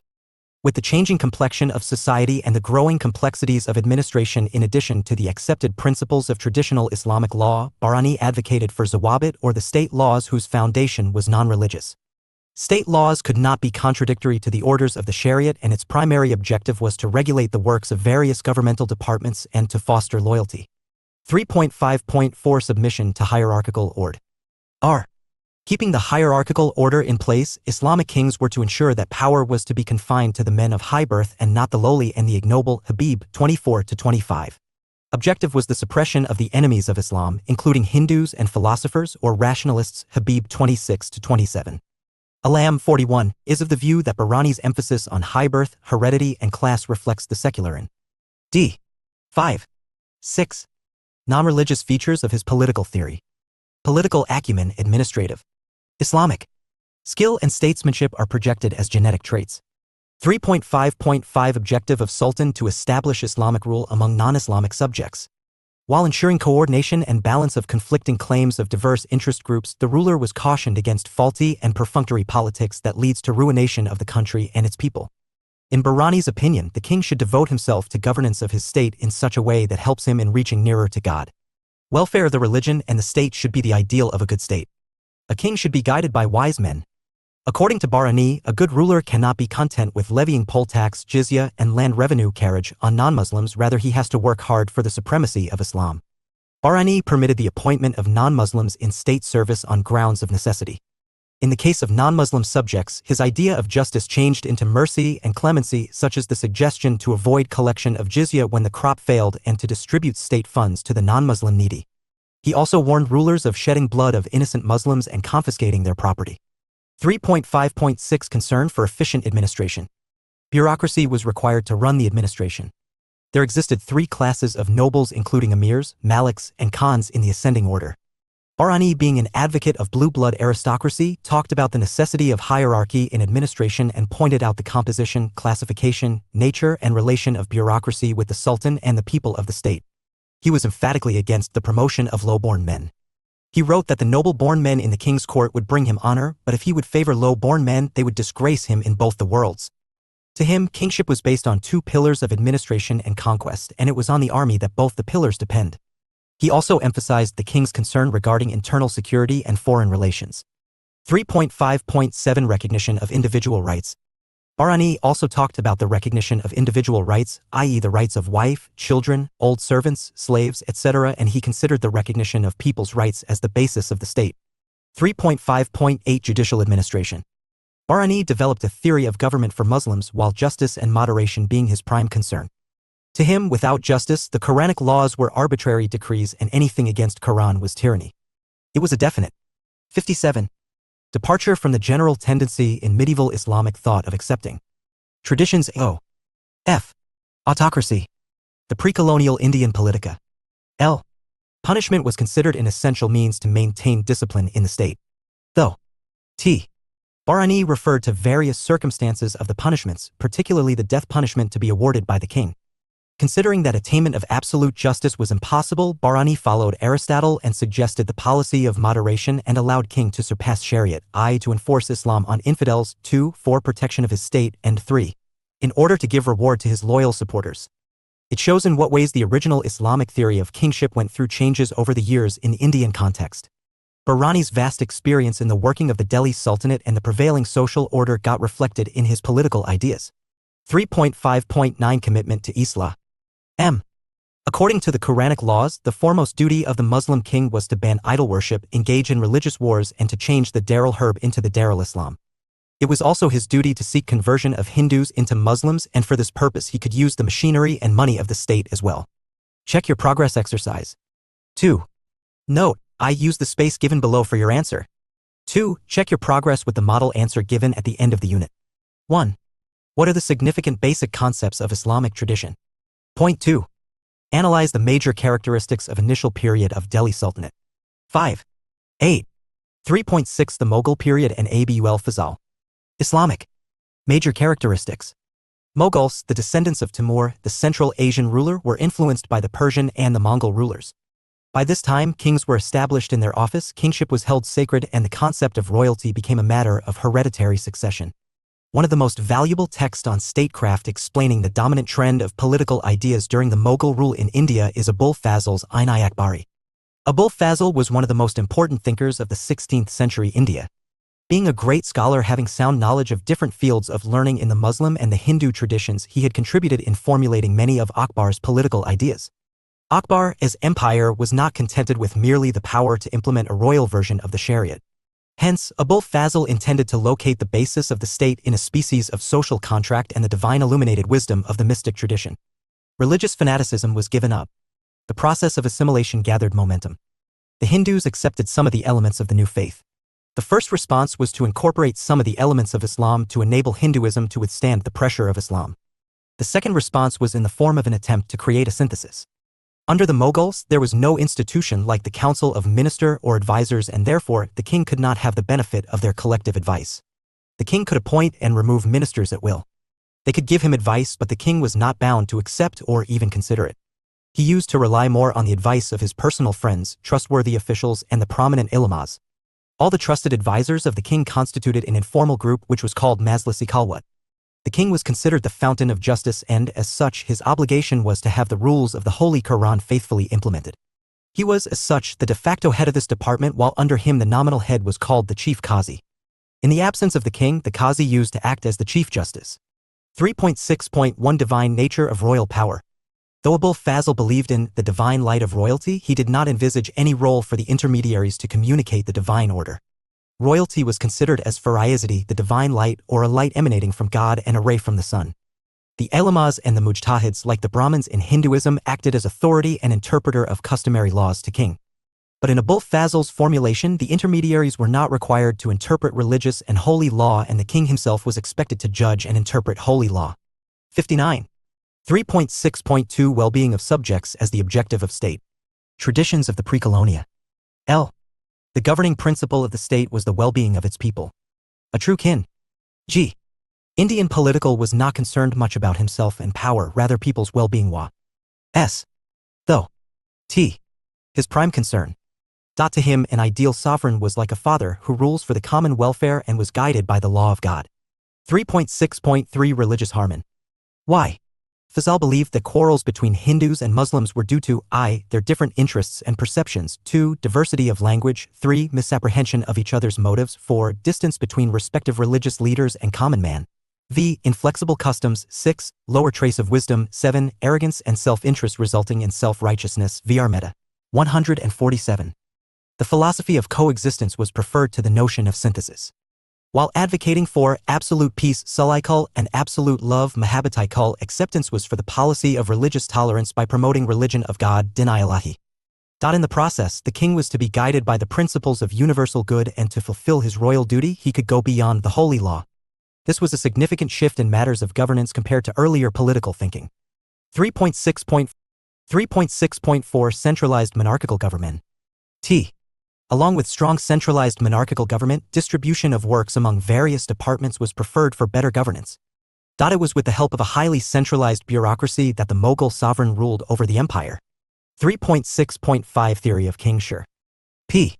Habib also found an appeal to a theory of social contract to justify the necessity of political authority. As the worldly beings find distinct leader in the king, one finds duality of religious and secular spheres, which liberates sovereignty from any dictates of theological doctrine.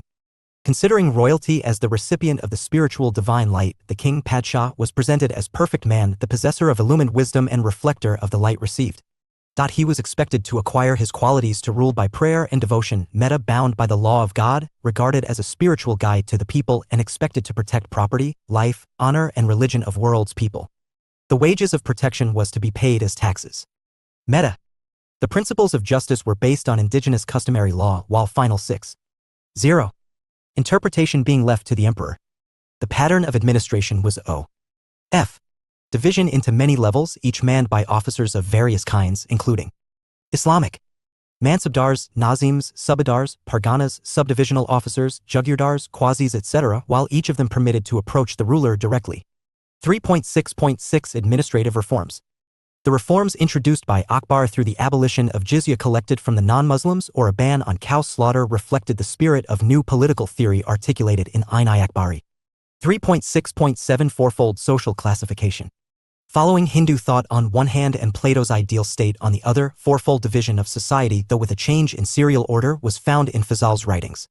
First place was assigned to warriors and rulers, second place was given to learned, scholars, astronomers, and philosophers, third place was accorded to the artisan and merchants, and the last fourth place was allotted to husbandmen and laborers.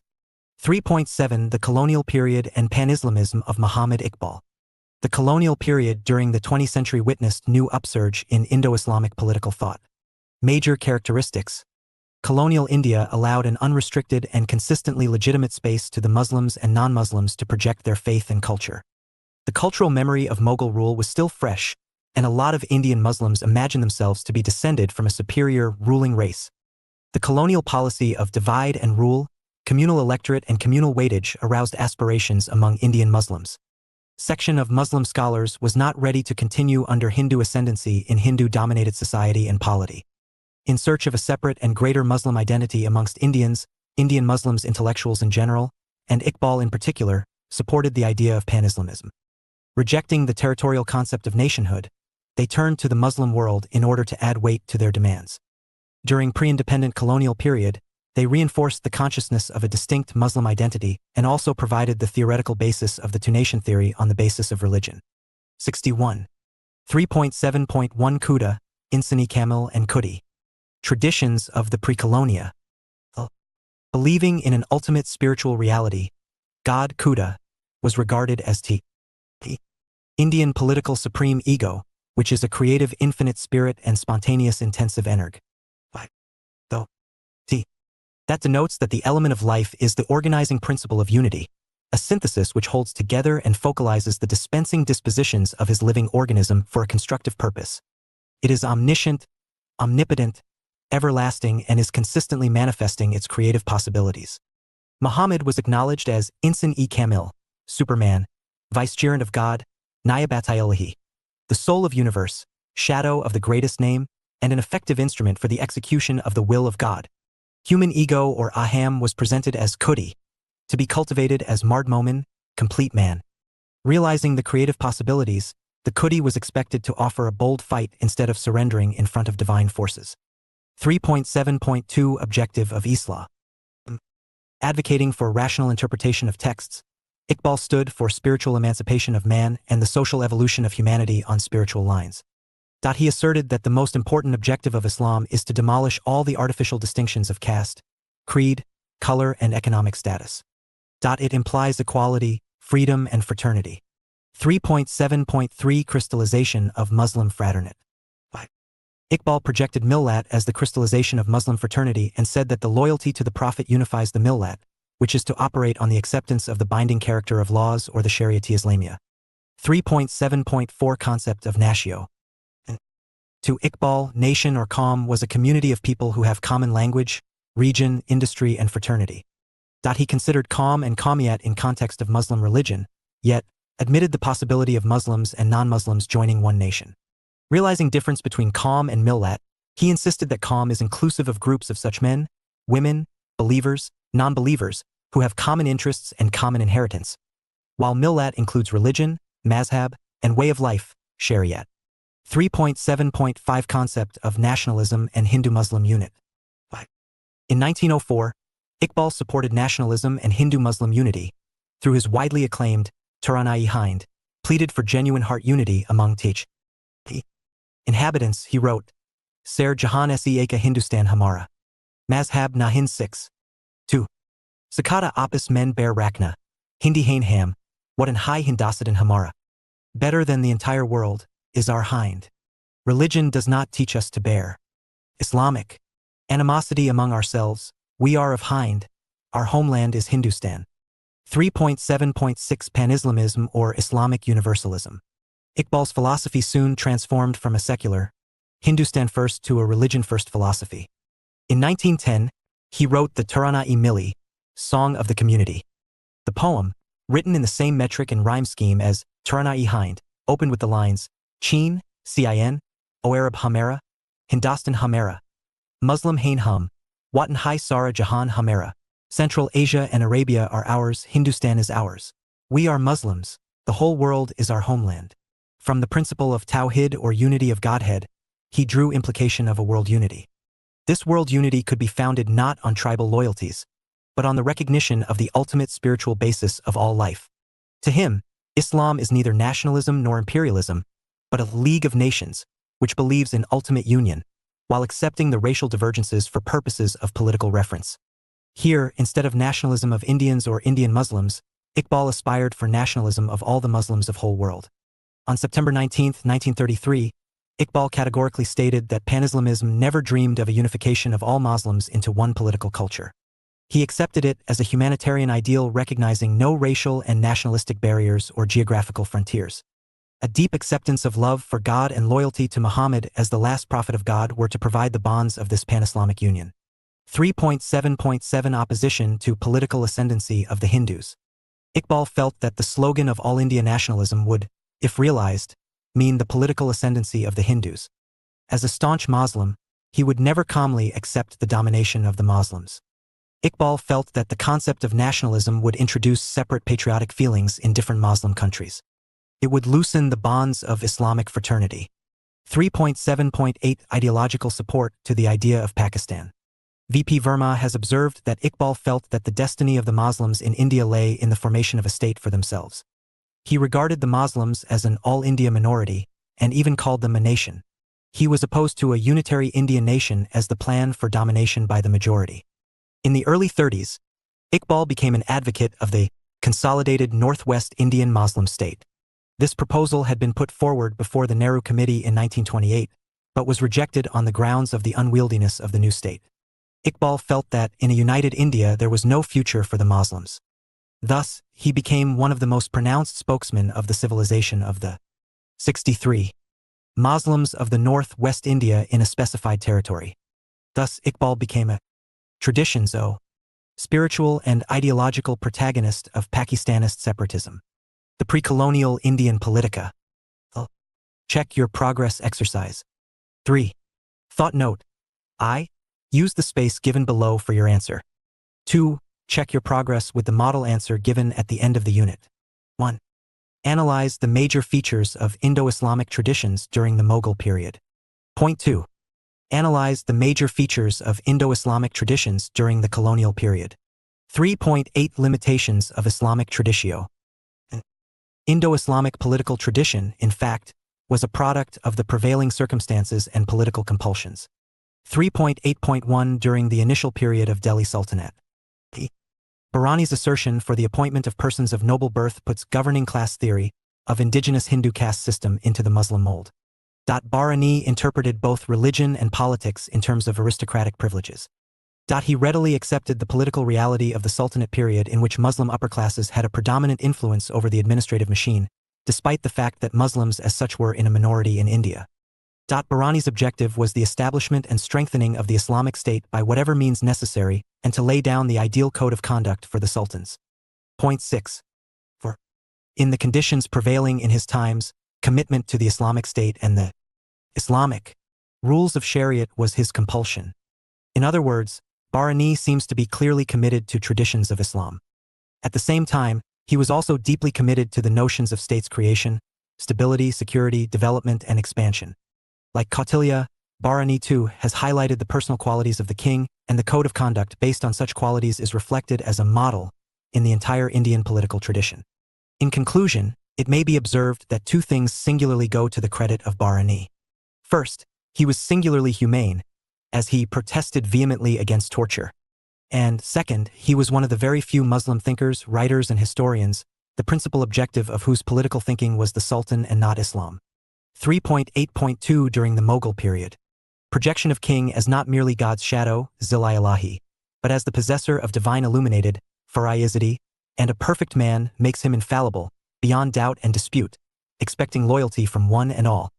In spite of insistence for absolute peace, Salaikul, and absolute love, Mahabbatikul, and religion of God, Din-i-Ilahi, among diverse religious communities on one hand and Zawabit or the state laws on the other, support for Islam and commitment to Shariat remain the very basis of this Indo-Islamic state. In a limited constitutional monarchy like Britain, the seat is considered as the center of power, with ultimate control vested with democratic rule. Whereas in Fazl's Akbarnama, the absolute monarch emerges as the power center with ultimate control over all political, administrative, social, economic, and religious spheres. Despite submission to religious freedom and diversity of opinion, nature of Fazl's state can still be stated to be as a limited religious autocratic rule, as there was a complete absence of any means or institutions to delimit the ruler under checks and control. 3.8.3 During the colonial period and Pan-Islamism. Advocacy for spiritual or divine democracy and support for Islamic theocracy, 20th century Indo-Islamic tradition, led by Iqbal, did not sanction political democracy and sovereignty of the people. Western democracies were condemned as imperialistic. The emphasis on Quran as the final authority and Shariat as the ultimate law introduced exaggerated degree of theological revivalism in Iqbal's thought. In the garb of the sanctity of Shariat, a call was made for run away from democracy and be the slave of the perfect man, V.P. Verma, 452. Realizing the necessity of the liberal interpretation and reconstruction of old. 65.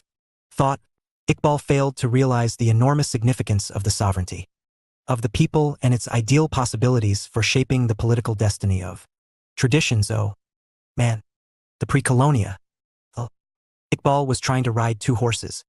As a Muslim, he wanted to accept the Indian political basic theological tenets of the Quran, and as philosopher he submitted to the absolute organic idealism. The concept of individuality could not be clearly defined. As a Muslim theologian, supremacy of the Millat and the Shariat was accepted, and as a philosopher individuality of Khudi was acclaimed. As a result, neither the claims, rights, and potentialities of the ego, the individual self, could be asserted, nor clear ontological status of the finite ego could be provided. This philosophical confusion entailed political confusion. However, in the speech at the Lahore session of the Muslim League in 1930, Iqbal emerged as the spiritual father of the Pakistan ideology. 3.9 Reactions towards Islamic Traditio.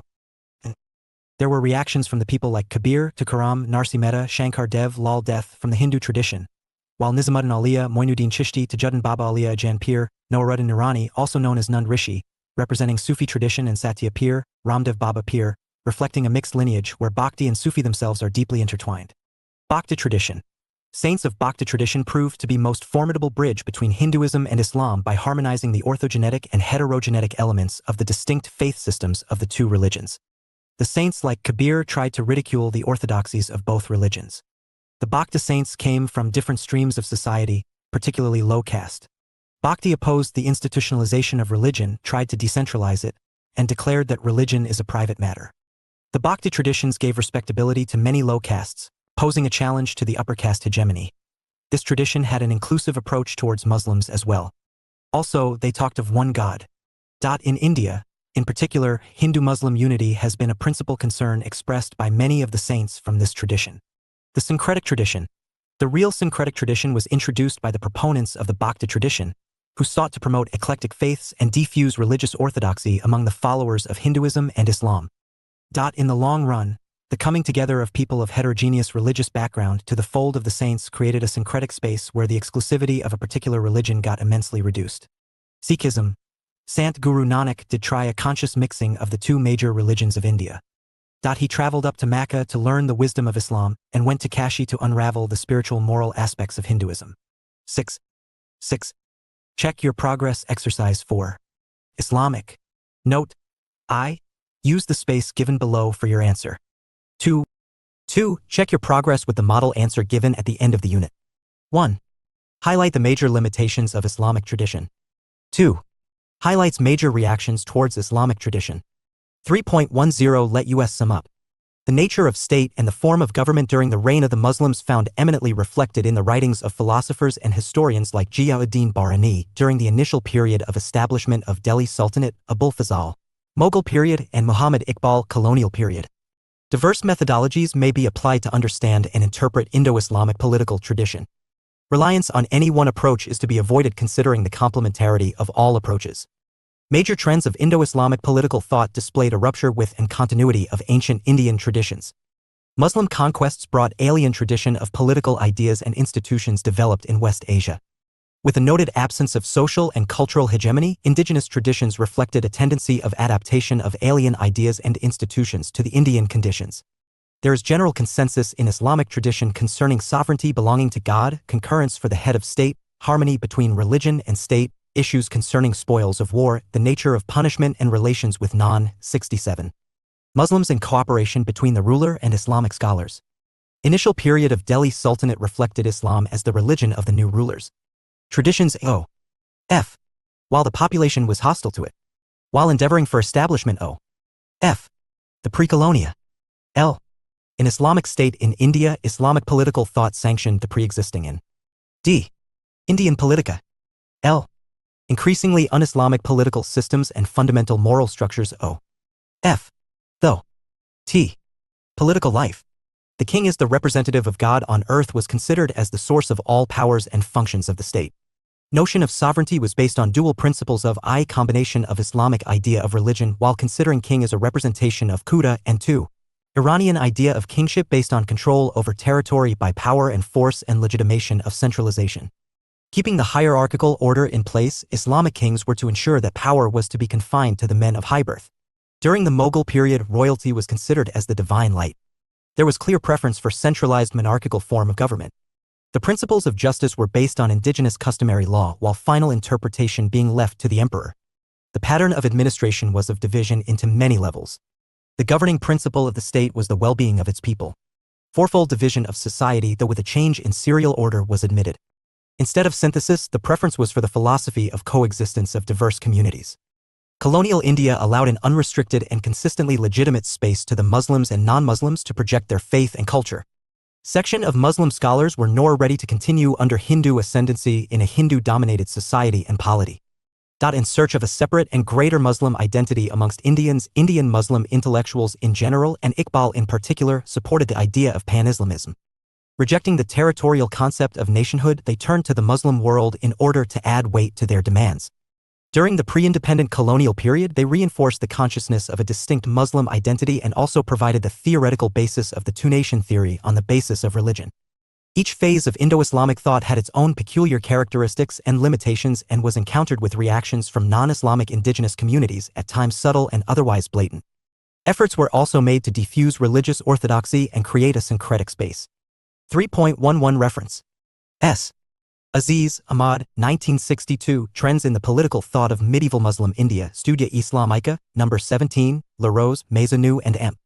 pp. 127-30.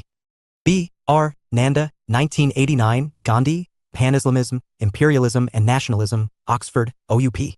6. 8. Engineer, Asghar Ali, 1980, Iqbal Z. Reconstruction of Religious Islamic Thought in Islam, Social Scientist, Volume 8, No. 8, pp. 52-63. Gordon Polanskaya, L.R., 1971, Ideology of Muslim Nationalism, Hafiz Malik, edition, Iqbal, Poet-Philosopher of Pakistan, Cambridge University Press. Habib, Muhammad and Salim Khan, A.U., The Political Theory of Delhi Sultanate, including Fatwa Jahandari, trans. By Afsar Begum, Allahabad, Kitab Mahal, N.D. Habibullah, A.B.M., 1976, The Foundation of Muslim Rule in India, Allahabad, Central Book Depot. H. N. Sinha, 1962, The Development of Indian Polity, Bombay, Asia Publishing House. Ikram, S.M., Muslim Civilization in India, New York, Columbia, 1964. Irfan Habib, 1998, Two Indian Theorists of the State, Barani and Abul Fazl, Indian History Congress, Patiala. 1995, Essays in Indian History, New Delhi, Tulika Publications. 1980, Barani's Theory of the History of the Delhi Sultanate, Indian Historical Review, Volume 7, No. 1-2, July 1980 to January 1981. Madni, Maulana Hussain Ahmed, 2005, Composite Nationalism and Islam, Delhi, Manohar. Muzaffar Alam, 2004, Sharia, Akhlaq and Governance, The Political Languages of Islam in India c. 1200 to 1800, Delhi, Permanent Black. Rizvi, A.A., 1975, Religion and Intellectual History of the Muslim in Akbar's Reign, New Delhi, Munshiram Manoharlal. Rushbrook, William, 1918, An Empire Building of the 16th Century, London. Sarka, J.N., 1984, Mughal Polity, Delhi, Idara-e-Adbiyati, Delhi. Singh, M.P., 2017, Introduction, Himanshu Roy and Mahendra Pratap Singh, eds, Indian Political Thought, Themes and Thinkers, Noida, Pearson, pp. 11-29. 69. 70. Traditions of the Pre-Colonial Indian Political Thought. V.P. Verma, 1996, Modern Indian Political Thought, Agra, Lakshmi Narayan Agarwal. V.R. Mehta, 1992, Foundations of Indian Political Thought, Delhi, Manohar. R. 3.12 Answers to Check Your Progress Exercise. S. Check your progress exercise. 1. 1. Your answer should highlight following point. S. The contextual approach, the historical approach, the philosophical or normative approach, the analytical and comparative approach, the conceptual approach. H. 2. Your answer should highlight following point. S. Final authority of single text and authority of multiple scriptures restricted the role of reason and diversity of opinion state as only regulator and separate the political and cultural realms loyalty towards just ruler and existence of critical factor. Islam provided a new format to the system of governance. Indo-Islamic political thought depicted adaptability to Indian conditions. Inter-community relations and intra-community relations concentrated on the nature of authority and boundary. S. Check your progress exercise. 2. 1. Your answer should highlight following point. S. Adaptability to Indian conditions, relationship between God and king, sovereignty of God and Shariat from elected caliphate to hereditary authority, relationship between religion and state, issues concerning war, punishment and the legality of mutual relation. S. 2. Your answer should highlight following points. General characteristic. S. The nature of kingship, concept of sovereignty, submission to hierarchical ord. R. 71. Islamic. Objective of Sultan to establish Islamic rule among non-Islamic subjects, concern for efficient administration, recognition of individual rights, judicial administration, commitment to Islam. Check your progress exercise. 3. 1. Your answer should highlight following points. Divine nature of royal power, well-being of subjects as the objective of state, religious harmony, centralized monarchical government, theory of kingship, administrative reforms, fourfold social classification. 2. Your answer should highlight following points. Kuda, Insani Kamil. And could the objective of Islam crystallization of Muslim fraternity concept of nation concept of nationalism and Hindu-Muslim unity pan-Islamism or Islamic universalism opposition to political ascendancy of the Hindus, ideological support to the idea of Pakistan. Check your progress exercise 4. 1. Your answer should highlight following points. During initial period of Delhi Sultanate, during Mughal period, during colonial period and pan-Islamism. 2. Your answer should highlight following points. Bhakti tradition, the syncretic tradition Sikhism. 72. Traditions of the pre-colonial Indian political thought. Unit 4 Bhakti. Structure. 4.0 Objectives 4.1 Introduction 4.1.1 Reaction towards evils in the Hindu society 4.1.2 Challenge from other religions 4.1.3 Influence of Sufism 4.2 Enriched diversity of Bhakti tradition 4.2.1 Bhakti tradition in South 4.1 Earliest Advaita, monotheistic, reformer saint, Adi Shankaracharya 4.2.1.2 Alwars, the Vaishnavite saints 4.2.1.3 Nayanars, the Saivite saints 4.2.2 Bhakti movement in the north 4.2.1 Nirgun tradition 4.2.2 Sagan Bhakti 4.2.2.3 in Bengal 4.2.2.4 in Maharashtra, 4.2.2.5 Dvaita, dualist. Tradition 4.2.2.6 Sikhism and Guru Nanak 4.3 Evolution of socio-political ideas and polity 4.3.1 Reflection of individualism 4.3.2 Religious reforms and rejection of rituals 4.3.3 Reaction against caste structure 4.3.4 Focus on classes 4.3.5 Critical of the Zamindari system 4.3.6 Universal humanism 4.3.7 Absence of critique of patriarchy 4.3.8 Liberal religious policies adopted. Dr. Ruchi Tyagi, Associate Professor, Kalani College, University of Delhi. I. 73. Bhakti. 4.3.9 Promotion of regional languages 4.4 Means of reforms, Bhakti, service, critique, and resistance 4.4.1 Bhakti as a means of reformation 4.4.2 Mutual social service 4.4.3 Resistance against revenue administration and surplus extraction 4.4.4 Critique of polity and reflection of civil society 4.4.5 Passive resistance as means of socio-religious reforms 4.5 Limitations of Bhakti tradition 4.6 Impact of Bhakti tradition 4.7 Let us sum up 4.8 References 4.9 Answers to check your progress. Exercises. 4.0 Objectives. The aim of this unit is to familiarize you with the ideas of Bhakti tradition.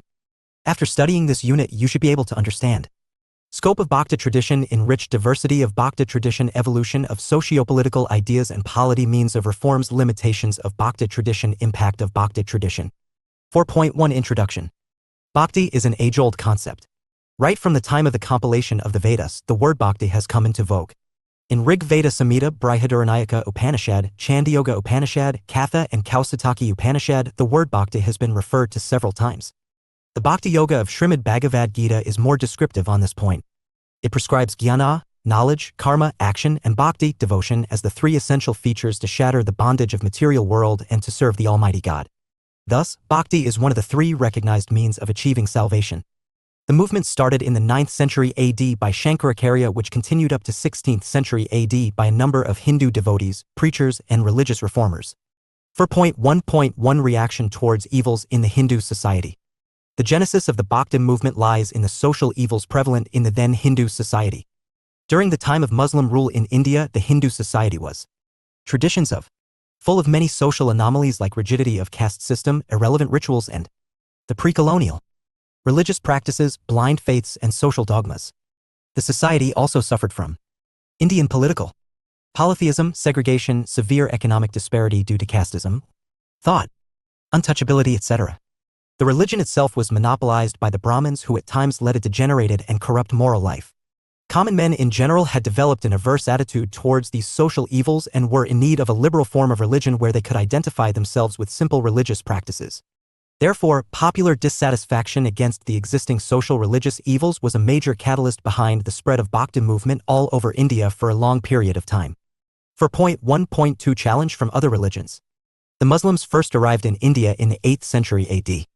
Subsequently, by the beginning of the 13th century AD, they began to rule. Islam became the religion of the ruling community.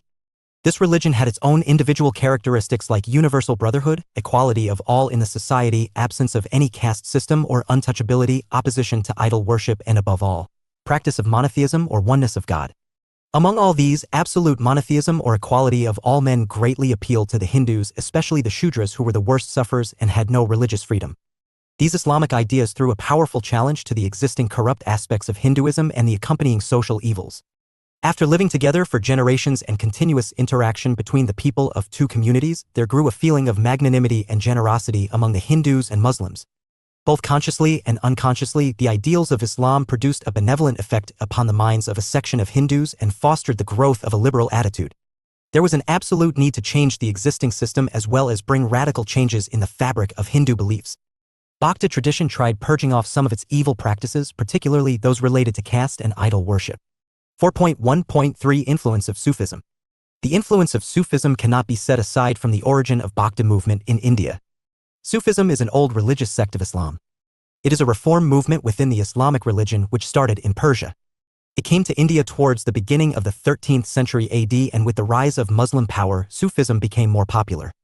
Prominent Sufis like Hazrat Khwaja Moinuddin Chishti, Hazrat Khwaja Nizamuddin Auliya and Nasiruddin Chirag fostered a spirit of reconciliation among the Hindus and Muslims in medieval society. The Hindu saints of India were influenced by the liberal approach of Sufism. The high philosophy of the Vedas and Upanishads were very complicated for the 74 common people. They wanted a simple way of worship, simple religious practices and simple social customs.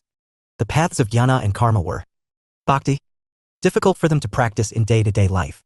So the next alternative was Bhakti Marga, a simple way of devotion to get salvation from worldly life. The Bhakti movement received its impetus from the presence of iconoclastic Muslim preachers who emphasized the unity of God, vehemently criticized the Hindu religion and thought, and attempted to convert Hindus to their religion. As a consequence, Bhakti movement presented a Hindu response to the egalitarian message of Islam, and it spread among the lower classes of Hindu society. Also, they talked of one God. In India, in particular, Hindu-Muslim unity has been a principal concern expressed by many of the saints from this tradition. In fact, the Bhakti movement gave to the people a simple religion without complicated rituals. 4.2 Enriched diversity of Bhakti tradition. The Bhakti movement started in the south in response to the conquest of northern India by Muslim rulers. The earliest reformer saint in south was Adi Shankaracharya. The movement was carried forward by 12 southern Vaishnavite Alwar Ujhavars saints and 63 Saivite Nayanar saints of the south. In course of time, the saints of northern India got themselves involved in this Bhakti movement. The chief exponents of the movement were Shankara, Ramanuj, Kabir, Nanak, Sri Chaitanya, Mirabai, Ramnanda, Namdev, Nimbarka, Madhava, Eknath, Surdas, Tulsidas, Tukaram, Vallabhacharya, and Chandidas. 4.2.1 Bhakti tradition in South. From 8th century AD to 15th century AD, this movement gathered its momentum in the South. Both Vaishnavite and Saivite saints included untouchables like the Palayar and the Panars. They were sharply critical of the Buddhists and Jains and preached ardent love of Shiva or Vishnu as the path to salvation. They drew upon the ideals of love and heroism as found in the Sangam literature, the earliest example of Tamil literature composed during the early centuries of the Common Era, and blended them with the values of Bhakti. 4.2.1.1 Earliest Advaita monotheistic reformer saint Adi Shankaracharya.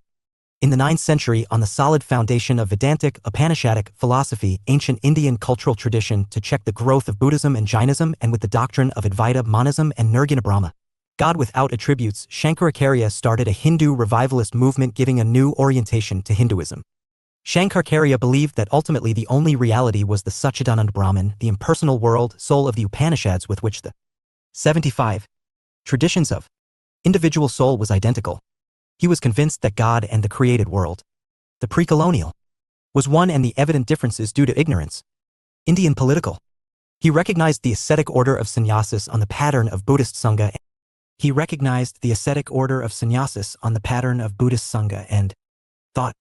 Launched a campaign for the popularization of Hinduism. Highlighting the cultural unity of India, Shankaracharya founded the Mathis at four corners of the subcontinent: Jagannathpuri in the east, Sringeri in the south, Dwarka in the west, and Badrinath in the north. 4.2.1.2 Alwars, the Vaishnavite saints. The Bhakti tradition was carried forward by 12 Alwar, Ujhavars, Vaishnavite saints, cutting across all barriers of caste and class, represented all walks of life and all strata of society, and included one woman in their ranks. The best known being Periyalvar, his daughter Undul, Tondradipati Alvar, and Nammalvar. The Alvars composed approximately 4,000 Tamil verses. Between the 5th and 9th century, in the Tamil-speaking region of South India, these saints revitalized the Indian religious milieu, sparking a renewal of devotional worship throughout the subcontinent. In the 9th to 10th centuries, the philosopher Saint Nathaniel Rek overed these verses from near oblivion, arranged them as the Divya Prabandham, divine collection, and set many of them to music and rejuvenated the tradition of formally reciting them in temples. 4.2.1.3 Nayanars, the Saivite saints. From 7th to 9th centuries, 63 Saivite Nayanar saints made further advances in the Bhakti tradition in South India. It is important to note that these devotees came from very different background, caste, economic background, such as potters, untouchable workers, peasants, hunters, soldiers, brahmanas and chiefs, stages of life, single, married or sannyasi, and included both male and female ones. Some were learned scholars, while others did not have any formal schooling. The unifying factor was their extreme devotion to Lord Shiva, through which the bliss of his grace. The best known among them were Apar, Sambandar, Sundarar and Manikavasagar. 4.2.2 Bhakti movement in the north. During the Sultanate period, 13th to 15th century, there arose many popular socio-religious movements in North and East India and Maharashtra. Emphasis on bhakti and religious equality were two common features of these movements. The Bhakti movements of medieval India differed in many significant respects not only from the older South Indian Bhakti tradition, but also among themselves. The Turkish conquest paved the way for the growth of nonconformist movements, with anti-caste and anti-Brahmanical ideology. The nonconformist sect of the Nathpanthis was perhaps the first to gain from the declining power of the Rajput-Brahmin alliance. Elements of revolutionary opposition to feudalism, without any advocacy for the overthrow of the ruling class, can be found in the 76. Poetry of the Bhakti saints like Kabir, Nanak, Raidas etc. They used images of daily life and always tried to identify themselves in one way or another with the bhakti sufferings of the common people. 4.2.2.1 Nirgun tradition. Most of the monotheists belonged to the low castes and were aware that there existed a unity in their ideas. They were also aware of each other's teachings and influence, and in their verses they mention each other and their predecessors in a manner suggesting ideological affinity among them. All of them were influenced by the Vaishnava concept of bhakti, the Nathpanthi movement and Sufism, reflecting a synthesis of these three traditions and projecting a nirguna orientation. They refused any formal association with the organized dominant religions of the time, Hinduism and Islam, and criticized what they regarded to be the negative aspects of these religions. Kabir was the earliest and undoubtedly the most powerful fiber of the Nirguna tradition or the monotheistic movements. He belonged to a family of weavers, Julaha, who were indigenous converts to Islam, spent greater part of his life in Banaras, Kashi. He rejected the Varnashrama and all conventions based on caste distinction and championed new values, helping the emergence of new groups and new unorthodox/Protestant sects. His poems were included in the Sikh scripture, the Adi Granth. Among those who were influenced by Kabir were Raidas, who was a tanner by caste from Banaras, Guru Nanak, who was a Khatri from Punjab, and Dana, who was a Jat peasant from Rajasthan. 4.2.2.2 Sagan Bhakti. In 12th century, Ramanuj coined Vishishtadvaita, combining Sankara's Advaitavada with the Vaishnava Pankaratna theology, which claimed that Vishnu is the very foundation of the universe. The impact of Ramanuja's writings and his long service as priest of the famous Vishnu temple at Srinangam made his ideas widely known among the Vaishnavites and made him regarded as the founder of Srivaishnavism. In the 14th and early 15th centuries, Ramananda emerged as a link between the South Indian Bhakti and North Indian Vaishnava Bhakti traditions and considered Ram, not Vishnu, as the object of Bhakti. Like the monotheist Bhakti saints, he also rejected caste hierarchies and preached in the local languages in his attempt to popularize the cult. In the early 16th century, Vallabhacharya, a popular Bhakti saint, popularized the Krishna Bhakti. Among those who followed Vallabhacharya's footsteps were Surdas and Mirabai. Surdas popularized Krishna cult in North India. Mirabai was a great devotee of Krishna, and she became popular in Rajasthan for her bhajans. Tulsidas, a worshipper of Rama and composed the famous Ramcharitmanas, the Hindi version of Ramayana, upheld the caste system and the supremacy of the Brahmins. He preached religion of surrender and simple faith in a personal God and had a strong commitment to idol worship. 77. Traditions of 4.2.2.3 in Bengal. The pre-colonial, the Vaishnava Bhakti movement in Bengal was very different from its Indian political thought counterparts in North India and the South, and was influenced by the Vaishnava Bhakti tradition of the Bhagavata Purana and the Sahajiya Buddhist and Nathpanthi traditions. These traditions focused on esoteric and emotional aspects of devotion. In the 12th century, Jayadeva was an important Bhakti saint in this tradition. He highlighted the mystical dimension of love with reference to Krishna and Radha. Chaitanya was another popular Bhakti saint from the region. He was looked upon as an avatara, incarnation, of Krishna, though he did not question the authority of the Brahmins and the scriptures. He also popularized the Sankirtan, group devotional songs accompanied with ecstatic dancing. With him, the Bhakti movement in Bengal began to develop into a reform movement with the notions of caste divisions that came to be questioned. 4.2.2.4 in Maharashtra, the Bhakti movement drew its inspiration from the Bhagavatapurana and the Shiva Nathpanthas. Jnaneshwar was a pioneer Bhakti saint of Maharashtra. His commentary on the Bhagavad Gita called Jnaneswari served as a foundation of the Bhakti ideology in Maharashtra. Arguing against caste distinctions, he believed that the only way to attain God was through Bhakti. Vithoba was the god of this sect, and its followers performed a pilgrimage to the temple twice a year. The Vithoba of Pandarpur became the mainstay of the movement in Maharashtra. Namdev, 1270 to 1350, was another important Bhakti saint from Maharashtra. While he is remembered in the North Indian monotheistic tradition as a Nirguna saint, in Maharashtra he is considered to be part of the Varkari tradition, the Vaishnava devotional tradition. Some of the other important Bhakti saints of Maharashtra included Choka, Sanara, Tukaram, and Eknath. Tukaram's teachings are in the form of the Avangas, Dohas, which constitute the Gatha, while Eknath's teachings that were in Marathi attempted to shift the emphasis of Marathi literature from spiritual to narrative compositions. 4.2.2.5 Dvaita dualist tradition. The 13th century recorded the school of Dvaita dualism of Jivatma and Paramatma, led by Madhava circa 1199 to 1278, who maintained that Vishnu is the supreme god, thus identifying the Brahman, or absolute reality, of the Upanishads with the personal god, as Ramanuj circa 1050 to 1137 had done before him. In Madhva's system, there are three eternal, ontological orders of God, soul, and inanimate nature. God is the epitome of all perfections and possesses a non-material body, which consists of Saksidananda, being, spirit, and bliss, who would not have created the world by splitting himself nor would have changed himself into an imperfect world.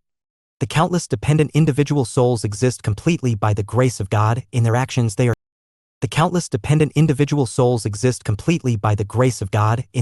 they are totally subject to God. 78. The individual souls are depicted as reflections, images, or shadows of the divine, but are never in any way identical with the divine. Moksha, liberation, therefore.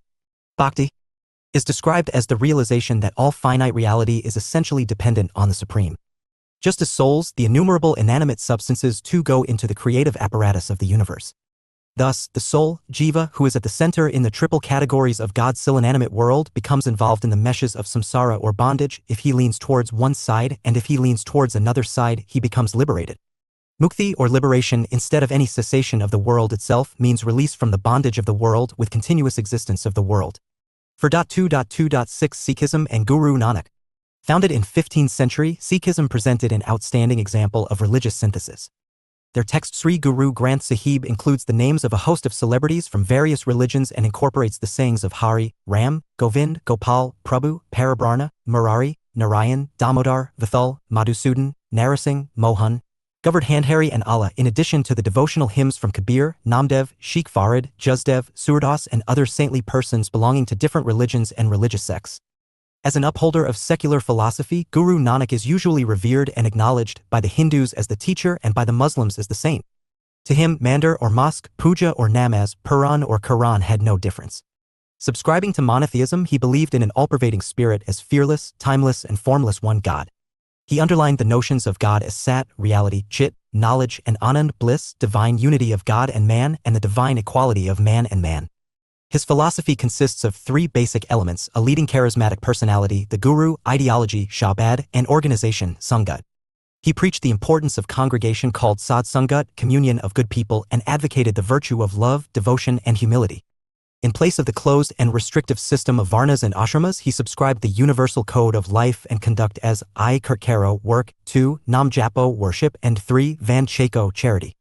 He thus underlined the gospel of Karseva, i.e., the selfless voluntary service of the community and the world at large. Check your progress exercise 1. Note, I use the space given below for your answer. 2. Check your progress with the model answer given at the end of the unit. 1. Illustrate the scope of Bhakti tradition. 79. Traditions of the pre-colonial Indian political thought. 2. Explain the enriched diversity of Bhakti tradition. 4.3 Evolution of sociopolitical ideas and polity. The political ideas of saints needs to be placed in the hegemonic culture and ideology of elite, of its state structure, taxation, technology, caste, class religion, gender dominance and protest movements of the subaltern in different forms. It also coincided with rising trade that facilitated with opportunities for vertical horizontal mobility of social groups and individuals. The elite, in general, reacted against this upward mobility of subaltern who, in fact, was critical of this feudal reaction and day-to-day discrimination. 4.3.1 Reflection of individualism. The striking individualism in Bhakti tradition can be seen in the refusal of the collective authority of both the major traditions of the day, Brahmanic Hinduism and Islam. Linda Hess has appreciated these saints for their assertions in solitariness, vigor, fearlessness, and iconoclasm. They challenged the elitist authorities and inspired common man to be self-reliant, strong, fearless, and reactive against all varieties of exploitation, humiliation, differentiation, and touch-me-notism. 4.3.2 Religious reforms and rejection of rituals. The entire Bhakti tradition rejected rituals vociferously, harshly questioning and condemning the practices of both Turks and Hindus. Pilgrimage, worshipping, chanting, fasting, holy dips, all were rejected while emphasizing the vision of a full life within the world. The Nirgun followers believed that the divine is found within the individual and not in any place. However, there are various versions of the internalized divine. With traditional Brahmanism, which favored an Advaitic philosophy, this meant 80. An identification of the internal Atman with the universal Brahman, self and universe are ultimately the same. With yogic tradition, this meant the Bhakti identification of the self with Shiva in a way that sought Jivanmukti, immortality of body and magic powers. Saints like Kabir rejected Advaitic identification, insisting if you can't see what's before your eyes, you're as good as blind. Amved 101. 4.3.3 Reaction against caste structure. Bhakti tradition meant rejection of social hierarchy. It was subversion against structural dominance in cultural form by an ordinary subject. Most of Bhakti saints surpassed the caste system and focused on the classes. A critique of past cultural, religious, and ritualistic legacies were fostered as God created by the elite for dominance. Here, Bhakti was an alternative and a method of protest and escape against the existing social order. The consciousness and otherworldliness were in fact fused with each other. Anti-caste attitude came from being a subaltern, a man of people. The most vigorous denunciation was of hierarchy of caste and the pride of Brahmins. 4.3.4 Focus on classes. The upcoming traders, shopkeepers, and the mercantile classes were breaking the old cultural moorings and structure through their trade by linking towns and villages to each other, providing opportunities of social mobility and bringing new ideas and technology. The trade had the tendency to create a monetized economy and the potential to react against old caste-based hierarchical order. It altogether acknowledged the alteration in the feudal/pre-capitalist order, enabling the emerging new social forces to create a new bourgeois social order. The monetized economy was initiated due to the collection of revenue in cash or due to production for market affecting society in different forms. 4.3.5 Critical of the Zamindari system. Most of Bhakti saints were critical of the Zamindari system, which upheld the traditional structure of pre-capitalist social formation. Both Hindus and Muslims were part of the elite structure and nurtured this system. At the same time, both Hindus and Muslims were poor and comprised subalternity despite their religious differences. Religious victimization by the elite did happen, but the economic position of the victims pulled them back to their class. Since majority of the population was rural and involved with agriculture and were the subject of surplus extraction. Hence, the subaltern voice, like Kabir, reflected on their social and political condition. 4.3.6 Universal Humanism. Bhakti movement promoted development of language and generated a new cultural movement reflecting universal humanism. The dominant class composed of big traders, shopkeepers, financiers, administrative personnel, priestly section etc. were mobile and created limited civil society with individual freedom. The imprint of the trade was visible in individual freedom within the framework of 81. Pre-capitalist social formation. It was reflective through refutation of economic traditions of and cultural exploitation in the verses of saints like Kabir. Their reflection of the pre-colonial consciousness and rebellious ideas were based on a universal society without any Indian political, economic and primordial differentiation, aiming at the betterment of the poor, thought, and discriminated. These backs represented the subaltern. It was a rational and humane society, reflecting sovereignty of citizens and equality among them, which would translate into freedom of all. The utopia was to be erected through bhakti, i.e. through collective participation of people in decision-making and social construction, which necessitated a break-off from the prevalent socio-economic divisions. It reflected the freedom of religious expression on equality without any religious divide and internal hierarchical order. It manifested into syncretism of ideas and secularization of Bakht personified by most of saints. 4.3.7 Absence of critique of patriarchy. In general, this tradition was uncritical of patriarchy and there was a complete absence of gender equality. At best, there was a glorification of ideal wife within patriarchal values while recognizing the woman's labor within the households. It is noteworthy that Baiva of 12th century Karnataka preached gender equality by arguing that since Atman is one in both man and woman, they are equal. The 15th century feudal patriarchal society treated women's labor within private/public domain as inconsequential, least important, and with no premium. However, the recognition of work of wife in the private domain was an antidote to the feudal patriarchal values and by itself revolutionary for the said period.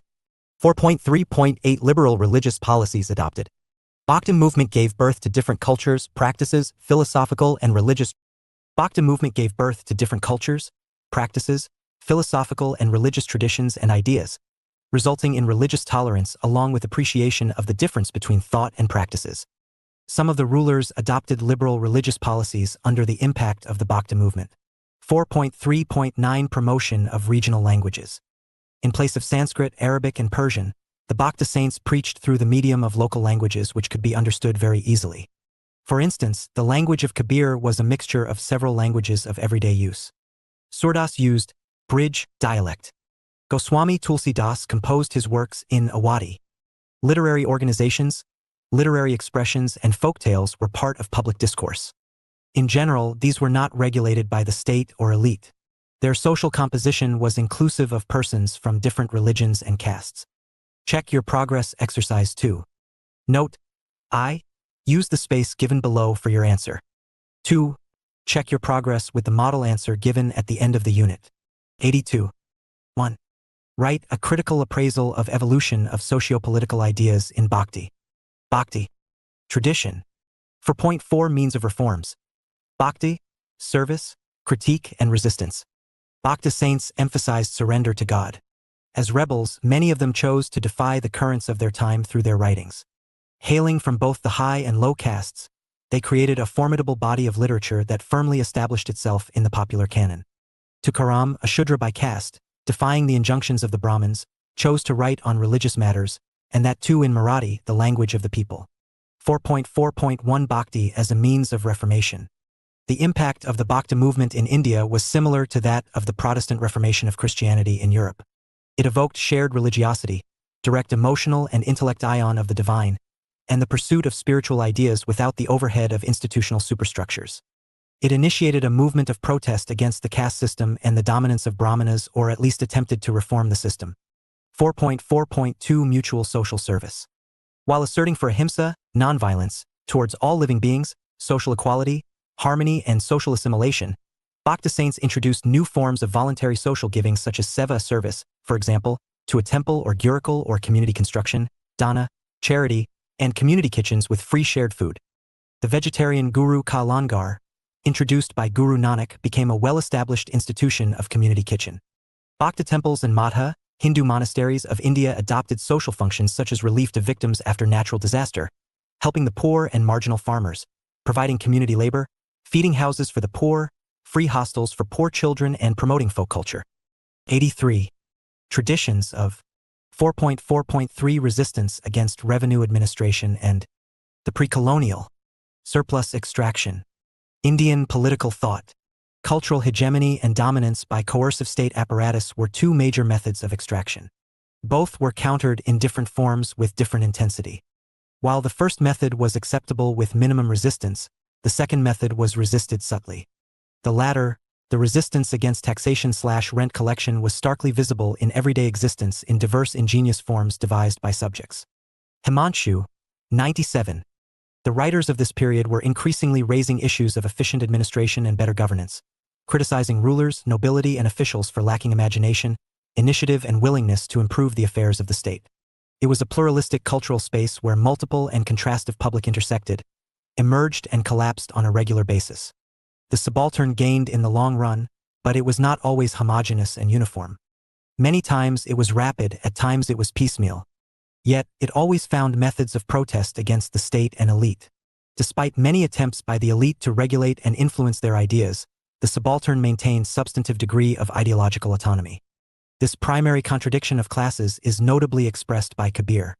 His critical observation of society, functioning of state and its clergy, and its linkages with the elite, property relations and social divisions denote his critique of the revenue administration, cited as under Gaun kutakur ket gunape gait kirchen bor. Jorder jever ketapsare, subtitio koiare horai. Koto ihtotwakat biata, tasirks dikapare. Burotad vanda dinthoyage, itak baun toikiare horai. 4.4.4 Critique of Polity and Reflection of Civil Society. Bhakti tradition offered a critique of the existing polity and reflected the existence of substantive degree of civil society in pre-capitalist India. Here, civil society may be considered as a sphere of social relations between the individual and the state, whose autonomy is guaranteed by law and the presence of corporate institutions. In medieval India, the common people did participate in political opinion. Festivals and prayers were public spheres, accessible to all, used by subaltern to resist the elite. It was also a space of individual freedom guaranteed within social relations. In many towns and cities, there were recognized places meant for public speeches. For example, holy satires and the Friday prayers were used to propagate their views on specific issues to mobilize people against the elite. 3 elements of normative discourse: law, authority, rationality, common sense wisdom, and tradition, sanctity, were used in support of their arguments. Himanshu, 98. 84.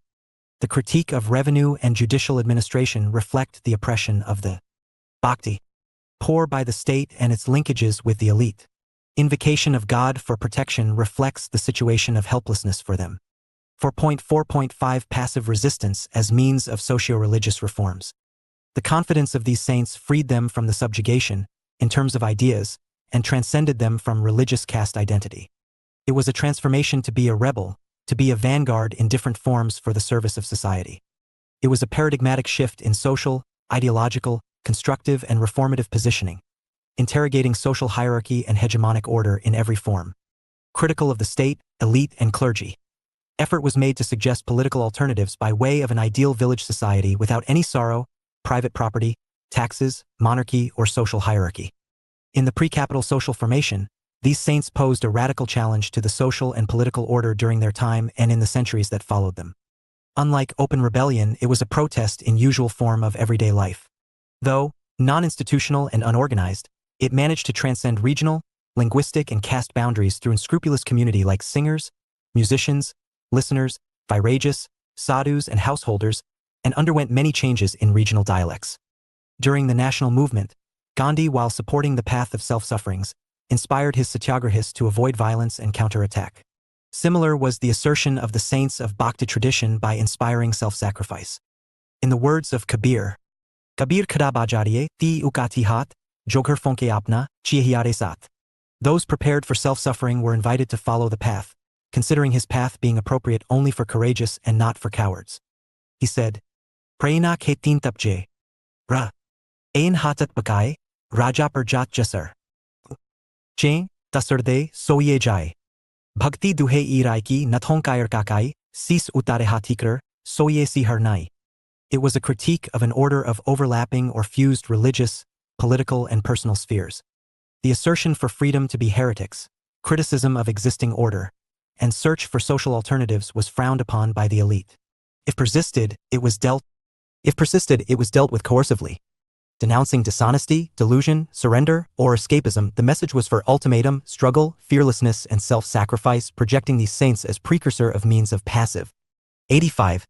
Traditions of resistance followed during initial phase of the national movement, a few. The pre-colonial. Centuries later. As is exemplified from Kabir's sayings such as, Indian political thought, or check your progress exercise 3. Note, I use the space given below for your answer. 2. Check your progress with the model answer given at the end of the unit. 1. Discuss various means of reformation adopted by the Bhakti tradition. 4.5 Limitations of Bhakti tradition. Metaphysics being the central concept of the Bhakti tradition, identification and acknowledgement of political thought posed some serious weaknesses. Absence of any systematic methodology poses challenges for readers and researchers. Identification of primary texts and classical secondary commentaries of political purport and relevance. Issue of reading the texts in their appropriate historical and cultural contexts. Issue of non-English vocabulary for political terms pose yet another limitation. Expecting ethical merit from verbal ablutions had its own limitations. 4.6 Impact of Bhakti Tradition. M.G. Ranade, in his book The Rise of Maratha Power, sums up the deep impact. 86. Of the spiritual awakening. The main results of Bhakti movement were the development of Bhakti, vernacular literature, modification of caste exclusiveness, sanctification of family life, elevation of status of women, preaching of humaneness and tolerance, partial reconciliation with Islam, subordination of rites and ceremonies, pilgrimages, fasts, etc., learning and contemplation to worship God with love and faith, the limitation of excessive polytheism, and the uplift of the nation to a higher level of capacity, both of thought and action. The Bhakti exponents raised their powerful voice against different types of immoral acts like infanticide and sati and encouraged prohibition of wine, tobacco, and toddy. Adultery and sodomy were also discouraged. They aimed to set up a good social order upholding high moral values. Another remarkable impact was bringing about a unity among the Hindu and Muslim communities. The movement tried to reduce the growing bitterness between the two and bridge the gap. The saints of Bhakti movement and the Sufi saints spread message of friendship, amity, tolerance, peace, and equality among all. The method of worship and belief in God took a new turn during the movement. Henceforth, importance was given to devotion and love for God, who is the God of all, God of both Hindus as well as Muslims. Bhakti, or devotion for the Almighty, was the central theme of this movement. The spirit of tolerance, harmony, and mutual respect which was inaugurated by the Bhakti saints had another everlasting impact, the emergence of a new cult of worship by both Hindus and Muslims. It is known as the cult of Satyapur. It started under the initiative of King Hussain Shah of Jaunpur, which later paved the way for the spirit of liberalism adopted by Akbar. The Bhakti movement promoted the growth of vernacular language and literature in different parts of the country. Kabir, Nanak, and Chaitanya preached in their respective vernacular tongues, Kabir in Hindi, Nanak in Gurmukhi, and Chaitanya in Bengali. So subsequent Bhakti literatures were compiled in these languages, and many Muslim writers also translated Sanskrit works into regional languages. In Orissa, a new trend was started in Oriya literature due to the Bhakti movement and medieval Vaishnavism of Sri Chaitanya. 5 writers of repute, Achyuta, Balaram, Jagannath, Yasodhanta, and Ananta, heralded the age of Panchasaka literature, known for its socio-religious exposition of Bhakti. During medieval period, birth-oriented casteism and compartmentalization of society was countered by Sufis and saints on one hand and Sikhism on the other. The reformative and modification-based assertions of Bhakti tradition. 87. Were carried forward by reformers like Ramohun Roy, Vivekananda.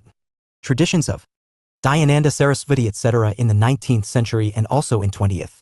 The pre-colonial century by leaders of depressed classes, namely Jyotirao Phule, Dr. Bhim. Indian political Rao Ambedkar, etc. Thought. Check your progress exercise 4. Note, I use the space given below for your answer. 2. Check your progress with the model answer given at the end of the unit. 1. Highlights the major limitations of the Bhakti tradition. 2. Point out the impact of the Bhakti tradition.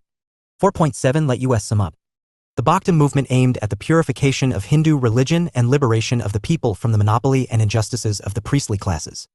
The Bhakti saints came from different streams of society, particularly low caste. Bhakti opposed the institutionalization of religion, tried to decentralize it, and considered religion as a private matter. The Bhakti traditions gave respectability to low castes, posing a challenge to the upper caste hegemony. This tradition had an inclusive approach towards Muslims as well. The Bhakti tradition opposed the rituals, hegemony of the elite of society. They adopted the languages more popular with the masses. Preaching in regional languages, the saints provided impetus for the development of regional languages such as Hindi, Marathi, Bengali, Kannada, etc. The proponents of Bhakti tradition introduced syncretic tradition in India and sought to promote eclectic faiths and diffuse religious orthodoxy among the followers of Hinduism and Islam. They proved to be a most formidable bridge between Hinduism and Islam by harmonizing the orthogenetic and heterogenetic 88 elements of the distinct faith systems of the two religions. The saints like Kabir, Bhakti, tried to ridicule the orthodoxies of both religions. Bhakti tradition represented the organic, subaltern intellect of radial intent. Sovereignty of monarch was rejected. There was noteworthy refusal to accept the king as an incarnation of God. A constant endeavor was visible to subvert the authority of the elite and of his culture that prompted dominance. On their part, saints proclaimed universal categories and monotheistic praxis. They were assertive against exploitation, injustice, and hierarchy, challenging the ideological dominance of the elite. They exposed the property relations and its dominance. For the oppressed, this tradition was inclusive in spirit, representing the alternative political ideas of their age. They demonstrated indigenous modernity of their age that was rooted in subalternity. While breaking away from the traditions, defiance was witnessed. It challenged the established social political order and was anti-authority and subversive. It offered an alternative politics through the composite narratives that laid the ideological base for the future acts of resistance against dominance. 4.8 references. Bahuguna, R.B. 2003, Symbols of Resistance in Bismoy Paddy, eds. Negotiating India's Past, Tulika Books. Himanshu Roy, 2017, Political Ideas of Kabir in Himanshu Roy and Mahendra Pratap Singh, eds. Indian Political Thought, Themes and Thinkers, Noida, Pearson. Amved, Gail, 2008, Seeking Bigumpura, The Social Vision of Anti-Caste Intellectual, Delhi, Navayana. Singh, Sukhdev and Hess, Linda, 2002, Introduction in the Bijak of Kabir, Oxford University Press, pp. 03-35. Lorenzen, David, edition, 2004, Religious Movements in South Asia, 600-1800, Oxford University Press. Rajkishore, edition, 2001, Kabir Ki Khoj, New Delhi, Vani Prakashan. Mehta, VR, 1992, in Foundations of Indian Political Thought, Delhi, Manohar, pp. 88-109. 4.9 Answers to Check Your Progress Exercises. Check your progress exercise 1. 1. Your answer should highlight following points. Reaction towards evils in the Hindu society challenge from other religions. 89. Influence of Sufism. 90. Traditions of the pre-colonial Indian political thought. 2. Your answer should highlight following points. Bhakta tradition in South, earliest Advaita monotheistic reformer saint Adi Shankaracharya Alwars, the Vaishnavite saints Nayanars, the Saivite saints Bhakta movement in the North Nirgun tradition Sagan Bhakti in Bengal in Maharashtra Advaita. Dualist tradition Sikhism and Guru Nanak. Check your progress exercise 2. 1. Your answer should highlight the following points. Reflection of individualism, religious reforms, and rejection of rituals, reaction against caste structure, focus on classes, critical of the zamindari system, universal humanism, absence of critique of patriarchy, liberal religious policies, adopted promotion of regional languages. Check your progress exercise 3. 1.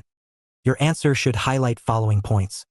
Bhakti as a means of reformation, mutual social service, resistance against revenue administration and surplus extraction, critique of polity and Bhakti as a means of reformation, mutual social service, resistance against revenue administration and surplus extraction, critique of polity and reflection of civil society, passive resistance as means of socio-religious reforms. Check your progress exercise 4. 1. Your answer should highlight reactions from the following. Metaphysics as central concept, methodological challenges, identification of primary texts, appropriate historical and cultural contexts, non-English vocabulary, verbal ablutions. 91. Bhakti. 2. Your answer should highlight reactions from the following. Development of vernacular literature, modification of caste exclusiveness, sanctification of family life, preaching of humaneness and tolerance, partial reconciliation with Islam, subordination of rites and ceremonies, pilgrimages, fasts, etc., learning and contemplation to worship God with love and faith, the limitation of excessive polytheism. 92. Traditions of the pre-colonial Indian political thought. 93. Bhakti. Block I. Political concerns and key idea. S. Traditions of. Block 2 Introduction. The pre-colonial Indian political. This block deals with political concerns and key ideas through focusing on thought. Individual thinkers. Unit 5 is titled Vedvyasa, Rajdharma Shantaparva. The Shantaparva of Mahabharata is a discourse on statecraft conveyed by Bhisma to Yudhishthira and largely describes the functions, duties of a good king, both during normal times and during period of emergency, finally signifying the importance of welfare state. Manu's views on social order and laws are covered in Unit 6. Manusmriti, or the Laws of Manu, is considered to be one of the most authoritative texts in the Brahmanic tradition, which lays out social and civil laws and codes of conduct which are necessary for the maintenance of dharma. Unit 7 is titled Kautilya, State and Duties of Kingship, while Unit 8 deals with Kautilya's mandala theory. Kautilya is father of Indian political science, however, his works have not been given due importance and analysis not only in India but outside India as well. Long before the West witnessed separation of state and church under modernity in 16th century, Kautilya had already advocated independent status of polity away from religion. His Saptanga theory is a systematic and coherent theory of state power which was unmatched even by Machiavelli. He may not have advocated democracy, but Kautilya said that welfare of the people was central to stability and security of a kingdom. Interstate relations and foreign policy find a prominent place in Kautilya's Arthashastra. He has tried to explain the dynamics of interstate relations through his mandala theory. Kautilya can be easily considered as the pre-modern founding father of theory of political realism later expressed by Machiavelli and Morgenthau. Unit 9 is titled Daya Nikaya, the idea of Chakravartin. Dhyana is collection of the dialogues mostly of Buddha himself as they appear to his earliest disciples in a series of 186 discourses which, according to Rhys Davids, will occupy a place in the history of human thought similar to the dialogues of Plato. Buddha's theory of kingship implied that state power would not only be used for punishing, taming, or controlling society, but also more positively to create a new just moral social order. Zia-ul-Bahrani's views on royal authority and just rule have been highlighted in Unit 10. His ideas have been considered significant in understanding medieval polity and other strands of thinking that existed in that period of history. Bahrani represented and championed the idea of political expediency in Islamic history which he has conveyed to the ruler by way of his Nasihat's advices. Unit 11 deals with Abul Fazal's monarchical authority and popular well-being. There was predominance of intellectual elements in his writings and an unfailing appeal to reason against religious and cultural traditions. His interpretation of history was integrally linked to the political, social, economic and religious realities of that period and strove to address the plurality and diversity of Indian society at large that Akbar wished to rule in the best possible manner. Unit 12 is titled Akka Mahadevi, Critique of Social Order. She was a woman saint from medieval India who claimed, like many other enlightened people of her time and age in India, that differences like those of sex/gender, good fortune, wealth, or caste, jati, didn't 94 matter in the quest for the knowledge of ultimate reality. The last Unit 13 discusses Kabir's ideas on religious boundaries and the quest for social bhakti, harmony. The universal and transcendental nature of Kabir's influence is highlighted by the fact that his legacy is equally claimed by people of different faiths. He advocated a direct relationship with God through love and devotion, and his ideas cannot be bracketed that easily within one religion or sect. 95. 96. Traditions of the pre-colonial Indian political thought. 97. Ved Vyasa Rajdharma Shantaparva. Unit 5 Veda Vyasa Rajdharma Shantaparva *. Structure 5.0 Objective 5.1 Introduction 5.2 Vyas and Mahabharata 5.3 Origin of State 5.4 Kinship 5.5 Government 5.6 Justice and Dandaniti 5.7 Inter. State Relations 5.8 Let us sum up 5.9 References 5.10 Answers to check your progress exercises. 5.0 Objectives. The epic Mahabharata is full of political advice that a person requires in his life. It supports real-world approach. People commonly figure out this epic to say that pure idealism does not work in real life. Even if somebody look at real political advice, the Mahabharata is not very far from realist thinkers like Sun Tzu and Machiavelli. It has real-world strategies. It emphasizes on political power and military conquest. Lord Krishna essentially justifies use of plans in national interest and inevitability of war in times of crises. A number of political strategies, policies, and approaches emerge from the Mahabharata. Our politicians, leaders, ministers, officers, policy makers, and Indians at large can remain Indian in spirit and succeed at diplomacy and other fronts of authority. The question is from where we draw our inspiration. A simple reference makes us a comfort and confident. To understand the relevance of Mahabharata in historical, political, and cultural aspect. To identify the political thought in Mahabharata and comparison with the modern political theories. Dr. Pramod Kumar, Assistant Professor, Department of Politics and International Studies, Pondicherry University. Political concerns. Mahabharata represented as cultural education transmitting. And key ideas. Knowledge from one generation to other generation. 5.1 Introduction. There is always a question comes to our mind that our great epics are having any relevance in political thought? The answer is certainly yes. Mahabharata is a great epic which is not only a historical text but also it is a text for educators. Researchers have an opinion that Mahabharata has been used to educate by one generation to other generation as a knowledge system. It is a philosophical text which shows the multiple viewpoints about the society, human relations, and politics.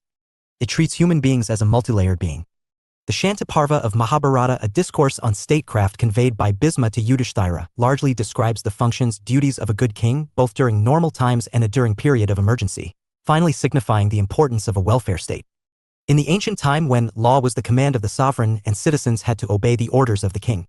Does the Shantaparva contain principles on the lines of Sarvajna Sakino Bhavantu? Kingship in ancient India characterized as benevolent, patriarchal autocracy bound down by many instructions of service to the people. The duties of king considered a servant of the people. It expected that the king devote his life to the service and welfare of the people of his state. He was expected to assume different roles in accordance with the situations, such as abolishing the enemies, imposing punishments upon the wicked, giving rewards upon the good, Sacking offenders, etc. All duties of the king should be performed according to the provisions of Dharma, which are to be respected in every possibility, not by the king but also by his public. The Shantaparva definitely maintains the king should involve all the public in their respective duties and instruct them to perform their allocated functions according to Dharma. The Mahabharata, like Kautilya's Saptanga theory, believes in the 7 elements of the state: Raja, Mantri, Kosa, Treasury, Danda, Military, Mitra, Friend, Rashtra, and Nagar. The head of the state, council of ministers, treasury, punishment, allies, etc. were as important in ancient times as today. 5.2 Vyas and Mahabharata. The Vedas, the Upanishads, and the Smritis represent ancient Indian political thought. The political ideas found in the great epics Mahabharata is very complex and comprehensive. Vyasa, the author, is a mythical figure of uncertain identity. Vyasa means arranger or compiler. Though various authors of ancient time are so designated, the term is used especially as a title of the compiler of Vedas, who has also been the author of Mahabharata. Just as we find the series of 14 different Manas, so the Puranas tell of 28 Vyasas who compiled wisdom in different periods. The arranger of Mahabharata is Krishna Dwapyan Vyasa, and it is between the descendants of his 2 sons Dhritarashtra and Pandu that the Mahabharata was contested. 98. Mahabharata is a historical text, some of the noted historians as D.D. Koshambi. Ved Vyasa Rajdharma. Consider Mahabharata to be a historical text. It is the longest epic that has also Shantaparva been used for educating the general public for their day-to-day life. It is a compilation of existing knowledge that was available at that period of time. Mahabharata is important in the point of view of politics because it discussed broadly in ancient Indian political thought. The Shantaparva and the Rajarmanasasana chapters, which present a man-made and systematic view of the political thought of ancient India. In the Shantaparva of Mahabharata, Dandniti, Rajdharma, Shasampaditi, Mantri Parashada, and Karvyavastha is discussing more about duties of king and government system, different organs of the government, and so on. Shantaparva establishes the principles of origin of monarchy Rajtantra, and it is in the Shantaparva of Mahabharata that we come across the political thought of Bhishma, which forms the subject matter of this chapter. Bhishma's discourses in the Shantaparva as his most convincing description of Rajadharma. Yudhishthira at the end of the Great War asked Vyasa about the duties of kings as well as those of the 4 Varnas. The sage referred him to the well-informed and great intellectual Bhisma, who was well-versed in all the duties. Rajdharma as given by Yudhishthira, interpreting the basic ideas of Bhishma. Just as the rising sun scatters unholy darkness, so does the Rajdharma destroy all evil significances in this world. Shantaparva consists of 365 chapters and 13,716 numbers of verses, and it further divided into 3 subparvas. Rajadharmanashanaparva, this part describes the duties of the king and his governance. 2. Apadharmanashasanaparva, this part describes the rules of conduct when one faces emergency. 3. Mokshadharmaparva, this parva describes the behavior and rules to achieve moksha or salvation. 5.3 The origin of state. The origin of state, which is a major aspect of politics, has been defined in the Vanaparva in Mahabharata. The Shantaparva clarifies that in the state of nature, the institution of state did not exist. There was no kingly office, and the people there had sense of thine and mine. The point towards the fact that the absence of the ruler coincided with the absence of private property. Nearly all classical works and anthropological evidence make us determine that there was a golden age of harmony and happiness when people led happy and peaceful lives. This harmonious and happy life was destroyed by the discovery of the art of agriculture, which empowered people to produce more than they could consume. For the first time, they established houses, stored rice, and divided the fields with boundaries, naming them as individual properties, but people began to snatch away the rice of others without their consent. This led to a search for some authority to protect their fields and properties. 99. Political concerns. Shantaparva speculates at one place that people went in search of a king in order. And key ideas. To protect their property, family, and varnas. They were also prepared to give him a certain share of their own property. Under such circumstances, Manu finally accepted kinship to protect property, family, and varnas. From the 67th chapter of Shantaparva, we come to know that there was a contract of people to get rid of sinfulness. Shantaparva also explores the origin of the state on the grounds that when sinfulness prevails in the world, men cannot own and enjoy their own wives, animals, fields, and houses. Shantaparva states that in the absence of the king, intermixture of castes would take place. Further, Shantaparva also stated that dharma is meant to aid the acquisition and preservation of wealth. If adharma increases, it causes confusion among the varnas. Therefore, it is believed that the king's preservation of dharma signified nothing but the defense of the social order based on family, property, and the caste system. We can see the conditions existing in the state of nature, the necessity to uphold dharma, protection of property, family, and varna system by the king. This might have resulted in the creation of the state. From the above there are 2 points that come out clearly. First, in the Shantaparva we find the origin of the state or kinship. Second, 2 theories of origin of state have been given, the divine origin theory, and 2. The social contract theory. When Manu became the king with a large army, he set out to make conquest. People began to fear king and observe dharma. This theory contains 3 elements. 1. The people lived under the law of jungle. 2. With the object of improving the situation, Brahma created the king, who was chosen by the people. 3. A contract was made between the king and the people. Society and state are institutions which are very closely interrelated. Ancient Indian political thinkers, while dealing with the subject, took recourse to legends and mythology and regarded the state as a divine institution which was created by God to ensure security and justice for mankind against the law of the jungle, which had somehow set in among them at the end of the Golden Age. The theory of divine origin speculates that the state is the creation of God and the king rules in his name. The origins of this theory found in the Rigveda, which mentions that Brahma created the Kshatriyas or protectors. The Mahabharata also refers to it many times. The divine origin of state is further elaborated through the story of Prithivanya. His supernatural appearance, coronation by the gods, and the entrance of Vishnu into his body clearly indicate the divine origin of kingship. Matsyanyaya is known as the theory of force, and it presupposes an inherent propensity of man to encroach upon his weaker neighbor and to be prone to commit acts of disorder and aggression.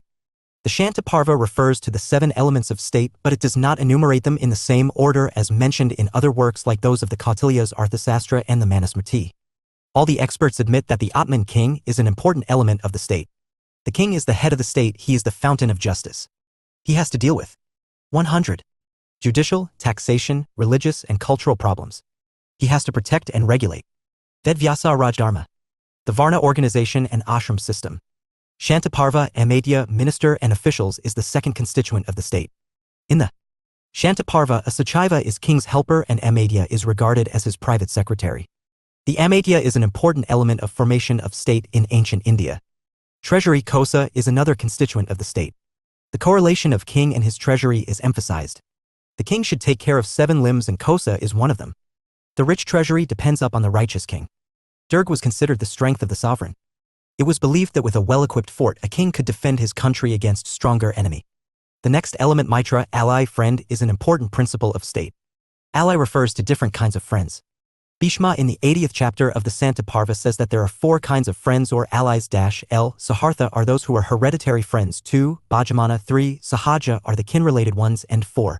Pratrima are the ones who had been turned into friends by gifts, etc. In the 69th chapter of Shantaparva, it is said that when a king is attacked, then for his defense against the aggressors, he should see that the bridges over rivers are destroyed and water from ponds is not taken out. Check your progress exercise 1. Note, I use the space given below for your answer. 2. Check your progress with the model answer given at the end of the unit. 1. Discuss the 3 subparvas in Shantaparva. 5.4 Kinship. As R.S. Sharma says that the cardinal supposition of Shantaparva in chapter 67 is the appropriate theory of the origin of state. It is scientific because it involves the king and people. The people's obligation to pay taxes and render military services to the king clearly implies the presence of the elements of Kosha and Danda. Thus, for important elements of the state out of 7 can be clearly distinguished in the statement of the contract theory of the origin of the state. Altekar observes that the state was regarded as a divine institution, the king's 101. Right to govern was partly due to his divine creation and partly due to the political concerns. Agreement of the subjects to be governed by him in order to eliminate anarchy. And key ideas. The aims of the state in Mahabharata was to safeguard property, to maintain law and order in society. The main aim of man's life was fourfold as dharma, artha, kama, and moksha. Therefore, state's main aim is to give help to people to attain all these aims. The 59th chapter of Shantaparva deals with Danda and Daniti. It states that God helped humanity to escape from the law of the jungle by giving it a king. The king became a tyrant and the enraged sages destroyed him with their supernatural powers and asked Pratu. After him the whole world was named Prithvi and swear to rule according to the principles of Daniti. The sages asked Pratu particularly to consider the Brahmins above punishment and save the world from intermixture of castes. The duty of the king was to uphold Dharma and Varna Vyavastha. According to Mahabharata, the creation of the word Raja refers to the origin of Rajya. To begin with, Bhishma bases the king's authority in the 1st chapter of Shantaparva upon a rigid understanding of the king's origin. The Shantaparva contains a list of 5 spheres of activity, orientations for a very good king. The Shantaparva contains a list of 5 spheres of activity, orientations for a very good king. 1. Defense. 2. War. 3. Administration according to the Dharma. 4. Formulation of policies. 5. The promotion of the happiness of the people. A king should be generous, modest and pure, and should never refuse the performance of his duties towards his subjects. The protection of the people from outside ecological threats and internal enemies is the preeminent duty of the power in the political system. 5.5 Government. The king was the real executive. He has to perform the executive functions as established by Dharma. The king was both an appointing and a removal authority. The Shantaparva suggests to the appointment of the ministers by the king. He has to keep in view one's long administrative experiences and code of conduct. In interstate relations, it was the duty of the king to appoint the spies and ambassadors. It was his duty to get information about the defense of state. The king had to perform some financial duties. He must realize 1/6 tax from the subjects in lieu of giving protection. On this ground, king has been treated as the servant of the people. Personal safety is an important duty of the king. He must be safe from external threats. The protection of all the Varnas was one of the important duties of the king. There are some welfare duties of the king. The occupation of trade and commerce also contribute to the economic prosperity of state, so the king have to treat the merchants harmoniously. For the defense of country and promotion of trade and commerce, the easy means of communications are essential, so the king has to build roads throughout his empire. It is the king's duty to help the subjects with financial assistance during drought, flood, and famine, as during such periods, they suffer more. The Vedas are the supreme source of Dharma, so their preservation is essential. Preservation of Vedas may be done by punishing those who create difficulties in the way of Vedic studies.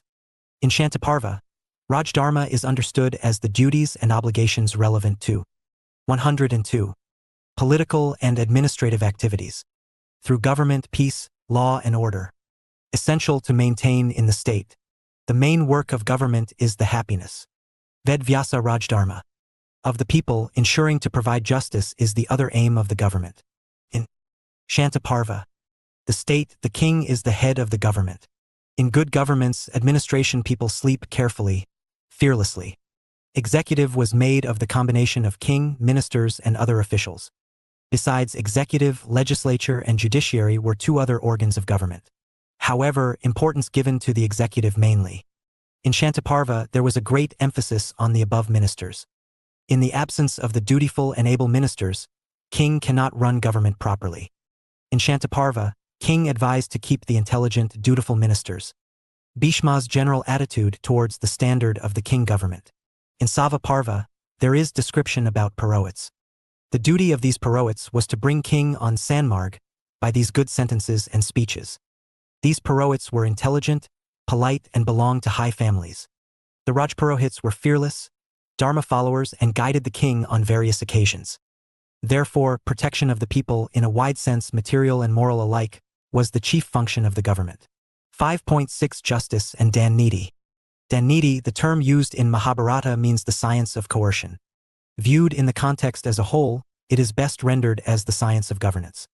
As the reins check the steed or as an iron hook controls an elephant, so Daniti keeps the world under restraints.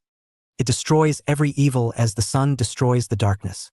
About the importance of Daniti, Bhishma says that if Daniti is destroyed, the 3 Vedas will disappear and the duties of the 4 Varnas will mix up. On the destruction of Daniti and instability of Rajadharma, all people suffer from many evils. It is the prime duty of the king to be fully versed in Daniti. Danda protects the people and it awakes those who sleep. Hence, Dand is called as Dharma. Because of the fear of Danda, punishment, the sinners do not indulge in sin, people do not kill others.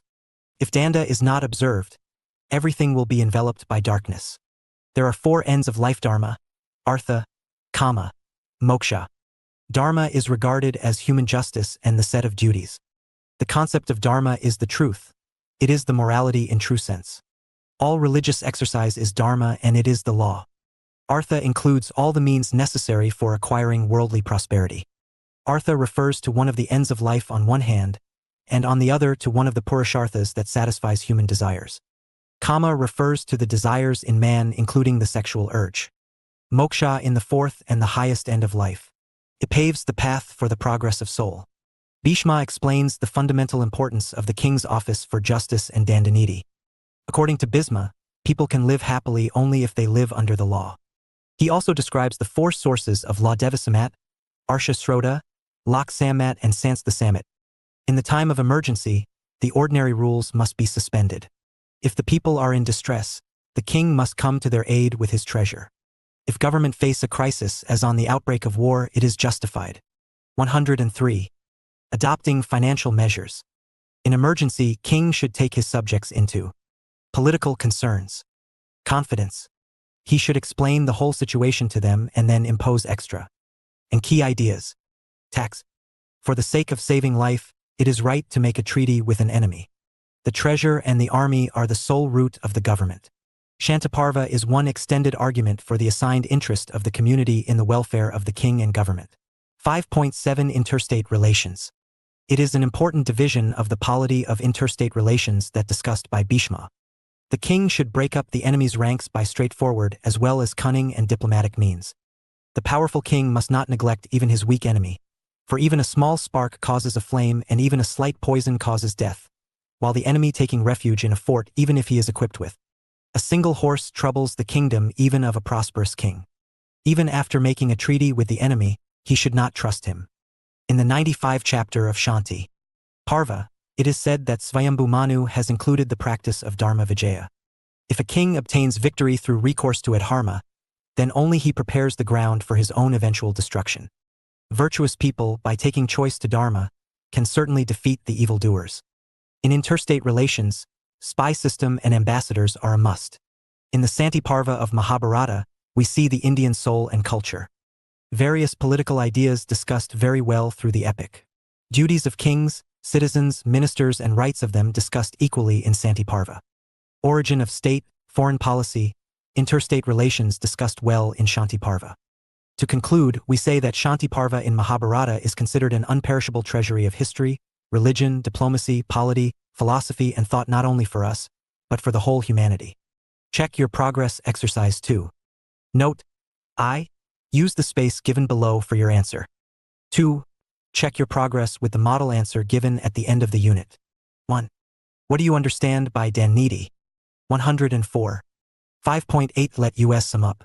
Ved Vyasa Rajdharma, Shantaparva. Bhishma's theories of Rajdharma and Daniti in the context of his remarkable development of the old Smriti concept of the whole duty of the king are notable. Rajdharma is used in Mahabharata in two meanings, the royal duties and the political, Daniti. Its later sense is confirmed by the fact that one whole section of the Shantaparva, dealing with the rules relating specifically to the art of government, is known as the Rajyamanashasana Parva.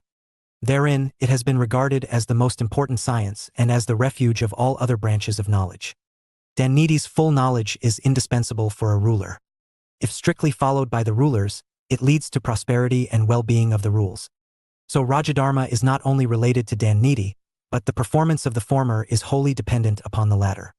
Among his most notable and original contributions are his theories of Rajadharma and Daniti, his theory of the king's authority, his theory of public rights of the social classes and the community, his view of the principles of government, his discussion of the moral standards of the king's policy in exceptional circumstances. The functional importance of Rajdharma is supported by its ethical significance. Rajdharma, that is the Kshatriya's dharma, is the foremost of all dharmas and that without it, people would be ruined. Indian political thought is recognizing the Shantaparva, which dealt with every aspect of human life. It deals with political institutions and entire panorama of human life. It deals with the concept of state and the concept of dharma. Both these terms are the backbone of Indian political thought, and these concepts was supported by Indian philosophy. Therefore, contemporary Indian political thinkers have unanimously accepted Rajdharma as the basis of Indian polity. It provides multiple viewpoints about governance. It leaves the conclusions to the reader to accept any of the viewpoint. It is a dialogical text. Shantaparva is capable of addressing the issues of governance even today. 5.9 References. Altekar, A. S.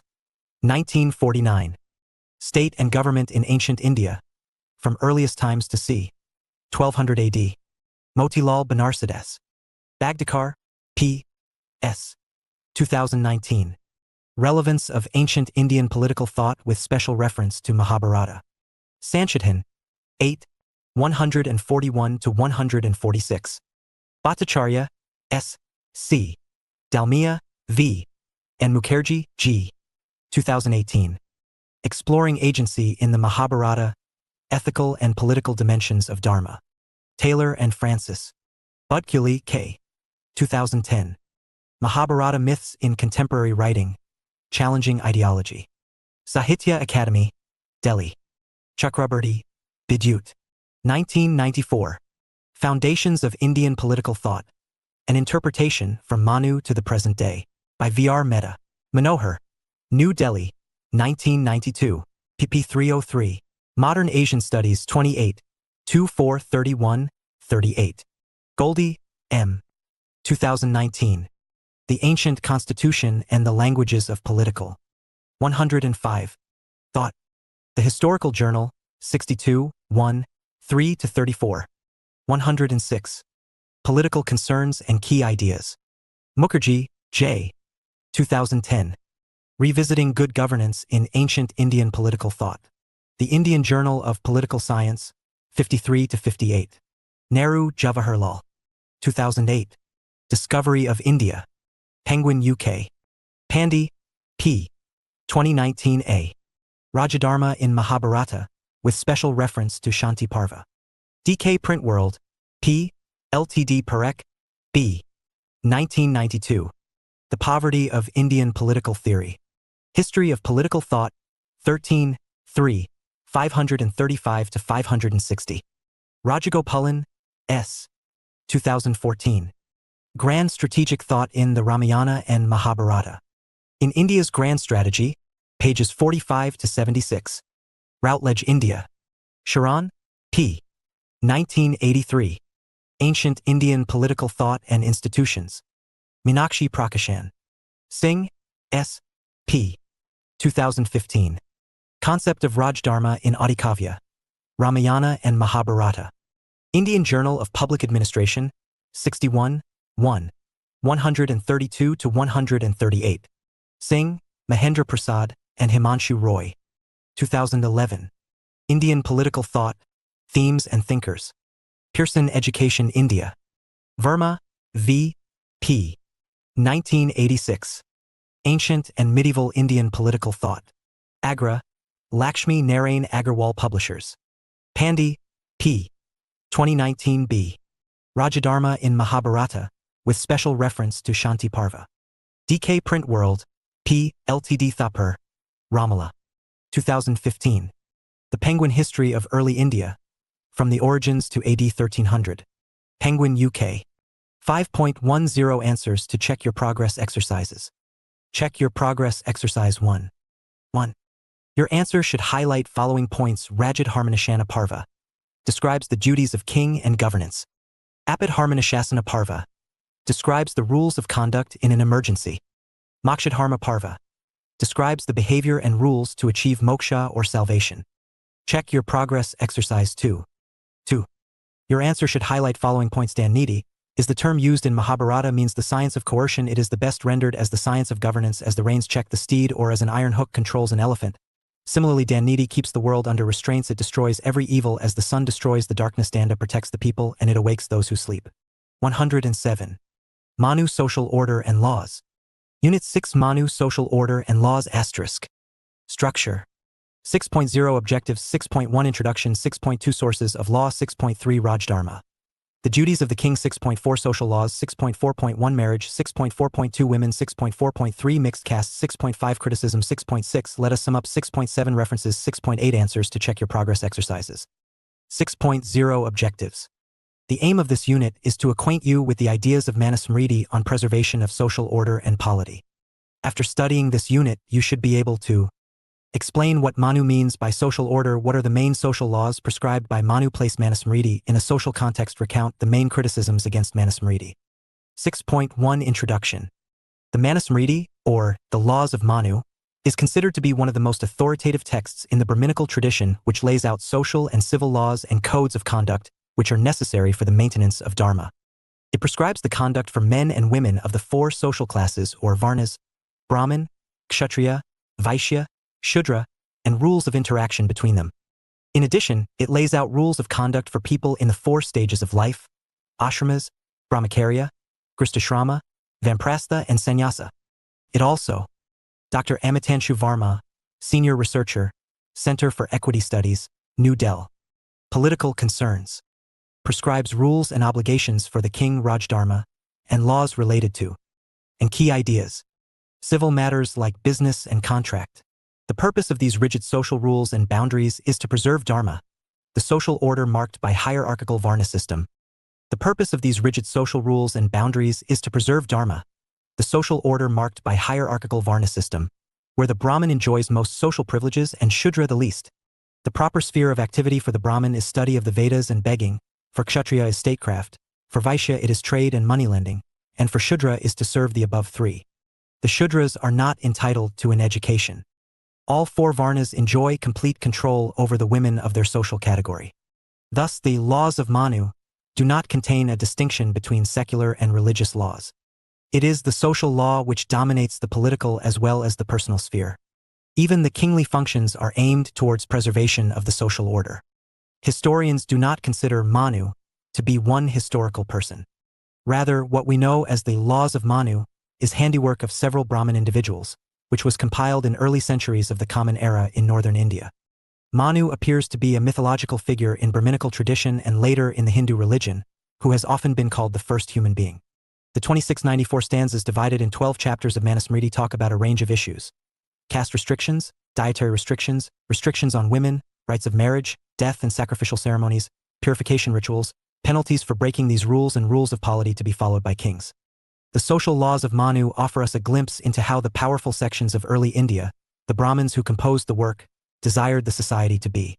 A study of Manu's social laws will also provide a glimpse of how society was sought to be organized, because the ideas contained in the book were not entirely new, but culmination of Brahminical tradition of social thought which traced itself to the Vedas. Such detailed and elaborate rules of social control were made to avoid chaos, or what Vedic texts have called Matsyanyaya, an anarchic situation where only the law of the stronger exists. Thus, Manusmriti appears to be an attempt by socially powerful sections of Indian society to retain and preserve the social order of their privilege, at a time when rapid historical changes were taking place. 6.2 Sources of Law. The Manusmriti forms part of the Smriti canon of Hindu religious corpus, which refers to knowledge received from tradition. The other canon is Shruti, which refers to revealed knowledge or divine knowledge. The Vedas belong to the Shruti group and occupy a somewhat superior position. The classification of religious knowledge between Shruti and Smriti ultimately indicates two sources of law, the divine and traditional, although repositories of traditional knowledge claim that revealed texts are their source. The laws of Manu claim four sources of sacred law: the Vedas, conduct of virtuous men learned in the Vedas, conduct of holy men and self-satisfaction. It also claims that all the social laws prescribed in it are in strict accordance with 108. The Vedas. Tracing the origin of law to the divine is a way to command obedience, and 2. Manu social order and laws claim that the law stands above human scrutiny. Such a source also enables the dominant social sections of society to claim that they are eternally entitled to respect, wealth, and political power. Because divinely ordained laws are unchanging and depend on the conduct of those already in power, they seek to bolster their privileged position. For instance, historian K.P. Jaiswal explained that the divine origin theory of kingship was furthered by Brahmin king Pushyamitra Sangha in order to make his family's claim to the throne permanent, and to discredit the Buddhist theory of state which emphasized contract amongst people to decide their ruler. Check your progress exercise 1. Note: I. Use the space given below for your answer. 2. Check your progress with the model answer given at the end of the unit. 1. Why is Manusmriti considered to be a part of Smriti tradition? 6.3 Rajdharma. The duties of the king. Why was the king created? The king was created to protect and control chaos and fear which prevailed in a society without a ruler. A kshatriya who has received training in Vedic tradition and has gone through all the prescribed religious practices from childhood, the initiation, upanayana, and studentship, is fit to be king, according to Manu. A king is superior to all other living beings because he is made out of divine elements from the gods. Manu demands total obedience to the laws of the king. It is the king who preserves and protects the social order of the four varnas, the dharma. Hence, disobedience of the king is akin to sacrilege and invites severest reprisal. The instrument employed by the king to preserve and protect the social order is danda or punishment. Echoing Arthashastra, the Manusmriti claims that punishment is the king itself. It is punishment which watches over, which governs, and which protects. Manu warns that danda has to be applied after due consideration in order to lead towards happiness. Recklessly applied punishment destroys everything. If Danda is not employed, then the stronger would roast the weaker like fish on a pit. The crow would eat the sacrificial cake and the dog would lick the sacrificial viands, and ownership would not remain with anyone, and the lower ones would usurp the place of the higher ones. These metaphors explain that. 109. The social order where wealth, property ownership, education, and religious, political concerns, training is reserved for the three higher varnas would crumble. All castes and key ideas. Varnas would be corrupted by intermixture. All barriers will be broken through. Manu fears that in absence of punishment, the endogamous rules of marriage within the same caste, or between the male of a higher caste and female of a lower caste, would be broken and caste hierarchy and entitlement over power and resources would lose all meaning. An ideal king, therefore, has to be truthful to the social order and should observe justice and dharma by making sure that the social and economic restrictions placed by the Varna order are not broken. A king who is of unsound mind, who is addicted to sensual pleasures, and who is partial and deceitful will not be able to govern or adhere strictly to the caste order. Manu, therefore, spells out that the king has been created to be the protector of the castes and orders, who, all according to their rank, discharge their several duties. A just king has to ensure that the castes do not break ranks, do not intermarry, and do not take up occupations which are not prescribed for them. In addition, in dispensing of justice, the king ought to, with rigor, chastise his enemies, behave without duplicity towards his friends, and be lenient towards the brahmanas. The king should always remember his role as the protector of the social order. For this purpose, let the king, after rising early in the morning, worship the Brahmins who are well versed in the threefold sacred science and learned in polity, and follow their advice. In order to strictly protect the caste order, the king should not only worship learned and aged Brahmins, but should also cultivate virtue and shun vice. Only a king who has mastered self-control and is free of envy, wrath, and resentment will be able to ensure that each caste follows its stipulated occupation and does not commingle with others socially through marriage. The only relaxation to this strict system of social rules could at times be made for the Brahmin. The king should shun all sorts of vices like excessive love for hunting, gambling, company of women, singing, music, and dancing, because they can lead him astray from ruling and cloud his judgment according to Manusmriti. Women for Manu are similar to property and other objects of desire, who should be possessed, but their use should be controlled. This shall be elaborated upon in the section on social laws for women. Thus, Manu not only invokes the divine theory of kingship, he also extols Danda as the instrument of Rajdharma. It is through punitive violence that things are kept in their place. In order to carry out the everyday administration of the state, the Manusmriti offers a great deal of detailed practical advice to the king regarding appointment of ministers, foreign relations, conduct of war, system of spies, and other juridical and civil functions. Manu advises that the king should employ 7 or 8 ministers from families who have served him well, who belong to noble upper castes families, who are trained in the use of weapons and whose worth has been proven. The king should daily consult with them on matters of war, peace, administration of towns, and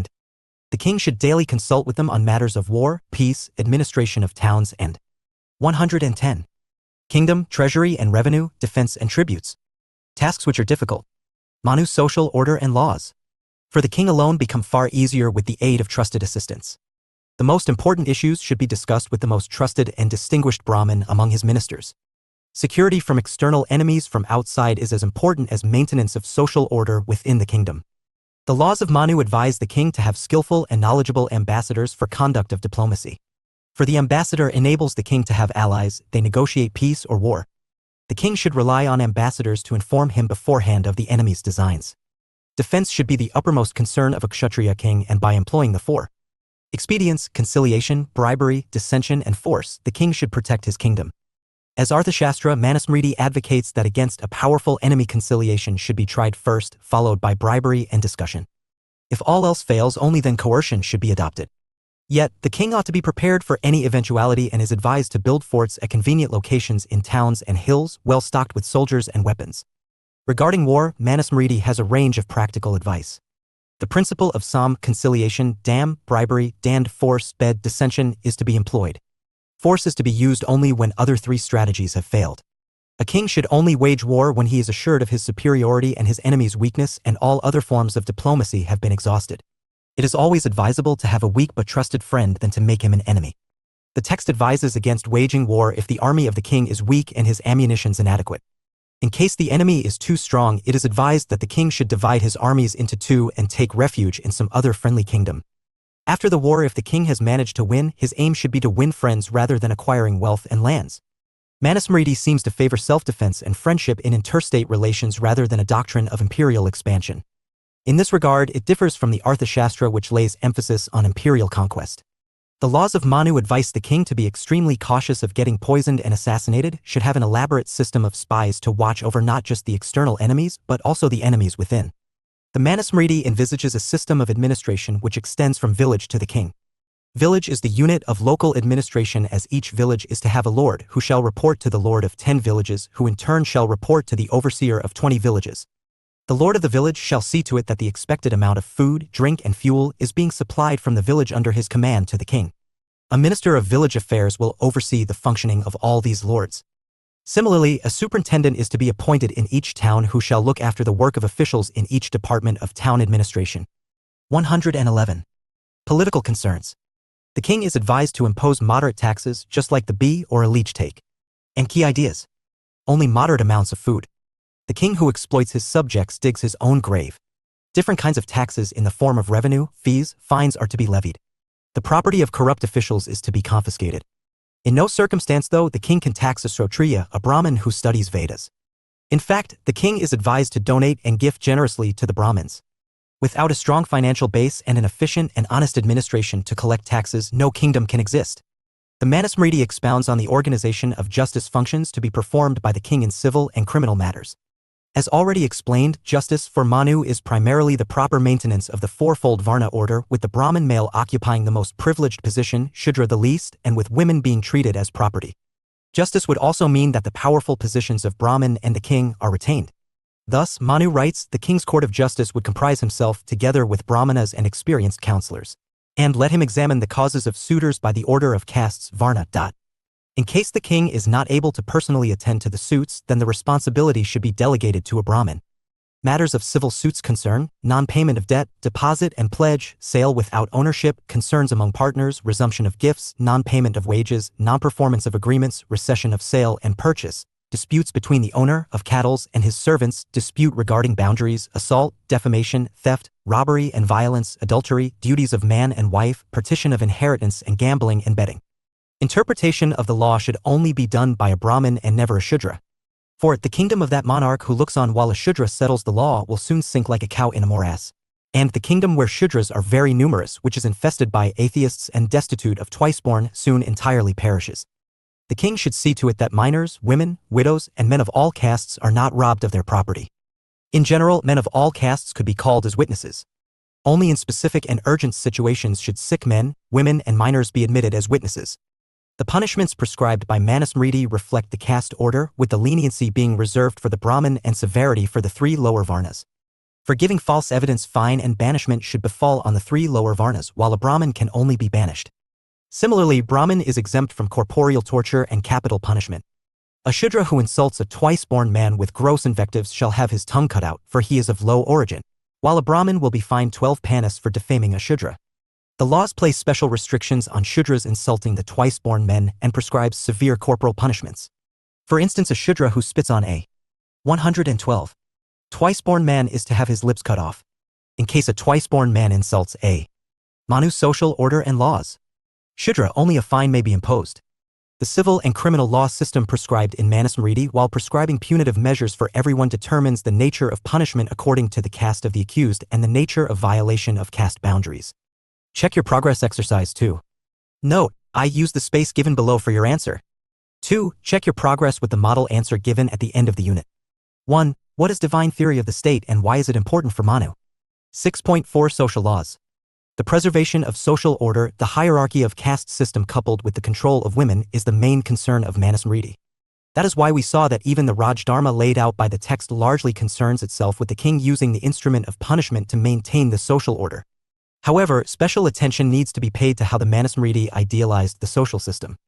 It advocated a social system where each caste stuck to its allotted profession and interaction between them was bare minimum. Therefore, it restricted marriages between different castes and saw mixed castes with contempt. This also required that additional restrictions be placed on women. Let us study these in more detail. 6.4.1 Marriage. Marriage laws prescribed by Manusmriti adhere strictly to the caste ranking. It lays down that a Brahmin's first marriage should necessarily take place to a woman of equal caste. For his subsequent marriages he may take a woman from the 3 lower Varnas as a wife. But the text strongly advises against a Brahmin man marrying a Shudra woman, warning that such a union will result in misfortune for the man. Twice-born men who, in their folly, wed women of the low Shudra caste soon degrade their families and their children to the state of Sudras, says the sage Manu. Technically, the law of Manu states that a woman is permitted to marry those of her own caste and those of the higher castes. Similarly, a man may marry within his caste or to a woman from the lower castes. 113. Political concerns. Manusmriti elucidates 8 rights of marriages that are recognized in the and key ideas. Brahminical tradition, Brahmadayava, Rishi, Arsha, Prajapasya, Ajura, Gandharv, Rakshasa, and Paishacha. The gift of a daughter along with costly jewelry to a man learned in the Vedas is the Brahma rite. The gift of a daughter along with costly ornaments to priest who has come to perform a sacrifice ceremony is called the Daiva marriage. The giving away of the daughter in return of a pair of cow and bull from the bridegroom is the way of the rishis. The gift of the daughter with blessings and honor shown to the couple is the rite of Prajapasya. When a bridegroom receives the woman after having given her and her kinsman as much wealth as he could afford is called the Ajura marriage. The voluntary union of the woman and her lover from a desire of sexual intercourse is called Gandharva marriage. The forcible abduction of the woman from her home after slaying her kinsman is the way of the Rakshasas. Stealthy seduction of a woman who is intoxicated, sleepy, or disoriented has been described as the most base and sinful way of union called Paishacha. The first 6 methods are approved for the Brahmins, the last 4 methods are approved for a Kshatriya, and the last 4, with the exception of Rakshas's right, are lawful for Vaishyas and Sudras. As can be easily seen, marriage is supposed to maintain the superior position of the higher caste male. The Manusmriti recommends those forms of marriages where the bride's family offers costly gifts to the daughter, which along with her goes to the groom's household. 6.4.2 Women. From the foregoing discussion, it can be learnt that women have been depicted as beings who need to be guarded and controlled primarily by their families. The Manusmriti sees them as treacherous entities who can lead a virtuous man astray from dharma and down the path of desires. They have been portrayed as assets which, if suitably controlled, can lead to pleasure and prosperity of the owner, the husband. The duties prescribed by Manusmriti for women expect women to train themselves and learn to take pleasure in their position as property owned by men. In childhood a female must be subject to her father, in youth to her husband, when her lord is dead to her sons. A woman must never be independent, say the laws of Manu. A woman who leaves her father or husband to pursue her free will brings contempt upon herself and her family. Manusmriti prescribes that not only a woman should manage the household but she should do it with cheerfulness. She must always be cheerful, clever in the management of her household affairs, careful in cleaning her utensils, and economical in expenditure. A woman is not only to be treated as valuable property by men, but the text goes on to demand that she should cultivate herself to be treated as such. That is the dharma for women. Thus, the foremost duty of a married woman is to be unconditionally loyal to her husband, even if the husband possesses no good. 114. Qualities the wife should cling to him. Though destitute of virtue or seeking pleasure elsewhere or devoid of good qualities, a husband must be constantly Manu's social order and laws. Worshipped as a god by a faithful wife. A faithful wife who desires to dwell, after death, with her husband must never do anything that might displease him who took her hand, whether he be alive or dead. Even after the death of her husband, the woman ought not to remarry and should maintain her chastity. No such burden is placed upon men who lose their wives. The control of their women must be exercised by men of all castes.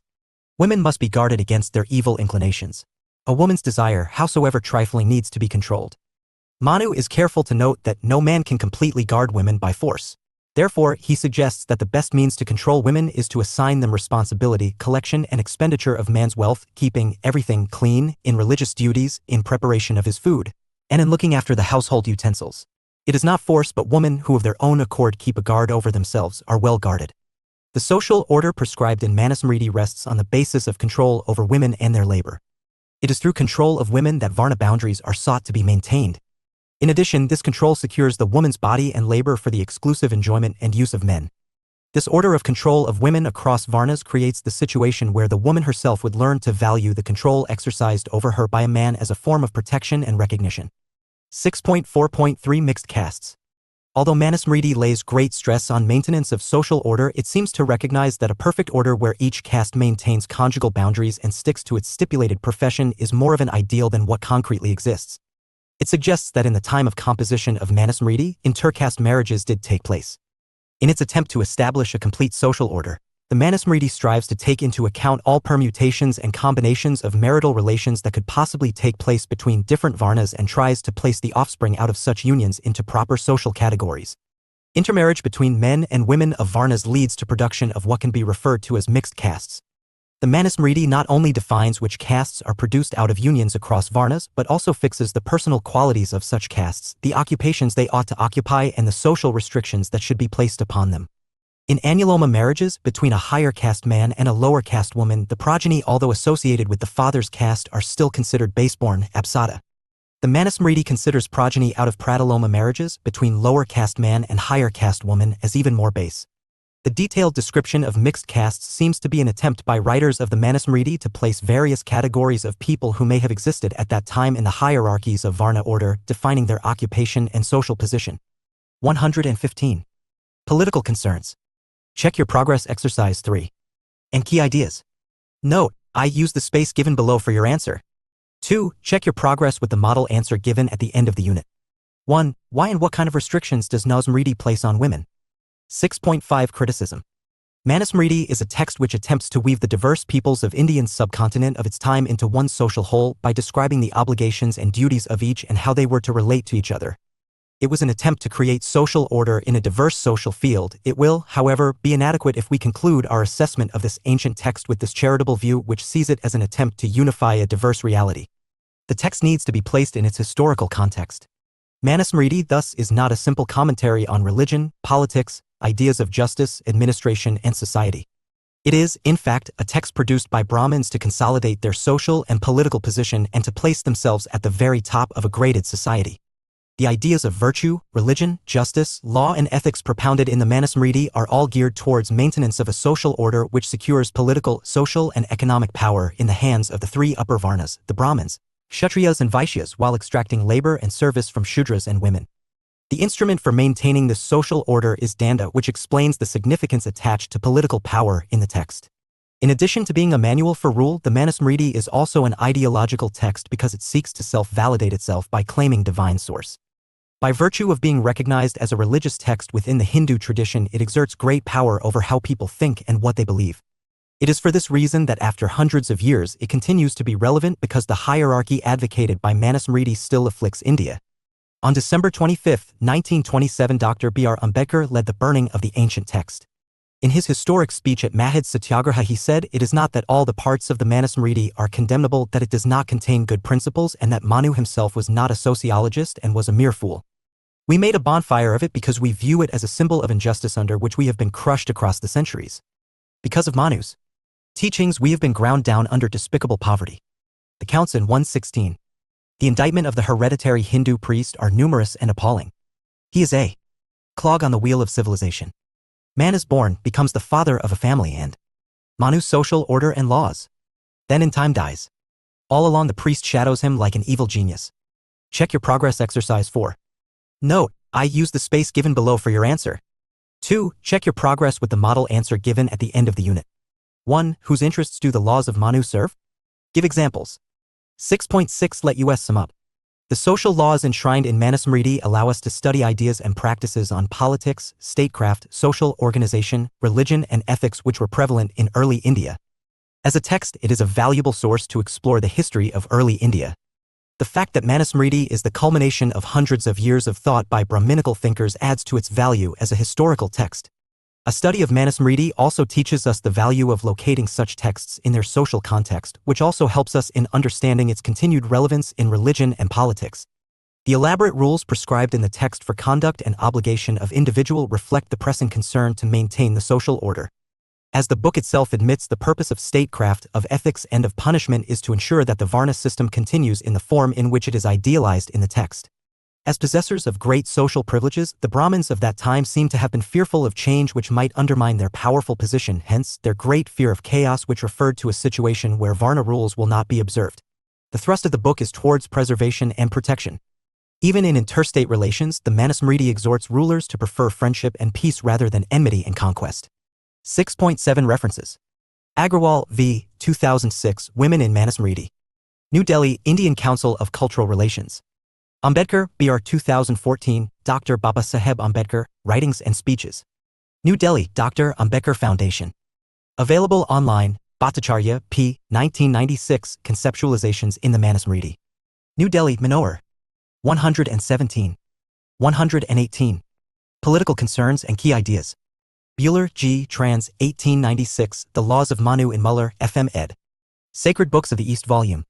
25 Oxford, The Clarendon Press. Darrett, J. D. M. 1975, Manusastra Volume 2. Wiesbaden, Franz Steiner Verlag. Doniger. W. and Smith, Brian K. 1991, The Laws of Manu. New Delhi, Penguin Classics. Doniger, W. 2009, The Hindus, An Alternative History. New Delhi, Penguin/Viking. Ghoshal, U. N. 1929, The Hindu Revenue System, Calcutta. Calcutta University.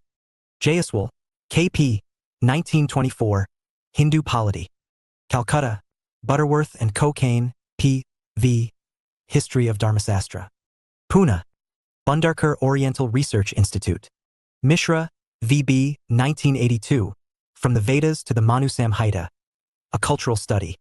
New Jersey, Humanities Press.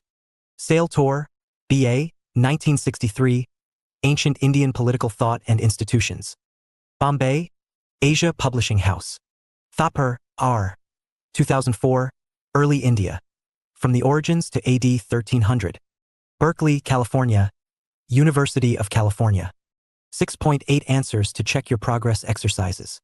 Check Your Progress Exercise 1. 1. Your answer should highlight the following points: difference between Smriti and Shruti texts, with examples the multiple authorship of Manusmriti, the fact that it is part of Brahminical tradition of thought. Check Your Progress Exercise 2. 1. Your answer should highlight the following points: the claim that kingship is divinely created, hence sacred, the identification of king and his actions with God's actions. It is used to generate legitimacy among the masses. It is used to suppress critics of the king. Check Your Progress Exercise 3. 1. Your answer should highlight the following points: a woman is never to be independent and must always remain subservient to men. No freedom to make life choices for marriage and work. Woman should cultivate loyalty towards husband. No freedom even after husband's death. 119. Manu Social Order and Laws. Check Your Progress Exercise 4. 1. Your answer should highlight the following points: the interests of the Brahmins, Kshatriyas, Vaishyas vis-a-vis Shudras, the interests of men vis-a-vis women. 120. Political Concerns and Key Ideas, Unit 7, Kautilya, State and Duties of Kingship *. Structure. 7.0 Objectives. 7.1 Introduction. 7.2 Kautilya, his work and his time. 7.3 Kautilya's views on state. 7.3.1 Swami or the king. 7.3.2 Amatya or the minister. 7.3.3 Jampada or the people. 7.3.4 Durga or the fort. 7.3.5 Kosha or the treasury. 7.3.6 Danda or Sena or coercive power of state, armed forces, secret service and police. 7.3.7 Mitra or ally/friend. 7.4 Comparisons with Western political thinkers. 7.4.1 Kautilya and Plato. 7.4.2 Kautilya and Aristotle. 7.4.3 Kautilya and Machiavelli. 7.5 Assessment. 7.6 Let us sum up. 7.7 References. 7.8 Answers to Check Your Progress Exercises. 7.0 Objectives. This unit would familiarize students with the political ideas of Kautilya, also known as Chanakya. After studying this unit, you should be able to understand Kautilya's views on state, describe the Saptanga theory and its elements. Dr. Raj Kumar Sharma, Maharishi Kunad Postdoc Fellow, Delhi School of Transnational Affairs, University of Delhi. Explain the duties of king prescribed by Kautilya. Kautilya, state and duties of kingship. Critically examine Kautilya's political views and their contemporary relevance. 7.1 Introduction. Kautilya, ancient Indian political thinker, was a multidimensional personality whose famous work, Arthashastra, is studied across disciplines like political science, international relations, diplomacy, security studies, economics, management, and public administration. He is considered as one of the finest ministers and politicians in India. His views on politics and state continue to resonate in contemporary India. However, it is widely believed that his works have not received enough attention not only in India, but outside India as well. The science of statecraft had been developing in India even before Kautilya, and he did not take credit of being a pioneer in this field. He had compiled famous works and theories before him and gave his own views on them, covering various areas like politics, economy, and diplomacy. There were at least 4 distinct schools and 13 individual teachers of Arthashastra before Kautilya. However, it is very likely that Kautilya's masterpiece superseded them, which made them redundant, leading to their disappearance. It is, Therefore, necessary that Kautilya's work is studied to analyze its resilience through centuries in order to understand its contemporary importance for India. 7.2 Kautilya. His work and his times. There is no clear consensus about Kautilya's life and the times in which he lived. He is also known by the name Chanakya. Based on his There's name Rishi, sage, Chanak, who was a Brahmin. Another name given to Kautilya is Vishnugupta, since he is believed to be a follower of Lord Vishnu. The name, Kautilya, comes from his Kutil Gatra, which means shrewd and cunning. He lived at the turn of the 4th to 3rd century BC and thus was a near contemporary of Aristotle and Alexander the Great. The place of his birth is also disputed as according to different sources. Kautilya was born in Takshashila, Gola district in South India or Patliputra in Magadha. Kautilya played the central role in establishment of the Maurya Empire under Chandragupta, 321 to 297 BCE, the first pan-Indian state extending over most of the Indian subcontinent. Chandragupta was a student of Kautilya who overthrew the Nanda dynasty on the wise counsel of his guru, Chanakya, who became prime minister in his court. His book, Arthashastra, has 15 parts or books, 180 divisions, 150 chapters and approximately 6,000 verses or shlokas. Details about the king, his ministers and other officers are given in Book 1. Book 2 lays down the duties of the various executive officers of the state and state's role in activities like agriculture, mining, etc. Themes of law and administration are given in Book 3, while Book 4 highlights suppression of crime. Miscellaneous topics like salary of officials, etc. are covered in Book 5. Constituent elements of a state and foreign policy are 121. Detailed in Book 6. Book 7 also covers additional details on foreign policy. Political concerns. Various calamities which may hamper functioning of a state are given in Book 8. And key ideas. Details pertaining to war preparations are given in Book 9. The art of fighting and its different modes are the main concern of Book 10. Book 11 describes how a conqueror should tackle oligarchies governed by a group of chiefs instead of a single king. Book 12 highlights how a weak king can overcome a strong king, while Book 13 describes how to conquer an enemy's fort. Occult and secret practices are dealt with in Book 14, while the last book highlights logical techniques and methodology used in Arthashastra. There is a widely held belief that the text of Arthashastra was not available till it was discovered by Sanskrit scholar Dr. R. Shamasastri. He found the 17th century writing on a bundle of palm leaves from a pundit in Tanjore in 1904. He published the text in 1909 and its translation in 1915. However, Subrata K. Mitra and Michael Liebig in their 2017 work have argued that there has been a continuous oral and written transmission of the Arthashastra across time, as well as a lasting influence of Kautilyan thought on the politics in South Asia throughout the pre-modern duration.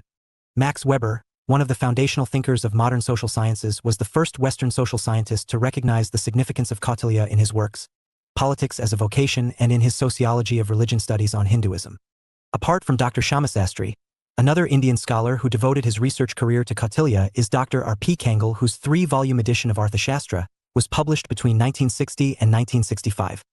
Another important translation of Kautilya has been done by L. N. Rangarajan, 1992, which is a simpler and rearranged version of the original work.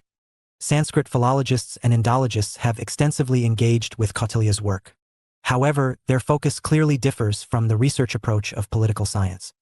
It should be mentioned that Kautilya himself states in the very first paragraph of Arthashastra that his work is a treatise on science of politics. Before understanding Kautilya's Arthashastra, one should know the concept of 4 purusharthas, which are goals of human life or aims and objectives of a soul. They are dharma, duty, artha, wealth, kama, desire, and moksha, emancipation of soul. The times before Kautilya were dominated by dharma, promoted by religion, and regulated by dharmashastra. Pursuit of dharma was superior to 3 other goals of life. However, with Arthashastra, pursuit of artha became an end in itself, while other 3 aims of life were subservient to it. Kautilya separated polity from religion, something similar that happened in 16th century Europe when supremacy of religion was challenged by state's authority. Dharmashastra pertains to more social, moral, and religious aspects, while Arthashastra is more political and economic in nature. It is similar to Nitishastra as both are policy-oriented and give due importance to discipline, punishment, and sanction. Check your progress exercise 1. Note, I use the space given below for your answer. 2. Check your progress with the model answer given at the end of 122. The unit. 1. Differentiate between Dharmashastra and Arthashastra. Kautilya state and duties of kingship. 7.3 Kautilya's views on state. Kautilya's views on state are similar to what later came to be known as the social contract theory of origin of state. He had argued that Matsya Nyaya, which is the law of nature, needs to be eradicated. Matsya Nyaya means a bigger fish always swallows the smaller fish. It can be seen as a state of anarchy where the powerful dominate the weak. Similar views were later expressed by Thomas Hobbes. Kautilya said that people want security and peace, and that is why they chose Manu as their king under the system of kingship. People agreed to pay 1/6 of their food grains and 1/10 of other goods including gold as tax to the king in return for a guarantee for their security. The king is duty-bound to protect his subjects and ensure their well-being. The king has the power to inflict danda punishment to ensure order and stability in the society. The theory of state in ancient India before Kautilya argued that the state has to uphold the laws of varnashram, i.e. social laws based on traditions and customs. State had a minimalist function to intervene in situations where these laws were not obeyed. However, with Arthashastra, Kautilya broke this tradition and advocated that the state could make laws of its own. If there is conflict between Dharamnaya of state and Dharam Shastra, the earlier would prevail. Arthashastra could be used as a manual of statecraft by any king. It was mainly meant for the Vijayjishu, one who wanted to conquer whole Indian subcontinent, and such a king was described as Chakravarti in later Buddhist texts. Kautilya described structure of the state in his Saptanga theory, or 7 organs/elements of state, or 7 prakriti. These are presented right at the beginning of Book 6. The text structure of the Arthashastra as a whole follows the sequence of 7 elements, starting with Swami in Book 1. Amadhya, Janapada, Durga, and Kosa are covered in Books 2 to 5. Danda and Mitra are dealt with in Books 6 to 14. Saptanga was not an original contribution of Kautilya, as some earlier works have referred to this theory. The 7 elements combine to form a state. The state can be compared to a living organism where individuals are regarded as its organs. These individuals lose their essence if they are separated from the state, while at the same time the state would also suffer if its organs or elements are damaged. Like Aristotle, Kautilya also believed in organic theory of state. He said that there cannot be a country without people and there is no kingdom without a country. The 7 elements of state as described by Kautilya as explained below. 123. Political concerns. 7.3.1 Swami, or the king. And key ideas. The ruler is equivalent to the head in a human body. Kautilya did not believe in divine origin of kingship. He believed it to be a human institution. An ideal king, according to Kautilya, is one who has the highest qualities of leadership, intellect, energy, and personal attributes. The leadership qualities a king should have in order to attract followers include birth in a noble family, truthful, prowess, intellect, righteous, disciplines, enthusiastic, being stronger than neighboring kings, and having ministers of high quality. A king's intellectual qualities are reflected by desire to learn and to listen to others, grasping and retaining truthful views and rejecting the false claims. As far as personal attributes are concerned, a king should be eloquent and have a kind mind with sharp intellect. He should be amenable to guidance. The king should be just in both rewarding and punishing. At the same time, he should eschew passion, anger, greed, obstinacy, fickleness, and backbiting. Kautilya's political thought is influenced by a patrimonial state in which authority is primarily based on the personal power exercised by the ruler. The ruler's competence in statecraft is decisive for the power of the state and the welfare of the people. It should be highlighted that for Kautilya, the king is the first and foremost important factor, as he is the independent variable while the other 6 elements of the state are dependent variables. Kautilya said that the king and his rule encapsulate all the elements of the state. State in Kautilya's conception is an absolute monarchy, but the monarch is not a despot who exercises unrestricted and arbitrary power.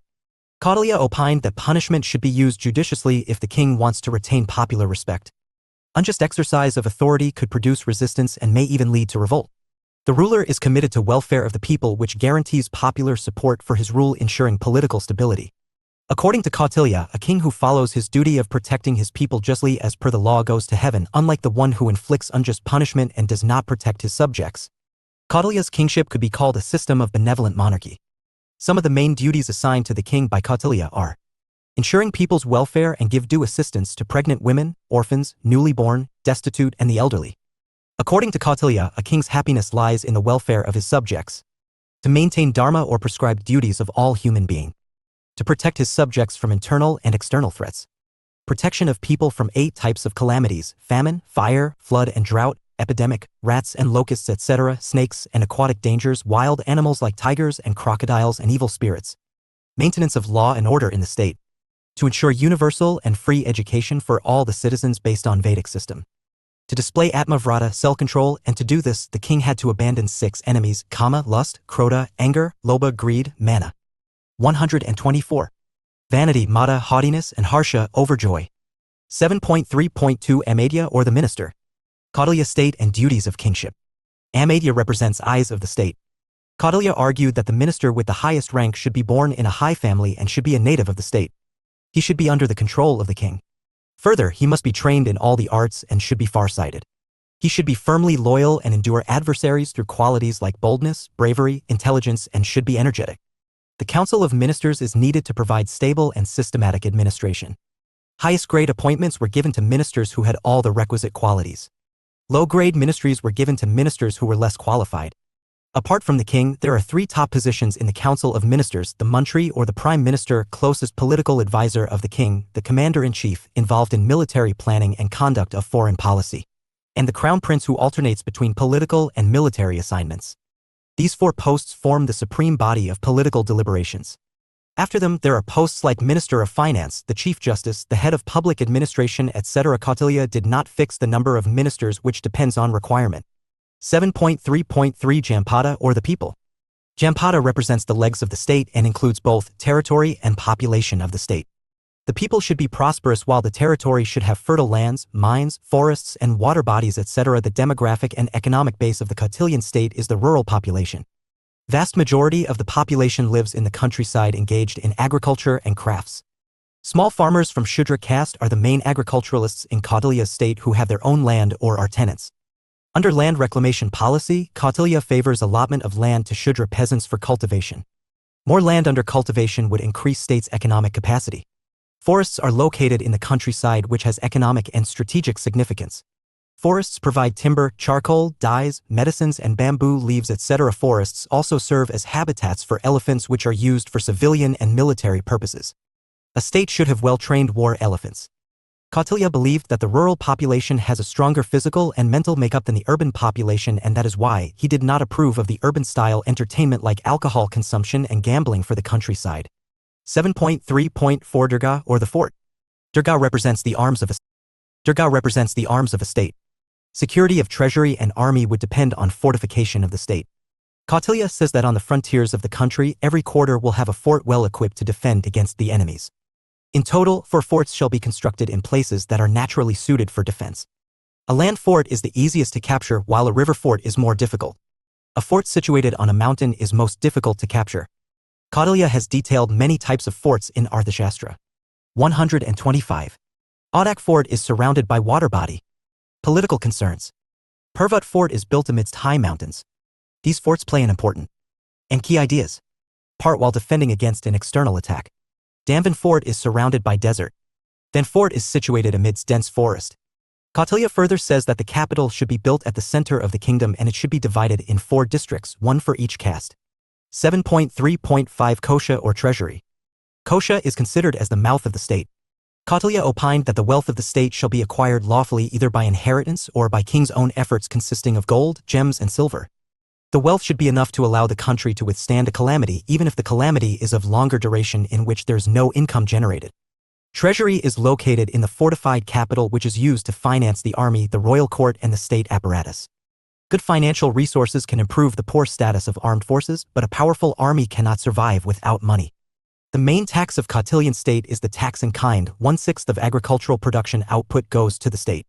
Kautilya also recommends special levies to be charged on alcohol, gambling, road tolls, sale of jewelry, commercial sexual services, etc. He also cautioned that excessive taxation is economically and politically counterproductive, which would lower economic output and pauperize the people. 7.3.6 Danda or Sena or coercive power of state, armed forces, secret service, and police. Sena is equivalent to brain in a human body. The soldiers should be strong, obedient, not averse to long expeditions, with powers of endurance, skill in handling all weapons, and experience of many battles. They should keep their wives and sons contented. They should have no interest other than that of the king and should share his prosperity and adversity. A strong army is required to ward off internal and external threats to a country. Kautilya has described 6 types of army. Clan army constitutes of hereditary soldiers like Kshatriyas, as son of a soldier becomes a soldier. Kautilya gives maximum importance to this type of army. Such soldiers are loyal to the king and know different types of war strategies. Hired soldiers or militia army. Mobilization of militia army is time-consuming compared to a standing army. An army constituted by the corporations. An army raised by recruiting the assistance of friendly countries. A fighting unit made up of prisoners of war, i.e. enemy soldiers caught during a war. An army made up of tribal people. Coercive power of state includes the army, secret service, and the police. The 126. Commander-in-chief or Senapati belongs to the innermost circle of the king and is responsible for military strategic planning and conduct of military operations. Kautilya state and duties of kingship. During a war, Arthashastra highlights a well-developed defense industry where state-run manufacturers produce military equipments like chariots, siege engines, tents, trolleys, etc. Kautilya did not comment on naval warfare as he did not say anything about a seagoing navy. Army, according to Kautilya, is divided in 4 services: infantry, cavalry, chariots, and war elephants. Kautilya has highlighted 4 basic forms of warfare. Mantrayuddha, war by counsel or use of diplomacy by a weaker king who finds it unwise to fight against a strong adversary. Prakashyuddha, regular warfare where opposing armies fight according to established rules and regulations. Kutayuddha, irregular warfare including ambushes and raids in enemy territory. Tusnamyuddha includes covert operations like sabotage and targeted killings. Kautilya advises that if the war becomes inevitable, efforts should be made to avoid a prolonged war, and offensive is recommended in case there is overwhelming superiority over an already weakened opponent. He favored Tusnamyuddha or covert war where mental faculties like intelligence, foresight, psychological skills, and ingenuity matter. Kautilya had also given due importance to elaborate system of spies in the kingdom. They would keep an eye on the working of ministers and any type of adverse public opinion against the king, and also information about other kingdoms. A spy could be in a disguise of Kapatic, disciple, Udasthita, recluse, Griyapatic, householder, Vaidhak, merchant, tapas, ascetic, satri, classmate, or a colleague, Tikshana, firebrand, Rasada, a poison specialist, and Bhikshuki, a mendicant woman. 7.3.7 Mitra or ally/friend. A mitra represents ears of a state. According to Kautilya, an ideal ally is one who is a friend of the family for a long time, constant and powerful in support, amenable to control, shares a common interest, can mobilize his army quickly, and is not someone who would double-cross his friends. Kautilya says that the king should focus on strengthening first 6 elements of the state. In the modern international relations lexicon, it would mean internal balancing, as the state tries to gain strength purely on its internal resources. If a state's resources are underdeveloped compared to other states, Kautilya advises that state to have external alliances in order to have time for internal development. The alliance can be terminated if the state has reached a position where it is not weak in comparison to other states, or if the alliance hampers internal development of the state. In Kautilya's scheme of things, a best friend is the state that gives up its own sovereignty and becomes a vassal state. Like this, the external ally effectively becomes an internal factor by accepting the status of a vassal state. 127. Political concerns. Check your progress exercise 2. And key ideas. Note, I use the space given below for your answer. 2. Check your progress with the model answer given at the end of the unit. 1. What are the duties of a king as prescribed by Kautilya? 7.4 Comparisons with Western political thinkers. 7.4.1 Kautilya and Plato. There are constant comparisons between Oriental and Occidental thinkers. Kautilya on one hand is often compared to his Western counterparts, Occidental thinkers like Plato, Aristotle, and Machiavelli. There are similarities between Kautilya and Plato. Both the thinkers thought that the state should be ruled by the learned and elites, an idea which does not endorse democracy. Plato favored slavery, while in Kautilya's Arthashastra, caste system has been maintained. Functional specialization was important to their concept of social structure. Plato never discussed slavery formally, and his views need to be extracted from some remarks made by him in his works, The Republic and the Laws. They also share their contempt towards common man. Plato said that common man is nothing but a bundle of appetites, while Kautilya said that common man is inconsistent and unsteady. Kautilya advocated conquest of senses, indriyajaya, which is similar to Plato's concept of virtue, which favors conquest of self or the inner enemy. Both prefer their king to be from the military class. Plato's guardian is Kshatriya Swami of Kautilya. There were some differences as well between the two ancient stalwarts. Plato favored the aristocrats to do 2 functions, to rule and do intellectual activity. On the other hand, Kautilya wanted Brahmins to do intellectual activity while the rule would be done by the Kshatriya king. Plato was a philosopher, while Kautilya was a seasoned politician. Apart from being a philosopher, Kautilya has made 128 substantial contribution to the field of diplomacy and foreign policy, while these Kautilya state and duties of kingship aspects did not find much mention in Plato's works. 7.4.2 Kautilya and Aristotle. Both the thinkers were almost contemporary of each other.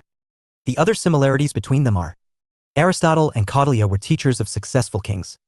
Kautilya was teacher of Chandragupta Maurya while Aristotle was tutor of Alexander the Great. Both of them believed in the organic theory of state. They had similar views regarding republican states. Aristotle advocated thoughtfulness, good conduct, and well-trained citizens. He also said that the state should be organized to develop a class of virtuous men and philosophers who could assert supremacy of reason. Kautilya also attached importance to the king to preserve solidarity of the state.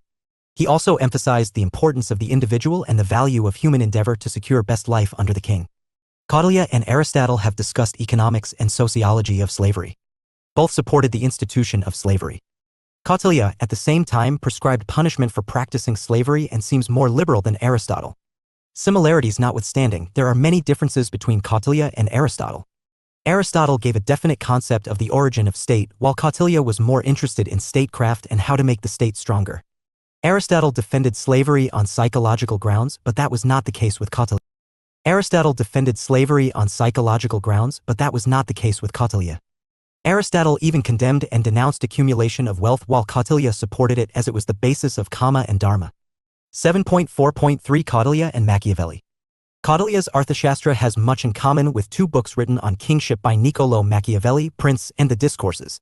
They pursue the same value, how a prince can acquire, maintain, and enlarge his power. They also champion the cause of centralized monarchy against all forms of government. Ironically, Kautilya is often called Indian Machiavelli despite the fact that the Arthashastra was written some 1800 years prior to Machiavelli's works and remains much broader in scope.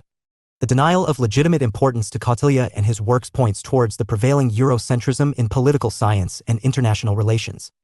Compared to Machiavelli, Kautilya's conceptualization of state power is systematic and comprehensive. Machiavelli had basic understanding of the elements of state power and how to measure it. He, however, failed to form a systematic and coherent theory of state power which could parallel Kautilya's Saptanga theory. Another difference between them pertains to use of morality by the king. Kautilya said that a good ruler should also be a good man. On the other hand, Machiavelli said that it is not necessary for a prince to have virtues, but it is 129. Political concerns. Very necessary to seem to have them. Kautilya did not subordinate ethics to and key ideas. Politics, and barring certain conditions, he advised the king to uphold morality and good behavior. In Kautilya, separation between politics and morality is unimaginable and political power acquires legitimacy so far it promotes human happiness. Machiavelli believed that morality and power are mutually exclusive. Machiavelli had asked the prince to adopt two qualities of animals, bravery of lion and cunningness of fox. Kautilya, in his other work, Rajnitashastra, advised the king to learn 20 qualities from 20 different animals. For X, from a lion, the king should learn to undertake a task well prepared irrespective of the fact whether the task is big or small. From the cock, the king should learn 4 things: getting up in time, fighting, division of responsibility among allies, and enjoyment of one's prey after attacking it oneself. Qualities like bravery, devotion to master, and quick awakening could be learned from the dog. It is not clear whether Machiavelli was influenced by Kautilya, but a transcultural migration of Kautilyan thought via Iranian and Arab cultural space to Europe is not impossible to imagine. Check your progress exercise 3. Note, I use the space given below for your answer. 2. Check your progress with the model answer given at the end of the unit. 1. What are the similarities in the works of Kautilya and Plato? 7.5 Assessment. Arthashastra was of the same vintage as Aristotle's Politics, and unlike Plato and Aristotle, Arthashastra is broader in scope and approach. It embraces all the aspects of political, military, social, economic, and cultural life and diverse components of state power that are the constitutive elements of the state. However, there is no dearth of Kautilya's critics. Banabhata in his work Kadambari had criticized Arthashastra for being shrewd and immoral. Vijnaneshvara in his work Mitakshara said that a king should follow Dharamshastra for welfare of the people, not Arthashastra. Debates aside, Kautilya should be rightly regarded as the father of Indian political science, as his work is a treatise on science of politics. In modern times, however, all elements of the state given by Kautilya may not be necessary for the existence of a state. In the modern conception of state, elements like the king or the sovereign, territory, 130, and population only are needed for a state's existence. Amadya or the minister would form part of the government in contemporary context. There is a tendency, Kautilya state and duties of kingship, to dismiss Kautilya's state as a police state, but one cannot dismiss welfare functions of Kautilya's state. He also declared independent status of polity, separating religion from it. Kautilya argued for a benevolent monarchy instead of any other form of government to achieve stability and solidarity in the state. He was not a votary of democracy, and in contemporary times one may wonder how Kautilya would deal with issues like difference of opinion, gender, diversity, human rights, etc. 7.6 Let us sum up. Kautilya is the father of Indian political science. However, his works have not been given due importance, and analysis has not been done not only in India but also outside India as well. Ancient Greek philosophers Plato and Aristotle continue to dominate classic political thought, while Kautilya remains on the fringes, reflecting Eurocentrism on political science and international relations. Long before the West witnessed separation of state and church under modernity in 16th century, Kautilya had already advocated independent status of polity away from religion. His Saptanga theory is a systematic and coherent theory of state power which was unmatched by Machiavelli. He may not have advocated democracy, but Kautilya said that the welfare of the people was central to stability and security of a kingdom. Kautilya's figure stands tallest amongst the community of Indian political scientists, and there is a need to further analyze his works in contemporary context. 7.7 References. Mitra Subratake and Michael Liebig. 2017. Kautilya's Arthashastra, an Intellectual Portrait, The Classical Roots of Modern Politics in India. New Delhi, Rupa Publishing India Private Ltd. Putty K. S. 2011. Indian Political Thought. New Delhi, PHI Learning Private Ltd. Rangarajan, L.N., 1992. Kautilya, The Arthashastra. New Delhi, Penguin Books India, P. Ltd. Sil, Narsingha P. 1985. Kautilya's Arthashastra, A Comparative Study. New Delhi, Academic Publishers. Singh, M. P. 2017. Kautilya, Theory of State in Himanshu Roy and M. P. Singh eds. Indian Political Thought, Theme and Thinkers. Noida, Pearson India Education Services Private Ltd. 7.8 Answers to Check Your Progress Exercises. Check Your Progress Exercise 1. 1. Your answer should highlight following points. 131. 132. Political Concerns and Key Ideas. Dharmashastra covers social, moral, and religious aspects. Arthashastra is more political and economic in nature. Check Your Progress Exercise 2. 1. Your answer should highlight following points. Ensure public welfare, maintain dharma, maintain law and order, protect people from threats and calamities. Check Your Progress Exercise 3. 1. Your answer should highlight following points. Both prefer rule by elites, contempt towards common man, prefer king to be from the military class. 133. Kautilya Mandala Theory. Unit 8 Kautilya Mandala Theory *. Structure. 8.0 Objectives. 8.1 Introduction. 8.2 Concept of Mandala. 8.2.1 Peace Politics or Apayas. 8.2.2 War Tactics or Shidgunyas. 8.2.3 Role of Envoys. 8.2.4 Role of Spies. 8.3 Views on National Security. 8.4 Realism and Kautilya. 8.5 Glimpses of Arthashastra in India's Foreign Policy. 8.6 Let us sum up. 8.7 References. 8.8 Answers to Check Your Progress Exercises. 8.0 Objectives. After reading Kautilya's views on state in the last unit, students would be introduced to his views on diplomacy and statecraft in this unit. Centuries may have passed, but Kautilya's views on foreign policy continue to find a place in India's contemporary engagement with the world. After studying this unit, you should be able to comprehend Kautilya's views on foreign policy of a state, describe the 6 methods in foreign policy, Shidgunyas, examine Mandala theory and its contemporary relevance. 8.1 Introduction. Interstate relations and foreign policy find a prominent place in Kautilya's Arthashastra. He has tried to explain the dynamics of interstate relations through his Mandala theory. Kautilya has also explained Apayas, peace politics, and Shidgunyas, 6 war tactics. These were operational tips to the conqueror too. Dr. Rajkumar Sharma, Maharishi Kunad Postdoc Fellow, Delhi School of Transnational Affairs, University of Delhi. Conduct his foreign relations in times of peace and war. He also emphasized that political concerns and key ideas. A king should have a detailed system of diplomatic relations with different states and insisted on a sound system of espionage or intelligence to protect the state from internal and external threats. Kautilya argued that welfare of a state depends on its active foreign policy, and he highlighted that there are links between the domestic factors and foreign policy of a state. He emphasized an active foreign policy which could be used by a king to further his kingdom's interests. Apart from highlighting Kautilya's views on foreign policy, this unit would also underline his arguments with respect to national security, a theme which is of critical importance in contemporary. Apart from highlighting Kautilya's views on foreign policy, this unit would also underline his arguments with respect to national security, a theme which is of critical importance in contemporary international politics dominated by geopolitical interests. 8.2 Concept of Mandala. Mandala is a Sanskrit word which means circle. Indians have ascribed pictorial characteristics to the universe representing it in essential form. Mandala projects the world in terms of geometry. Kautilya used the shape of mandala to develop a political geometry that accounts for different political realities. In the 7th book of Arthashastra, he described international relations as a mandala system. It was not a new concept given by Kautilya, as it was earlier discussed by Manu, and there were indirect references to it in Rigveda. However, it was Kautilya who gave a comprehensive theory of mandala for security and survival of state. Kautilya argued that acquiring power and its expansion is the main aim of any state. He argued that power and success are interrelated. Power and success resulting from its use are of 3 types. Intellectual strength, mantra shakti, gives the power of good counsel. A prosperous treasury and a strong army give physical power, prabhav shakti, and valor is the basis of morale and energetic action, utsa shakti. The success resulting from each one is, correspondingly, intellectual, physical, and psychological. Kautilya further said that conducting relations with a state would require special insight and skill. He gave importance to geography and economic foundations of a state. In ancient India, due to lack of advanced means of transport and communications, there could not be a central government which could extend its control in far-off areas. India was divided in a number of small states, and each state was tempted to annex its neighbors.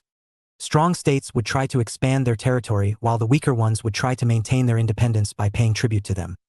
Kautilya described foreign policy of small states constantly at war with each other and not of big empires like the Mauryan. Kautilya listed 6 guiding principles of foreign policy as listed below. A king would enhance resources and power of his kingdom to embark upon a campaign of conquest enemies to be eliminated, cultivation of allies, adoption of prudent course of action, peace to be preferred to war. 134. King must behave as just in both victory and defeat. The central premise of the mandala theory lies in locating the position of a Kautilya mandala theory. Kingdom as an enemy or ally with respect to the intending conqueror and the kingdom's spatial placement in the mandala. Kautilya treats the Vijayjishu, the conqueror or the ambitious king, as the reference point of the mandala theory and advocates 4 basic circles. In the first circle, there are 3 primary kings forming a circle: the Vijayjishu, his friend, and his friend's friend. Each one of them possesses the 5 elements of sovereignty, such as the Amatya, the Janapada, the Durga, the Kosha, and the Danda. Hence, a circle of states would comprise of 18 elements, 3 primary kings plus 5 elements of each, which is equal to 15.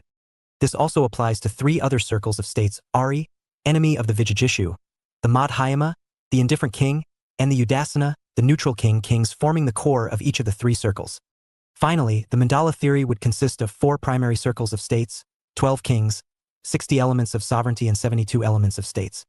The 12 kingdoms are shown in the figure below. Source: G. Vijayjishu, the king who aspires to be the conqueror Ari, shares border with Vijayjishu, an enemy Mitra. Friend or an ally of Vijayjishu, shares border with Ari Mitra. Friend of Ari, shares border with Mitra. Friend or an ally of friend Ari Mitra. Friend of enemies, friend Parshnigraha. Enemy in the rear of the Vijayjishu Akranda. Friend in the rear behind Parshnigraha. 13. 5. Parshnigraha Asura. Friend of Parshnigraha behind Akranda. Political concerns and key ideas. Akranda Asura. Friend of Akranda behind Parshnigrahasura Madhyama. Indifferent kingdom Udasana. Neutral kingdom. The 4 circles are explained as below. Circle 1, Vijayjishu, his friend, friend's friend. Circle 2, Ari, enemy of Vijayjishu, his friend, friend's friend. Circle 3, Madhyama, the indifferent king, his friend, friend's friend. Circle 4, Udasana, the neutral king, his friend, friend's friend. The ordering principle of mandala scheme argues that a direct neighbor is an enemy, Ari, while an indirect neighbor is a friend, Mitra. It is commonly expressed as, enemy of my enemy is my friend. First and third circles would be hostile to the Vijayjishu state, while second and fourth would be friendly. It is not an iron law, and exceptions would always be there. The Madhyama or an indifferent king in any of the circles could turn out to be an ally or an enemy and intervene in favor of the victor by supporting him, or decide to be neutral, Udasana, or an enemy, Ari. The victor's policy should be to turn as many of the kings as possible into allies or take neutral position. 8.2.1 Peace politics or upayas. There are 4 upayas: sama, conciliation; dana, concession or gift; danda, punishment; and beda, dissension, to realize an objective or aim, and they have existed since the period of epics and the Dharmashastra. These upayas were to be used in times of peace by the king in his foreign relations. He said that foreign relations would be determined by self-interest, not by ethical concerns. Modern states have been practicing what Kautilya had advocated, but nobody would say so. It is pertinent to mention that there is a hierarchy in use of these upayas in the order as Sama, Dana, Beta, while Danda or use of force would be the last resort. These tactics can be either used alone or in combination as well. In the case of allies and enemies, a combination of these methods ensures success because the different methods mutually reinforce each other. 20th century classic realist, Hans J. Morgenthau, in his book Politics Among Nations, The Struggle for Power and Peace, 1966, has given methods that can be used in balance of power. These methods are similar to those echoed by Kautilya, but Morgenthau does not give any reference of Kautilya. The methods discussed by him include divide and rule, compensation, armaments, and alliances. The 4 upayas given by Kautilya are explained below. Sama. There are 5 meanings attached to Sama or conciliation. 1. Merit, actual or fictitious, of the target person is praised. Adulation is used to soften up the counterpart to erode his will to resist. Pedigree, personal qualities, occupation, and good nature of the target are praised, either personally or to a third party. Second, mutual connections like 136. Common kinship, ethnicity, or social status, and commonalities like taste and education are often invoked to psychologically disarm the opponent. Kautilya mandala theory. Third, the counterpart is made to believe that cooperation with the opponent is in his best interests. Fourth, benefits like material gains or other advantages are highlighted to the opponent, and lastly, concession and compromise is promised to the opponent irrespective of the fact whether it would really materialize or not. Giving a high rank or awarding an honor is also a method of conciliation with a potential enemy. Dana. In case conciliation does not work out, one has to take recourse to dana or gifts. It may include cash payments, valuables, making territorial concessions, or even handing over hostages.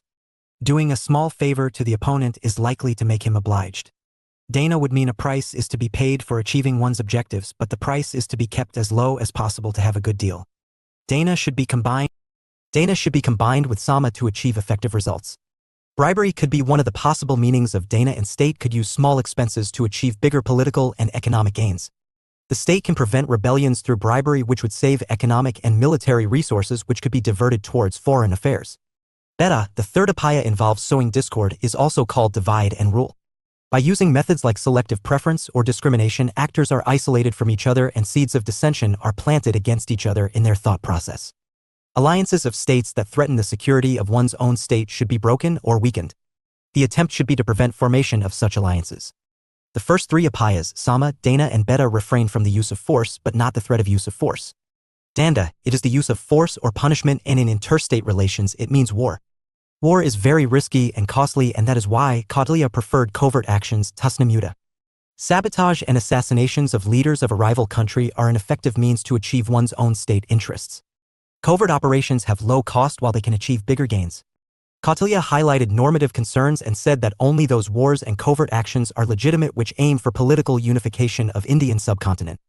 Wars for mere plunder or indiscriminate destruction are morally reprehensible. 8.2.2 War Tactics or Shigunyas. In Book 7 of the Arthashastra, Kautilya has argued that a state has 6 options to carry out its foreign policy, and they are applicable in different set of circumstances. He wanted to politically unite the Indian subcontinent in the same way as Machiavelli wanted Italy's political unification and liberation from foreign domination. Kautilya did not argue for military conquest of states bordering Indian subcontinent, and he did not even mention any kind of maritime expansion. War and peace are 2 extremes and depending on certain 137 circumstances, the king shall try to achieve either of them. The would-be conqueror shall apply the 6 methods with due regard to his power. He shall political concerns and key ideas. Make peace with an equally powerful or stronger king. He shall wage war against a weaker king. A king would go to a war if he has military superiority, if enemies' undertakings are about to collapse due to a calamity, or a part of enemy's kingdom can be conquered as he is busy fighting elsewhere. Kautilya classified war into 3 categories: open war, where time and place to fight are pre-decided; secret war is a sudden assault; and undeclared war using covert operations. On the other hand, a king would try to achieve progress through peace if he can turn enemies' allies against him. If the king and his rival have grown or declined equally in a same period of time, or the king can ruin enemies' undertakings by covert operations, etc. When the degree of progress is the same in pursuing peace and waging a war, peace is to be preferred. 4. In war, there are disadvantages such as losses, expenses, and absence from home. If the state factors of an enemy are destroyed, they cannot be seized and appropriated by the victorious power, which is the true aim of fighting a war for Kautilya. That is why Kautilya speaks of injuring or weakening an enemy but not its annihilation or destruction. If an enemy's property is destroyed beyond its fighting capability, it would be counterproductive for the victor. Kautilya said that the constituent elements or the 7 properties is the basis of Shidgunyas. In foreign relations, the ratio between the power potential property aggregate of 2 or more states is decisive, and before making foreign policy decisions, the ruler and his advisors should ascertain relative weaknesses and strengths of their kingdom. To know the capabilities of opponents, Kautilya laid emphasis on secret service. Based on this assessment, there are 6 foreign policy options in front of a king as explained below. Sandhi or peace. If the king is in a weaker position in relation to his adversary, a policy of peace and accommodation is prescribed. This time period of peace would be used by the king to build military capabilities to move from a position of inferiority to strength. New foreign policy options would open up once strong capabilities are attained. Vigraha or war. This policy is prescribed if the king has military superiority over its rivals, as war can be won without too much loss. The king should only destroy the fighting capability of the opponent, not its property. The winner should treat the defeated with generosity and leniency. Asana or neutrality/wait and watch. Policy of asana is prescribed by Kautilya if the rival of a king has equal power potential. Again, neutrality buys time for the king to upgrade his military capabilities, and as that is achieved, the king should switch to active and offensive foreign policy. Yana or coercion. If the king's adversaries decline or stagnate while the king grows stronger, he should follow the policy of coercion and military mobilization. Covert operations could be used to obtain far-reaching concessions from the enemy, and his surrender could be ensured even without fighting a war. 138. Samshriya or alliance. If the king does not see a possibility of surpassing Kautilya Mandala theory, the capabilities of an adversary in the near future, then he should have an alliance with other states. It would be a defensive alliance, but the king should work to make it offensive against the common adversary. Dvaidhibhava or duplicity. Depending on a variety of complex situations and configurations, Kautilya has prescribed a policy of diplomatic double game. This policy is very demanding with respect to intelligence, deception, foresight, and psychological aspects. 8.2.3 Role of envoys. Envoy or Dutta was responsible for conducting diplomacy with other kingdoms. They were deployed in courts of other rulers and played an important part in conducting foreign policy. The envoys belonged to a noble family and were well versed in all types of sciences. They required a good memory in order to recall their conversations with important people in foreign kingdom. The envoys were divided in different categories depending on their qualities. The topmost envoys had the power to negotiate on behalf of their king, and they stayed in the country of their accreditation for a longer time to tilt the balance of power in favor of his king. Others could not exceed the brief given by the king, while the lowermost were mere messengers who would pass on the king's message and fetch the reply. Certain immunities were enjoyed by the envoys, like they could not be killed, had freedom of movement in the state, and were exempted from paying ferry and custom duties. The king was advised by Kautilya to keep an eye on the envoys through spies and guards. Duties of the envoy included the following: sending information to his king, ensuring maintenance of the terms of a treaty, upholding his king's honor, acquiring allies, instigating dissension among the friends of the enemy, acquiring clandestinely gems and other valuable material for his own king, ascertaining secret information, and showing valor in liberating hostages held by the enemy. 8.2.4 Role of spies. Kautilya favored a highly developed system of espionage and intelligence gathering, and their utility in some cases exceeded that of the envoys. Intelligence was the most important activity during the war. Any information corroborated by 3 different spies shall be taken to be true, while any agent who was consistently unreliable shall be eliminated. There were agents who were based in one place, like the intelligence officer, spies under the cover of monks, merchants, or ascetics. Another type of agents was that of roving agents, like the assassin or 139. The secret agent. There were double agents also who spied for 2 kings. The king should make efforts to uncover enemy agents operating in his territory. The political concerns and key ideas. Intelligence was transmitted by a code, and the transmitters would not know the identity of the information gatherer. Check your progress. Exercise 1. Note: I use the space given below for your answer. 2. Check your progress with the model answer given at the end of the unit. 1. Discuss Kautilya's views about Sandhi or peace. 2. What are the duties of an envoy? 8.3 Views on national security. It was the duty of a king to protect his subjects from internal and external threats. To ensure this, an army was needed. In defending the kingdom from external threats, Kautilya has highlighted 4 basic forms of warfare. Mantrayuddha, war by counsel or use of diplomacy by a weaker king who finds it unwise to fight against a strong adversary.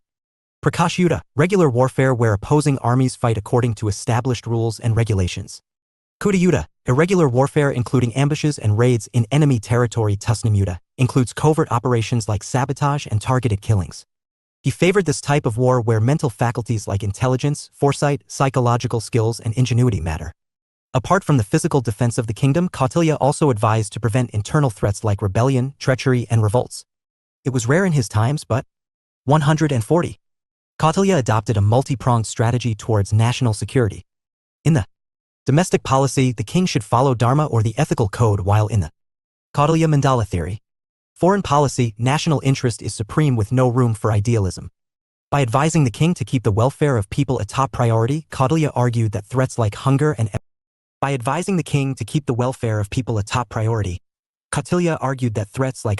epidemics should be prevented. He argued that famine affects the whole country and deprives the people of their livelihood. Kautilya explained that a drought had twin impacts on the economy. First, supply shock would create unemployment, which would decrease tax revenue. Second, decline in tax revenue would reduce government spending on public infrastructure and reduce growth in future income. Lower tax revenue would also reduce spending on defense. Hence, Kautilya linked economic prosperity with national security and advised the king to keep the economy in good health to ensure national security. He articulated the concept of Yogakshema, a combination of peace, prosperity, and security. It was to be realized through dharma, danda, and family, basic unit of society. Health risks and food insecurity are non-traditional security threats to any country in the contemporary context, and Kautilya's emphasis on them in those times shows his farsightedness. He raised the quality of being farsightedness to the level of national security. He argued that a king should be farsighted enough to avail himself of the opportunities to right time, place, and type of action. Similarly, he said that a minister should have logical ability to foresee things. Farsightedness would help the king in preparing for a potential threat well in advance. Check your progress exercise 2. Note: I. Use the space given below for your answer. 2. Check your progress with the model answer given at the end of the unit. 1. What is the concept of Yogakshema? 8.4 Realism and Kautilya. Despite having intrinsic theoretical value in international politics, Arthashastra has been largely ignored not only in India, but outside as well. Kautilya can be easily considered as the pre-modern founding father of theory of political realism, later expressed by Machiavelli and Morgenthau. Roger Bosch, in his book written in 2002, The First Great Realist, Kautilya and His Arthashastra, has argued that Kautilya was the first great, unrelenting political realist. Max Weber saw no role for any type of ideology in Arthashastra and talked about 141. Kautilya's trained ability to relentlessly gaze at realities of life. Some of the political concerns and key ideas. Realist foundations in Arthashastra are national interest being paramount in foreign policy, anarchic nature of interstate relations, centrality of power in international politics. Classic realist Morgenthau identifies ancient political philosophy from Greece, China, and India as the starting point of his theory. The methods discussed by him to maintain a favorable balance of power include divide and rule, compensation, armaments, and alliances, which are similar to four upayas given by Kautilya. The Peloponnesian War, written by Thucydides, is usually seen as the starting point of political realism, but it must be mentioned that this book is a historical narrative that mentions realist thought by implication only. Henry Kissinger saw Kautilya as a combination of Machiavelli and Clausewitz. Clausewitz said that war is just an extension of domestic politics. Kautilya said that diplomacy is really a subtle act of war, a series of actions taken to weaken an enemy and gain advantages for oneself, all to achieve the final aim of conquest. Another important point is that Arthashastra is generally perceived as a realist treatise, an interpretation that heavily depends on Western theoretical frameworks. It is very often forgotten that Arthashastra frequently uses the word dharma, which stands for morality or righteousness. It is not possible for a text not to have normative and moral foundations, which cites dharma as part of governance and daily life. Kautilya's approach comes out as a holistic mix of idealism and realism. Check your progress exercise 3. Note: I. Use the space given below for your answer. 2. Check your progress with the model answer given at the end of the unit. 1. Discuss the realist ideas given in Arthashastra. 8.5 Glimpses of Arthashastra in India's foreign policy. There has been a visible impact of Kautilyan thought on evolution of independent India's foreign policy, although it has been a slow and gradual process. There has been an eclectic mix of idealism and realism in India's foreign policy. India's first Prime Minister, J.L. Nehru followed an idealist foreign policy with emphasis. 142. On themes like anti-colonialism, disarmament, non-alignment, Panchsheel, etc. However, he followed a realist policy in India's neighborhood where he sought Kautilya Mandala theory to project India as the main power in Indian subcontinent. The realist turn started in India's foreign policy after the 1962 war with China. In 1971, under PM Indira Gandhi, India exercised wit and finesse by signing a treaty of friendship with the erstwhile Soviet Union to safeguard its sovereignty against the US-China-Pakistan nexus, and India successfully helped in bifurcation of Pakistan as an independent state of Bangladesh was born. India began to understand the value of military power in international politics, and India's acquired nuclear power in 1998. A state that does not back its diplomacy with military and economic power cannot protect its national interest. To increase its influence at the global level, India wants to be a permanent member of UN Security Council. India's strategic partners like the US, France, Germany, Russia, etc. have been instrumental in getting India membership in 3 export control regimes except Nuclear Suppliers Group. China's rise is a foreign policy challenge for India, and New Delhi is building its defense capabilities keeping in mind the long-term threat posed by Beijing to India's security. India takes pride in its civilization and cultural heritage reflected in its multicultural and inclusive ethos. China, on the other hand, is driven by Middle Kingdom mentality to dominate the world. India is standing up against China, and to do so in future, New Delhi will require substantial hard power to deter China. Some of India's relations can be understood using Kautilyan thought. His famous saying that an enemy of my enemy is a friend is applicable to China-Pakistan relationship, as both the nations see India as a common enemy. Since China is an enemy of India and Pakistan sees India as an enemy, hence, Pakistan has cultivated an all-weather relationship with China. During the Cold War, China remained India's adversary, and the former Soviet Union became an enemy of China, hence, India and Soviet Union came closer. India's membership in new groupings like the Quadrilateral Security Group or Quad is an attempt to balance China and alliance against a common enemy, as was suggested by Kautilya. 8.6 Let us sum up. Kautilya's Arthashastra is a pioneering work in diplomacy and strategic studies. His contribution to international relations theory has not received the desired attention. Kautilya gave importance to geography and economic foundations of a state in conducting its foreign policy. He articulated the concept of Yogakshema, a combination of peace, prosperity, and security to be realized through dharma, danda, and family. It was rare in his times, but Kautilya adopted a multi-pronged strategy towards national security covering traditional and non-traditional security threats. The 4 upayas and Shidgunya principles were important in carrying out foreign policy of a country. Kautilya is widely seen as a realist thinker, but he frequently mentions dharma in Arthashastra. A holistic reading of his work reveals that Kautilyan thought was a mix of idealism and realism. His vision continues to guide India's foreign policy even in the 21st century. 143. 144. Political concerns and key ideas. 8.7 References. Bosch, Roger. 2002. The first great political realist, Kautilya and his Arthashastra. Maryland, Lexington Books. Maryland, Lexington Books. Mitra Subrata K. and Michael Liebig. 2017. Kautilya's Arthashastra, an intellectual portrait, the classical roots of modern politics in India. New Delhi, Rupa Publishing India Private Ltd. Rangarajan, L.N., 1992. Kautilya, the Arthashastra. New Delhi, Penguin Books India P. Ltd. Shahi Deepshikha. 2019. Kautilya and Non-Western IR Theory. Switzerland, Palgrave Macmillan. Sehag Balbir Singh. 2014. Kautilya's Proactive and Pragmatic Approach to National Security. URL. Singh, M. P. 2017. Kautilya, Theory of State in Himanshu Roy and M. P. Singh eds. Indian Political Thought, Theme and Thinkers. Noida, Pearson India Education Services Private Ltd. 8.8 Answers to Check Your Progress Exercises. Check Your Progress Exercise 1. 1. Your answer should highlight following points.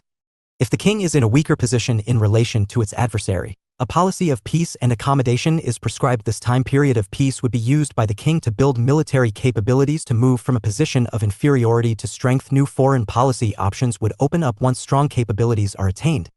2. Highlight following points. Sending information to his king, ensuring maintenance of the terms of a treaty, upholding his king's honor, acquiring allies, instigating dissension among the friends of the enemy.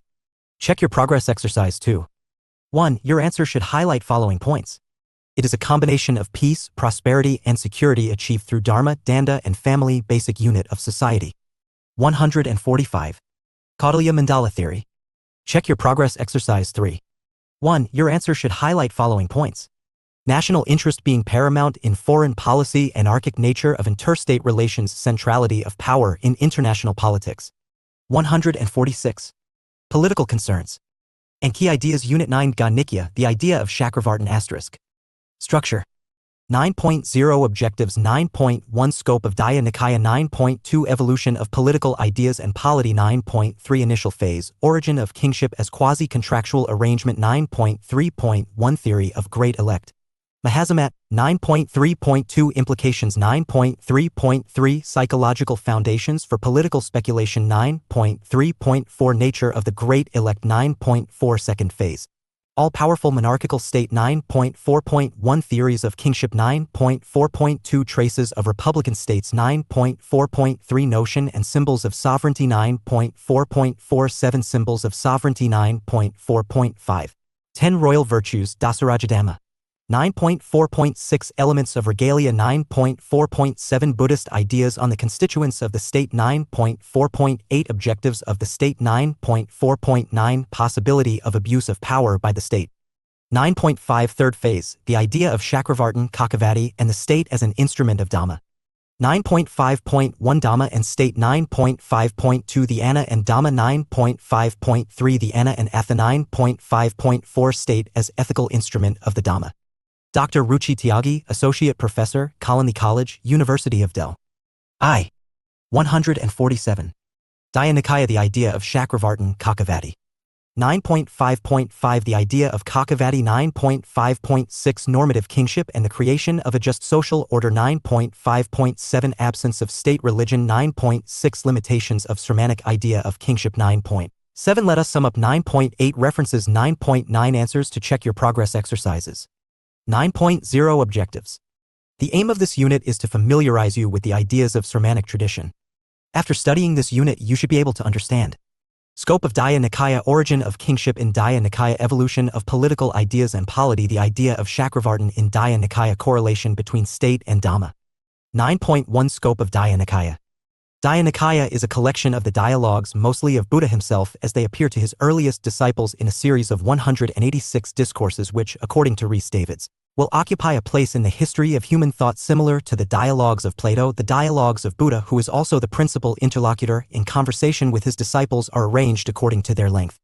In the Sutta Pitaka, or the basket of discourses, there are 4 great Nikayas or collections, out of which the first 2 form a single book and are collectively called Daya Nikaya, categorized in 34 long suttas. Out of these, the 27th Agana Sutta is known for the evolution of Buddhist thinking on the origin and the development of the state. Buddhism is primarily understood as a religious and philosophical concept, but Buddhism is equally concerned with the mundane and transcendental world. Ideas of power and kingship seem out of context in early Buddhist philosophy. Scholars like S.J. Tumbia were convinced that the king enjoyed significant status in Buddhist philosophy, whereas others like Max Weber argued that it was apolitical. There are scattered references to power and kingship in Pali scriptures, but there is no direct theory supporting these references. 9.2 Evolution of political ideas and polity. B.G. Gokhale has outlined the evolution of Buddhist thinking on the nature and functions of the state in 3 distinct phases. The initial phase is contained in the theory on the origin of the state as it political concerns and key ideas emerges from the Mahazamat story. The second stage deals with the possibility of his all-powerful monarchical despotism and a possible co-relationship between the 2 spheres of life, i.e. the Dhamma and the Anna, the regal. Here, the Anna provides protection and security to monasteries and Dhamma facilitated with Vinaya rules and mass acceptance for royalty and regalia. The third stage reflects emergence of Dhamma as a cosmic force and the state becoming an instrument of Dhamma, where the latter contains the power of the state while regulating its behavior, where the state draws its authority from the Dhamma and instructed by its depository, the Sangha, hence subscribing to the idea of Kakavati or the ideal righteous ruler. 9.3 Initial phase, origin of kingship as quasi-contractual arrangement. While referring to Manhata Jataka, N.C. Bandyopadhyaya 317 and Law 94 have stated that the chosen of all have been considered the first king in the beginning of creation. V.P. Varma is of the considered view that the theory of the Great Elect was comprehensively discussed only in the Daya Nikaya 3 Pathika Vagga 27-4 Agana Sutta, which he has considered as the most important book in the early Buddhist literature. The theory presents the cosmological speculation of the early Buddhists. Explaining the evolution of mankind, Ernest Gellner, as referred by Collins, mentioned 3 historical stages of hunter-gatherers, agrarian society, and industrial society. These stages are defined in relation to the means or their absence of producing, accumulating, and storing food and wealth, the forms of coercion and legitimation which accompany them, and to the social distribution and varieties of cognition. During 5 to 4 centuries BC in Indian society, Brahmanism was more strongly established in the countryside than in the rising urban centers where a competing plurality of ideologies were emerging. These urban centers, which arose from and encouraged a food surplus, were the market, military, and administrative centers of small-scale politics and not the metropolitan capitals of large empires. These polities were ruled by oligarchies, gradually turning into monarchies. 9.3.1 Theory of a Great Elect, Mahasamat. As narrated by Buddha and referred to by V.P. Varma, 186-87. Description of primeval conditions. When this world began to re-evolve after having passed away, it was inhabited by being made of mind, feeding on rapture, i.e. bliss, enthusiasm, carried away in spirit, self-luminous, or full of light, traversing the air, continuing in glory. In this period there was 148. No distinction of sex. Beings were reckoned as beings only. It denoted subtle Dhyana the idea of body/mind and emancipating person. It was a state of soul and spirit. Chakravartin. 2. Introduction of element of water. After some time, the earth with its savor, Kakavati, was spread out in waters. Some beings of greedy disposition tasted it and then craving entered into them. When other beings began to feast on the earth, their self-luminance declined. When it was gone, there was the manifestation of the sun, the moon, followed by the appearance of stars, night, day, months, half-months, the seasons, the years, etc. The beings continued for a long while feasting on the earth. 3. Appearance of soil and rice. Due to the appearance of evil and immoral customs, especially pride in their beauty, vanity, and conceit, the savory earth disappeared. After its disappearance, outgrowths of the soil appeared. It was clothed with color, odor, and taste. The beings feasted on the outgrowths for a long. Being well nourished, the differences in their beauty, which became more manifest and as a result generated pride and conceit. Due to the growth of pride, the outgrowths disappeared. Then creepers appeared. The beings fed on them for a long. Later, they also vanished due to the same phenomena of vanity and conceit. Then rice appeared and also sex differences. People divided off rice fields and set the boundaries, creating private property, which, in turn, caused the appearance of evil and immoral customs, one's notion of oneself, and pride in beauty and conceit. 4. Stealing appeared. Some greedy person stole another's plot and started using it. In spite of being rebuked, he continued to do so. Thus, emerged stealing, censure, lying, and punishment for crime and defiance of rules. People agitated due to evils. The beings got perturbed with the presence of these evils. In Dialogues of Buddha 88, it is stated that those beings went to the being among them who was the handsomest, the best favored, the most attractive, the most capable, and said to him, "Come now, good being, be indignant, censure that which should rightly be censured, banish him who deserves to be banished, and we will contribute to thee a proportion of our rice." As UN Ghoshal states, people committed by saying, "O king, thou who art a mere servant of the multitude and who receives the 6th part of the produce as thine wages." Thus, he consented to do so and was given a portion of their rice. In other words, Dhyana has projected that when greed, selfishness, and theft appeared, in order to maintain the social order, people assembled and agreed to choose a chief to maintain the social order and judicially inflict punishment. In return, they committed to spare a part of their patty. Thus arose the institution of kingship, where the king was chosen by the whole people. 9.3.2 Implications. Buddhist account of the origin of the universe and social organization reflects significant Indian contribution to political thought. Origin of state is shown as a quasi-contractual arrangement under which the king agrees to perform specific 149 functions on behalf of the people in return for certain rights conferred on him, including taxation. This initial view of kingship is not that of a universal political concerns and key ideas, emperor, the Kakavati, but is of the great appointee. 9.3.3 Psychological foundations for political speculation. Basis of kingship involved psychological factors rather than divine will. Buddha made a revolutionary change in the worldview of his contemporary society by initiating a new era in the realm of social investigations. The cosmology formulated by Buddha totally rejected any theological godhead of philosophical absolute. The Buddhist narrative shows that initially, social stratification was absent. The state of existence was of great happiness and beings were made of mind.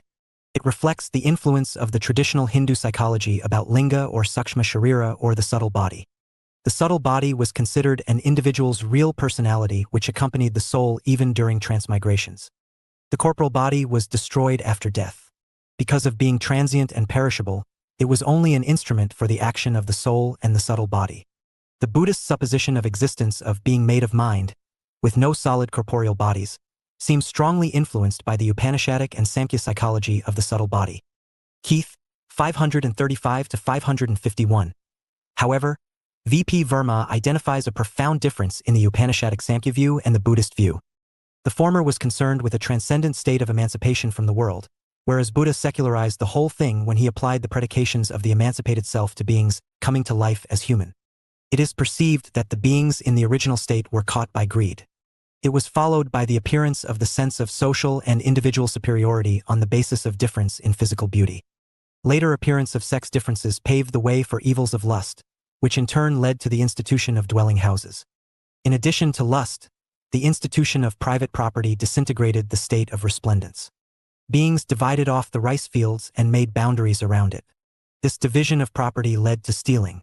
With the appearance of theft emerged the evils of censure, lying and punishment. Thus, the passion of lust and acquisitiveness destroyed the resplendent state, and for suppressing the socially subversive elements, the necessity of the institution of the great elect was felt. 9.3.4 Nature of the Great Elect. The Dialogues of Buddha does not specify in detail the nature of the Mahasamada, the great elect. Could reflect either a king or a republican head. Buddha himself came from the Sakya clan, which had a republican polity. His father was at one time the head or one of the heads of this state. Hence, the political traditions of Buddha may denote a republican chief. V.P. Verma, 194, the great elect, was also corroborated by the title Raja. According to Rees, 150. Davids, the term Raja was also used for republican chiefs and leaders. Here, Raja did not mean king, but rather something like the Roman consul or the Daya Nikaya, the idea of Greek archon. Even Kautilya's Arthashastra refers to republics like Chakravartin, Lichavik, Vrajik, Malik, Madrak, Kukar, Kuru and Panchal, which had Kakavati, Raja only for namesake. According to the dialogues, the great elect was instituted by the people to settle social conflicts, which had been generated by the psychological factors of greed, theft and desire. Since the great elect receives his authority from the people, there is an assumption that political authority originally lies in the people, who spare a portion of their produce for him. V.P. Verma refuses to accept great elect to mean that the Buddhist political authority was based on consent. However, some element of consensus cannot be ruled out in the Buddhist theory. Beginning of such a theory was indeed contained in it as it projected the election of the great elect by collective consensus. This tradition could be later seen in some idea of election or selection in spite of the acceptance of the divinity of the king. UN Ghoshal, 209, has referred to a later Buddhist philosopher Aryadeva. What superciliousness is thine, O king, thou who art a mere servant of the multitude and who receives the sixth part of the produce, as thine wages. Difference between king and subjects depicts divergence of physical beauty, attractiveness, capability, etc. The notion of Mahasamada denotes the existence of common social ends and interests. It implies that society requires a common superior and eliminates the individual coercive power of punishing thieves and robbers. By making the great elect the repository of the power of censure and punishment, it paved the way for emergence of the concept of common good. The great elect was expected to rule in accordance with Dharma. This reference to Dharma is significant. Dharma had a strong moral content in early Buddhism. By stating that the great elect would charm others by Dharma, it seems that Buddhism accepted that the existence of a political superior is associated with the emergence of the significance of Dharma. This aspect was later reflected from the concept of Kakavati and the political philosophy of Asoka. V.P. Verma has asserted that the dialogues of Buddha, p.I. 88-91, has articulated a naturalistic origin, not only of the great elect, but also of the social order. He feels that the great elect was chosen from the social circle of nobles, called Katiya or the Lord of Field. Buddha denounced a theological godhead and offered an explanation of the origin of the four castes in terms of functional occupation, and thereby neutralized mythical and divine elements to any particular social caste and explained social stratification in terms of functions. Thus, the Mahasamada had considerable Sociological significance, though it did not initiate any large amount of. 151. Further sociological and political investigation by later thinkers. The contract is a basic condition of organized human society for in the political concerns and key ideas. Absence of such a contract before the birth of the state, anarchy prevailed. It is, therefore, existential and neither the subjects nor the state have any choice outside it. The state arises as a punitive institution charged with the responsibility of imposing law and order without which human beings cannot survive as an orderly society. The state becomes an agreement between the government and the ruled, wherein the ruled transfer a part of their sovereignty to state for a specific purpose. The relationship between the state and the subject is a contractual obligation in which one commands and the other obeys. The obligation is mutual, and if one party violates it unilaterally, the other is no longer obligated by the terms of that contract. The contract is symbolized by the institution of taxation, which is a payment for specific work. Hence, the Buddhist view of kingship, particularly the duties and responsibilities of a chosen ruler governed by the notion of the social contract, was projected long before Hobbes and other Western expositions. The Buddhist idea of social contract supported an evolutionary view of society, opposed to the Brahminical view of quasi-divine narrative of monarchy and society. Check your progress exercise 1. Note: I. Use the space given below for your answer. 2. Check your progress with the model answer given at the end of the unit. 1. Analyze the origin of kingship as a quasi-contractual arrangement. 9.4 Second phase. All-powerful monarchical state. 9.4.1 Theories of kingship. Necessity of the existence of the state was realized for orderly human society. Accordingly, the rights of private property and family can prevail only under the state's regulatory and punitive authority. Buddha describes origin of 4 social classes: landed ruling class, priestly class, trading class, and hunters. 152. 9.4.2 Traces of republican states. Daya Nikaya. The idea of for the early Buddhists the state generally meant the monarch, though the Chakravartin, Kakavati, Buddha and many of his disciples came from oligarchic republics. Gokhale. The terms commonly used for the state included rat, the country, raja, kingdom, or vijita, subjugated territory. The republics were known for their regular assemblies within tribal groups, where government by discussion was the main feature. They collapsed after Buddha, middle of the 5th century. Asamgas are an intermediate stage between the collectivism of popular tribal assembly and individualism of monarchical state. A monarchy flourished in 3 contexts: individualism, urbanization, and density of population. The trend was to increase the size and power of monarchy at the cost of republics. 9.4.3 Notion and symbols of sovereignty. The state is projected as a sovereign entity, and its sovereignty is expressed by a variety of terms such as Anna, Adhipaka, Isariya, Vesa, and Siri. Anna means order or command and implies ability to give orders to all. Adhipaka, Adhipatia, signifies overlordship, the quality of imposing superiority over others. Isariya, Ishwarya, which is also called Vesa, Vasha, is the quality of exercising overwhelming influence or control, the capacity to impose sovereignty. Siri, Shri, is splendor, beauty, glory, majesty, and prosperity, and is based on material possessions.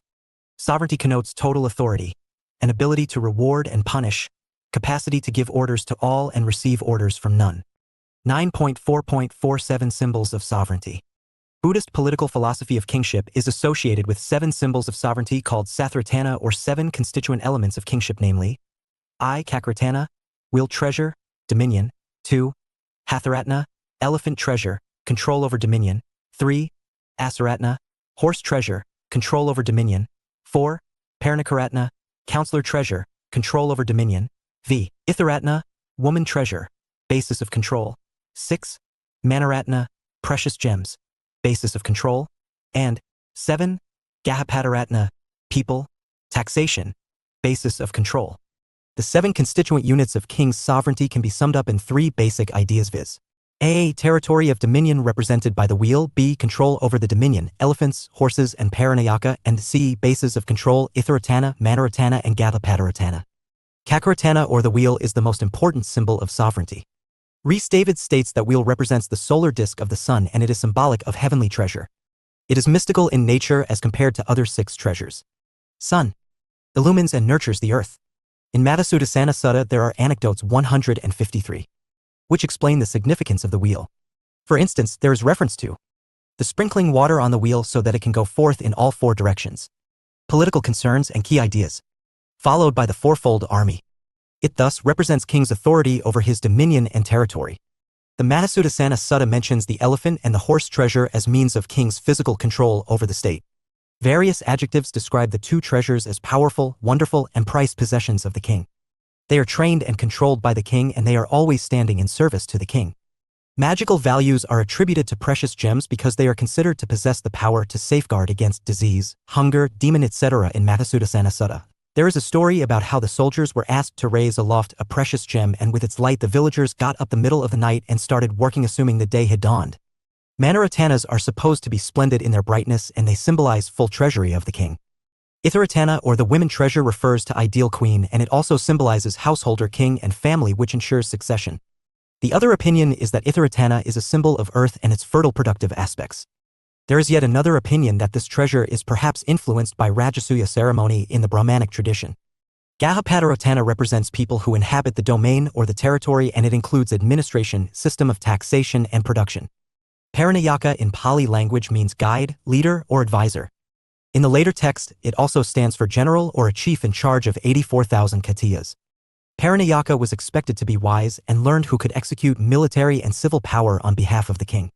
He thus symbolizes king's military strength. 9.4.510 Royal Virtues, Dasarajadhamma. The compassionate ruler, the Kakavati Sihananda, or the universal monarch, was expected to possess 10 royal virtues, including dana, liberality, generosity, charity, welfare, giving knowledge, and serving public interest. 2. Sila. Refrainment from exploitation, cheating, stealing, adultery, intoxicating drinks, having senses under control, high moral character, being good example for others. 3. Parakaga, sacrifice in the interest of people. 4. Ajava. Straightforward in dealings, honesty, integrity, performing duties with loyalty, freedom from fear. V. Madhava, gentleness, kindness, avoiding arrogance, amiable temperament. 6. Tapa, austere life, able to suffer for the people's sake, self-control over passion. 7. Akoda, free from anger, hatred, ill will, enmity, and resentment, remaining calm. 8. Avihimsa, abstention from violence and destruction of life and peace, compassionate to all, not being vengeful, avoidance of war. 9. Kanti. Tolerant, forbearance, patience to serve public interest, understanding. And X. Avarodhana, very approachable, avoidance of opposition to the will of the people and measures of public welfare, respecting opinion of others without prejudice. That ruler was to conduct as an enlightened altruist, expected to act with moral righteousness, and was considered as an ideal man of Dhamma who would 154. Control falsehood, anger, and scorn, is full of patience and forbearance, keeps benevolent company, and makes people happy with the display of the qualities of Dhyana. The idea of uniting the subjects. Chakravartin Kakavati. 9.4.6 Elements of regalia. He was to be well-born, handsome in appearance, possess great wealth, a powerful army, a man of faith and charity, learned and wise. He was to present himself as a man of Dhamma. It was believed that Dhamma constitutes kings with charisma, which is mandatory to rule over subjects. It was believed that the charisma is conferred on king by his coronation and symbolized by several elements of his regalia in his possession, such as the umbrella, slippers, sword, crown, throne, scepters, ornamental wand, and the fly whisk. The quasi-divine qualities, along with regalia, create the charisma as the basis of loyalty of subjects towards the state. 9.4.7 Buddhist ideas on the constituents of the state. Though the Buddhist scriptures do not offer a systematized list of constituents of the state, yet one finds mention of following 7 constituents. I. The king, Mahasamat, Raja, Katiya. 2. The territory, Radha/Rashtra, with subdivisions of the territorial organizations such as villages, Gama, market towns, Nigama, countryside, Janapada, city, Nagara. The frontier, Pakanta, existed only sometimes, and its security was always a cause of concern. 3. Ministers and bureaucracy, Amaka/Amadya and Parasaja/Parashada. 4. The armed forces. Balam. The early Buddhist recommended delicate balance of forces to deal with dangers from outside its frontiers and from within, through rebellion and banditry. War was considered within the jurisdiction of state, Atha and Anna. All injunctions against violence were in general related to the level of individual and intergroup relations, and the Buddhists reconciled their inability to influence the conduct of state beyond giving it ethical advice. Hence, while keeping the horrors of war within reasonable limits, wars were duly recognized and were not outlawed. There is no evidence to assume that the Buddha ever advised his contemporary kings to disband their armies or to dismantle their swords. Even the Buddhist emperor Ashoka is not known to have disbanded his army after Kalinga. The most frequent challenge came from within, conspiracy against the throne and life of the king, robbers, thieves and bandits threatening the life and property of people. For all practical purposes, Samga withdrew itself from consideration of war, admission of soldiers was forbidden, talks and stories of war were denounced, witnessing army parades was treated as a waste of time. The treasury, Kosakathagara, 6, allies, Anayuda, Katiya and Kudarajano, and 7, the people, Manasa/Manushya, presumably had 4 different assemblies, Parisas/Parashada, 1 each for Katiyas, Brahmins, householders. 155 Gahapati, and ascetics, Samama/Sramana. 9.4.8 Objectives of the state. Political concerns and key ideas. The ideal kingdom was described as the territory without thorns, Akantaka, and untroubled Anupala. The state was to ensure that the people should be happy and contented, living in homes with open doors and playing peacefully with children in their laps. The description of such a state is depiction of a perfect state of law and order. Where wicked are punished, punishment is to be used to deter the potential offenders, king to have absolute powers to banish culprits from his kingdom and also to execute the convicted criminals. However, the king was expected to act with justice in giving punishments. Gail Amved writes about the celestial wheel slipping a little, indicating to the king that his time is up and now he should renounce his throne. The king's eldest son inherits the throne and then the wheel disappears. Son seeks advice of a wise hermit who recommends to the king to set moral example, to perform his duties in earnestness and to protect his subjects. In other words, the sage advises the king to perform good actions like giving alms to the poor, weak and destitute, and abstaining from bad actions. The wheel returns and the king continues to rule, but he fails to control poverty. Poverty becomes widespread and theft takes place. King attributes theft to poverty and he gives wealth to the thief, hoping that he would stop the evil practice. The message spreads that theft is profitable and theft thrives. The king then decides to punish the thieves who take up arms, and the result is violence, murder, disorder, adultery, incest, evil speaking, and immorality. Finer human relations vanish and wickedness spreads. Moral of the story is that the Buddhist state should ideally be a welfare state committed to protect the weak and the destitute. The wheel is not a paternal legacy, but it has to be won by every king through his good actions and deeds.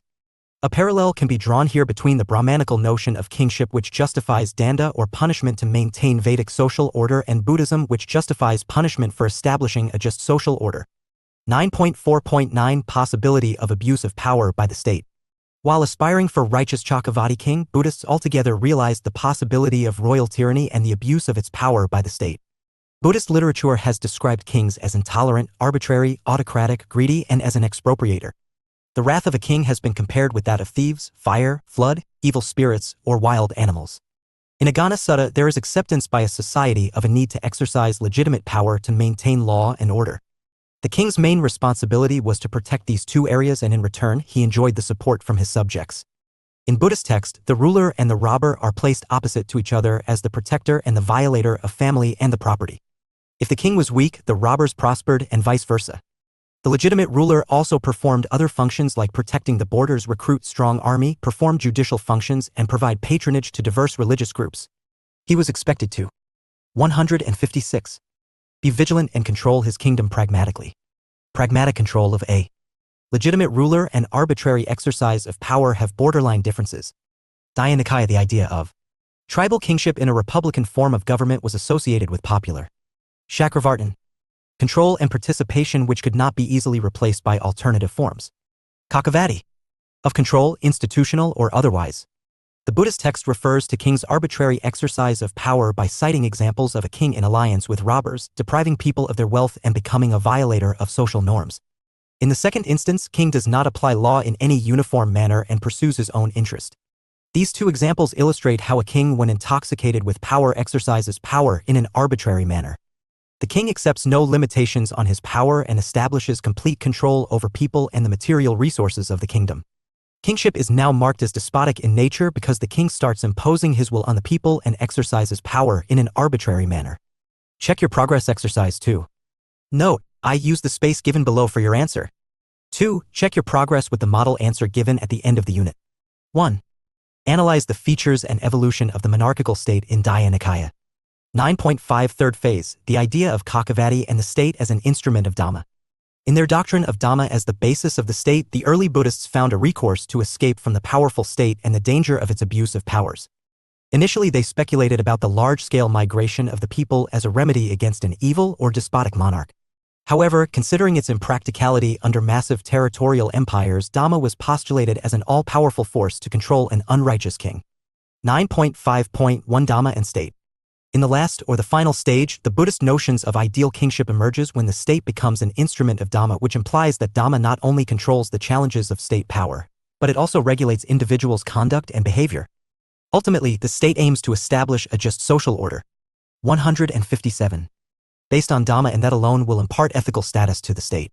Buddhism correlated politics with Dharma. Dhamma considered the former political concerns and key ideas, devoid of the latter, as Radhavijja, the science of pleasure/lust, which was considered the antithesis of all that is ethical, regarded sila, modesty, and sadakara, good conduct, as the basis of politics, and desired that the king, as the Mahasamad elected by the consent of all, should protect his subjects according to Dhamma. Buddhism emphasized the moral nature of Dharma, and its concrete influence can be seen in the political philosophy of Asoka. 9.5.2 The Anna and Dhamma. Relationship between Buddhism and a well-entrenched and all-powerful monarchical despotism, and the solution is proposed in the theory of two equal spheres of life. The kings, including Bimbisara, Ajatasattu of Magadha, Pasendi of Kosala, and the Maurya Emperor Asoka, built monasteries for the Samga and amended many of their laws, which otherwise made the Samga's activities very difficult. The extraordinary impact of Buddha's personality on the kings cannot be denied. The relationship between the state and Buddhism could be realized through the fact that even though early Buddhism began in forests outside the confines of organized society, yet the Buddha and his disciples were subjects of the state in the area they lived and worked. Hence, they could not for long remain outside its society and could ignore or defy the power of the state. Their supporters and followers could be found in the state service. They could not ignore felicitous relationship with the state and accordingly accommodated the demands of the state by modifying the Vinaya rules. For example, elephant being royal animal, monks were prohibited from eating elephant flesh. They were to refrain from eating meat on the days animal slaughter was prohibited. They used to postpone observing rain retreat. Royal servants could not be admitted without proper permission. They could not contact in-service soldiers or thieves wanted by law. Absconders from justice or lawful royal service may not be given asylum in Buddhist order. In general, early Buddhism avoided confrontation with the state. The monks were prohibited to get involved in politics. Unhappy with any particular king, either could leave the territory and reside elsewhere waiting for a change in his disposition or downfall. The other recourse was to make the state subordinate to Dhamma. 9.5.3 The Anna and Atha.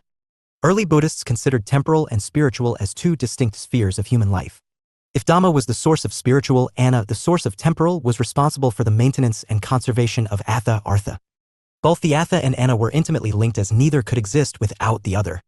The term Atha encompassed interest, advantage, good, blessing, welfare, profit, prosperity, well-being, riches, and wealth.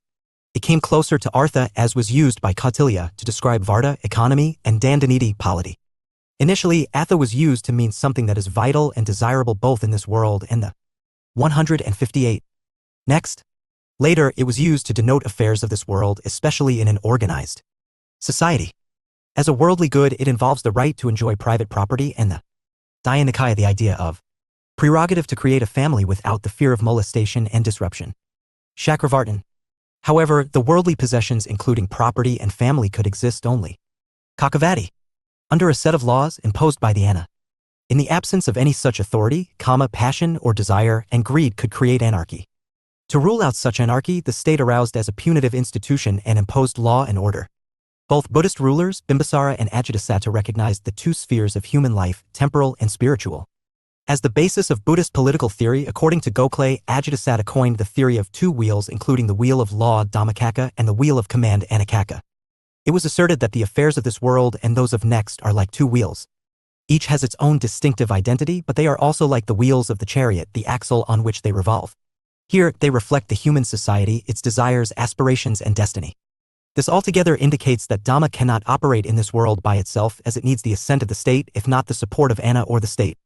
9.5.4 State as an ethical instrument of the Dhamma. To avoid monarchical despotism, Anna was separated from Dhamma and autonomy of the Samga was ensured. When the contractual obligation of the state creating state as a human organization and a political institution was found inadequate and the state became powerful to control the whole range of human life, the supremacy of Dhamma over Anna was asserted. Dhamma was projected as a cosmic force capable of containing the power of the state and regulating its behavior. Here, Dhamma was never projected as a metaphysical system or sectarian creed, instead it was depicted as a mystic force obeying its own laws equated with righteousness, propriety, norm, impartiality, and justice. Accordingly, it was asserted that any neglect of Dhamma by the king could result in untimely rain or dangers of drought, famine, pestilence, or war, while specific ceremonies suggested by Dhamma including fasting, charity, vows of righteousness, meditation, etc. could entail control over nature in the form of adequate rains. Kingship was also declared as a result of good deeds in a former life. Gokhale. 9.5.5 The idea of Kakavati. The culmination of this process resulted in the Kakavati or Chakravarti universal monarch who was declared the Dhammiko Dhammaraja, the righteous ruler who was considered as a counterpart of Bodhisattva in the temporal world. The Buddhist Dhammaraja was the response to the despotic ruler who lived at the time of Buddha. It was an attempt to contain absolute power of the king by applying Dhamma as the guiding principle to his power. UN Ghoshal has pointed out that the most important contribution of early Buddhism to ancient Indian political thought is the application of principles of righteousness to king's internal and foreign administration. 159. The normative Kakavati king is the protector of his people. He possesses 7 political concerns and key ideas. Gems conquers by righteousness and Dhamma, and above all, he is not only interested in territorial expansion or controlling the material and physical resources, but in establishing a just and moral social order as well. He also teaches moral precepts to laymen and newly subordinated kings. He ensures that people live in comfort and destitution is wiped out. Not only does he uphold the property and family rights of the people, but also provides for the basic needs of the people as a precondition to establish moral order. Kakavati is a charismatic leader and he is popular amongst his subjects. He consults people and acts on the basis of consent. Hence, the people are loyal to him and conform to his wishes. He patronizes the Brahmanas and the Sramanas. Under his leadership and guidance, the moral and just social order is established and the king is intrinsic in establishing the new moral order. Ultimately, the rule of Dhammiko Dhammaraja is established, which is guided by the principle of Dhamma. Such a ruler is presented as a Mahapurisa, great man, gifted with all the signs of great men, who was believed to be in possession of iddhis, siddhis, or supernatural powers and was unique in nature, as there could be no more than one Kakavati at a time in the world. Therefore, the Buddhist theory of kingship implied that state power would not only be used for punishing, taming, or controlling society, but also more positively to create a new just moral social order. The powers of Kakavati may not be regarded as human or rational, much less contractual. Gokhale. As was case of Bodhisattva, the places where the Kakavati was born, crowned, one most significant victory where he passed away were declared to be memorable. Stupa was to be raised over the relics of his body. Dhamma was projected as the basis of loyalty to the state and also as an instrument for legitimization of political power and landing the control of the state in an agency higher than itself. Under such a state, the functions of the Samgha was consent and advise to the state, adopting the role of conscience keeper of the state, imposing subtle as well powerful sanctions depending upon circumstances. In the process, as Gokhale has asserted, the state emerged as a mystic entity, obeying norms of continuance and dissolution beyond the reach of subjects. As most of the times, the Samgha became far more extensive and pervasive, its organization reached the smallest village through the monastery. Kingship, according to Jayasuriya, was limited by one's capacity to act within the guidelines of the teaching, the Dhamma, or the principles of righteousness. Accordingly, the maintenance of the normative order, Vinaya, or the code of righteousness, seen as a prime requirement of a good ruler. On one hand, the welfare of the community of monks was dependent on the goodwill and patronage of the kings or the self-governing republics, and on the other, kings relied on monasteries for mass loyalty and following. There emerged a skillfully engineered reciprocity in the relationship between Buddhism and the 160 state. In principle, the Samgha did not formally relate to the state or the ruler. Dhyana the idea of the monastic order could not survive without a minimum political support. Chakravartin Kakavati. 9.5.6 Normative kingship and the creation of just social order. One finds a Buddhist testifying the middle way as an approach to social well-being and spiritual progress. They provide guidelines for public policy of the universal benevolent monarch who is concerned not only with the material welfare of his subject, but also their moral well-being. Jayasuriya, page 61. The Ashokan welfare state was built on Buddhist humanism, where the human relationship were based on compassion, love, sympathy, and care for others' feelings. The king was advised to promote the collective interests or the common weal ahead of himself with the motif of people first. The king of righteousness, called the Kakavadaraja, exemplified in the Emperor Asoka. Amvet has argued that Asoka's welfare state policies and statecraft were not utopian or idealistic, as entrepreneurship and money-making were endorsed as long as these were done by righteous means. The normative code of the Ashokan welfare state included the Buddhist ideals of a just society based on equality, economic prosperity, and the practice of good life. For ordinary persons underlying the raison d'etre of Buddhist social ethics, the Buddhist notion of welfare involved 7 virtues or skillful actions expecting to refrain from taking life, stealing, confusing speech and uttering falsehoods, malicious speech, frivolous talk, harsh speech and vulgar sensibility. Buddhism was never limited to a private form of salvation or self-contained individual. Instead, it acknowledged the interdependent relationship between the individual and society. 9.5.7 Absence of state religion. The secularization of religion or the separation between church and state and guarantee of religious freedom by the state was seen as a post-Enlightenment phenomenon in Western society. The rationale of secularism was implicit in the Buddhist ideals of governance as revealed in Ashokan polity. The principles and values of the European Enlightenment, such as equality, tolerance of dissent, freedom and justice, were consistent with the political philosophy of Emperor Asoka. Buddhism was never declared a state religion. Acceptance of dissent, toleration of other faiths, provision for religious freedom, negotiating differences through participation and consensus building, commitment to freedom, equality and tolerance were some of the noteworthy features of Ashokan. Acceptance of dissent, toleration of other faiths, provision for religious freedom, negotiating differences through participation and consensus building, commitment to freedom, equality and tolerance were some of the noteworthy features of Ashokan statecraft. At the same time, the Samgha was readily available as the moral conscience of the community, ensuring the accountability of the rulers. From the time of the Buddha to Emperor Asoka, the emphasis on public morality and social welfare draws attention to the historical continuity of the triangular relationship between the king or ruler, the monastic order or the Samgha and the people. 161. Check your progress. Exercise 3. Political concerns and key ideas. Note: I. Use the space given below for your answer. 2. Check your progress with the model answer given at the end of the unit. 1. Analyze idea of Chakravartin, Kakavati, and the relationship of the state with Dhamma. 9.6 Limitations of Sramanic idea of kingship. Metaphysics being the central concept of the Brahmanic tradition, identification and acknowledgement of political thought pose some serious weaknesses. By mid-5th century, within few years after Buddha's death, republics collapsed partly due to aggression of the monarchies, but largely due to internal disagreements amongst republican nobles and elders. Undisciplined individualism, moral indolence, individual pride and lack of discipline were the defining features of changing times.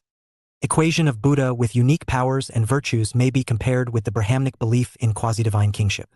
Projection of control of Dhamma over nature and emphasis on performance of fasting, charity, meditation etc. had similarity with Brahmanic ritualism.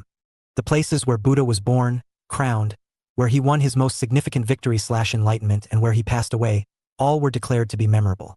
Origin of monarchy in Aganasutta refers to the myth when man deteriorates from the original state of nature of Rousseau to Hobbes, where a greedy, dishonest, quarrelsome and violent man emerges.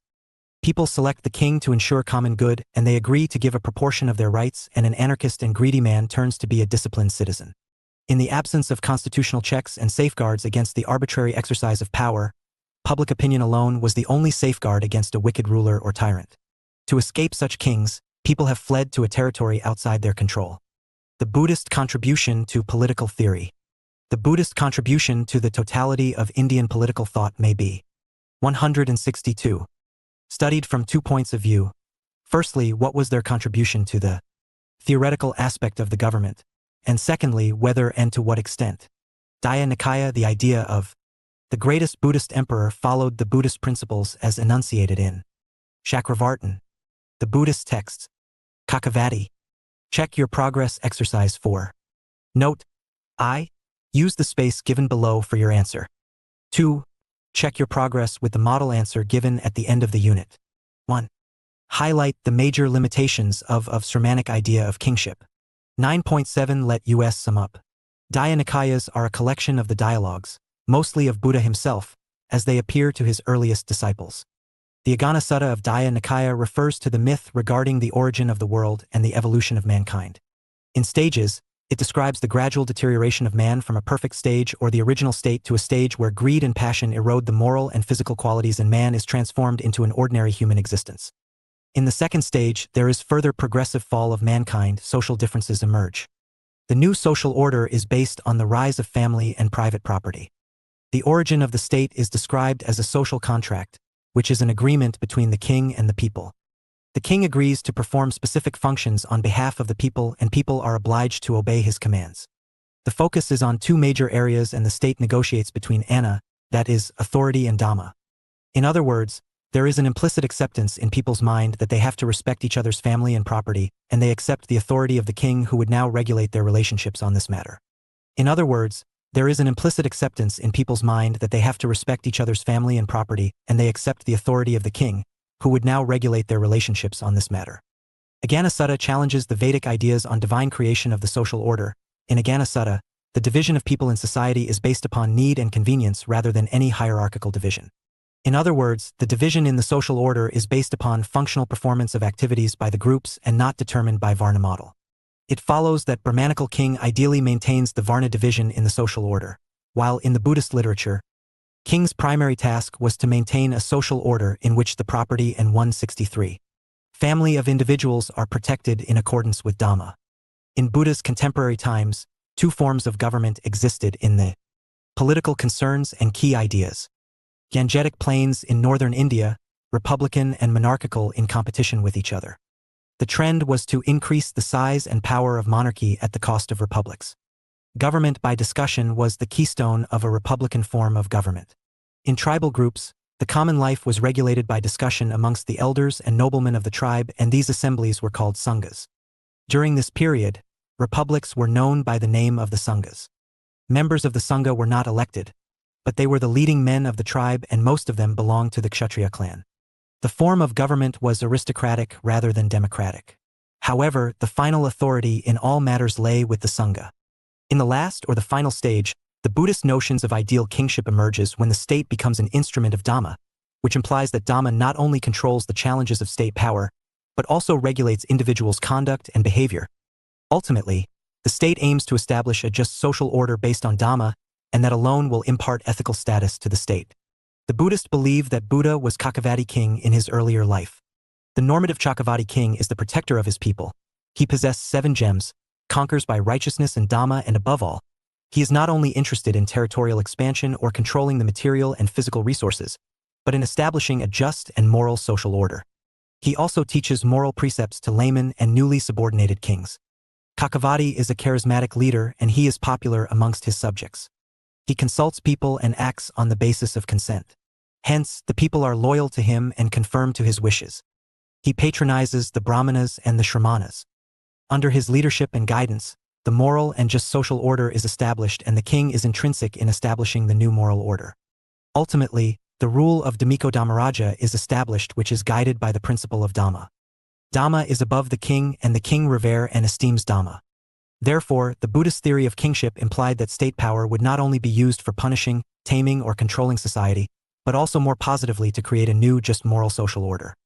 9.8 References.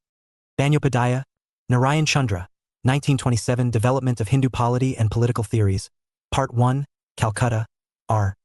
Bombay and Company.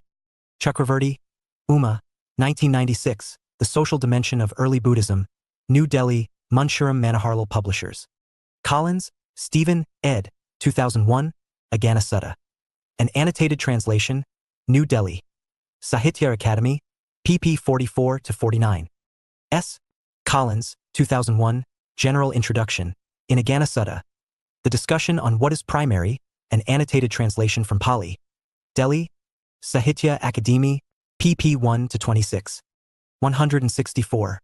Dialogues of Buddha, Daya Nikaya, 1899. Dialogues of Buddha, Daya Nikaya, 1899-1921, translated by T.W. Daya Nikaya, The Idea of. Rhys Davids, 3 parts, London, Oxford University Press. Chakravartin Cakkavatti.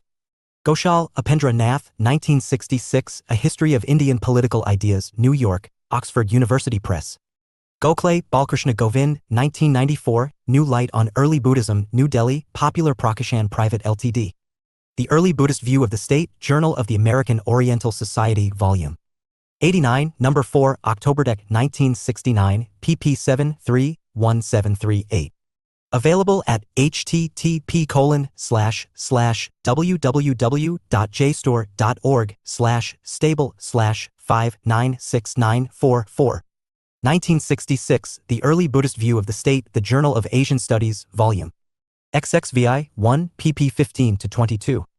Jaisurya, L., Buddhism, Politics and Statecraft, International Journal of Buddhist Thought and Culture, September 2008, Volume 11 pages 41-74 available at /vol 103 locksiri %20jasuria.pdf accessed April 19, 2013. Jayaswal, KP, 1967, Hindu Polity, Bangalore, Bangalore Printing and Publishing Co. Ltd. Keith, A.B., 2007, Religion and Philosophy of the Veda and Upanishads, Delhi, Motilal Banarsidass Publishers. Law, Narendra Nath, 1921, Aspects of Ancient Indian Polity, Oxford, Clarendon Press. Mehta, V.R., 1996, Foundations of Indian Political Thought, New Delhi, Manohar. Ahmed, Gail, 2001, The Buddha as a Political Philosopher, Economic and Political Weekly, May 26. Paul, James, 2003, Development in Early Buddhist Concept of Kama/Karma, Delhi, Munshuram Manoharlal Publishers. Sharma, R.S., 1989, Origin of the State in India, D.D. Kosumbi Memorial Lecture, 1987, Bombay, University of Bombay Publication.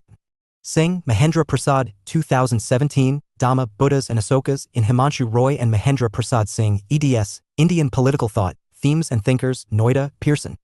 Thapar, Ramala, 1997, Asoka and the Decline of Mauryas, Delhi, Oxford University Press, revised edition with new foreword, pages 14450.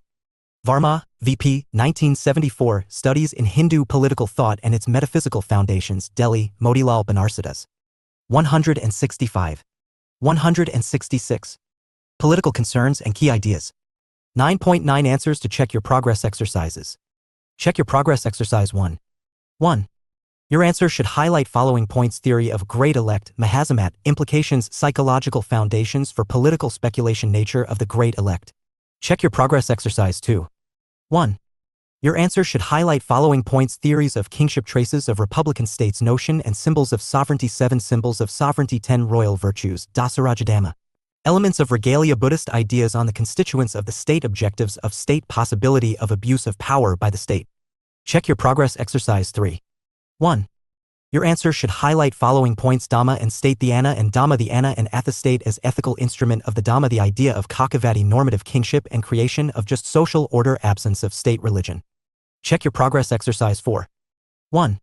Your answer should highlight following points: Equation of Buddha with unique powers, traces of ritualism in Buddhist thought, human greed and dishonesty in the roots of origin of kingship, absence of constitutional checks and safeguards against the arbitrary exercise of power, control of Dhamma over state. 167. Zia ul-Barani, Royal Authority and Just Rule. Unit 10, Zia ul-Barani, Royal Authority and Just Rule *. Structure. 10.0 Objectives. 10.1 Introduction. 10.2 Early Life and Influence. 10.3 Major Works. 10.4 Corpolet 1 Eichel Ideas. 10.4.1 The Advocacy and Defense of Historiography as a Field of Knowledge.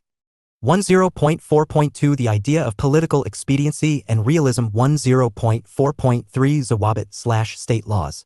The Ideal Polity. 10.5 Theory of Kingship. 10.5.1 The Ideal Ruler. 10.5.1.15 Qualities of the Sultan. 10.5.2 Idea of Justice and Just Rule. 10.5.2.1 Appointment of Judges. 10.5.2.2 Justice for Hindus and Muslims. 10.5.2.3 Remission of Taxes. 10.5.2.4 Favoring the Elites. 10.6 Nobility. 10.7 Bureaucracy. 10.8 Army. 10.9 Criticism. 10.10 Let us sum up. 10.11 References. 10.12 Answers to Check Your Progress Exercises. Dr. Svasti Rao, Associate Fellow, Europe and Eurasia Center, Manohar Parrikar Institute for Defense Studies and Analyses. Political Concerns. 10.0 Objectives and Key Ideas. The aim of this unit is to familiarize you with the political ideas of Zia ul-Barani, a medieval Indian historian and philosopher who was the most important political thinker of the Delhi Sultanate. After studying this unit, you should be able to understand context of Zia ul-Barani's life and times, early influences on his philosophical thought, important characteristics of his political thought like political expediency, his historiography, his ideas on theory of kingship, laws and just rule, his ideas on bureaucracy and army. 10.1 Introduction. Zia ul-Barani, 1283–1359, was the most important political thinker of the Delhi Sultanate, particularly during the reigns of Alauddin Khalji, Muhammad bin Tughlaq and Firoz Shah Tughlaq. The attention given to Barani is, in part, also due to the fact that he chronicled the reigns of 8 sultans of Delhi, beginning with Ghiyas al-Din Balban, 1266–87, and ending with Firoz Shah, 1351–88. In addition, he was an influential courtier under Muhammad bin Tughlaq 1324–51. The ruler he served as an emissary and as a court advisor for 17 years. His ideas have been considered significant in understanding medieval polity and other strands of thinking that existed in that period of history. He represented and championed the idea of political expediency in Islamic history, which he conveyed to the ruler by way of his nasihats, advices. He has often been criticized as a fundamentalist and a bigot for his emphasis on following the Shariat laws of the Quran and the Prophet's tradition, advice 2, and his views on the Hindus, advice 11.2, as compared to relatively liberal thinkers like Abul Fazl. This itself is an irony because in the earlier days he was mocked upon by the Ulamas and others for not following the Quranic principles and for calling himself an Indian rather than a Turk. However, later in life, when he adopted a politically hard line for governance, he was dismissed from the court at the age of 68, 1351 AD, and lived in penury on the outskirts of Delhi. For all these things together, Bahrani remains to be an enigmatic and an important political thinker of medieval India.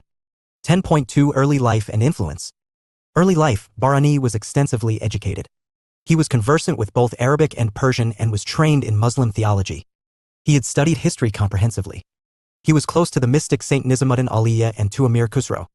Later, he spent 17 years with Muhammad bin Tughlaq, with whom he learnt the art of governance and statecraft, particularly how monarchy functions. Hence, his political theory is basically a reflection of what he saw. 168. Firsthand from his proximity to the political power, and that is why he was in such Zia al-Bahrani royal authority. Good know of how the internal contradictions exist in issues of governance. And just rule. 10.3 Major works. 1. Fatwa Jahandari, Edicts of World Rule, written in 1357, written as Nasihat, Advices for the Muslim Kings, is a classic work on statecraft which can be compared with Kautilya's Arthashastra and Machiavelli's Prince. In Fatwa Jahandari, he advised the sultans and the kings, through the mouth of Sultan Mahmud of Ghazna, his ideal ruler, as to how an effective system of government could be established by implementing the Islamic Sharia. This work acts as a mirror for the ruler. Through fictitious character and their discussions, it is explained to a ruler how to best resolve problems. Another interesting feature of Bahrani's writing style is that he is speaking through a number of characters, but the ideas conveyed by these characters are very much the ideas of Bahrani himself. This work is mainly an opinion on government. It has neither a preface nor an epilogue, and no name of any sultan is mentioned. Some historians like M.D. Habib have opined that it was composed after Tariq-i-Firoz Shahi. 2. Tariq-i-Firoz Shahi Isa, dependable source of history from the later times of Ghiyasuddin Balban to the early years of Firoz Shah Tughlaq, to whom the book is dedicated. It was meant to please Firoz Shah Tughlaq and regain his lost royal patronage. But it wasn't simply meant to that end, but also contained other important ideas regarding his political thinking. This way, it contains some sources of his political thought. Along with the historical accounts of the period, Bahrani discusses the Muslim political problems, including implementation of Islamic laws in the newly established Muslim state in India. Nasihat, advice. This concept is very significant to understanding Bahrani's thought. His political ideas are mentioned in the form of advices that the ruler has to follow in order to maintain a more just and a more fair administration. Most of his writings are in the genre of advices. Check your progress, exercise 1. Note: I. Use the space given below for your answer. 2. Check your progress with the model answer given at the end of the unit. 1. Who was Zia al-Bahrani and what was his ideology? Explain the dichotomy of his life. 169. 2. Who were the teachers and mentors of Zia al-Bahrani in his early life, and political concerns and key ideas? What did he learn from them? 3. What were the major works of Zia al-Bahrani? Explain. 10.4 Core political ideas. 10.4.1 The advocacy and defense of historiography as a field of knowledge. Zia al-Bahrani and his views on the knowledge of history are very important.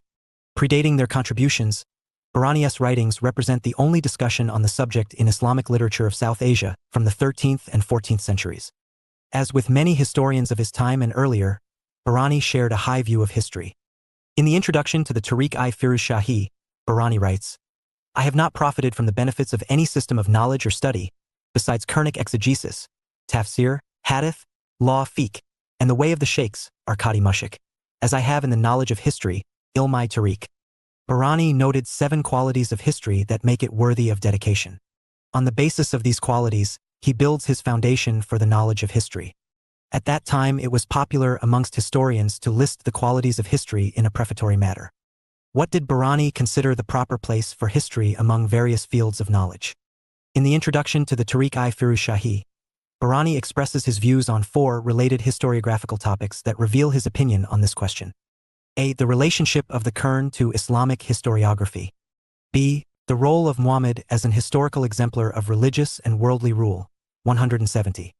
C. The knowledge of history ilm-i tariq as a discipline of scholarship. D. The history of Islamic historiography. Zia al-Bahrani Royal Authority. Bahrani attempted to answer the basic questions that why should Muslims study? And just rule history, and for what purpose? According to Bahrani, these are the 7 major qualities of studying history, which are as following. 1. History was first and foremost beneficial because it is the means of profiting from what he refers to as the possessors of insight, principally the prophets and sultans whose deeds are recorded in the heavenly books, Kutub-i-Samawi. He argues that the ultimate example of the usefulness of history is found in the Quran. He defines the Quran as a historical text, which played a central role in the development of Islamic historiography. 2. Along with the knowledge of the Quran, Bahrani also sees the knowledge of history as sharing certain traits with the knowledge of hadith. It has long been noted that the knowledge of hadith played a major role in the development of historiography. Bahrani argues that this relationship exists primarily on the level of method. He refers to the process by which hadith scholars criticize or praise the narrators of the circumstances of transmission of the sayings and deeds of the Prophet, thus establishing their validity. 3. The third quality that Bahrani lists is that the knowledge of history contributes to the abundance of reason, discernment, personal opinion, and putting things in order. According to Bahrani, through the knowledge of history one gains personal experience through the experience of others. By understanding the misfortunes of others, one develops vigilance. 4. For Bahrani, history also plays an important advisory role for Muslim rulers. Bahrani asserts that the fourth quality of history is that it provides hope to sultans and kings so that they are fortified against the accidents of time. He insists that the path of today's generation of leaders is lit by those who have gone before and who applied a remedy to the maladies of the government. 5. Related with the fourth quality is the next one. Fifth quality is that for those who know history and the record of the prophets and they're encountering misfortune, and they're escaping calamity, history becomes a source of acceptance, and patience, abr. He concludes this section saying that the believers in Islam do not lose heart in the face of misfortune. 6. For the sixth benefit, Bahrani focuses more specifically on the instruction history provides for rulers and governance. In this way, history assumes an essential function as advice literature and is not merely a record of past. 171. Events. Historians were frequently employed within courts to supply political concerns and key ideas. Advice to the ruling powers, as was the case with Bahrani. 7. The final quality of history is that the knowledge of history is based on truth, a discussion that leads into religious polemics. Bahrani conceives of history writing as a trust for which there are divine rewards and punishments. He claims that whatever the historian writes falsely will, on the day of judgment, be the cause of his most severe punishment, Soctor and Asb. 10.4.2 The idea of political expediency and realism. In order to do justice to Bahrani's thought, it will be appropriate to contextualize his political thinking. As with anywhere else in the world, political thinking develops in response to the challenges that a particular society is grappling with, which as much applies to Bahrani. Delhi Sultanate symbolized a rule which was governed by a faith which was new to India. It was essentially an urban-centric rule with hardly any reach in the countryside. Although Islam had come to India in the 8th century in the coastal areas in south, but Islam becoming the faith of the ruling class, i.e. the hallmark of the Sultanate period, was a new development. It was the first time that the ruling nobility had a different faith from the ruled majority. The class composition of the ruling class was also in transition. Nobility was not hereditary. It was transferable, particularly, until the time of Firoz Shah Tughlaq. Therefore, it was a period of transition and turmoil. So, the political expediency and realism that Bahrani demonstrates in his work were the need of the hour of that time. Historian Muzaffar Alam has opined that the peasant revolt of 1330 in the Doab led by the Hindu elites also symbolizes a turbulent moment in the Sultanate period. All these experiences must have gone into the mind of Bahrani when he was writing his political ideas. Therefore, how to secure the future of the state and how to make the foundation of the Sultanate regime more sturdy became the desideratum when he was talking about the ideal polity and a good sultan, and hence, made political expediency the main aim of all his statecraft. Hence, despite the reputation for being conservative and a bigot, Bahrani remains an enigmatic and a unique thinker. The two major thoughts that stand out in his thought are the idea of justice and the idea of moderation. The two major thoughts that stand out in his thought are the idea of justice and the idea of moderation. But these ideas find their justification from the core idea of political expediency. Although he was against reason and science, unlike Abul Fazal, but it was political expediency which emerged as the hallmark of his political thinking. So much so that he shows a lot of flexibility in the religious teaching and related precepts. He advises the ruler to make adjustment and allows moderation for dealing with the challenges of those times. Because of this kind of realism that he demonstrates in his writings on statecraft, they are compared with the Arthashastra of Kautilya because of his focus on realism and on political expediency. 172.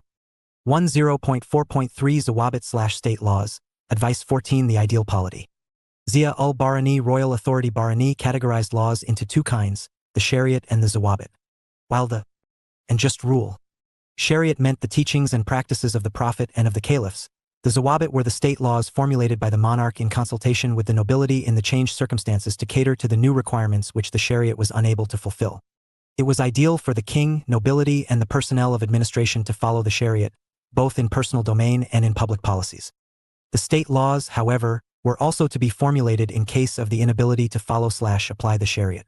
But he cautioned simultaneously that the lawmakers must take into account the practices of the past and contemporary socio-political conditions while formulating the laws.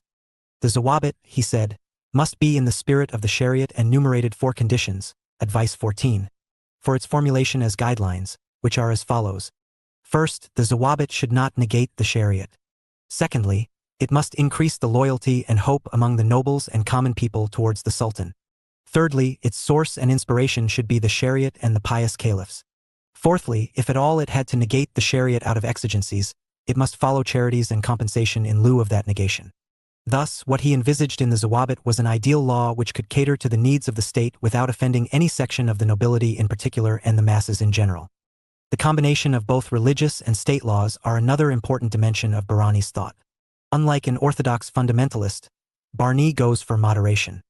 Therefore, his only test for adopting a particular law is the interest, security, and stability of the state. Even if the ruler has to deviate from the Quranic laws, he must do, if it is done in protecting the interest of the state. In other words, we can say that for Barani ends justifies means. If the end of strengthening the state is being ensured, there is no harm is deviating from the religious laws. Interest of the state is paramount. Hence, it was stated in the preceding section that the hallmark of Barani's thought is in political expediency. In the section under the Zawabit, he advised the formulation of new laws where, in the changed circumstances, the Shariat was unable to serve the purpose of the state. Laxity in not following the Shariat, both in personal and political domains, was tolerable till it began to affect the stability of the state. Suppressing the rebellious elite, both Hindus and Muslims, banning education to the underprivileged and nondescript people including Muslims, Advice 11, welfare of the subjects, etc. were all intended for consolidating the powers of the Muslim rulers.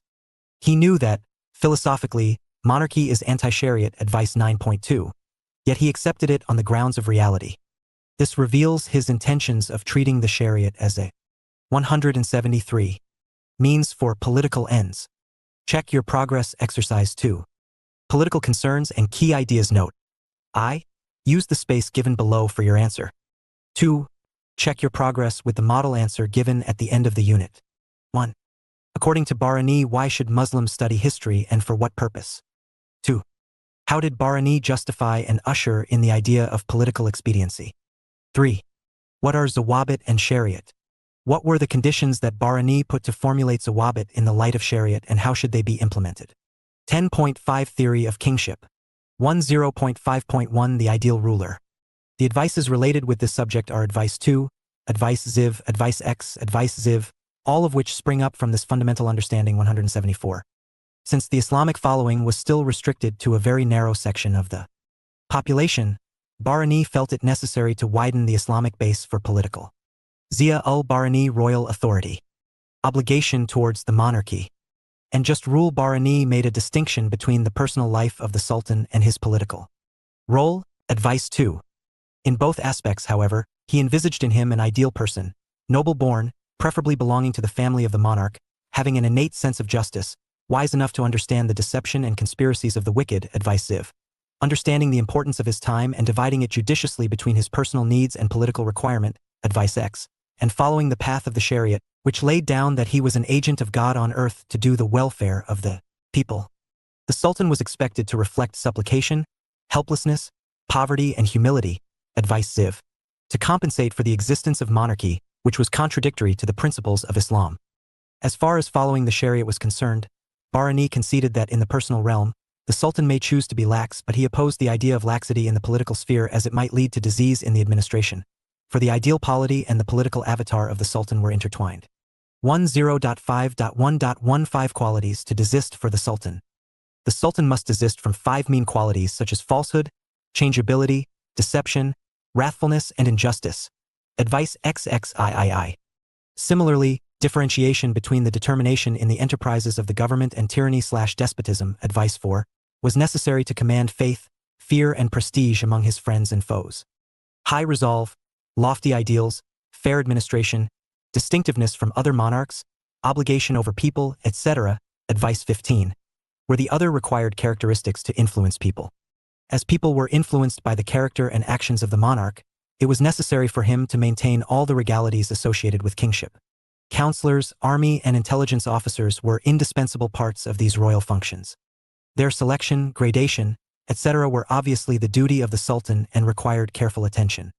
It was the king's responsibility to protect the old political families, to check their possible usurpation of power, and to ensure they are not left to live in material deprivation. Advice XXII.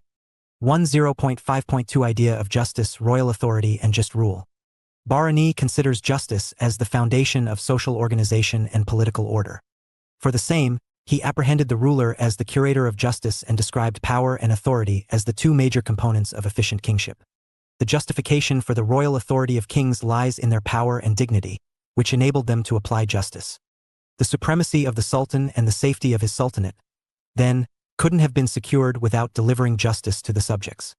The real justification for the supremacy of the kings and of their power and dignity, Barani had remarked, is the need for enforcing justice, advice v. 175. 10.5.2.1 Appointment of judges.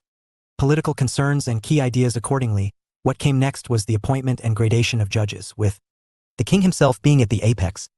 The functions delineated for them were protection of money, property, women and children of the weak, the obedient, the helpless, the young, the submissive, and the friendless, advice v.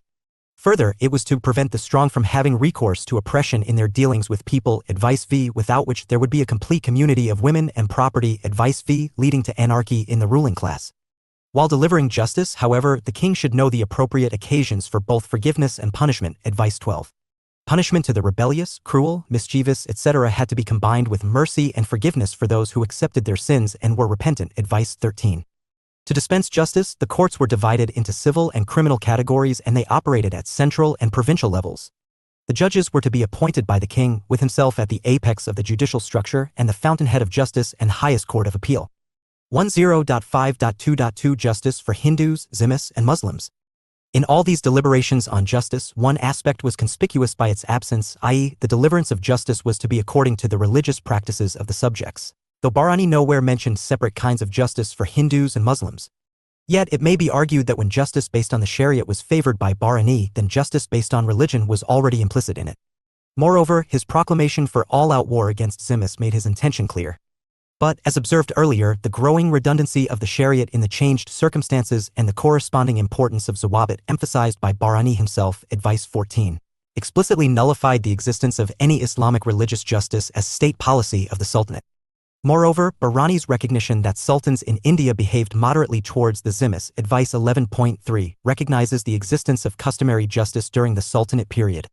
Although Barani emphasized following the Shariat wherever possible, the very possibility of its operation was, first, marginalized by the changing composition of the rulers and military bureaucratic, quasi-judicial personnel of the administration and greater incorporation of Hindus and Indianized Turks into it. The economic basis of the Sultanate necessitating revenue collection and leading to compromises with the local aristocracy was the second factor that annulled the operation of the Shariat.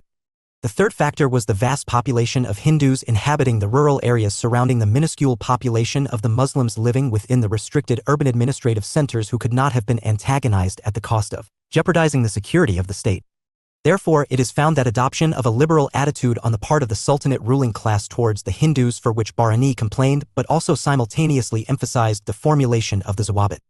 Barani's theory of 176. Justice thus essentially emanated from the perspective of the security of the Zia al-Bahrani royal authority. State.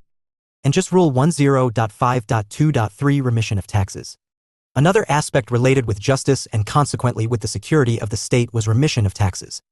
At least during calamities, Bahrani suggested the king should remit or reduce taxes and extend monetary help from the treasury till the time it was possible and necessary. All these suggested measures did not emanate from any philanthropic reasoning, rather these were the articles of advice of a realist concerned with the security of the state. 10.5.2.4 Favoring the elite. Bahrani's conception of justice was strongly tilted in favor of the rich and powerful. His hatred against the rustic and underprivileged and bias in favor of the noble-born clarifies the basis of his justice. In fact, the very paradigm of the fatwa was based on the consolidation and expansion of the elite in the sultanate and like any other element of feudal society to be used as an instrument for the perpetuation of monarchy.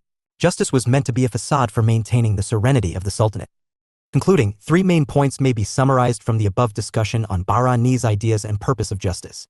Firstly, using religion he attempted to consolidate the Muslim population and various factions of the ruling class and tried to link the two. Secondly, through the Zawabit he tried to solve the grievances of the Zimmis and other social problems which remained unsolved by the Shariat. And finally, he used justice as an instrument to expand the basis of political obligation of the subjects towards the state. Check your progress exercise 3. Note, I use the space given below for your answer. 2. Check your progress with the model answer given at the end of the unit. 1. Who is the ideal ruler according to Bahrani? 2. Explain the 5 qualities that the Sultan needs to avoid and those that he needs to have. 177. Political concerns and key ideas. 3. What is the idea of justice and just rule that Bahrani advocated? 10.6 Nobility. The nobility was the second component of the monarchy. The nobles were the chosen individuals whom the Sultan assigned the right to levy the revenue in particular territories, which was known as ikta. It was the basic unit of landed property whose holders formed the main class of landed proprietors. The iktas were frequently transferred from one person to another, which made them non-hereditary. Since the basic function of the Sultanate was revenue collection, for which the entire paraphernalia of administration existed and which could not have been performed by the king alone, a set of people existed to collect the revenue and advise or formulate administrative policies for it. The selection of such people by the Sultan, therefore, was of a crucial nature, for which Bahrani set certain guidelines and advised the king to be careful.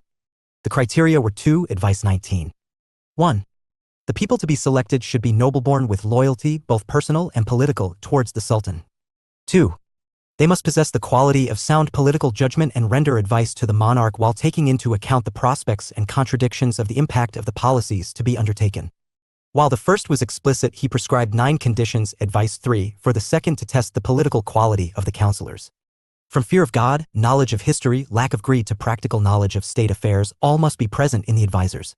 Further, he prescribed 11 criteria. Advice 3. To judge a policy which the monarchy planned to undertake in order to formulate the right one. Finally, he suggested the grading of nobility as per their birth and merit. These advices, however, must be seen in the social context of the time in order to understand their import. In AD 1351, just 6 years before Bahrani penned down his advices, there was a severe political crisis created by the rebellion of a large section of the ruling class and the sweeping changes in their composition. Then, 178. There was large-scale recruitment of foreigners, still greater recruitment from the Zia al-Bahrani royal authority, lower strata of the Indian population, and from the Hindus. And just rule thus, it was in such a social milieu that Bahrani expressed himself in favor of noble birth and personal loyalty, about the security of life and tenure of nobility, of their gradation, etc., to keep the upstarts at the lower echelons of bureaucracy, to check them from the intricacies of the administration. The fear of takeover by the Hindus, who were recruited in considerably large numbers by Muhammad Tughlaq, might have been the other but equally important factor that led him to express his opinions strongly against the Hindus. As the nobility occupied one of the crucial positions in the state structure, Bahrani prescribed tough conditions for their selection. 10.7 Bureaucracy. The bureaucracy was another necessary component of the Sultanate, whose basic function was to measure the land, fix and collect the taxes for its disbursement among its beneficiaries, and in its absence, the very existence of the ruling class would have become redundant, and neither would have the army sustained itself. It operated at 3 levels, viz., center, province, and village. The Diwan-i-Wazirat, headed by a wazir, the head of revenue and finance, also known as the prime minister, and assisted by a naib, Mushraf-i-Mamalik, Mustafi-i-Mamalik, and De Beers, was at the apex of the revenue department. The three-tier structure of the revenue bureaucracy, which was highly centralized in spite of its vast spread in terms of territorial extent, played the same important role along with the army. Throughout the Sultanate period without much changes either in the percentage of revenue collection per cultivator or in checking the tax burden being passed on to the weaker elements by their superiors. To Barani, all these were means of dispensing justice, which has been already discussed. 10.8 Army. After the Mauryas, the Sultanate was the largest in terms of territorial extent and most powerful state in terms of centralization of power in India. Obviously, the administration played varied roles from revenue collection to maintaining law and order and from public works to dispensing justice. Out of the main pillars of the administration, the army was the preeminent one, which was based on the Turkish-Mongol model. It was divided into four parts, viz. Infantry, foot soldiers or payaks, cavalry, horsemen, war elephants and auxiliary, viz. Boats, engineers, transporters, scouts, spies, etc. The cavalry was further divided into three wings. The rank and file such as Khan, Malik, Amir, Sapazlar, etc. Advice 7, which were composed of The rank and file such as Khan, Malik, Amir, Sapazlar, etc. Advice 7, which were composed of Turks, Tartars, Rajputs and others were paid either in cash or were assigned the revenues of different villages as per their grades. As the Sultanate ultimately rested on the power of the army, whose basic functions were the security and expansion of the state, Barani advised the king to take greater care in its efficiency, checking corruption and conspiracies within it. 179. And so on. The monarch also maintained personal troops called Kalb for his safety and political concerns and key ideas. Ultimate reliability in case of rebellion occurring from within the nobility. The army, apart from performing its above-mentioned roles, acquired importance for another reason as well. It acted as a facilitator in the expansion of Islam, since the ruling class of the Sultanate came as invaders and immigrants and it needed a large support base. Check your progress exercise 3. Note, I use the space given below for your answer. 2. Check your progress with the model answer given at the end of the unit. 1. Who were the nobles and what were their duties? 2. What is the role and functions of bureaucracy? 3. How did Barani describe the composition and function of army? 10.9 Criticism. The major points of criticisms leveled against Barani are as follows. 180. He was misunderstood and some scholars labeled him a fundamentalist and Zia al-Barani royal authority. Orthodox and a bigot for promoting Islam and discriminating against Hindus. And just rule. Although not true, but this was a result of his often conflicting writings on the surface. Secondly, the charge of being fundamentalist also heightens in comparison to Abul Fazal, who was definitely much more secular and reasonable in his argumenta and worldview. It is an irony that while Barani spent so many years at the service of the Sultan, he was left on the streets of Delhi and spent his life in penury during the old days. 10.10 Let us sum up. Barani's eminence lies in his theory of history and its constant application in different aspects of society of his time, resulting in his theory of statecraft, which made him unique and enigmatic. In fact, it won't be wrong to say that he marshaled all his knowledge and experiences from the past and the events of his time to serve the interests of the Sultanate. The prominent elements of his theory were his belief in the hereditary status of the nobility, espousal of political expediency on the part of monarchy and nobility, and contempt for the downtrodden. The second element was intended to serve the purpose of consolidation and expansion of the Sultanate and consequently of the ruling class. To this end, all means such as religion, despotism, benevolence, annihilation of the Hindus, etc. were to be employed. He was not against the Hindus per se as it has been alleged, but against the Hindu elite from whom he feared a potential threat to the Sultanate. Zawabit rather than the Shariat therefore finds more prominence in his theory. Moreover, Shariat was only the tool to be used for the benefit of the Sultanate, and for the same purpose he suggested judicious mixing of benevolence and despotism in order to enhance the power, prestige, and wealth of the Sultanate. Justice likewise was intended to serve the interests of the state rather than to fulfill the politico-economic needs of the masses. It was meant to expand the social base of political obligation towards the monarchy. He consistently upheld the interests and values of the traditional Muslim, Turk, aristocracy who he thought were intrinsically superior to any other section of society. His contempt for lowborn was so strong that even those who moved into the realm of nobility were looked down upon. All the changes that he suggested for formulating the Zawabit, which emanated from new necessities, was essentially geared to serve the overall interests of the Sultanate. Thus, the entire theory of Barani had a definite interest. On the surface, his fatwa or tariq may look like a bundle of contradictions, but beneath it lies the consistency of his interest, the protection, consolidation, and expansion of the Sultanate, the methods applied to achieve these aims notwithstanding. Essentially a conservative aristocrat in his outlook, he yearned for stability. However, as luck would have it, he was surpassed by the changing circumstances. 181. Of his time and sidelined by the class whom he desired to represent. 182. Political concerns and key ideas. 10.11 References. Muhammad Habib and Afsar Umar Salim Khan, The Political Theory of the Delhi Sultanate, Allahabad, Kitab Mahal, 1957. Irfan Habib, Essays in Indian History, henceforth Essays, New Delhi, Tulika, 1995. B. M. Habibullah, The Foundation of Muslim Rule in India, Allahabad, Central Book Depot, 1976. Fatwa-e Jahandari, Tr. M. Habib and A. Afzal-Eldin, The Political Theory of the Delhi Sultanate, Aligarh, 1960. M. Habib and K. A. Nizami eds. A Comprehensive History of India v. the Delhi Sultanate, Delhi, 1970. Singh, M.P. Indian Political Thought 2011 Dorling Kindersley, India, Private Ltd. I. H. Qureshi, The Administration of the Sultanate of Delhi, Patna, Oriental Book, 1979. K. S. Lal, History of the Khaljis, Delhi, Munshi Ram Manohar Lal, 1980. Irfan Habib, Barani's Theory of the History of the Delhi Sultanate, Indian Historical Review, Volume 7, No. II, July 1980 to January 1981. 10.12 Answers to Check Your Progress Exercises. Check Your Progress Exercise 1. 1. Your answer should highlight following points.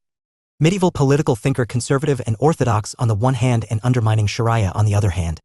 Misunderstood by the Sultan in latter part of his life. 2. Your answer should highlight following points. The learning from his mentors and from the king he served. 3. Your answer should highlight following points. Fatwa-e Jahandari Tariq-e Faraz Shahi Nazahat. Check Your Progress Exercise 2. 1. Your answer should highlight following points. The major 7 qualities of studying history as discussed by Barani for related historiographical topics. 183. Sia al-Barani, Royal Authority and Just Rule. 2. Your answer should highlight following points. The idea of political expediency and realism context of Delhi Sultanate rule. 3. Your answer should highlight following points. Sharia pertains to religion and Zawabit pertains to state, their limitations in implementation, the larger need for such concepts. Check Your Progress Exercise 3. Distinction between personal and political life, role of Shariat and its limitations, qualities to be avoided and qualities to be nurtured by the ideal ruler, duties of the ideal ruler in maintaining justice. Check Your Progress Exercise 4. 1. Your answer should highlight following points.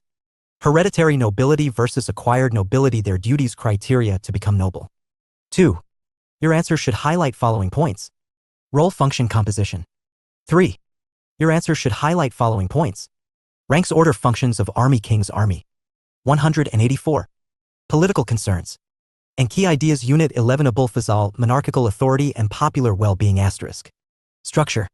11.0 Objectives. 11.1 Introduction. 1.1.1 Early influence. 1.1.2 Impact of his father's struggles on his intellectual tradition. 1.1.3 Influence of Ibn Arabi. 1.1.4 Important works and style. 11.2 Association of Akbar and Abul Fazal. 1.2.1 Context of Mughal inheritance and a search for unity. 1.2.2 Major approaches to governance. 11.3 Abu Fazal's methodology. 11.4 Sovereignty and social contract. 11.5 Secularism of Din Ilahi. 1.5.1 Decree of Mazar. 1.5.2 Din Ilahi. 1.5.3 Critique of Traditionalists. 11.6 The divine origin of the Badshah/king.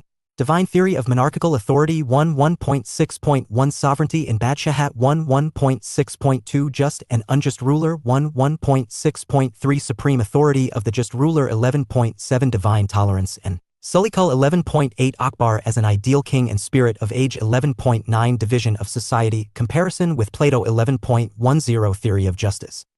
Dr. Svasti Rao, Associate Fellow, Europe and Eurasia Center, Manohar Parrikar Institute for Defense Studies and Analyses. 185. Abul Fazal, Monarchical Authority and Popular Well-being. 11.11 Abul Fazal's Views on Administration and Popular Well-being. Reforms. 11.11.1 Departure from Delhi Sultanate. 11.11.2 Importance to talent. 11.11.3 Changes in tax system. 11.12 11.11 Abul Fazal's Views on Administration and Popular Well-being. Reforms. 11.11.1 Departure from Delhi Sultanate. 11.11.2 Importance to talent. 11.11.3 Changes in tax system. 11.12 Criticism. 11.13 Let us sum up. 11.14 References. 11.15 Answers to Check Your Progress Exercises. 11.0 Objectives. The aim of this unit is to familiarize you with the political and administrative ideas of Abul Fazal. a medieval Indian historian and philosopher who served at the court of Akbar. After studying this unit, you should be able to understand context of Abul Fazal's life and times, early influences on his philosophical thought, important characteristics of his political thought, his methodology, his ideas of peace, secularism, sovereignty, division of society, divine origin of king, rationality, administrative and political reforms in the times of Akbar. Analyze some of his limitations and criticisms. 11.1 Introduction. Sheikh Abul Fazl, 1551 to 1602, was a historian, officer, chief secretary, and confidant of the Mughal Emperor Akbar. He was born on January 14, 1551, and was the second son of Sheikh Mubarak, a teacher and scholar who had migrated to Agra in 1543 from Nagaur, Rajasthan. Fazal was an eminent historian of medieval India along with Bharani. Fazal occupies a place of distinction. This is mainly because of the predominance of intellectual elements in his writings, his unfailing appeal to reason against religious and cultural traditions, broader view of history, and a new methodology which he sought to apply to his task. His interpretation of history was integrally linked to the political, social, economic, and religious realities of that period, and strove to address the plurality and diversity of Indian society at large that Akbar wished to rule in the best possible manner. 1.1.1 Early influence. It is very important to understand the early influence on Fazal, as those were the ideas that shaped his entire political discourse. While his elder brother Faizi was already a poet at the royal Mughal court, Fazal didn't show that inclination in the beginning. He applied himself to a rigorous life of study, and by the age of 15 he had read widely in Arabic, Greek philosophy, and Sufism. His precociousness seems to have made him something of a social misfit, however, political concerns and key ideas. And by the time he was 20, he had already embarked on a life of ascetic withdrawal. Then, how come he landed at the courts of Akbar? We turn to this question now. 1.1.2 Impact of his father's struggles on his intellectual tradition. Fazl was known to be against hardline Islam. This can be traced back to his personal experience as he saw his father being humiliated by the Mughal religious scholars or the ulama. The leading members of the Mughal Olam were mounting an intense campaign against Sheikh Mubarak, Fazal's father, because the latter had publicly defended a member of the Madhawi sect whom the hardliners did not approve of. Abul Fazl had exacerbated matters by publicly challenging the opinions of one of the leading Olam, which made the atmosphere at court tense. Sheikh Mubarak, accused of being a Madhawi and a Shia himself, was driven with his family from home to home seeking refuge. For a while, he lived in Delhi. The events surrounding his father's persecution made a profound impression on Abul Fazl. He devoted a major part of his autobiography to describing them, and he dedicated his subsequent career to exposing what he considered the narrow-minded bigotry of the Olam. In 1574, Abul Fazl made his first appearance in Akbar's court. He favorably impressed the emperor and soon thereafter entered court service, where he remained for the next 2.5 decades. 1.1.3 Influence of Ibn Arabi. It should be observed that the dominant influences which led to the formulation of the new views by Akbar and Abul Fazl came most significantly from Ibn Arabi. As modern critics point out, Ibn Arabi's theory does not amount to simple monism or pantheism. It focuses on a transcendental unity. Once its reality is recognized, the differences seen in the sensory world are bound to lose their significance and become illusory. From this, a worldview followed, which Abul Fazl describes while introducing Akbar's spiritual views in his Ain-i Akbari. When world-ornamenting wisdom-giving God desires that the essence, gauhar, of humankind should come into existence, and from the diversity in the degree of spiritual capacity, the cloud of duality, Durangi, rises and fashions religion, din, and world, dunya. Every creature begins to have a distinct leader, Kargya, and these become engaged in mutual denunciation. As lack of vision and unwisdom become the touchstone, the knowledge of true worth and acquisition of love becomes scarce. Otherwise, what is religion, what is world? There is one heart-ensnaring beauty which casts splendor through many thousands of veils. They have spread an expansive carpet, and it sheds forth many different colors. 186. This passage may be treated as the starting point of Abul Fazl's political. Abul Fazl, monarchical thought. Both religion and the secular sphere world are placed at par and as authority and equally illusory, being products of a false duality.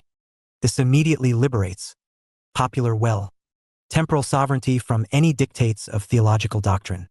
In plain words, it being means that such a position erases the condition that religious leaders are superior to the king, because they interpret religion while the king is the master of worldly affairs. This idea is developed in the subsequent sections. 1.1.4 Important works and style. His most famous and definitive work, the Akbarnama and IGNOU Akbari, were composed in the latter part of the 16th century. It marks a decisive and schematic departure from the predominant historiographic format of the time, as it does in several other aspects of the construction of an alternative worldview. Akbarnama and IGNOU Akbari together constitute a single book. IGNOU Akbarius, the third part of Akbarnama. The work was undertaken in 1595 and, after 5 revisions, completed in 1602. The Akbarnama opens with the praise of Allah, and then moves to Adam and traces Akbar's lineage back to 53 generations of his ancestors.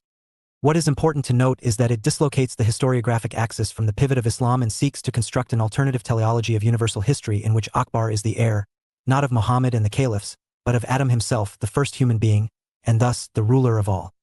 Akbarnama is divided into 3 parts as follows. 1. The first part of the Akbarnama contains an account of Akbar's ancestors, including that of his father Humayun. 2. The second part gives the most complete account of Akbar's reign up to the 46th year, in a chronological order. 3. The third part of Akbarnama is IGNOU Akbari, which is a unique compilation of the system of administration and control over the various departments of government in a great empire. It faithfully and minutely records, to the minutest detail, a wide array of facts illustrating its extent, resources, condition, population, industry and wealth as the abundant material supplied from official sources could furnish. It also contains an account of the religious and philosophical systems of the Hindus, as described in their ancient books, and of their social customs and practices. Thus, Abul Fazl widened the range and scope of history as no medieval historian before him had done, and his work is considered the most comprehensive account of the Mughal administration and state structure. 11.2 Association of Akbar and Abul Fazl. Akbar was looking for a philosophical and theoretical justification to consolidate power against the other power centers of society. He needed ideological support. 187. Against the powerful vested interests he had inherited, in particular the Turani nobility, the swollen class of Madedi Ma grantees, those holding land in political concerns and key ideas, perpetuity, and the Sunni Olam. Abul Fazl, with his background as a forceful debater, independent thinker, and opponent of the conservative Olam, was perfectly suited for this role. So the coming together of Akbar and Abul Fazl was a mutually win-win situation for both. 1.2.1 Context of Mughal inheritance and a search for unity. At the beginning of the Mughal period, India was divided into many smaller kingdoms, and this frequently led to a great deal of political instability. This ended with the victory of the Mongol ruler Babur over Ibrahim Lodi, the last ruler of the Delhi Sultanate. The Mughals eventually conquered much of India, resulting in an integrated and vast Mughal empire which had many new characteristics. These new structures gave rise to a novel integrated culture that had elements from both Hindu and Muslim thought, an idea that found a clear expression in the tradition of Bhakti and Sufi movements. It is noteworthy that Abul Fazl was exposed to the Hindu and Sufi traditions too. The primary message was that all humans are equal and that there is a basic unity and equality in all religions. However, some problems remained. The main problem was that there was still no recognized law of succession, and in such matters, the survival of the fittest ruled. The strongest would emerge as the ruler. The other problem was that a difference existed between theory and practice. In theory, the Sultan was subject to the Caliph and the Sharia, but in practice the ruler tended to be more sovereign in his own person. At the same time, the Delhi Sultanate was marked by the intolerant approach towards the non-Muslims on whom Islamic Sharia laws were applied at the time of criminal proceedings, and also symbolized in taxes like the jizya, which later was abolished by Akbar.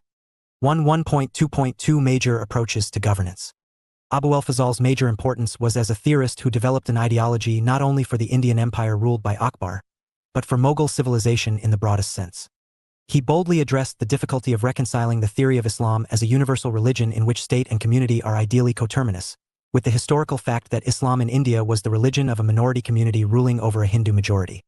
To this end, 3 main approaches can be seen as prevalent during those times. 1. Barani. One approach to this dilemma had been presented by Awith Makron el-Din Barani. Ignoring the theory of the coterminous state and community, Barani had deuniversalized Islam into a tribal religion, viz., a religion of the Turks in India. 2. Firoz Tughlaq. Another approach, advanced by Firoz Tughlaq among others, was to shape the Indian reality to fit the Islamic theory by converting the subcontinent's indigenous population to Islam. 3. Abul Fazl's approach to the same issue was twofold and revolutionary. 188. In the first place, he regarded all creeds as inherently possessing the Abul Fazal, monarchical, same universal truth, hence propagating an equality among all authority and religions, popular well-being. B. Separation of politics from religion. This he endeavored to do by elevating allegiance to Akbar above the constraints of any single religious community, in effect creating a cult of loyalty around the personality of the emperor. These ideas have been looked upon in detail in the subsequent sections. Check your progress exercise 1. Note: I. Use the space given below for your answer. 2. Check your progress with the model answer given at the end of the unit. 1. What are the early influences on the thought of Abul Fazal that shaped his ideas later in Akbarnama? 2. What were the problems before Mughal Empire and why were they searching for a model of unity to rule a country like India? 11.3 Abul Fazal's methodology. Abul Fazal had a rational and secular approach to history which is the hallmark of his writings. He also applied a new methodology to collect facts and marshal them on the basis of critical investigation. He widened the scope of history by recording a mass of facts pertaining to political, social, economic, and cultural life, and by incorporating chapters on administrative regulations, procedures, and topographical accounts of various provinces. He worked hard for the collection of material, selected important facts after careful inquiry and investigation, and 189. Then presented them in a clear and systematic manner. He questioned the validity of a source and accepted it only when it satisfied the principles of historical, political concerns and key ideas. Investigation formulated by him. Creating an epistemology for the interpretation and study of history, he created a new idiom for understanding and interpreting history, widened its range and scope, and laid down the principles of historical investigation. It may, therefore, be suggested that in Abul Fazl's writings we can discover a philosophy of history, i.e., a definite concept about the nature and purpose of history, principles for its interpretation, and the critical apparatus for the collection and selection of facts of history. Originality and cross-checking of sources through critical examination. Abul Fazl realized and recognized the importance of original sources and gave his utmost attention and care to their study. He did not depend on a single source or account in order to ascertain a fact, but obtained as many versions as he could. They were put to a critical examination before they were accepted. He states that he has formulated a set of questions which were put to the reporter of an event or fact. This procedure, he points out, is of great help to the historian in ascertaining the truth. His source material consisted of accounts of events written by eyewitnesses, reports, memoranda, minutes prepared by the offices, imperial farmans, and other records were carefully consulted. 11.4 Sovereignty and social contract. In the political field, Abul Fazl can be compared with Barani of Delhi Sultanate. While both of them were concerned with social stability, Abul Fazl's method of handling this concept was different. Akbari creates a theory of sovereignty promised on social contract and not based on Sharia. He drew a picture of society that existed before and then explained how sovereignty emerged. He emphasized that without a strong ruler there would be lawlessness and rebellion in the society, and that will be harmful. In this, a clear parallel can be seen with Thomas Hobbes, who gives a negative picture of the state of nature pre-contact, and then the emergence of a state after the social contract. Social contract. Abul Fazl appeals to a theory of social contract to justify the necessity of political authority.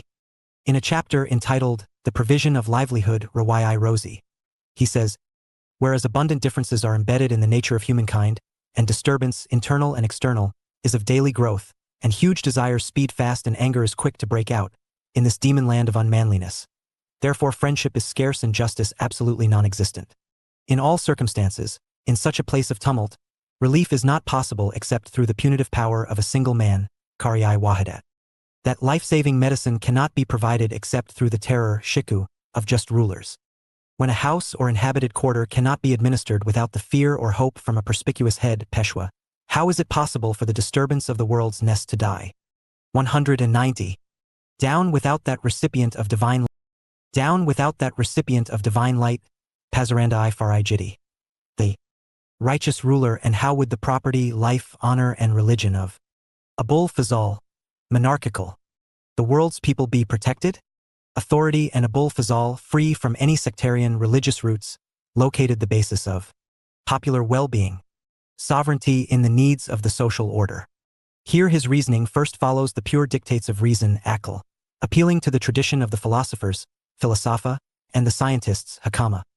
According to Abul Fazl, sovereignty was in nature, a divine light, Farayazadi. And with this statement he seems to dismiss as inadequate the traditional reference to the king as the shadow of God, Zil-i-Ilahi. 11.5 Secularism of Din-e-Ilahi. In a pure modernist tradition that can be clearly seen in the West, Abul Fazl also anti to divorce religion from politics altogether. This is the basis of his secular ethos, which was epitomized in the philosophy of Din-e-Ilahi. 1.5.1 Decree of Mazar. Akbar was interested in establishing the authority of the ruler over all other elements of the state. In 1579, through a decree named Mazar, Akbar gained a great deal of authority to interpret law. 1.5.2 Din-e-Ilahi. However, Akbar was not satisfied with this limited power. He wanted a wider concept of religion. He sought for a new justification of religious thoughts, and Abul Fazl provided this to him. Abul Fazl told him the new meaning of sovereignty as a divine light. Later on, Akbar portrayed himself as an agent of God who worked on his behalf. In the new approach, Fazl elevated allegiance to Akbar above the constraints of any single religious community, and in effect creating a cult of loyalty around the personality of the emperor. The cult of Tawdi-Elahi or Dini-Elahi seems to have been modeled primarily on the Sufi peer-murid relationship in which the disciple pledges absolute obedience and devotion to his master. It was Abul Fazl's intention to endow the office of emperor with an ideology that would replace the Sunni Ara as the sole principle by which the state was run. 1.5.3 Critique of Traditionalists. Abul Fazl criticizes that the good effort of some recluses, Tajarud Ghazinan, to appear as breakers of old customs, Kurika, and remedy the troubled state of affairs was unsuccessful because of lack of support from exalted sultans. This is obviously a dig on prophets trying to be sovereigns on the basis of their creeds, especially keeping in mind the Islamic experience. He was very critical of such traditionalists and found them an impediment to progress and stability of the state. 191. Check your progress exercise 2. Political concerns and key ideas note. I. Use the space given below for your answer. 2. Check your progress with the model answer given at the end of the unit. 1. Elaborate the methodology of Abul Fazl. 2. Elaborate the notion of sovereignty and social contract in Abul Fazl's thought. 3. Why is Din-e-Ilahi a secular philosophy? 11.6 The divine origin of the Badshah/king. Divine theory of monarchical authority. According to Abul Fazl, the term Badshahat, meant an established owner, where Pad stands for stability and Shah stands for owner. Padshah, therefore, means powerful, established owner who cannot be eliminated by anyone. The Badshah had a superior place in the Mughal Empire. He was the 192 ultimate authority on all social, economic, political, and judicial powers. This Abul Fazl monarchical theory of Badshahat was a combination of Mongol, Turkish, Iranian, Islamic, and authority and Indian political traditions. According to Abul Fazl, Badshahat is the light, popular well, derived from God which has been sent by God himself. God throws his kindness, being, on Badshah, who works as the agent of God. 1.6.1 Sovereignty in Badshahat. The king established his sovereignty by considering himself an agent of God and used his absolute powers according to the rule of controller, guide, and state. Abul Fazl considered Badshah as the father of his people, so it was the duty of people to respect him and obey his orders. But if the Badshah discriminated on the basis of caste, religion, and class, then he could not be considered a good king. He differentiated between the just and the unjust ruler. 1.6.2 Just and unjust ruler. While the rule of the king is legitimate in the divine light, but it does not mean that it absolves the ruler from his duties. He goes on to make an important distinction between the just and the unjust ruler.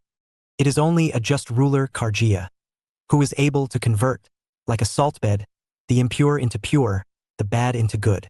The just ruler was characterized by tolerance, respect for reason, and a fatherly love to all the subjects regardless of their religion or creed. 1.6.3 Supreme authority of the just ruler. During the Delhi Sultanate, the king was the final authority in governance, administration, agriculture, education, and in other fields, but he had no say if they were related to religious matters. But when Akbar acquired kingship, he made himself the final authority even in religious disputes vis-a-vis the Imam Adil because he followed the order of God and he could not be wrong. Therefore people must follow his order. It is clear that Akbar was the ideal king for Abul Fazl, and that's why he looked at Akbar as a complete man who could never be wrong. 11.7 Divine tolerance and Sul-i-Kayul. Sul-i-Kul. known as universal peace, pervades all of Abu al-Fazl's political and religious theory. It was in the spirit of universal peace, for example, that Akbar's government integrated diverse cultural groups into a stable administrative and military system.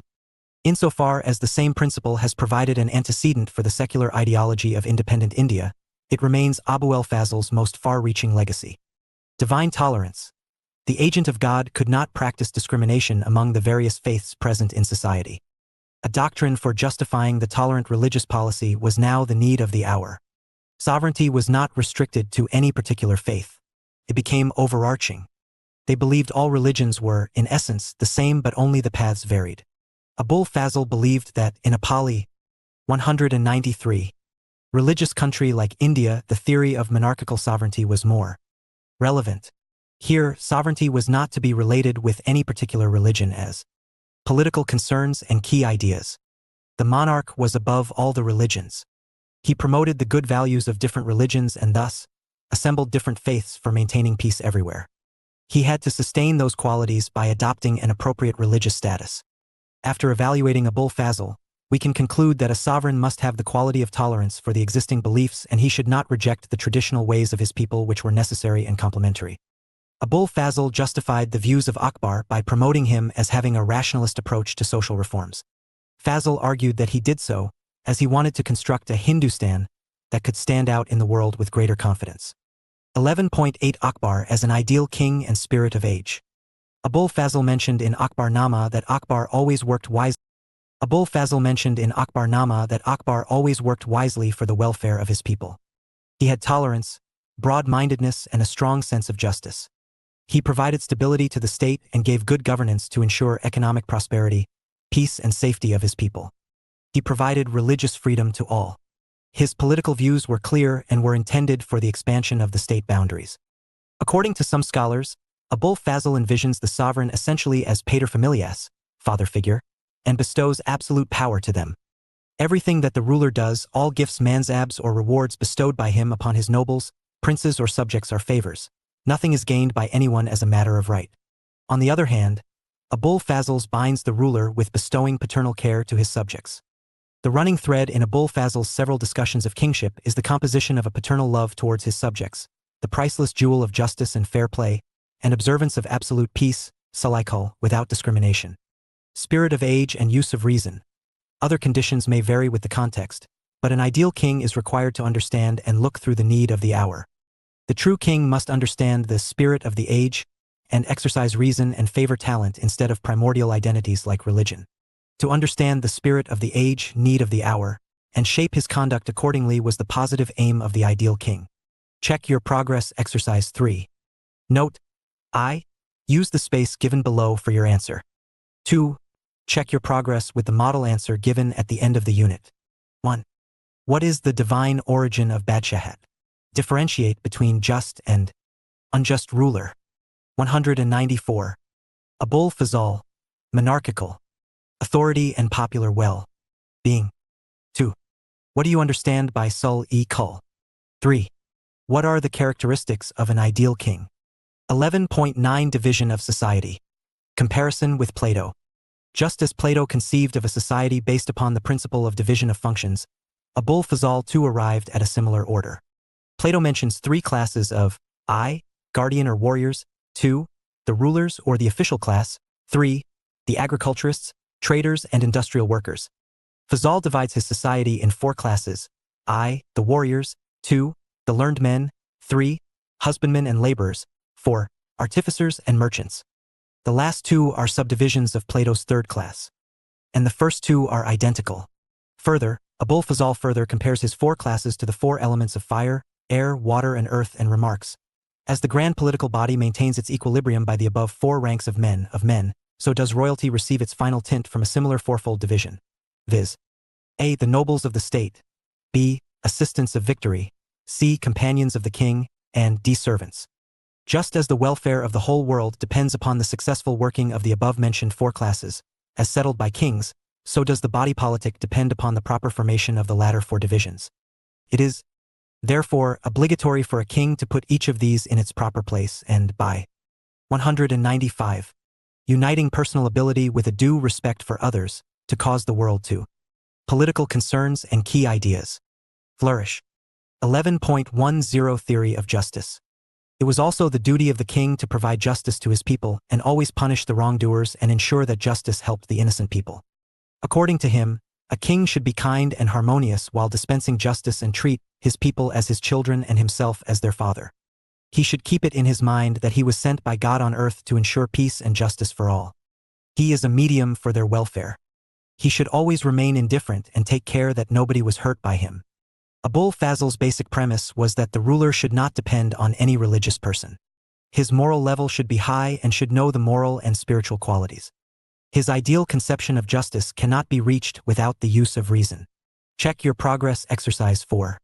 Note: I. Use the space given below for your answer. 2. Check your progress with the model answer given at the end of the unit. 1. How has Abul Fazl divided society? How do you compare this division with Plato's division of society? 2. What do you understand by Abul Fazl's theory of justice?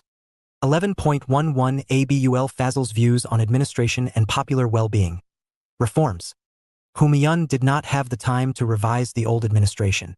It was Akbar, 196, who revised it and gave it a structure of government and administration based on his knowledge of the Delhi Sultanate.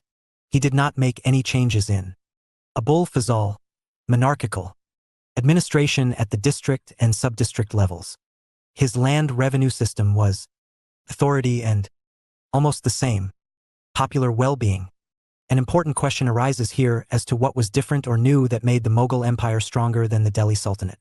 What were those new policies by which Akbar could govern such a large, stable, long-lasting political and administrative structure? As we know, a strong and well-planned administrative structure is a sound link of great governance. It is also necessary for welfare and peace of the state that people should not fear an enemy's attack. 11.11.1 Departure from Delhi Sultanate. In reality, Mughal polity was not a complete continuation of the Delhi Sultanate. He changed the designation of the officials. His important contribution was the development of a provincial administration, patterned on the central system of government. Detailed rules and regulations were made for better control. In his administrative views, Abul Fazl gave supreme place to advocates among all the officers. According to him, advocates should have those qualities which could solve both private and social problems of the king. As we see in Kautilya's Arthashastra, we can find the same concept of state being divided into many levels with many officers at each level in the IGNOU Akbari. Akbar divided his empire into subas, sarkars, and mahals. He appointed a chain of officers at various levels who were controlled by ministers at the center. In this system, the religion of the officers could not interfere in their administrative work, so this system was also followed by his successors. Akbar wanted a sovereign rule, so he gave importance to it. He systematized and centralized his administration. The Mughal state had a vast centralized patrimonial system. In this system, they bestowed various kinds of ranks and hierarchies borrowed from the Mansabdari system of Persia. In Persian, Mansab means rank. This system gave rise to a community with various grades between the people and the ruler, and a hierarchical system came into existence. Summing up, in medieval times, Indian society had a complicated system of rank and status on the basis of military power. The military power became a status symbol and the whole framework was designed around it. The Mughals also followed this pattern for peace in their kingdom, and they did not try to change it. 1.11.2 Importance to talent. Abul Fazl had a strong belief in hierarchy, but he was more concerned about the need of talent. Abul Fazl had a strong belief in hierarchy, but he was more concerned about the need of talent for the kingdom. He did not bother about the social background of a talented person. It is for this reason that he stated that Akbar was moved by the spirit of the age, for he knew the values of talent, honored people of various classes with appointments in the rank of army, and raised them from the position of a common soldier to the dignity of a grandee. 197. 1.11.3 Changes in tax system. Political concerns and key ideas. Abul Fazl narrates that Akbar during his reign started a system of collecting tax on an individual basis. This system allowed the farmer to pay his tax based on his individual harvest. He only had to pay the tax on whatever produce he got. This system was different from the previous one found in the Mughal Empire, where a whole village had to pay the tax collectively. In this system, every farmer had to pay the tax whether he had a good produce or not, because everyone had to share the tax equally. So, when Akbar became the ruler, he changed this system, taking a step to reform the condition of farmers. Major political reforms. Akbar abolished the jizya, paid by non-Muslims, and stopped collecting the pilgrimage tax from non-Muslims. Major political reforms included regulation of prices and wages, control of liquor, fixing of minimum wages, prohibition of forced conversion, prohibition of slaughter of cows, prohibition of enforced sati. 11.12 Criticism. Abul Fazal is usually criticized for the following. Criticized for not being a true Muslim and for being a kafir. Fazal did not think that Islam was superior to all religions, while Barani and other thinkers regarded it as supreme. This was the reason that many people called Abul Fazal a rebel, a kafir, Hindu or Agnipajak, etc. He was too skeptical of tradition, and those hostile to him record that he had brusquely brushed aside Ghazali's criticisms of the scientists with the short remark that Ghazali had spoken nonsense. His cosmopolitan philosophy and din-e-ilahi could only be partially successful in India. Policies like Sulkul and din-e-ilahi gave strength to his governance and administration, but these new experiments were not as successful as Akbar hoped. Inconsistency in the theory of social contract and in his theory of divine origin of sovereignty, since the two theories are not logically compatible with each other. Indeed, he may be said to have tried to combine the two, but certain logical inconsistencies remained. Check your progress exercise 5. Note: I. Use the space given below for your answer. 2. Check your progress with the model answer given at the end of the unit. 1.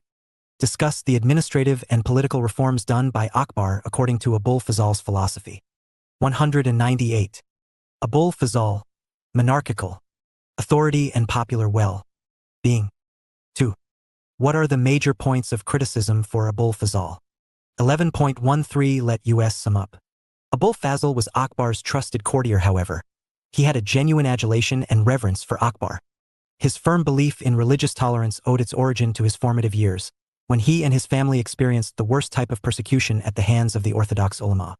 This proved to be the basis of a lasting friendship with Akbar. His religious thoughts were based on secularism, which considered all religions equal and believed in religious fraternity and sulh-kal, peace everywhere. He was considered an intellectual, a thinker who believed in the goodness of all religions. He liked rationality and innovations in every field. He did not like orthodox, traditional, and customary values. He said if traditions were sufficient for all the times, then why the Prophet brought new thoughts? He argued that change in law and religion must be initiated with the passage of time. His modernity and religious rationality were reflected in the thoughts of Akbar, who also declined to be a traditionalist himself and started innovating.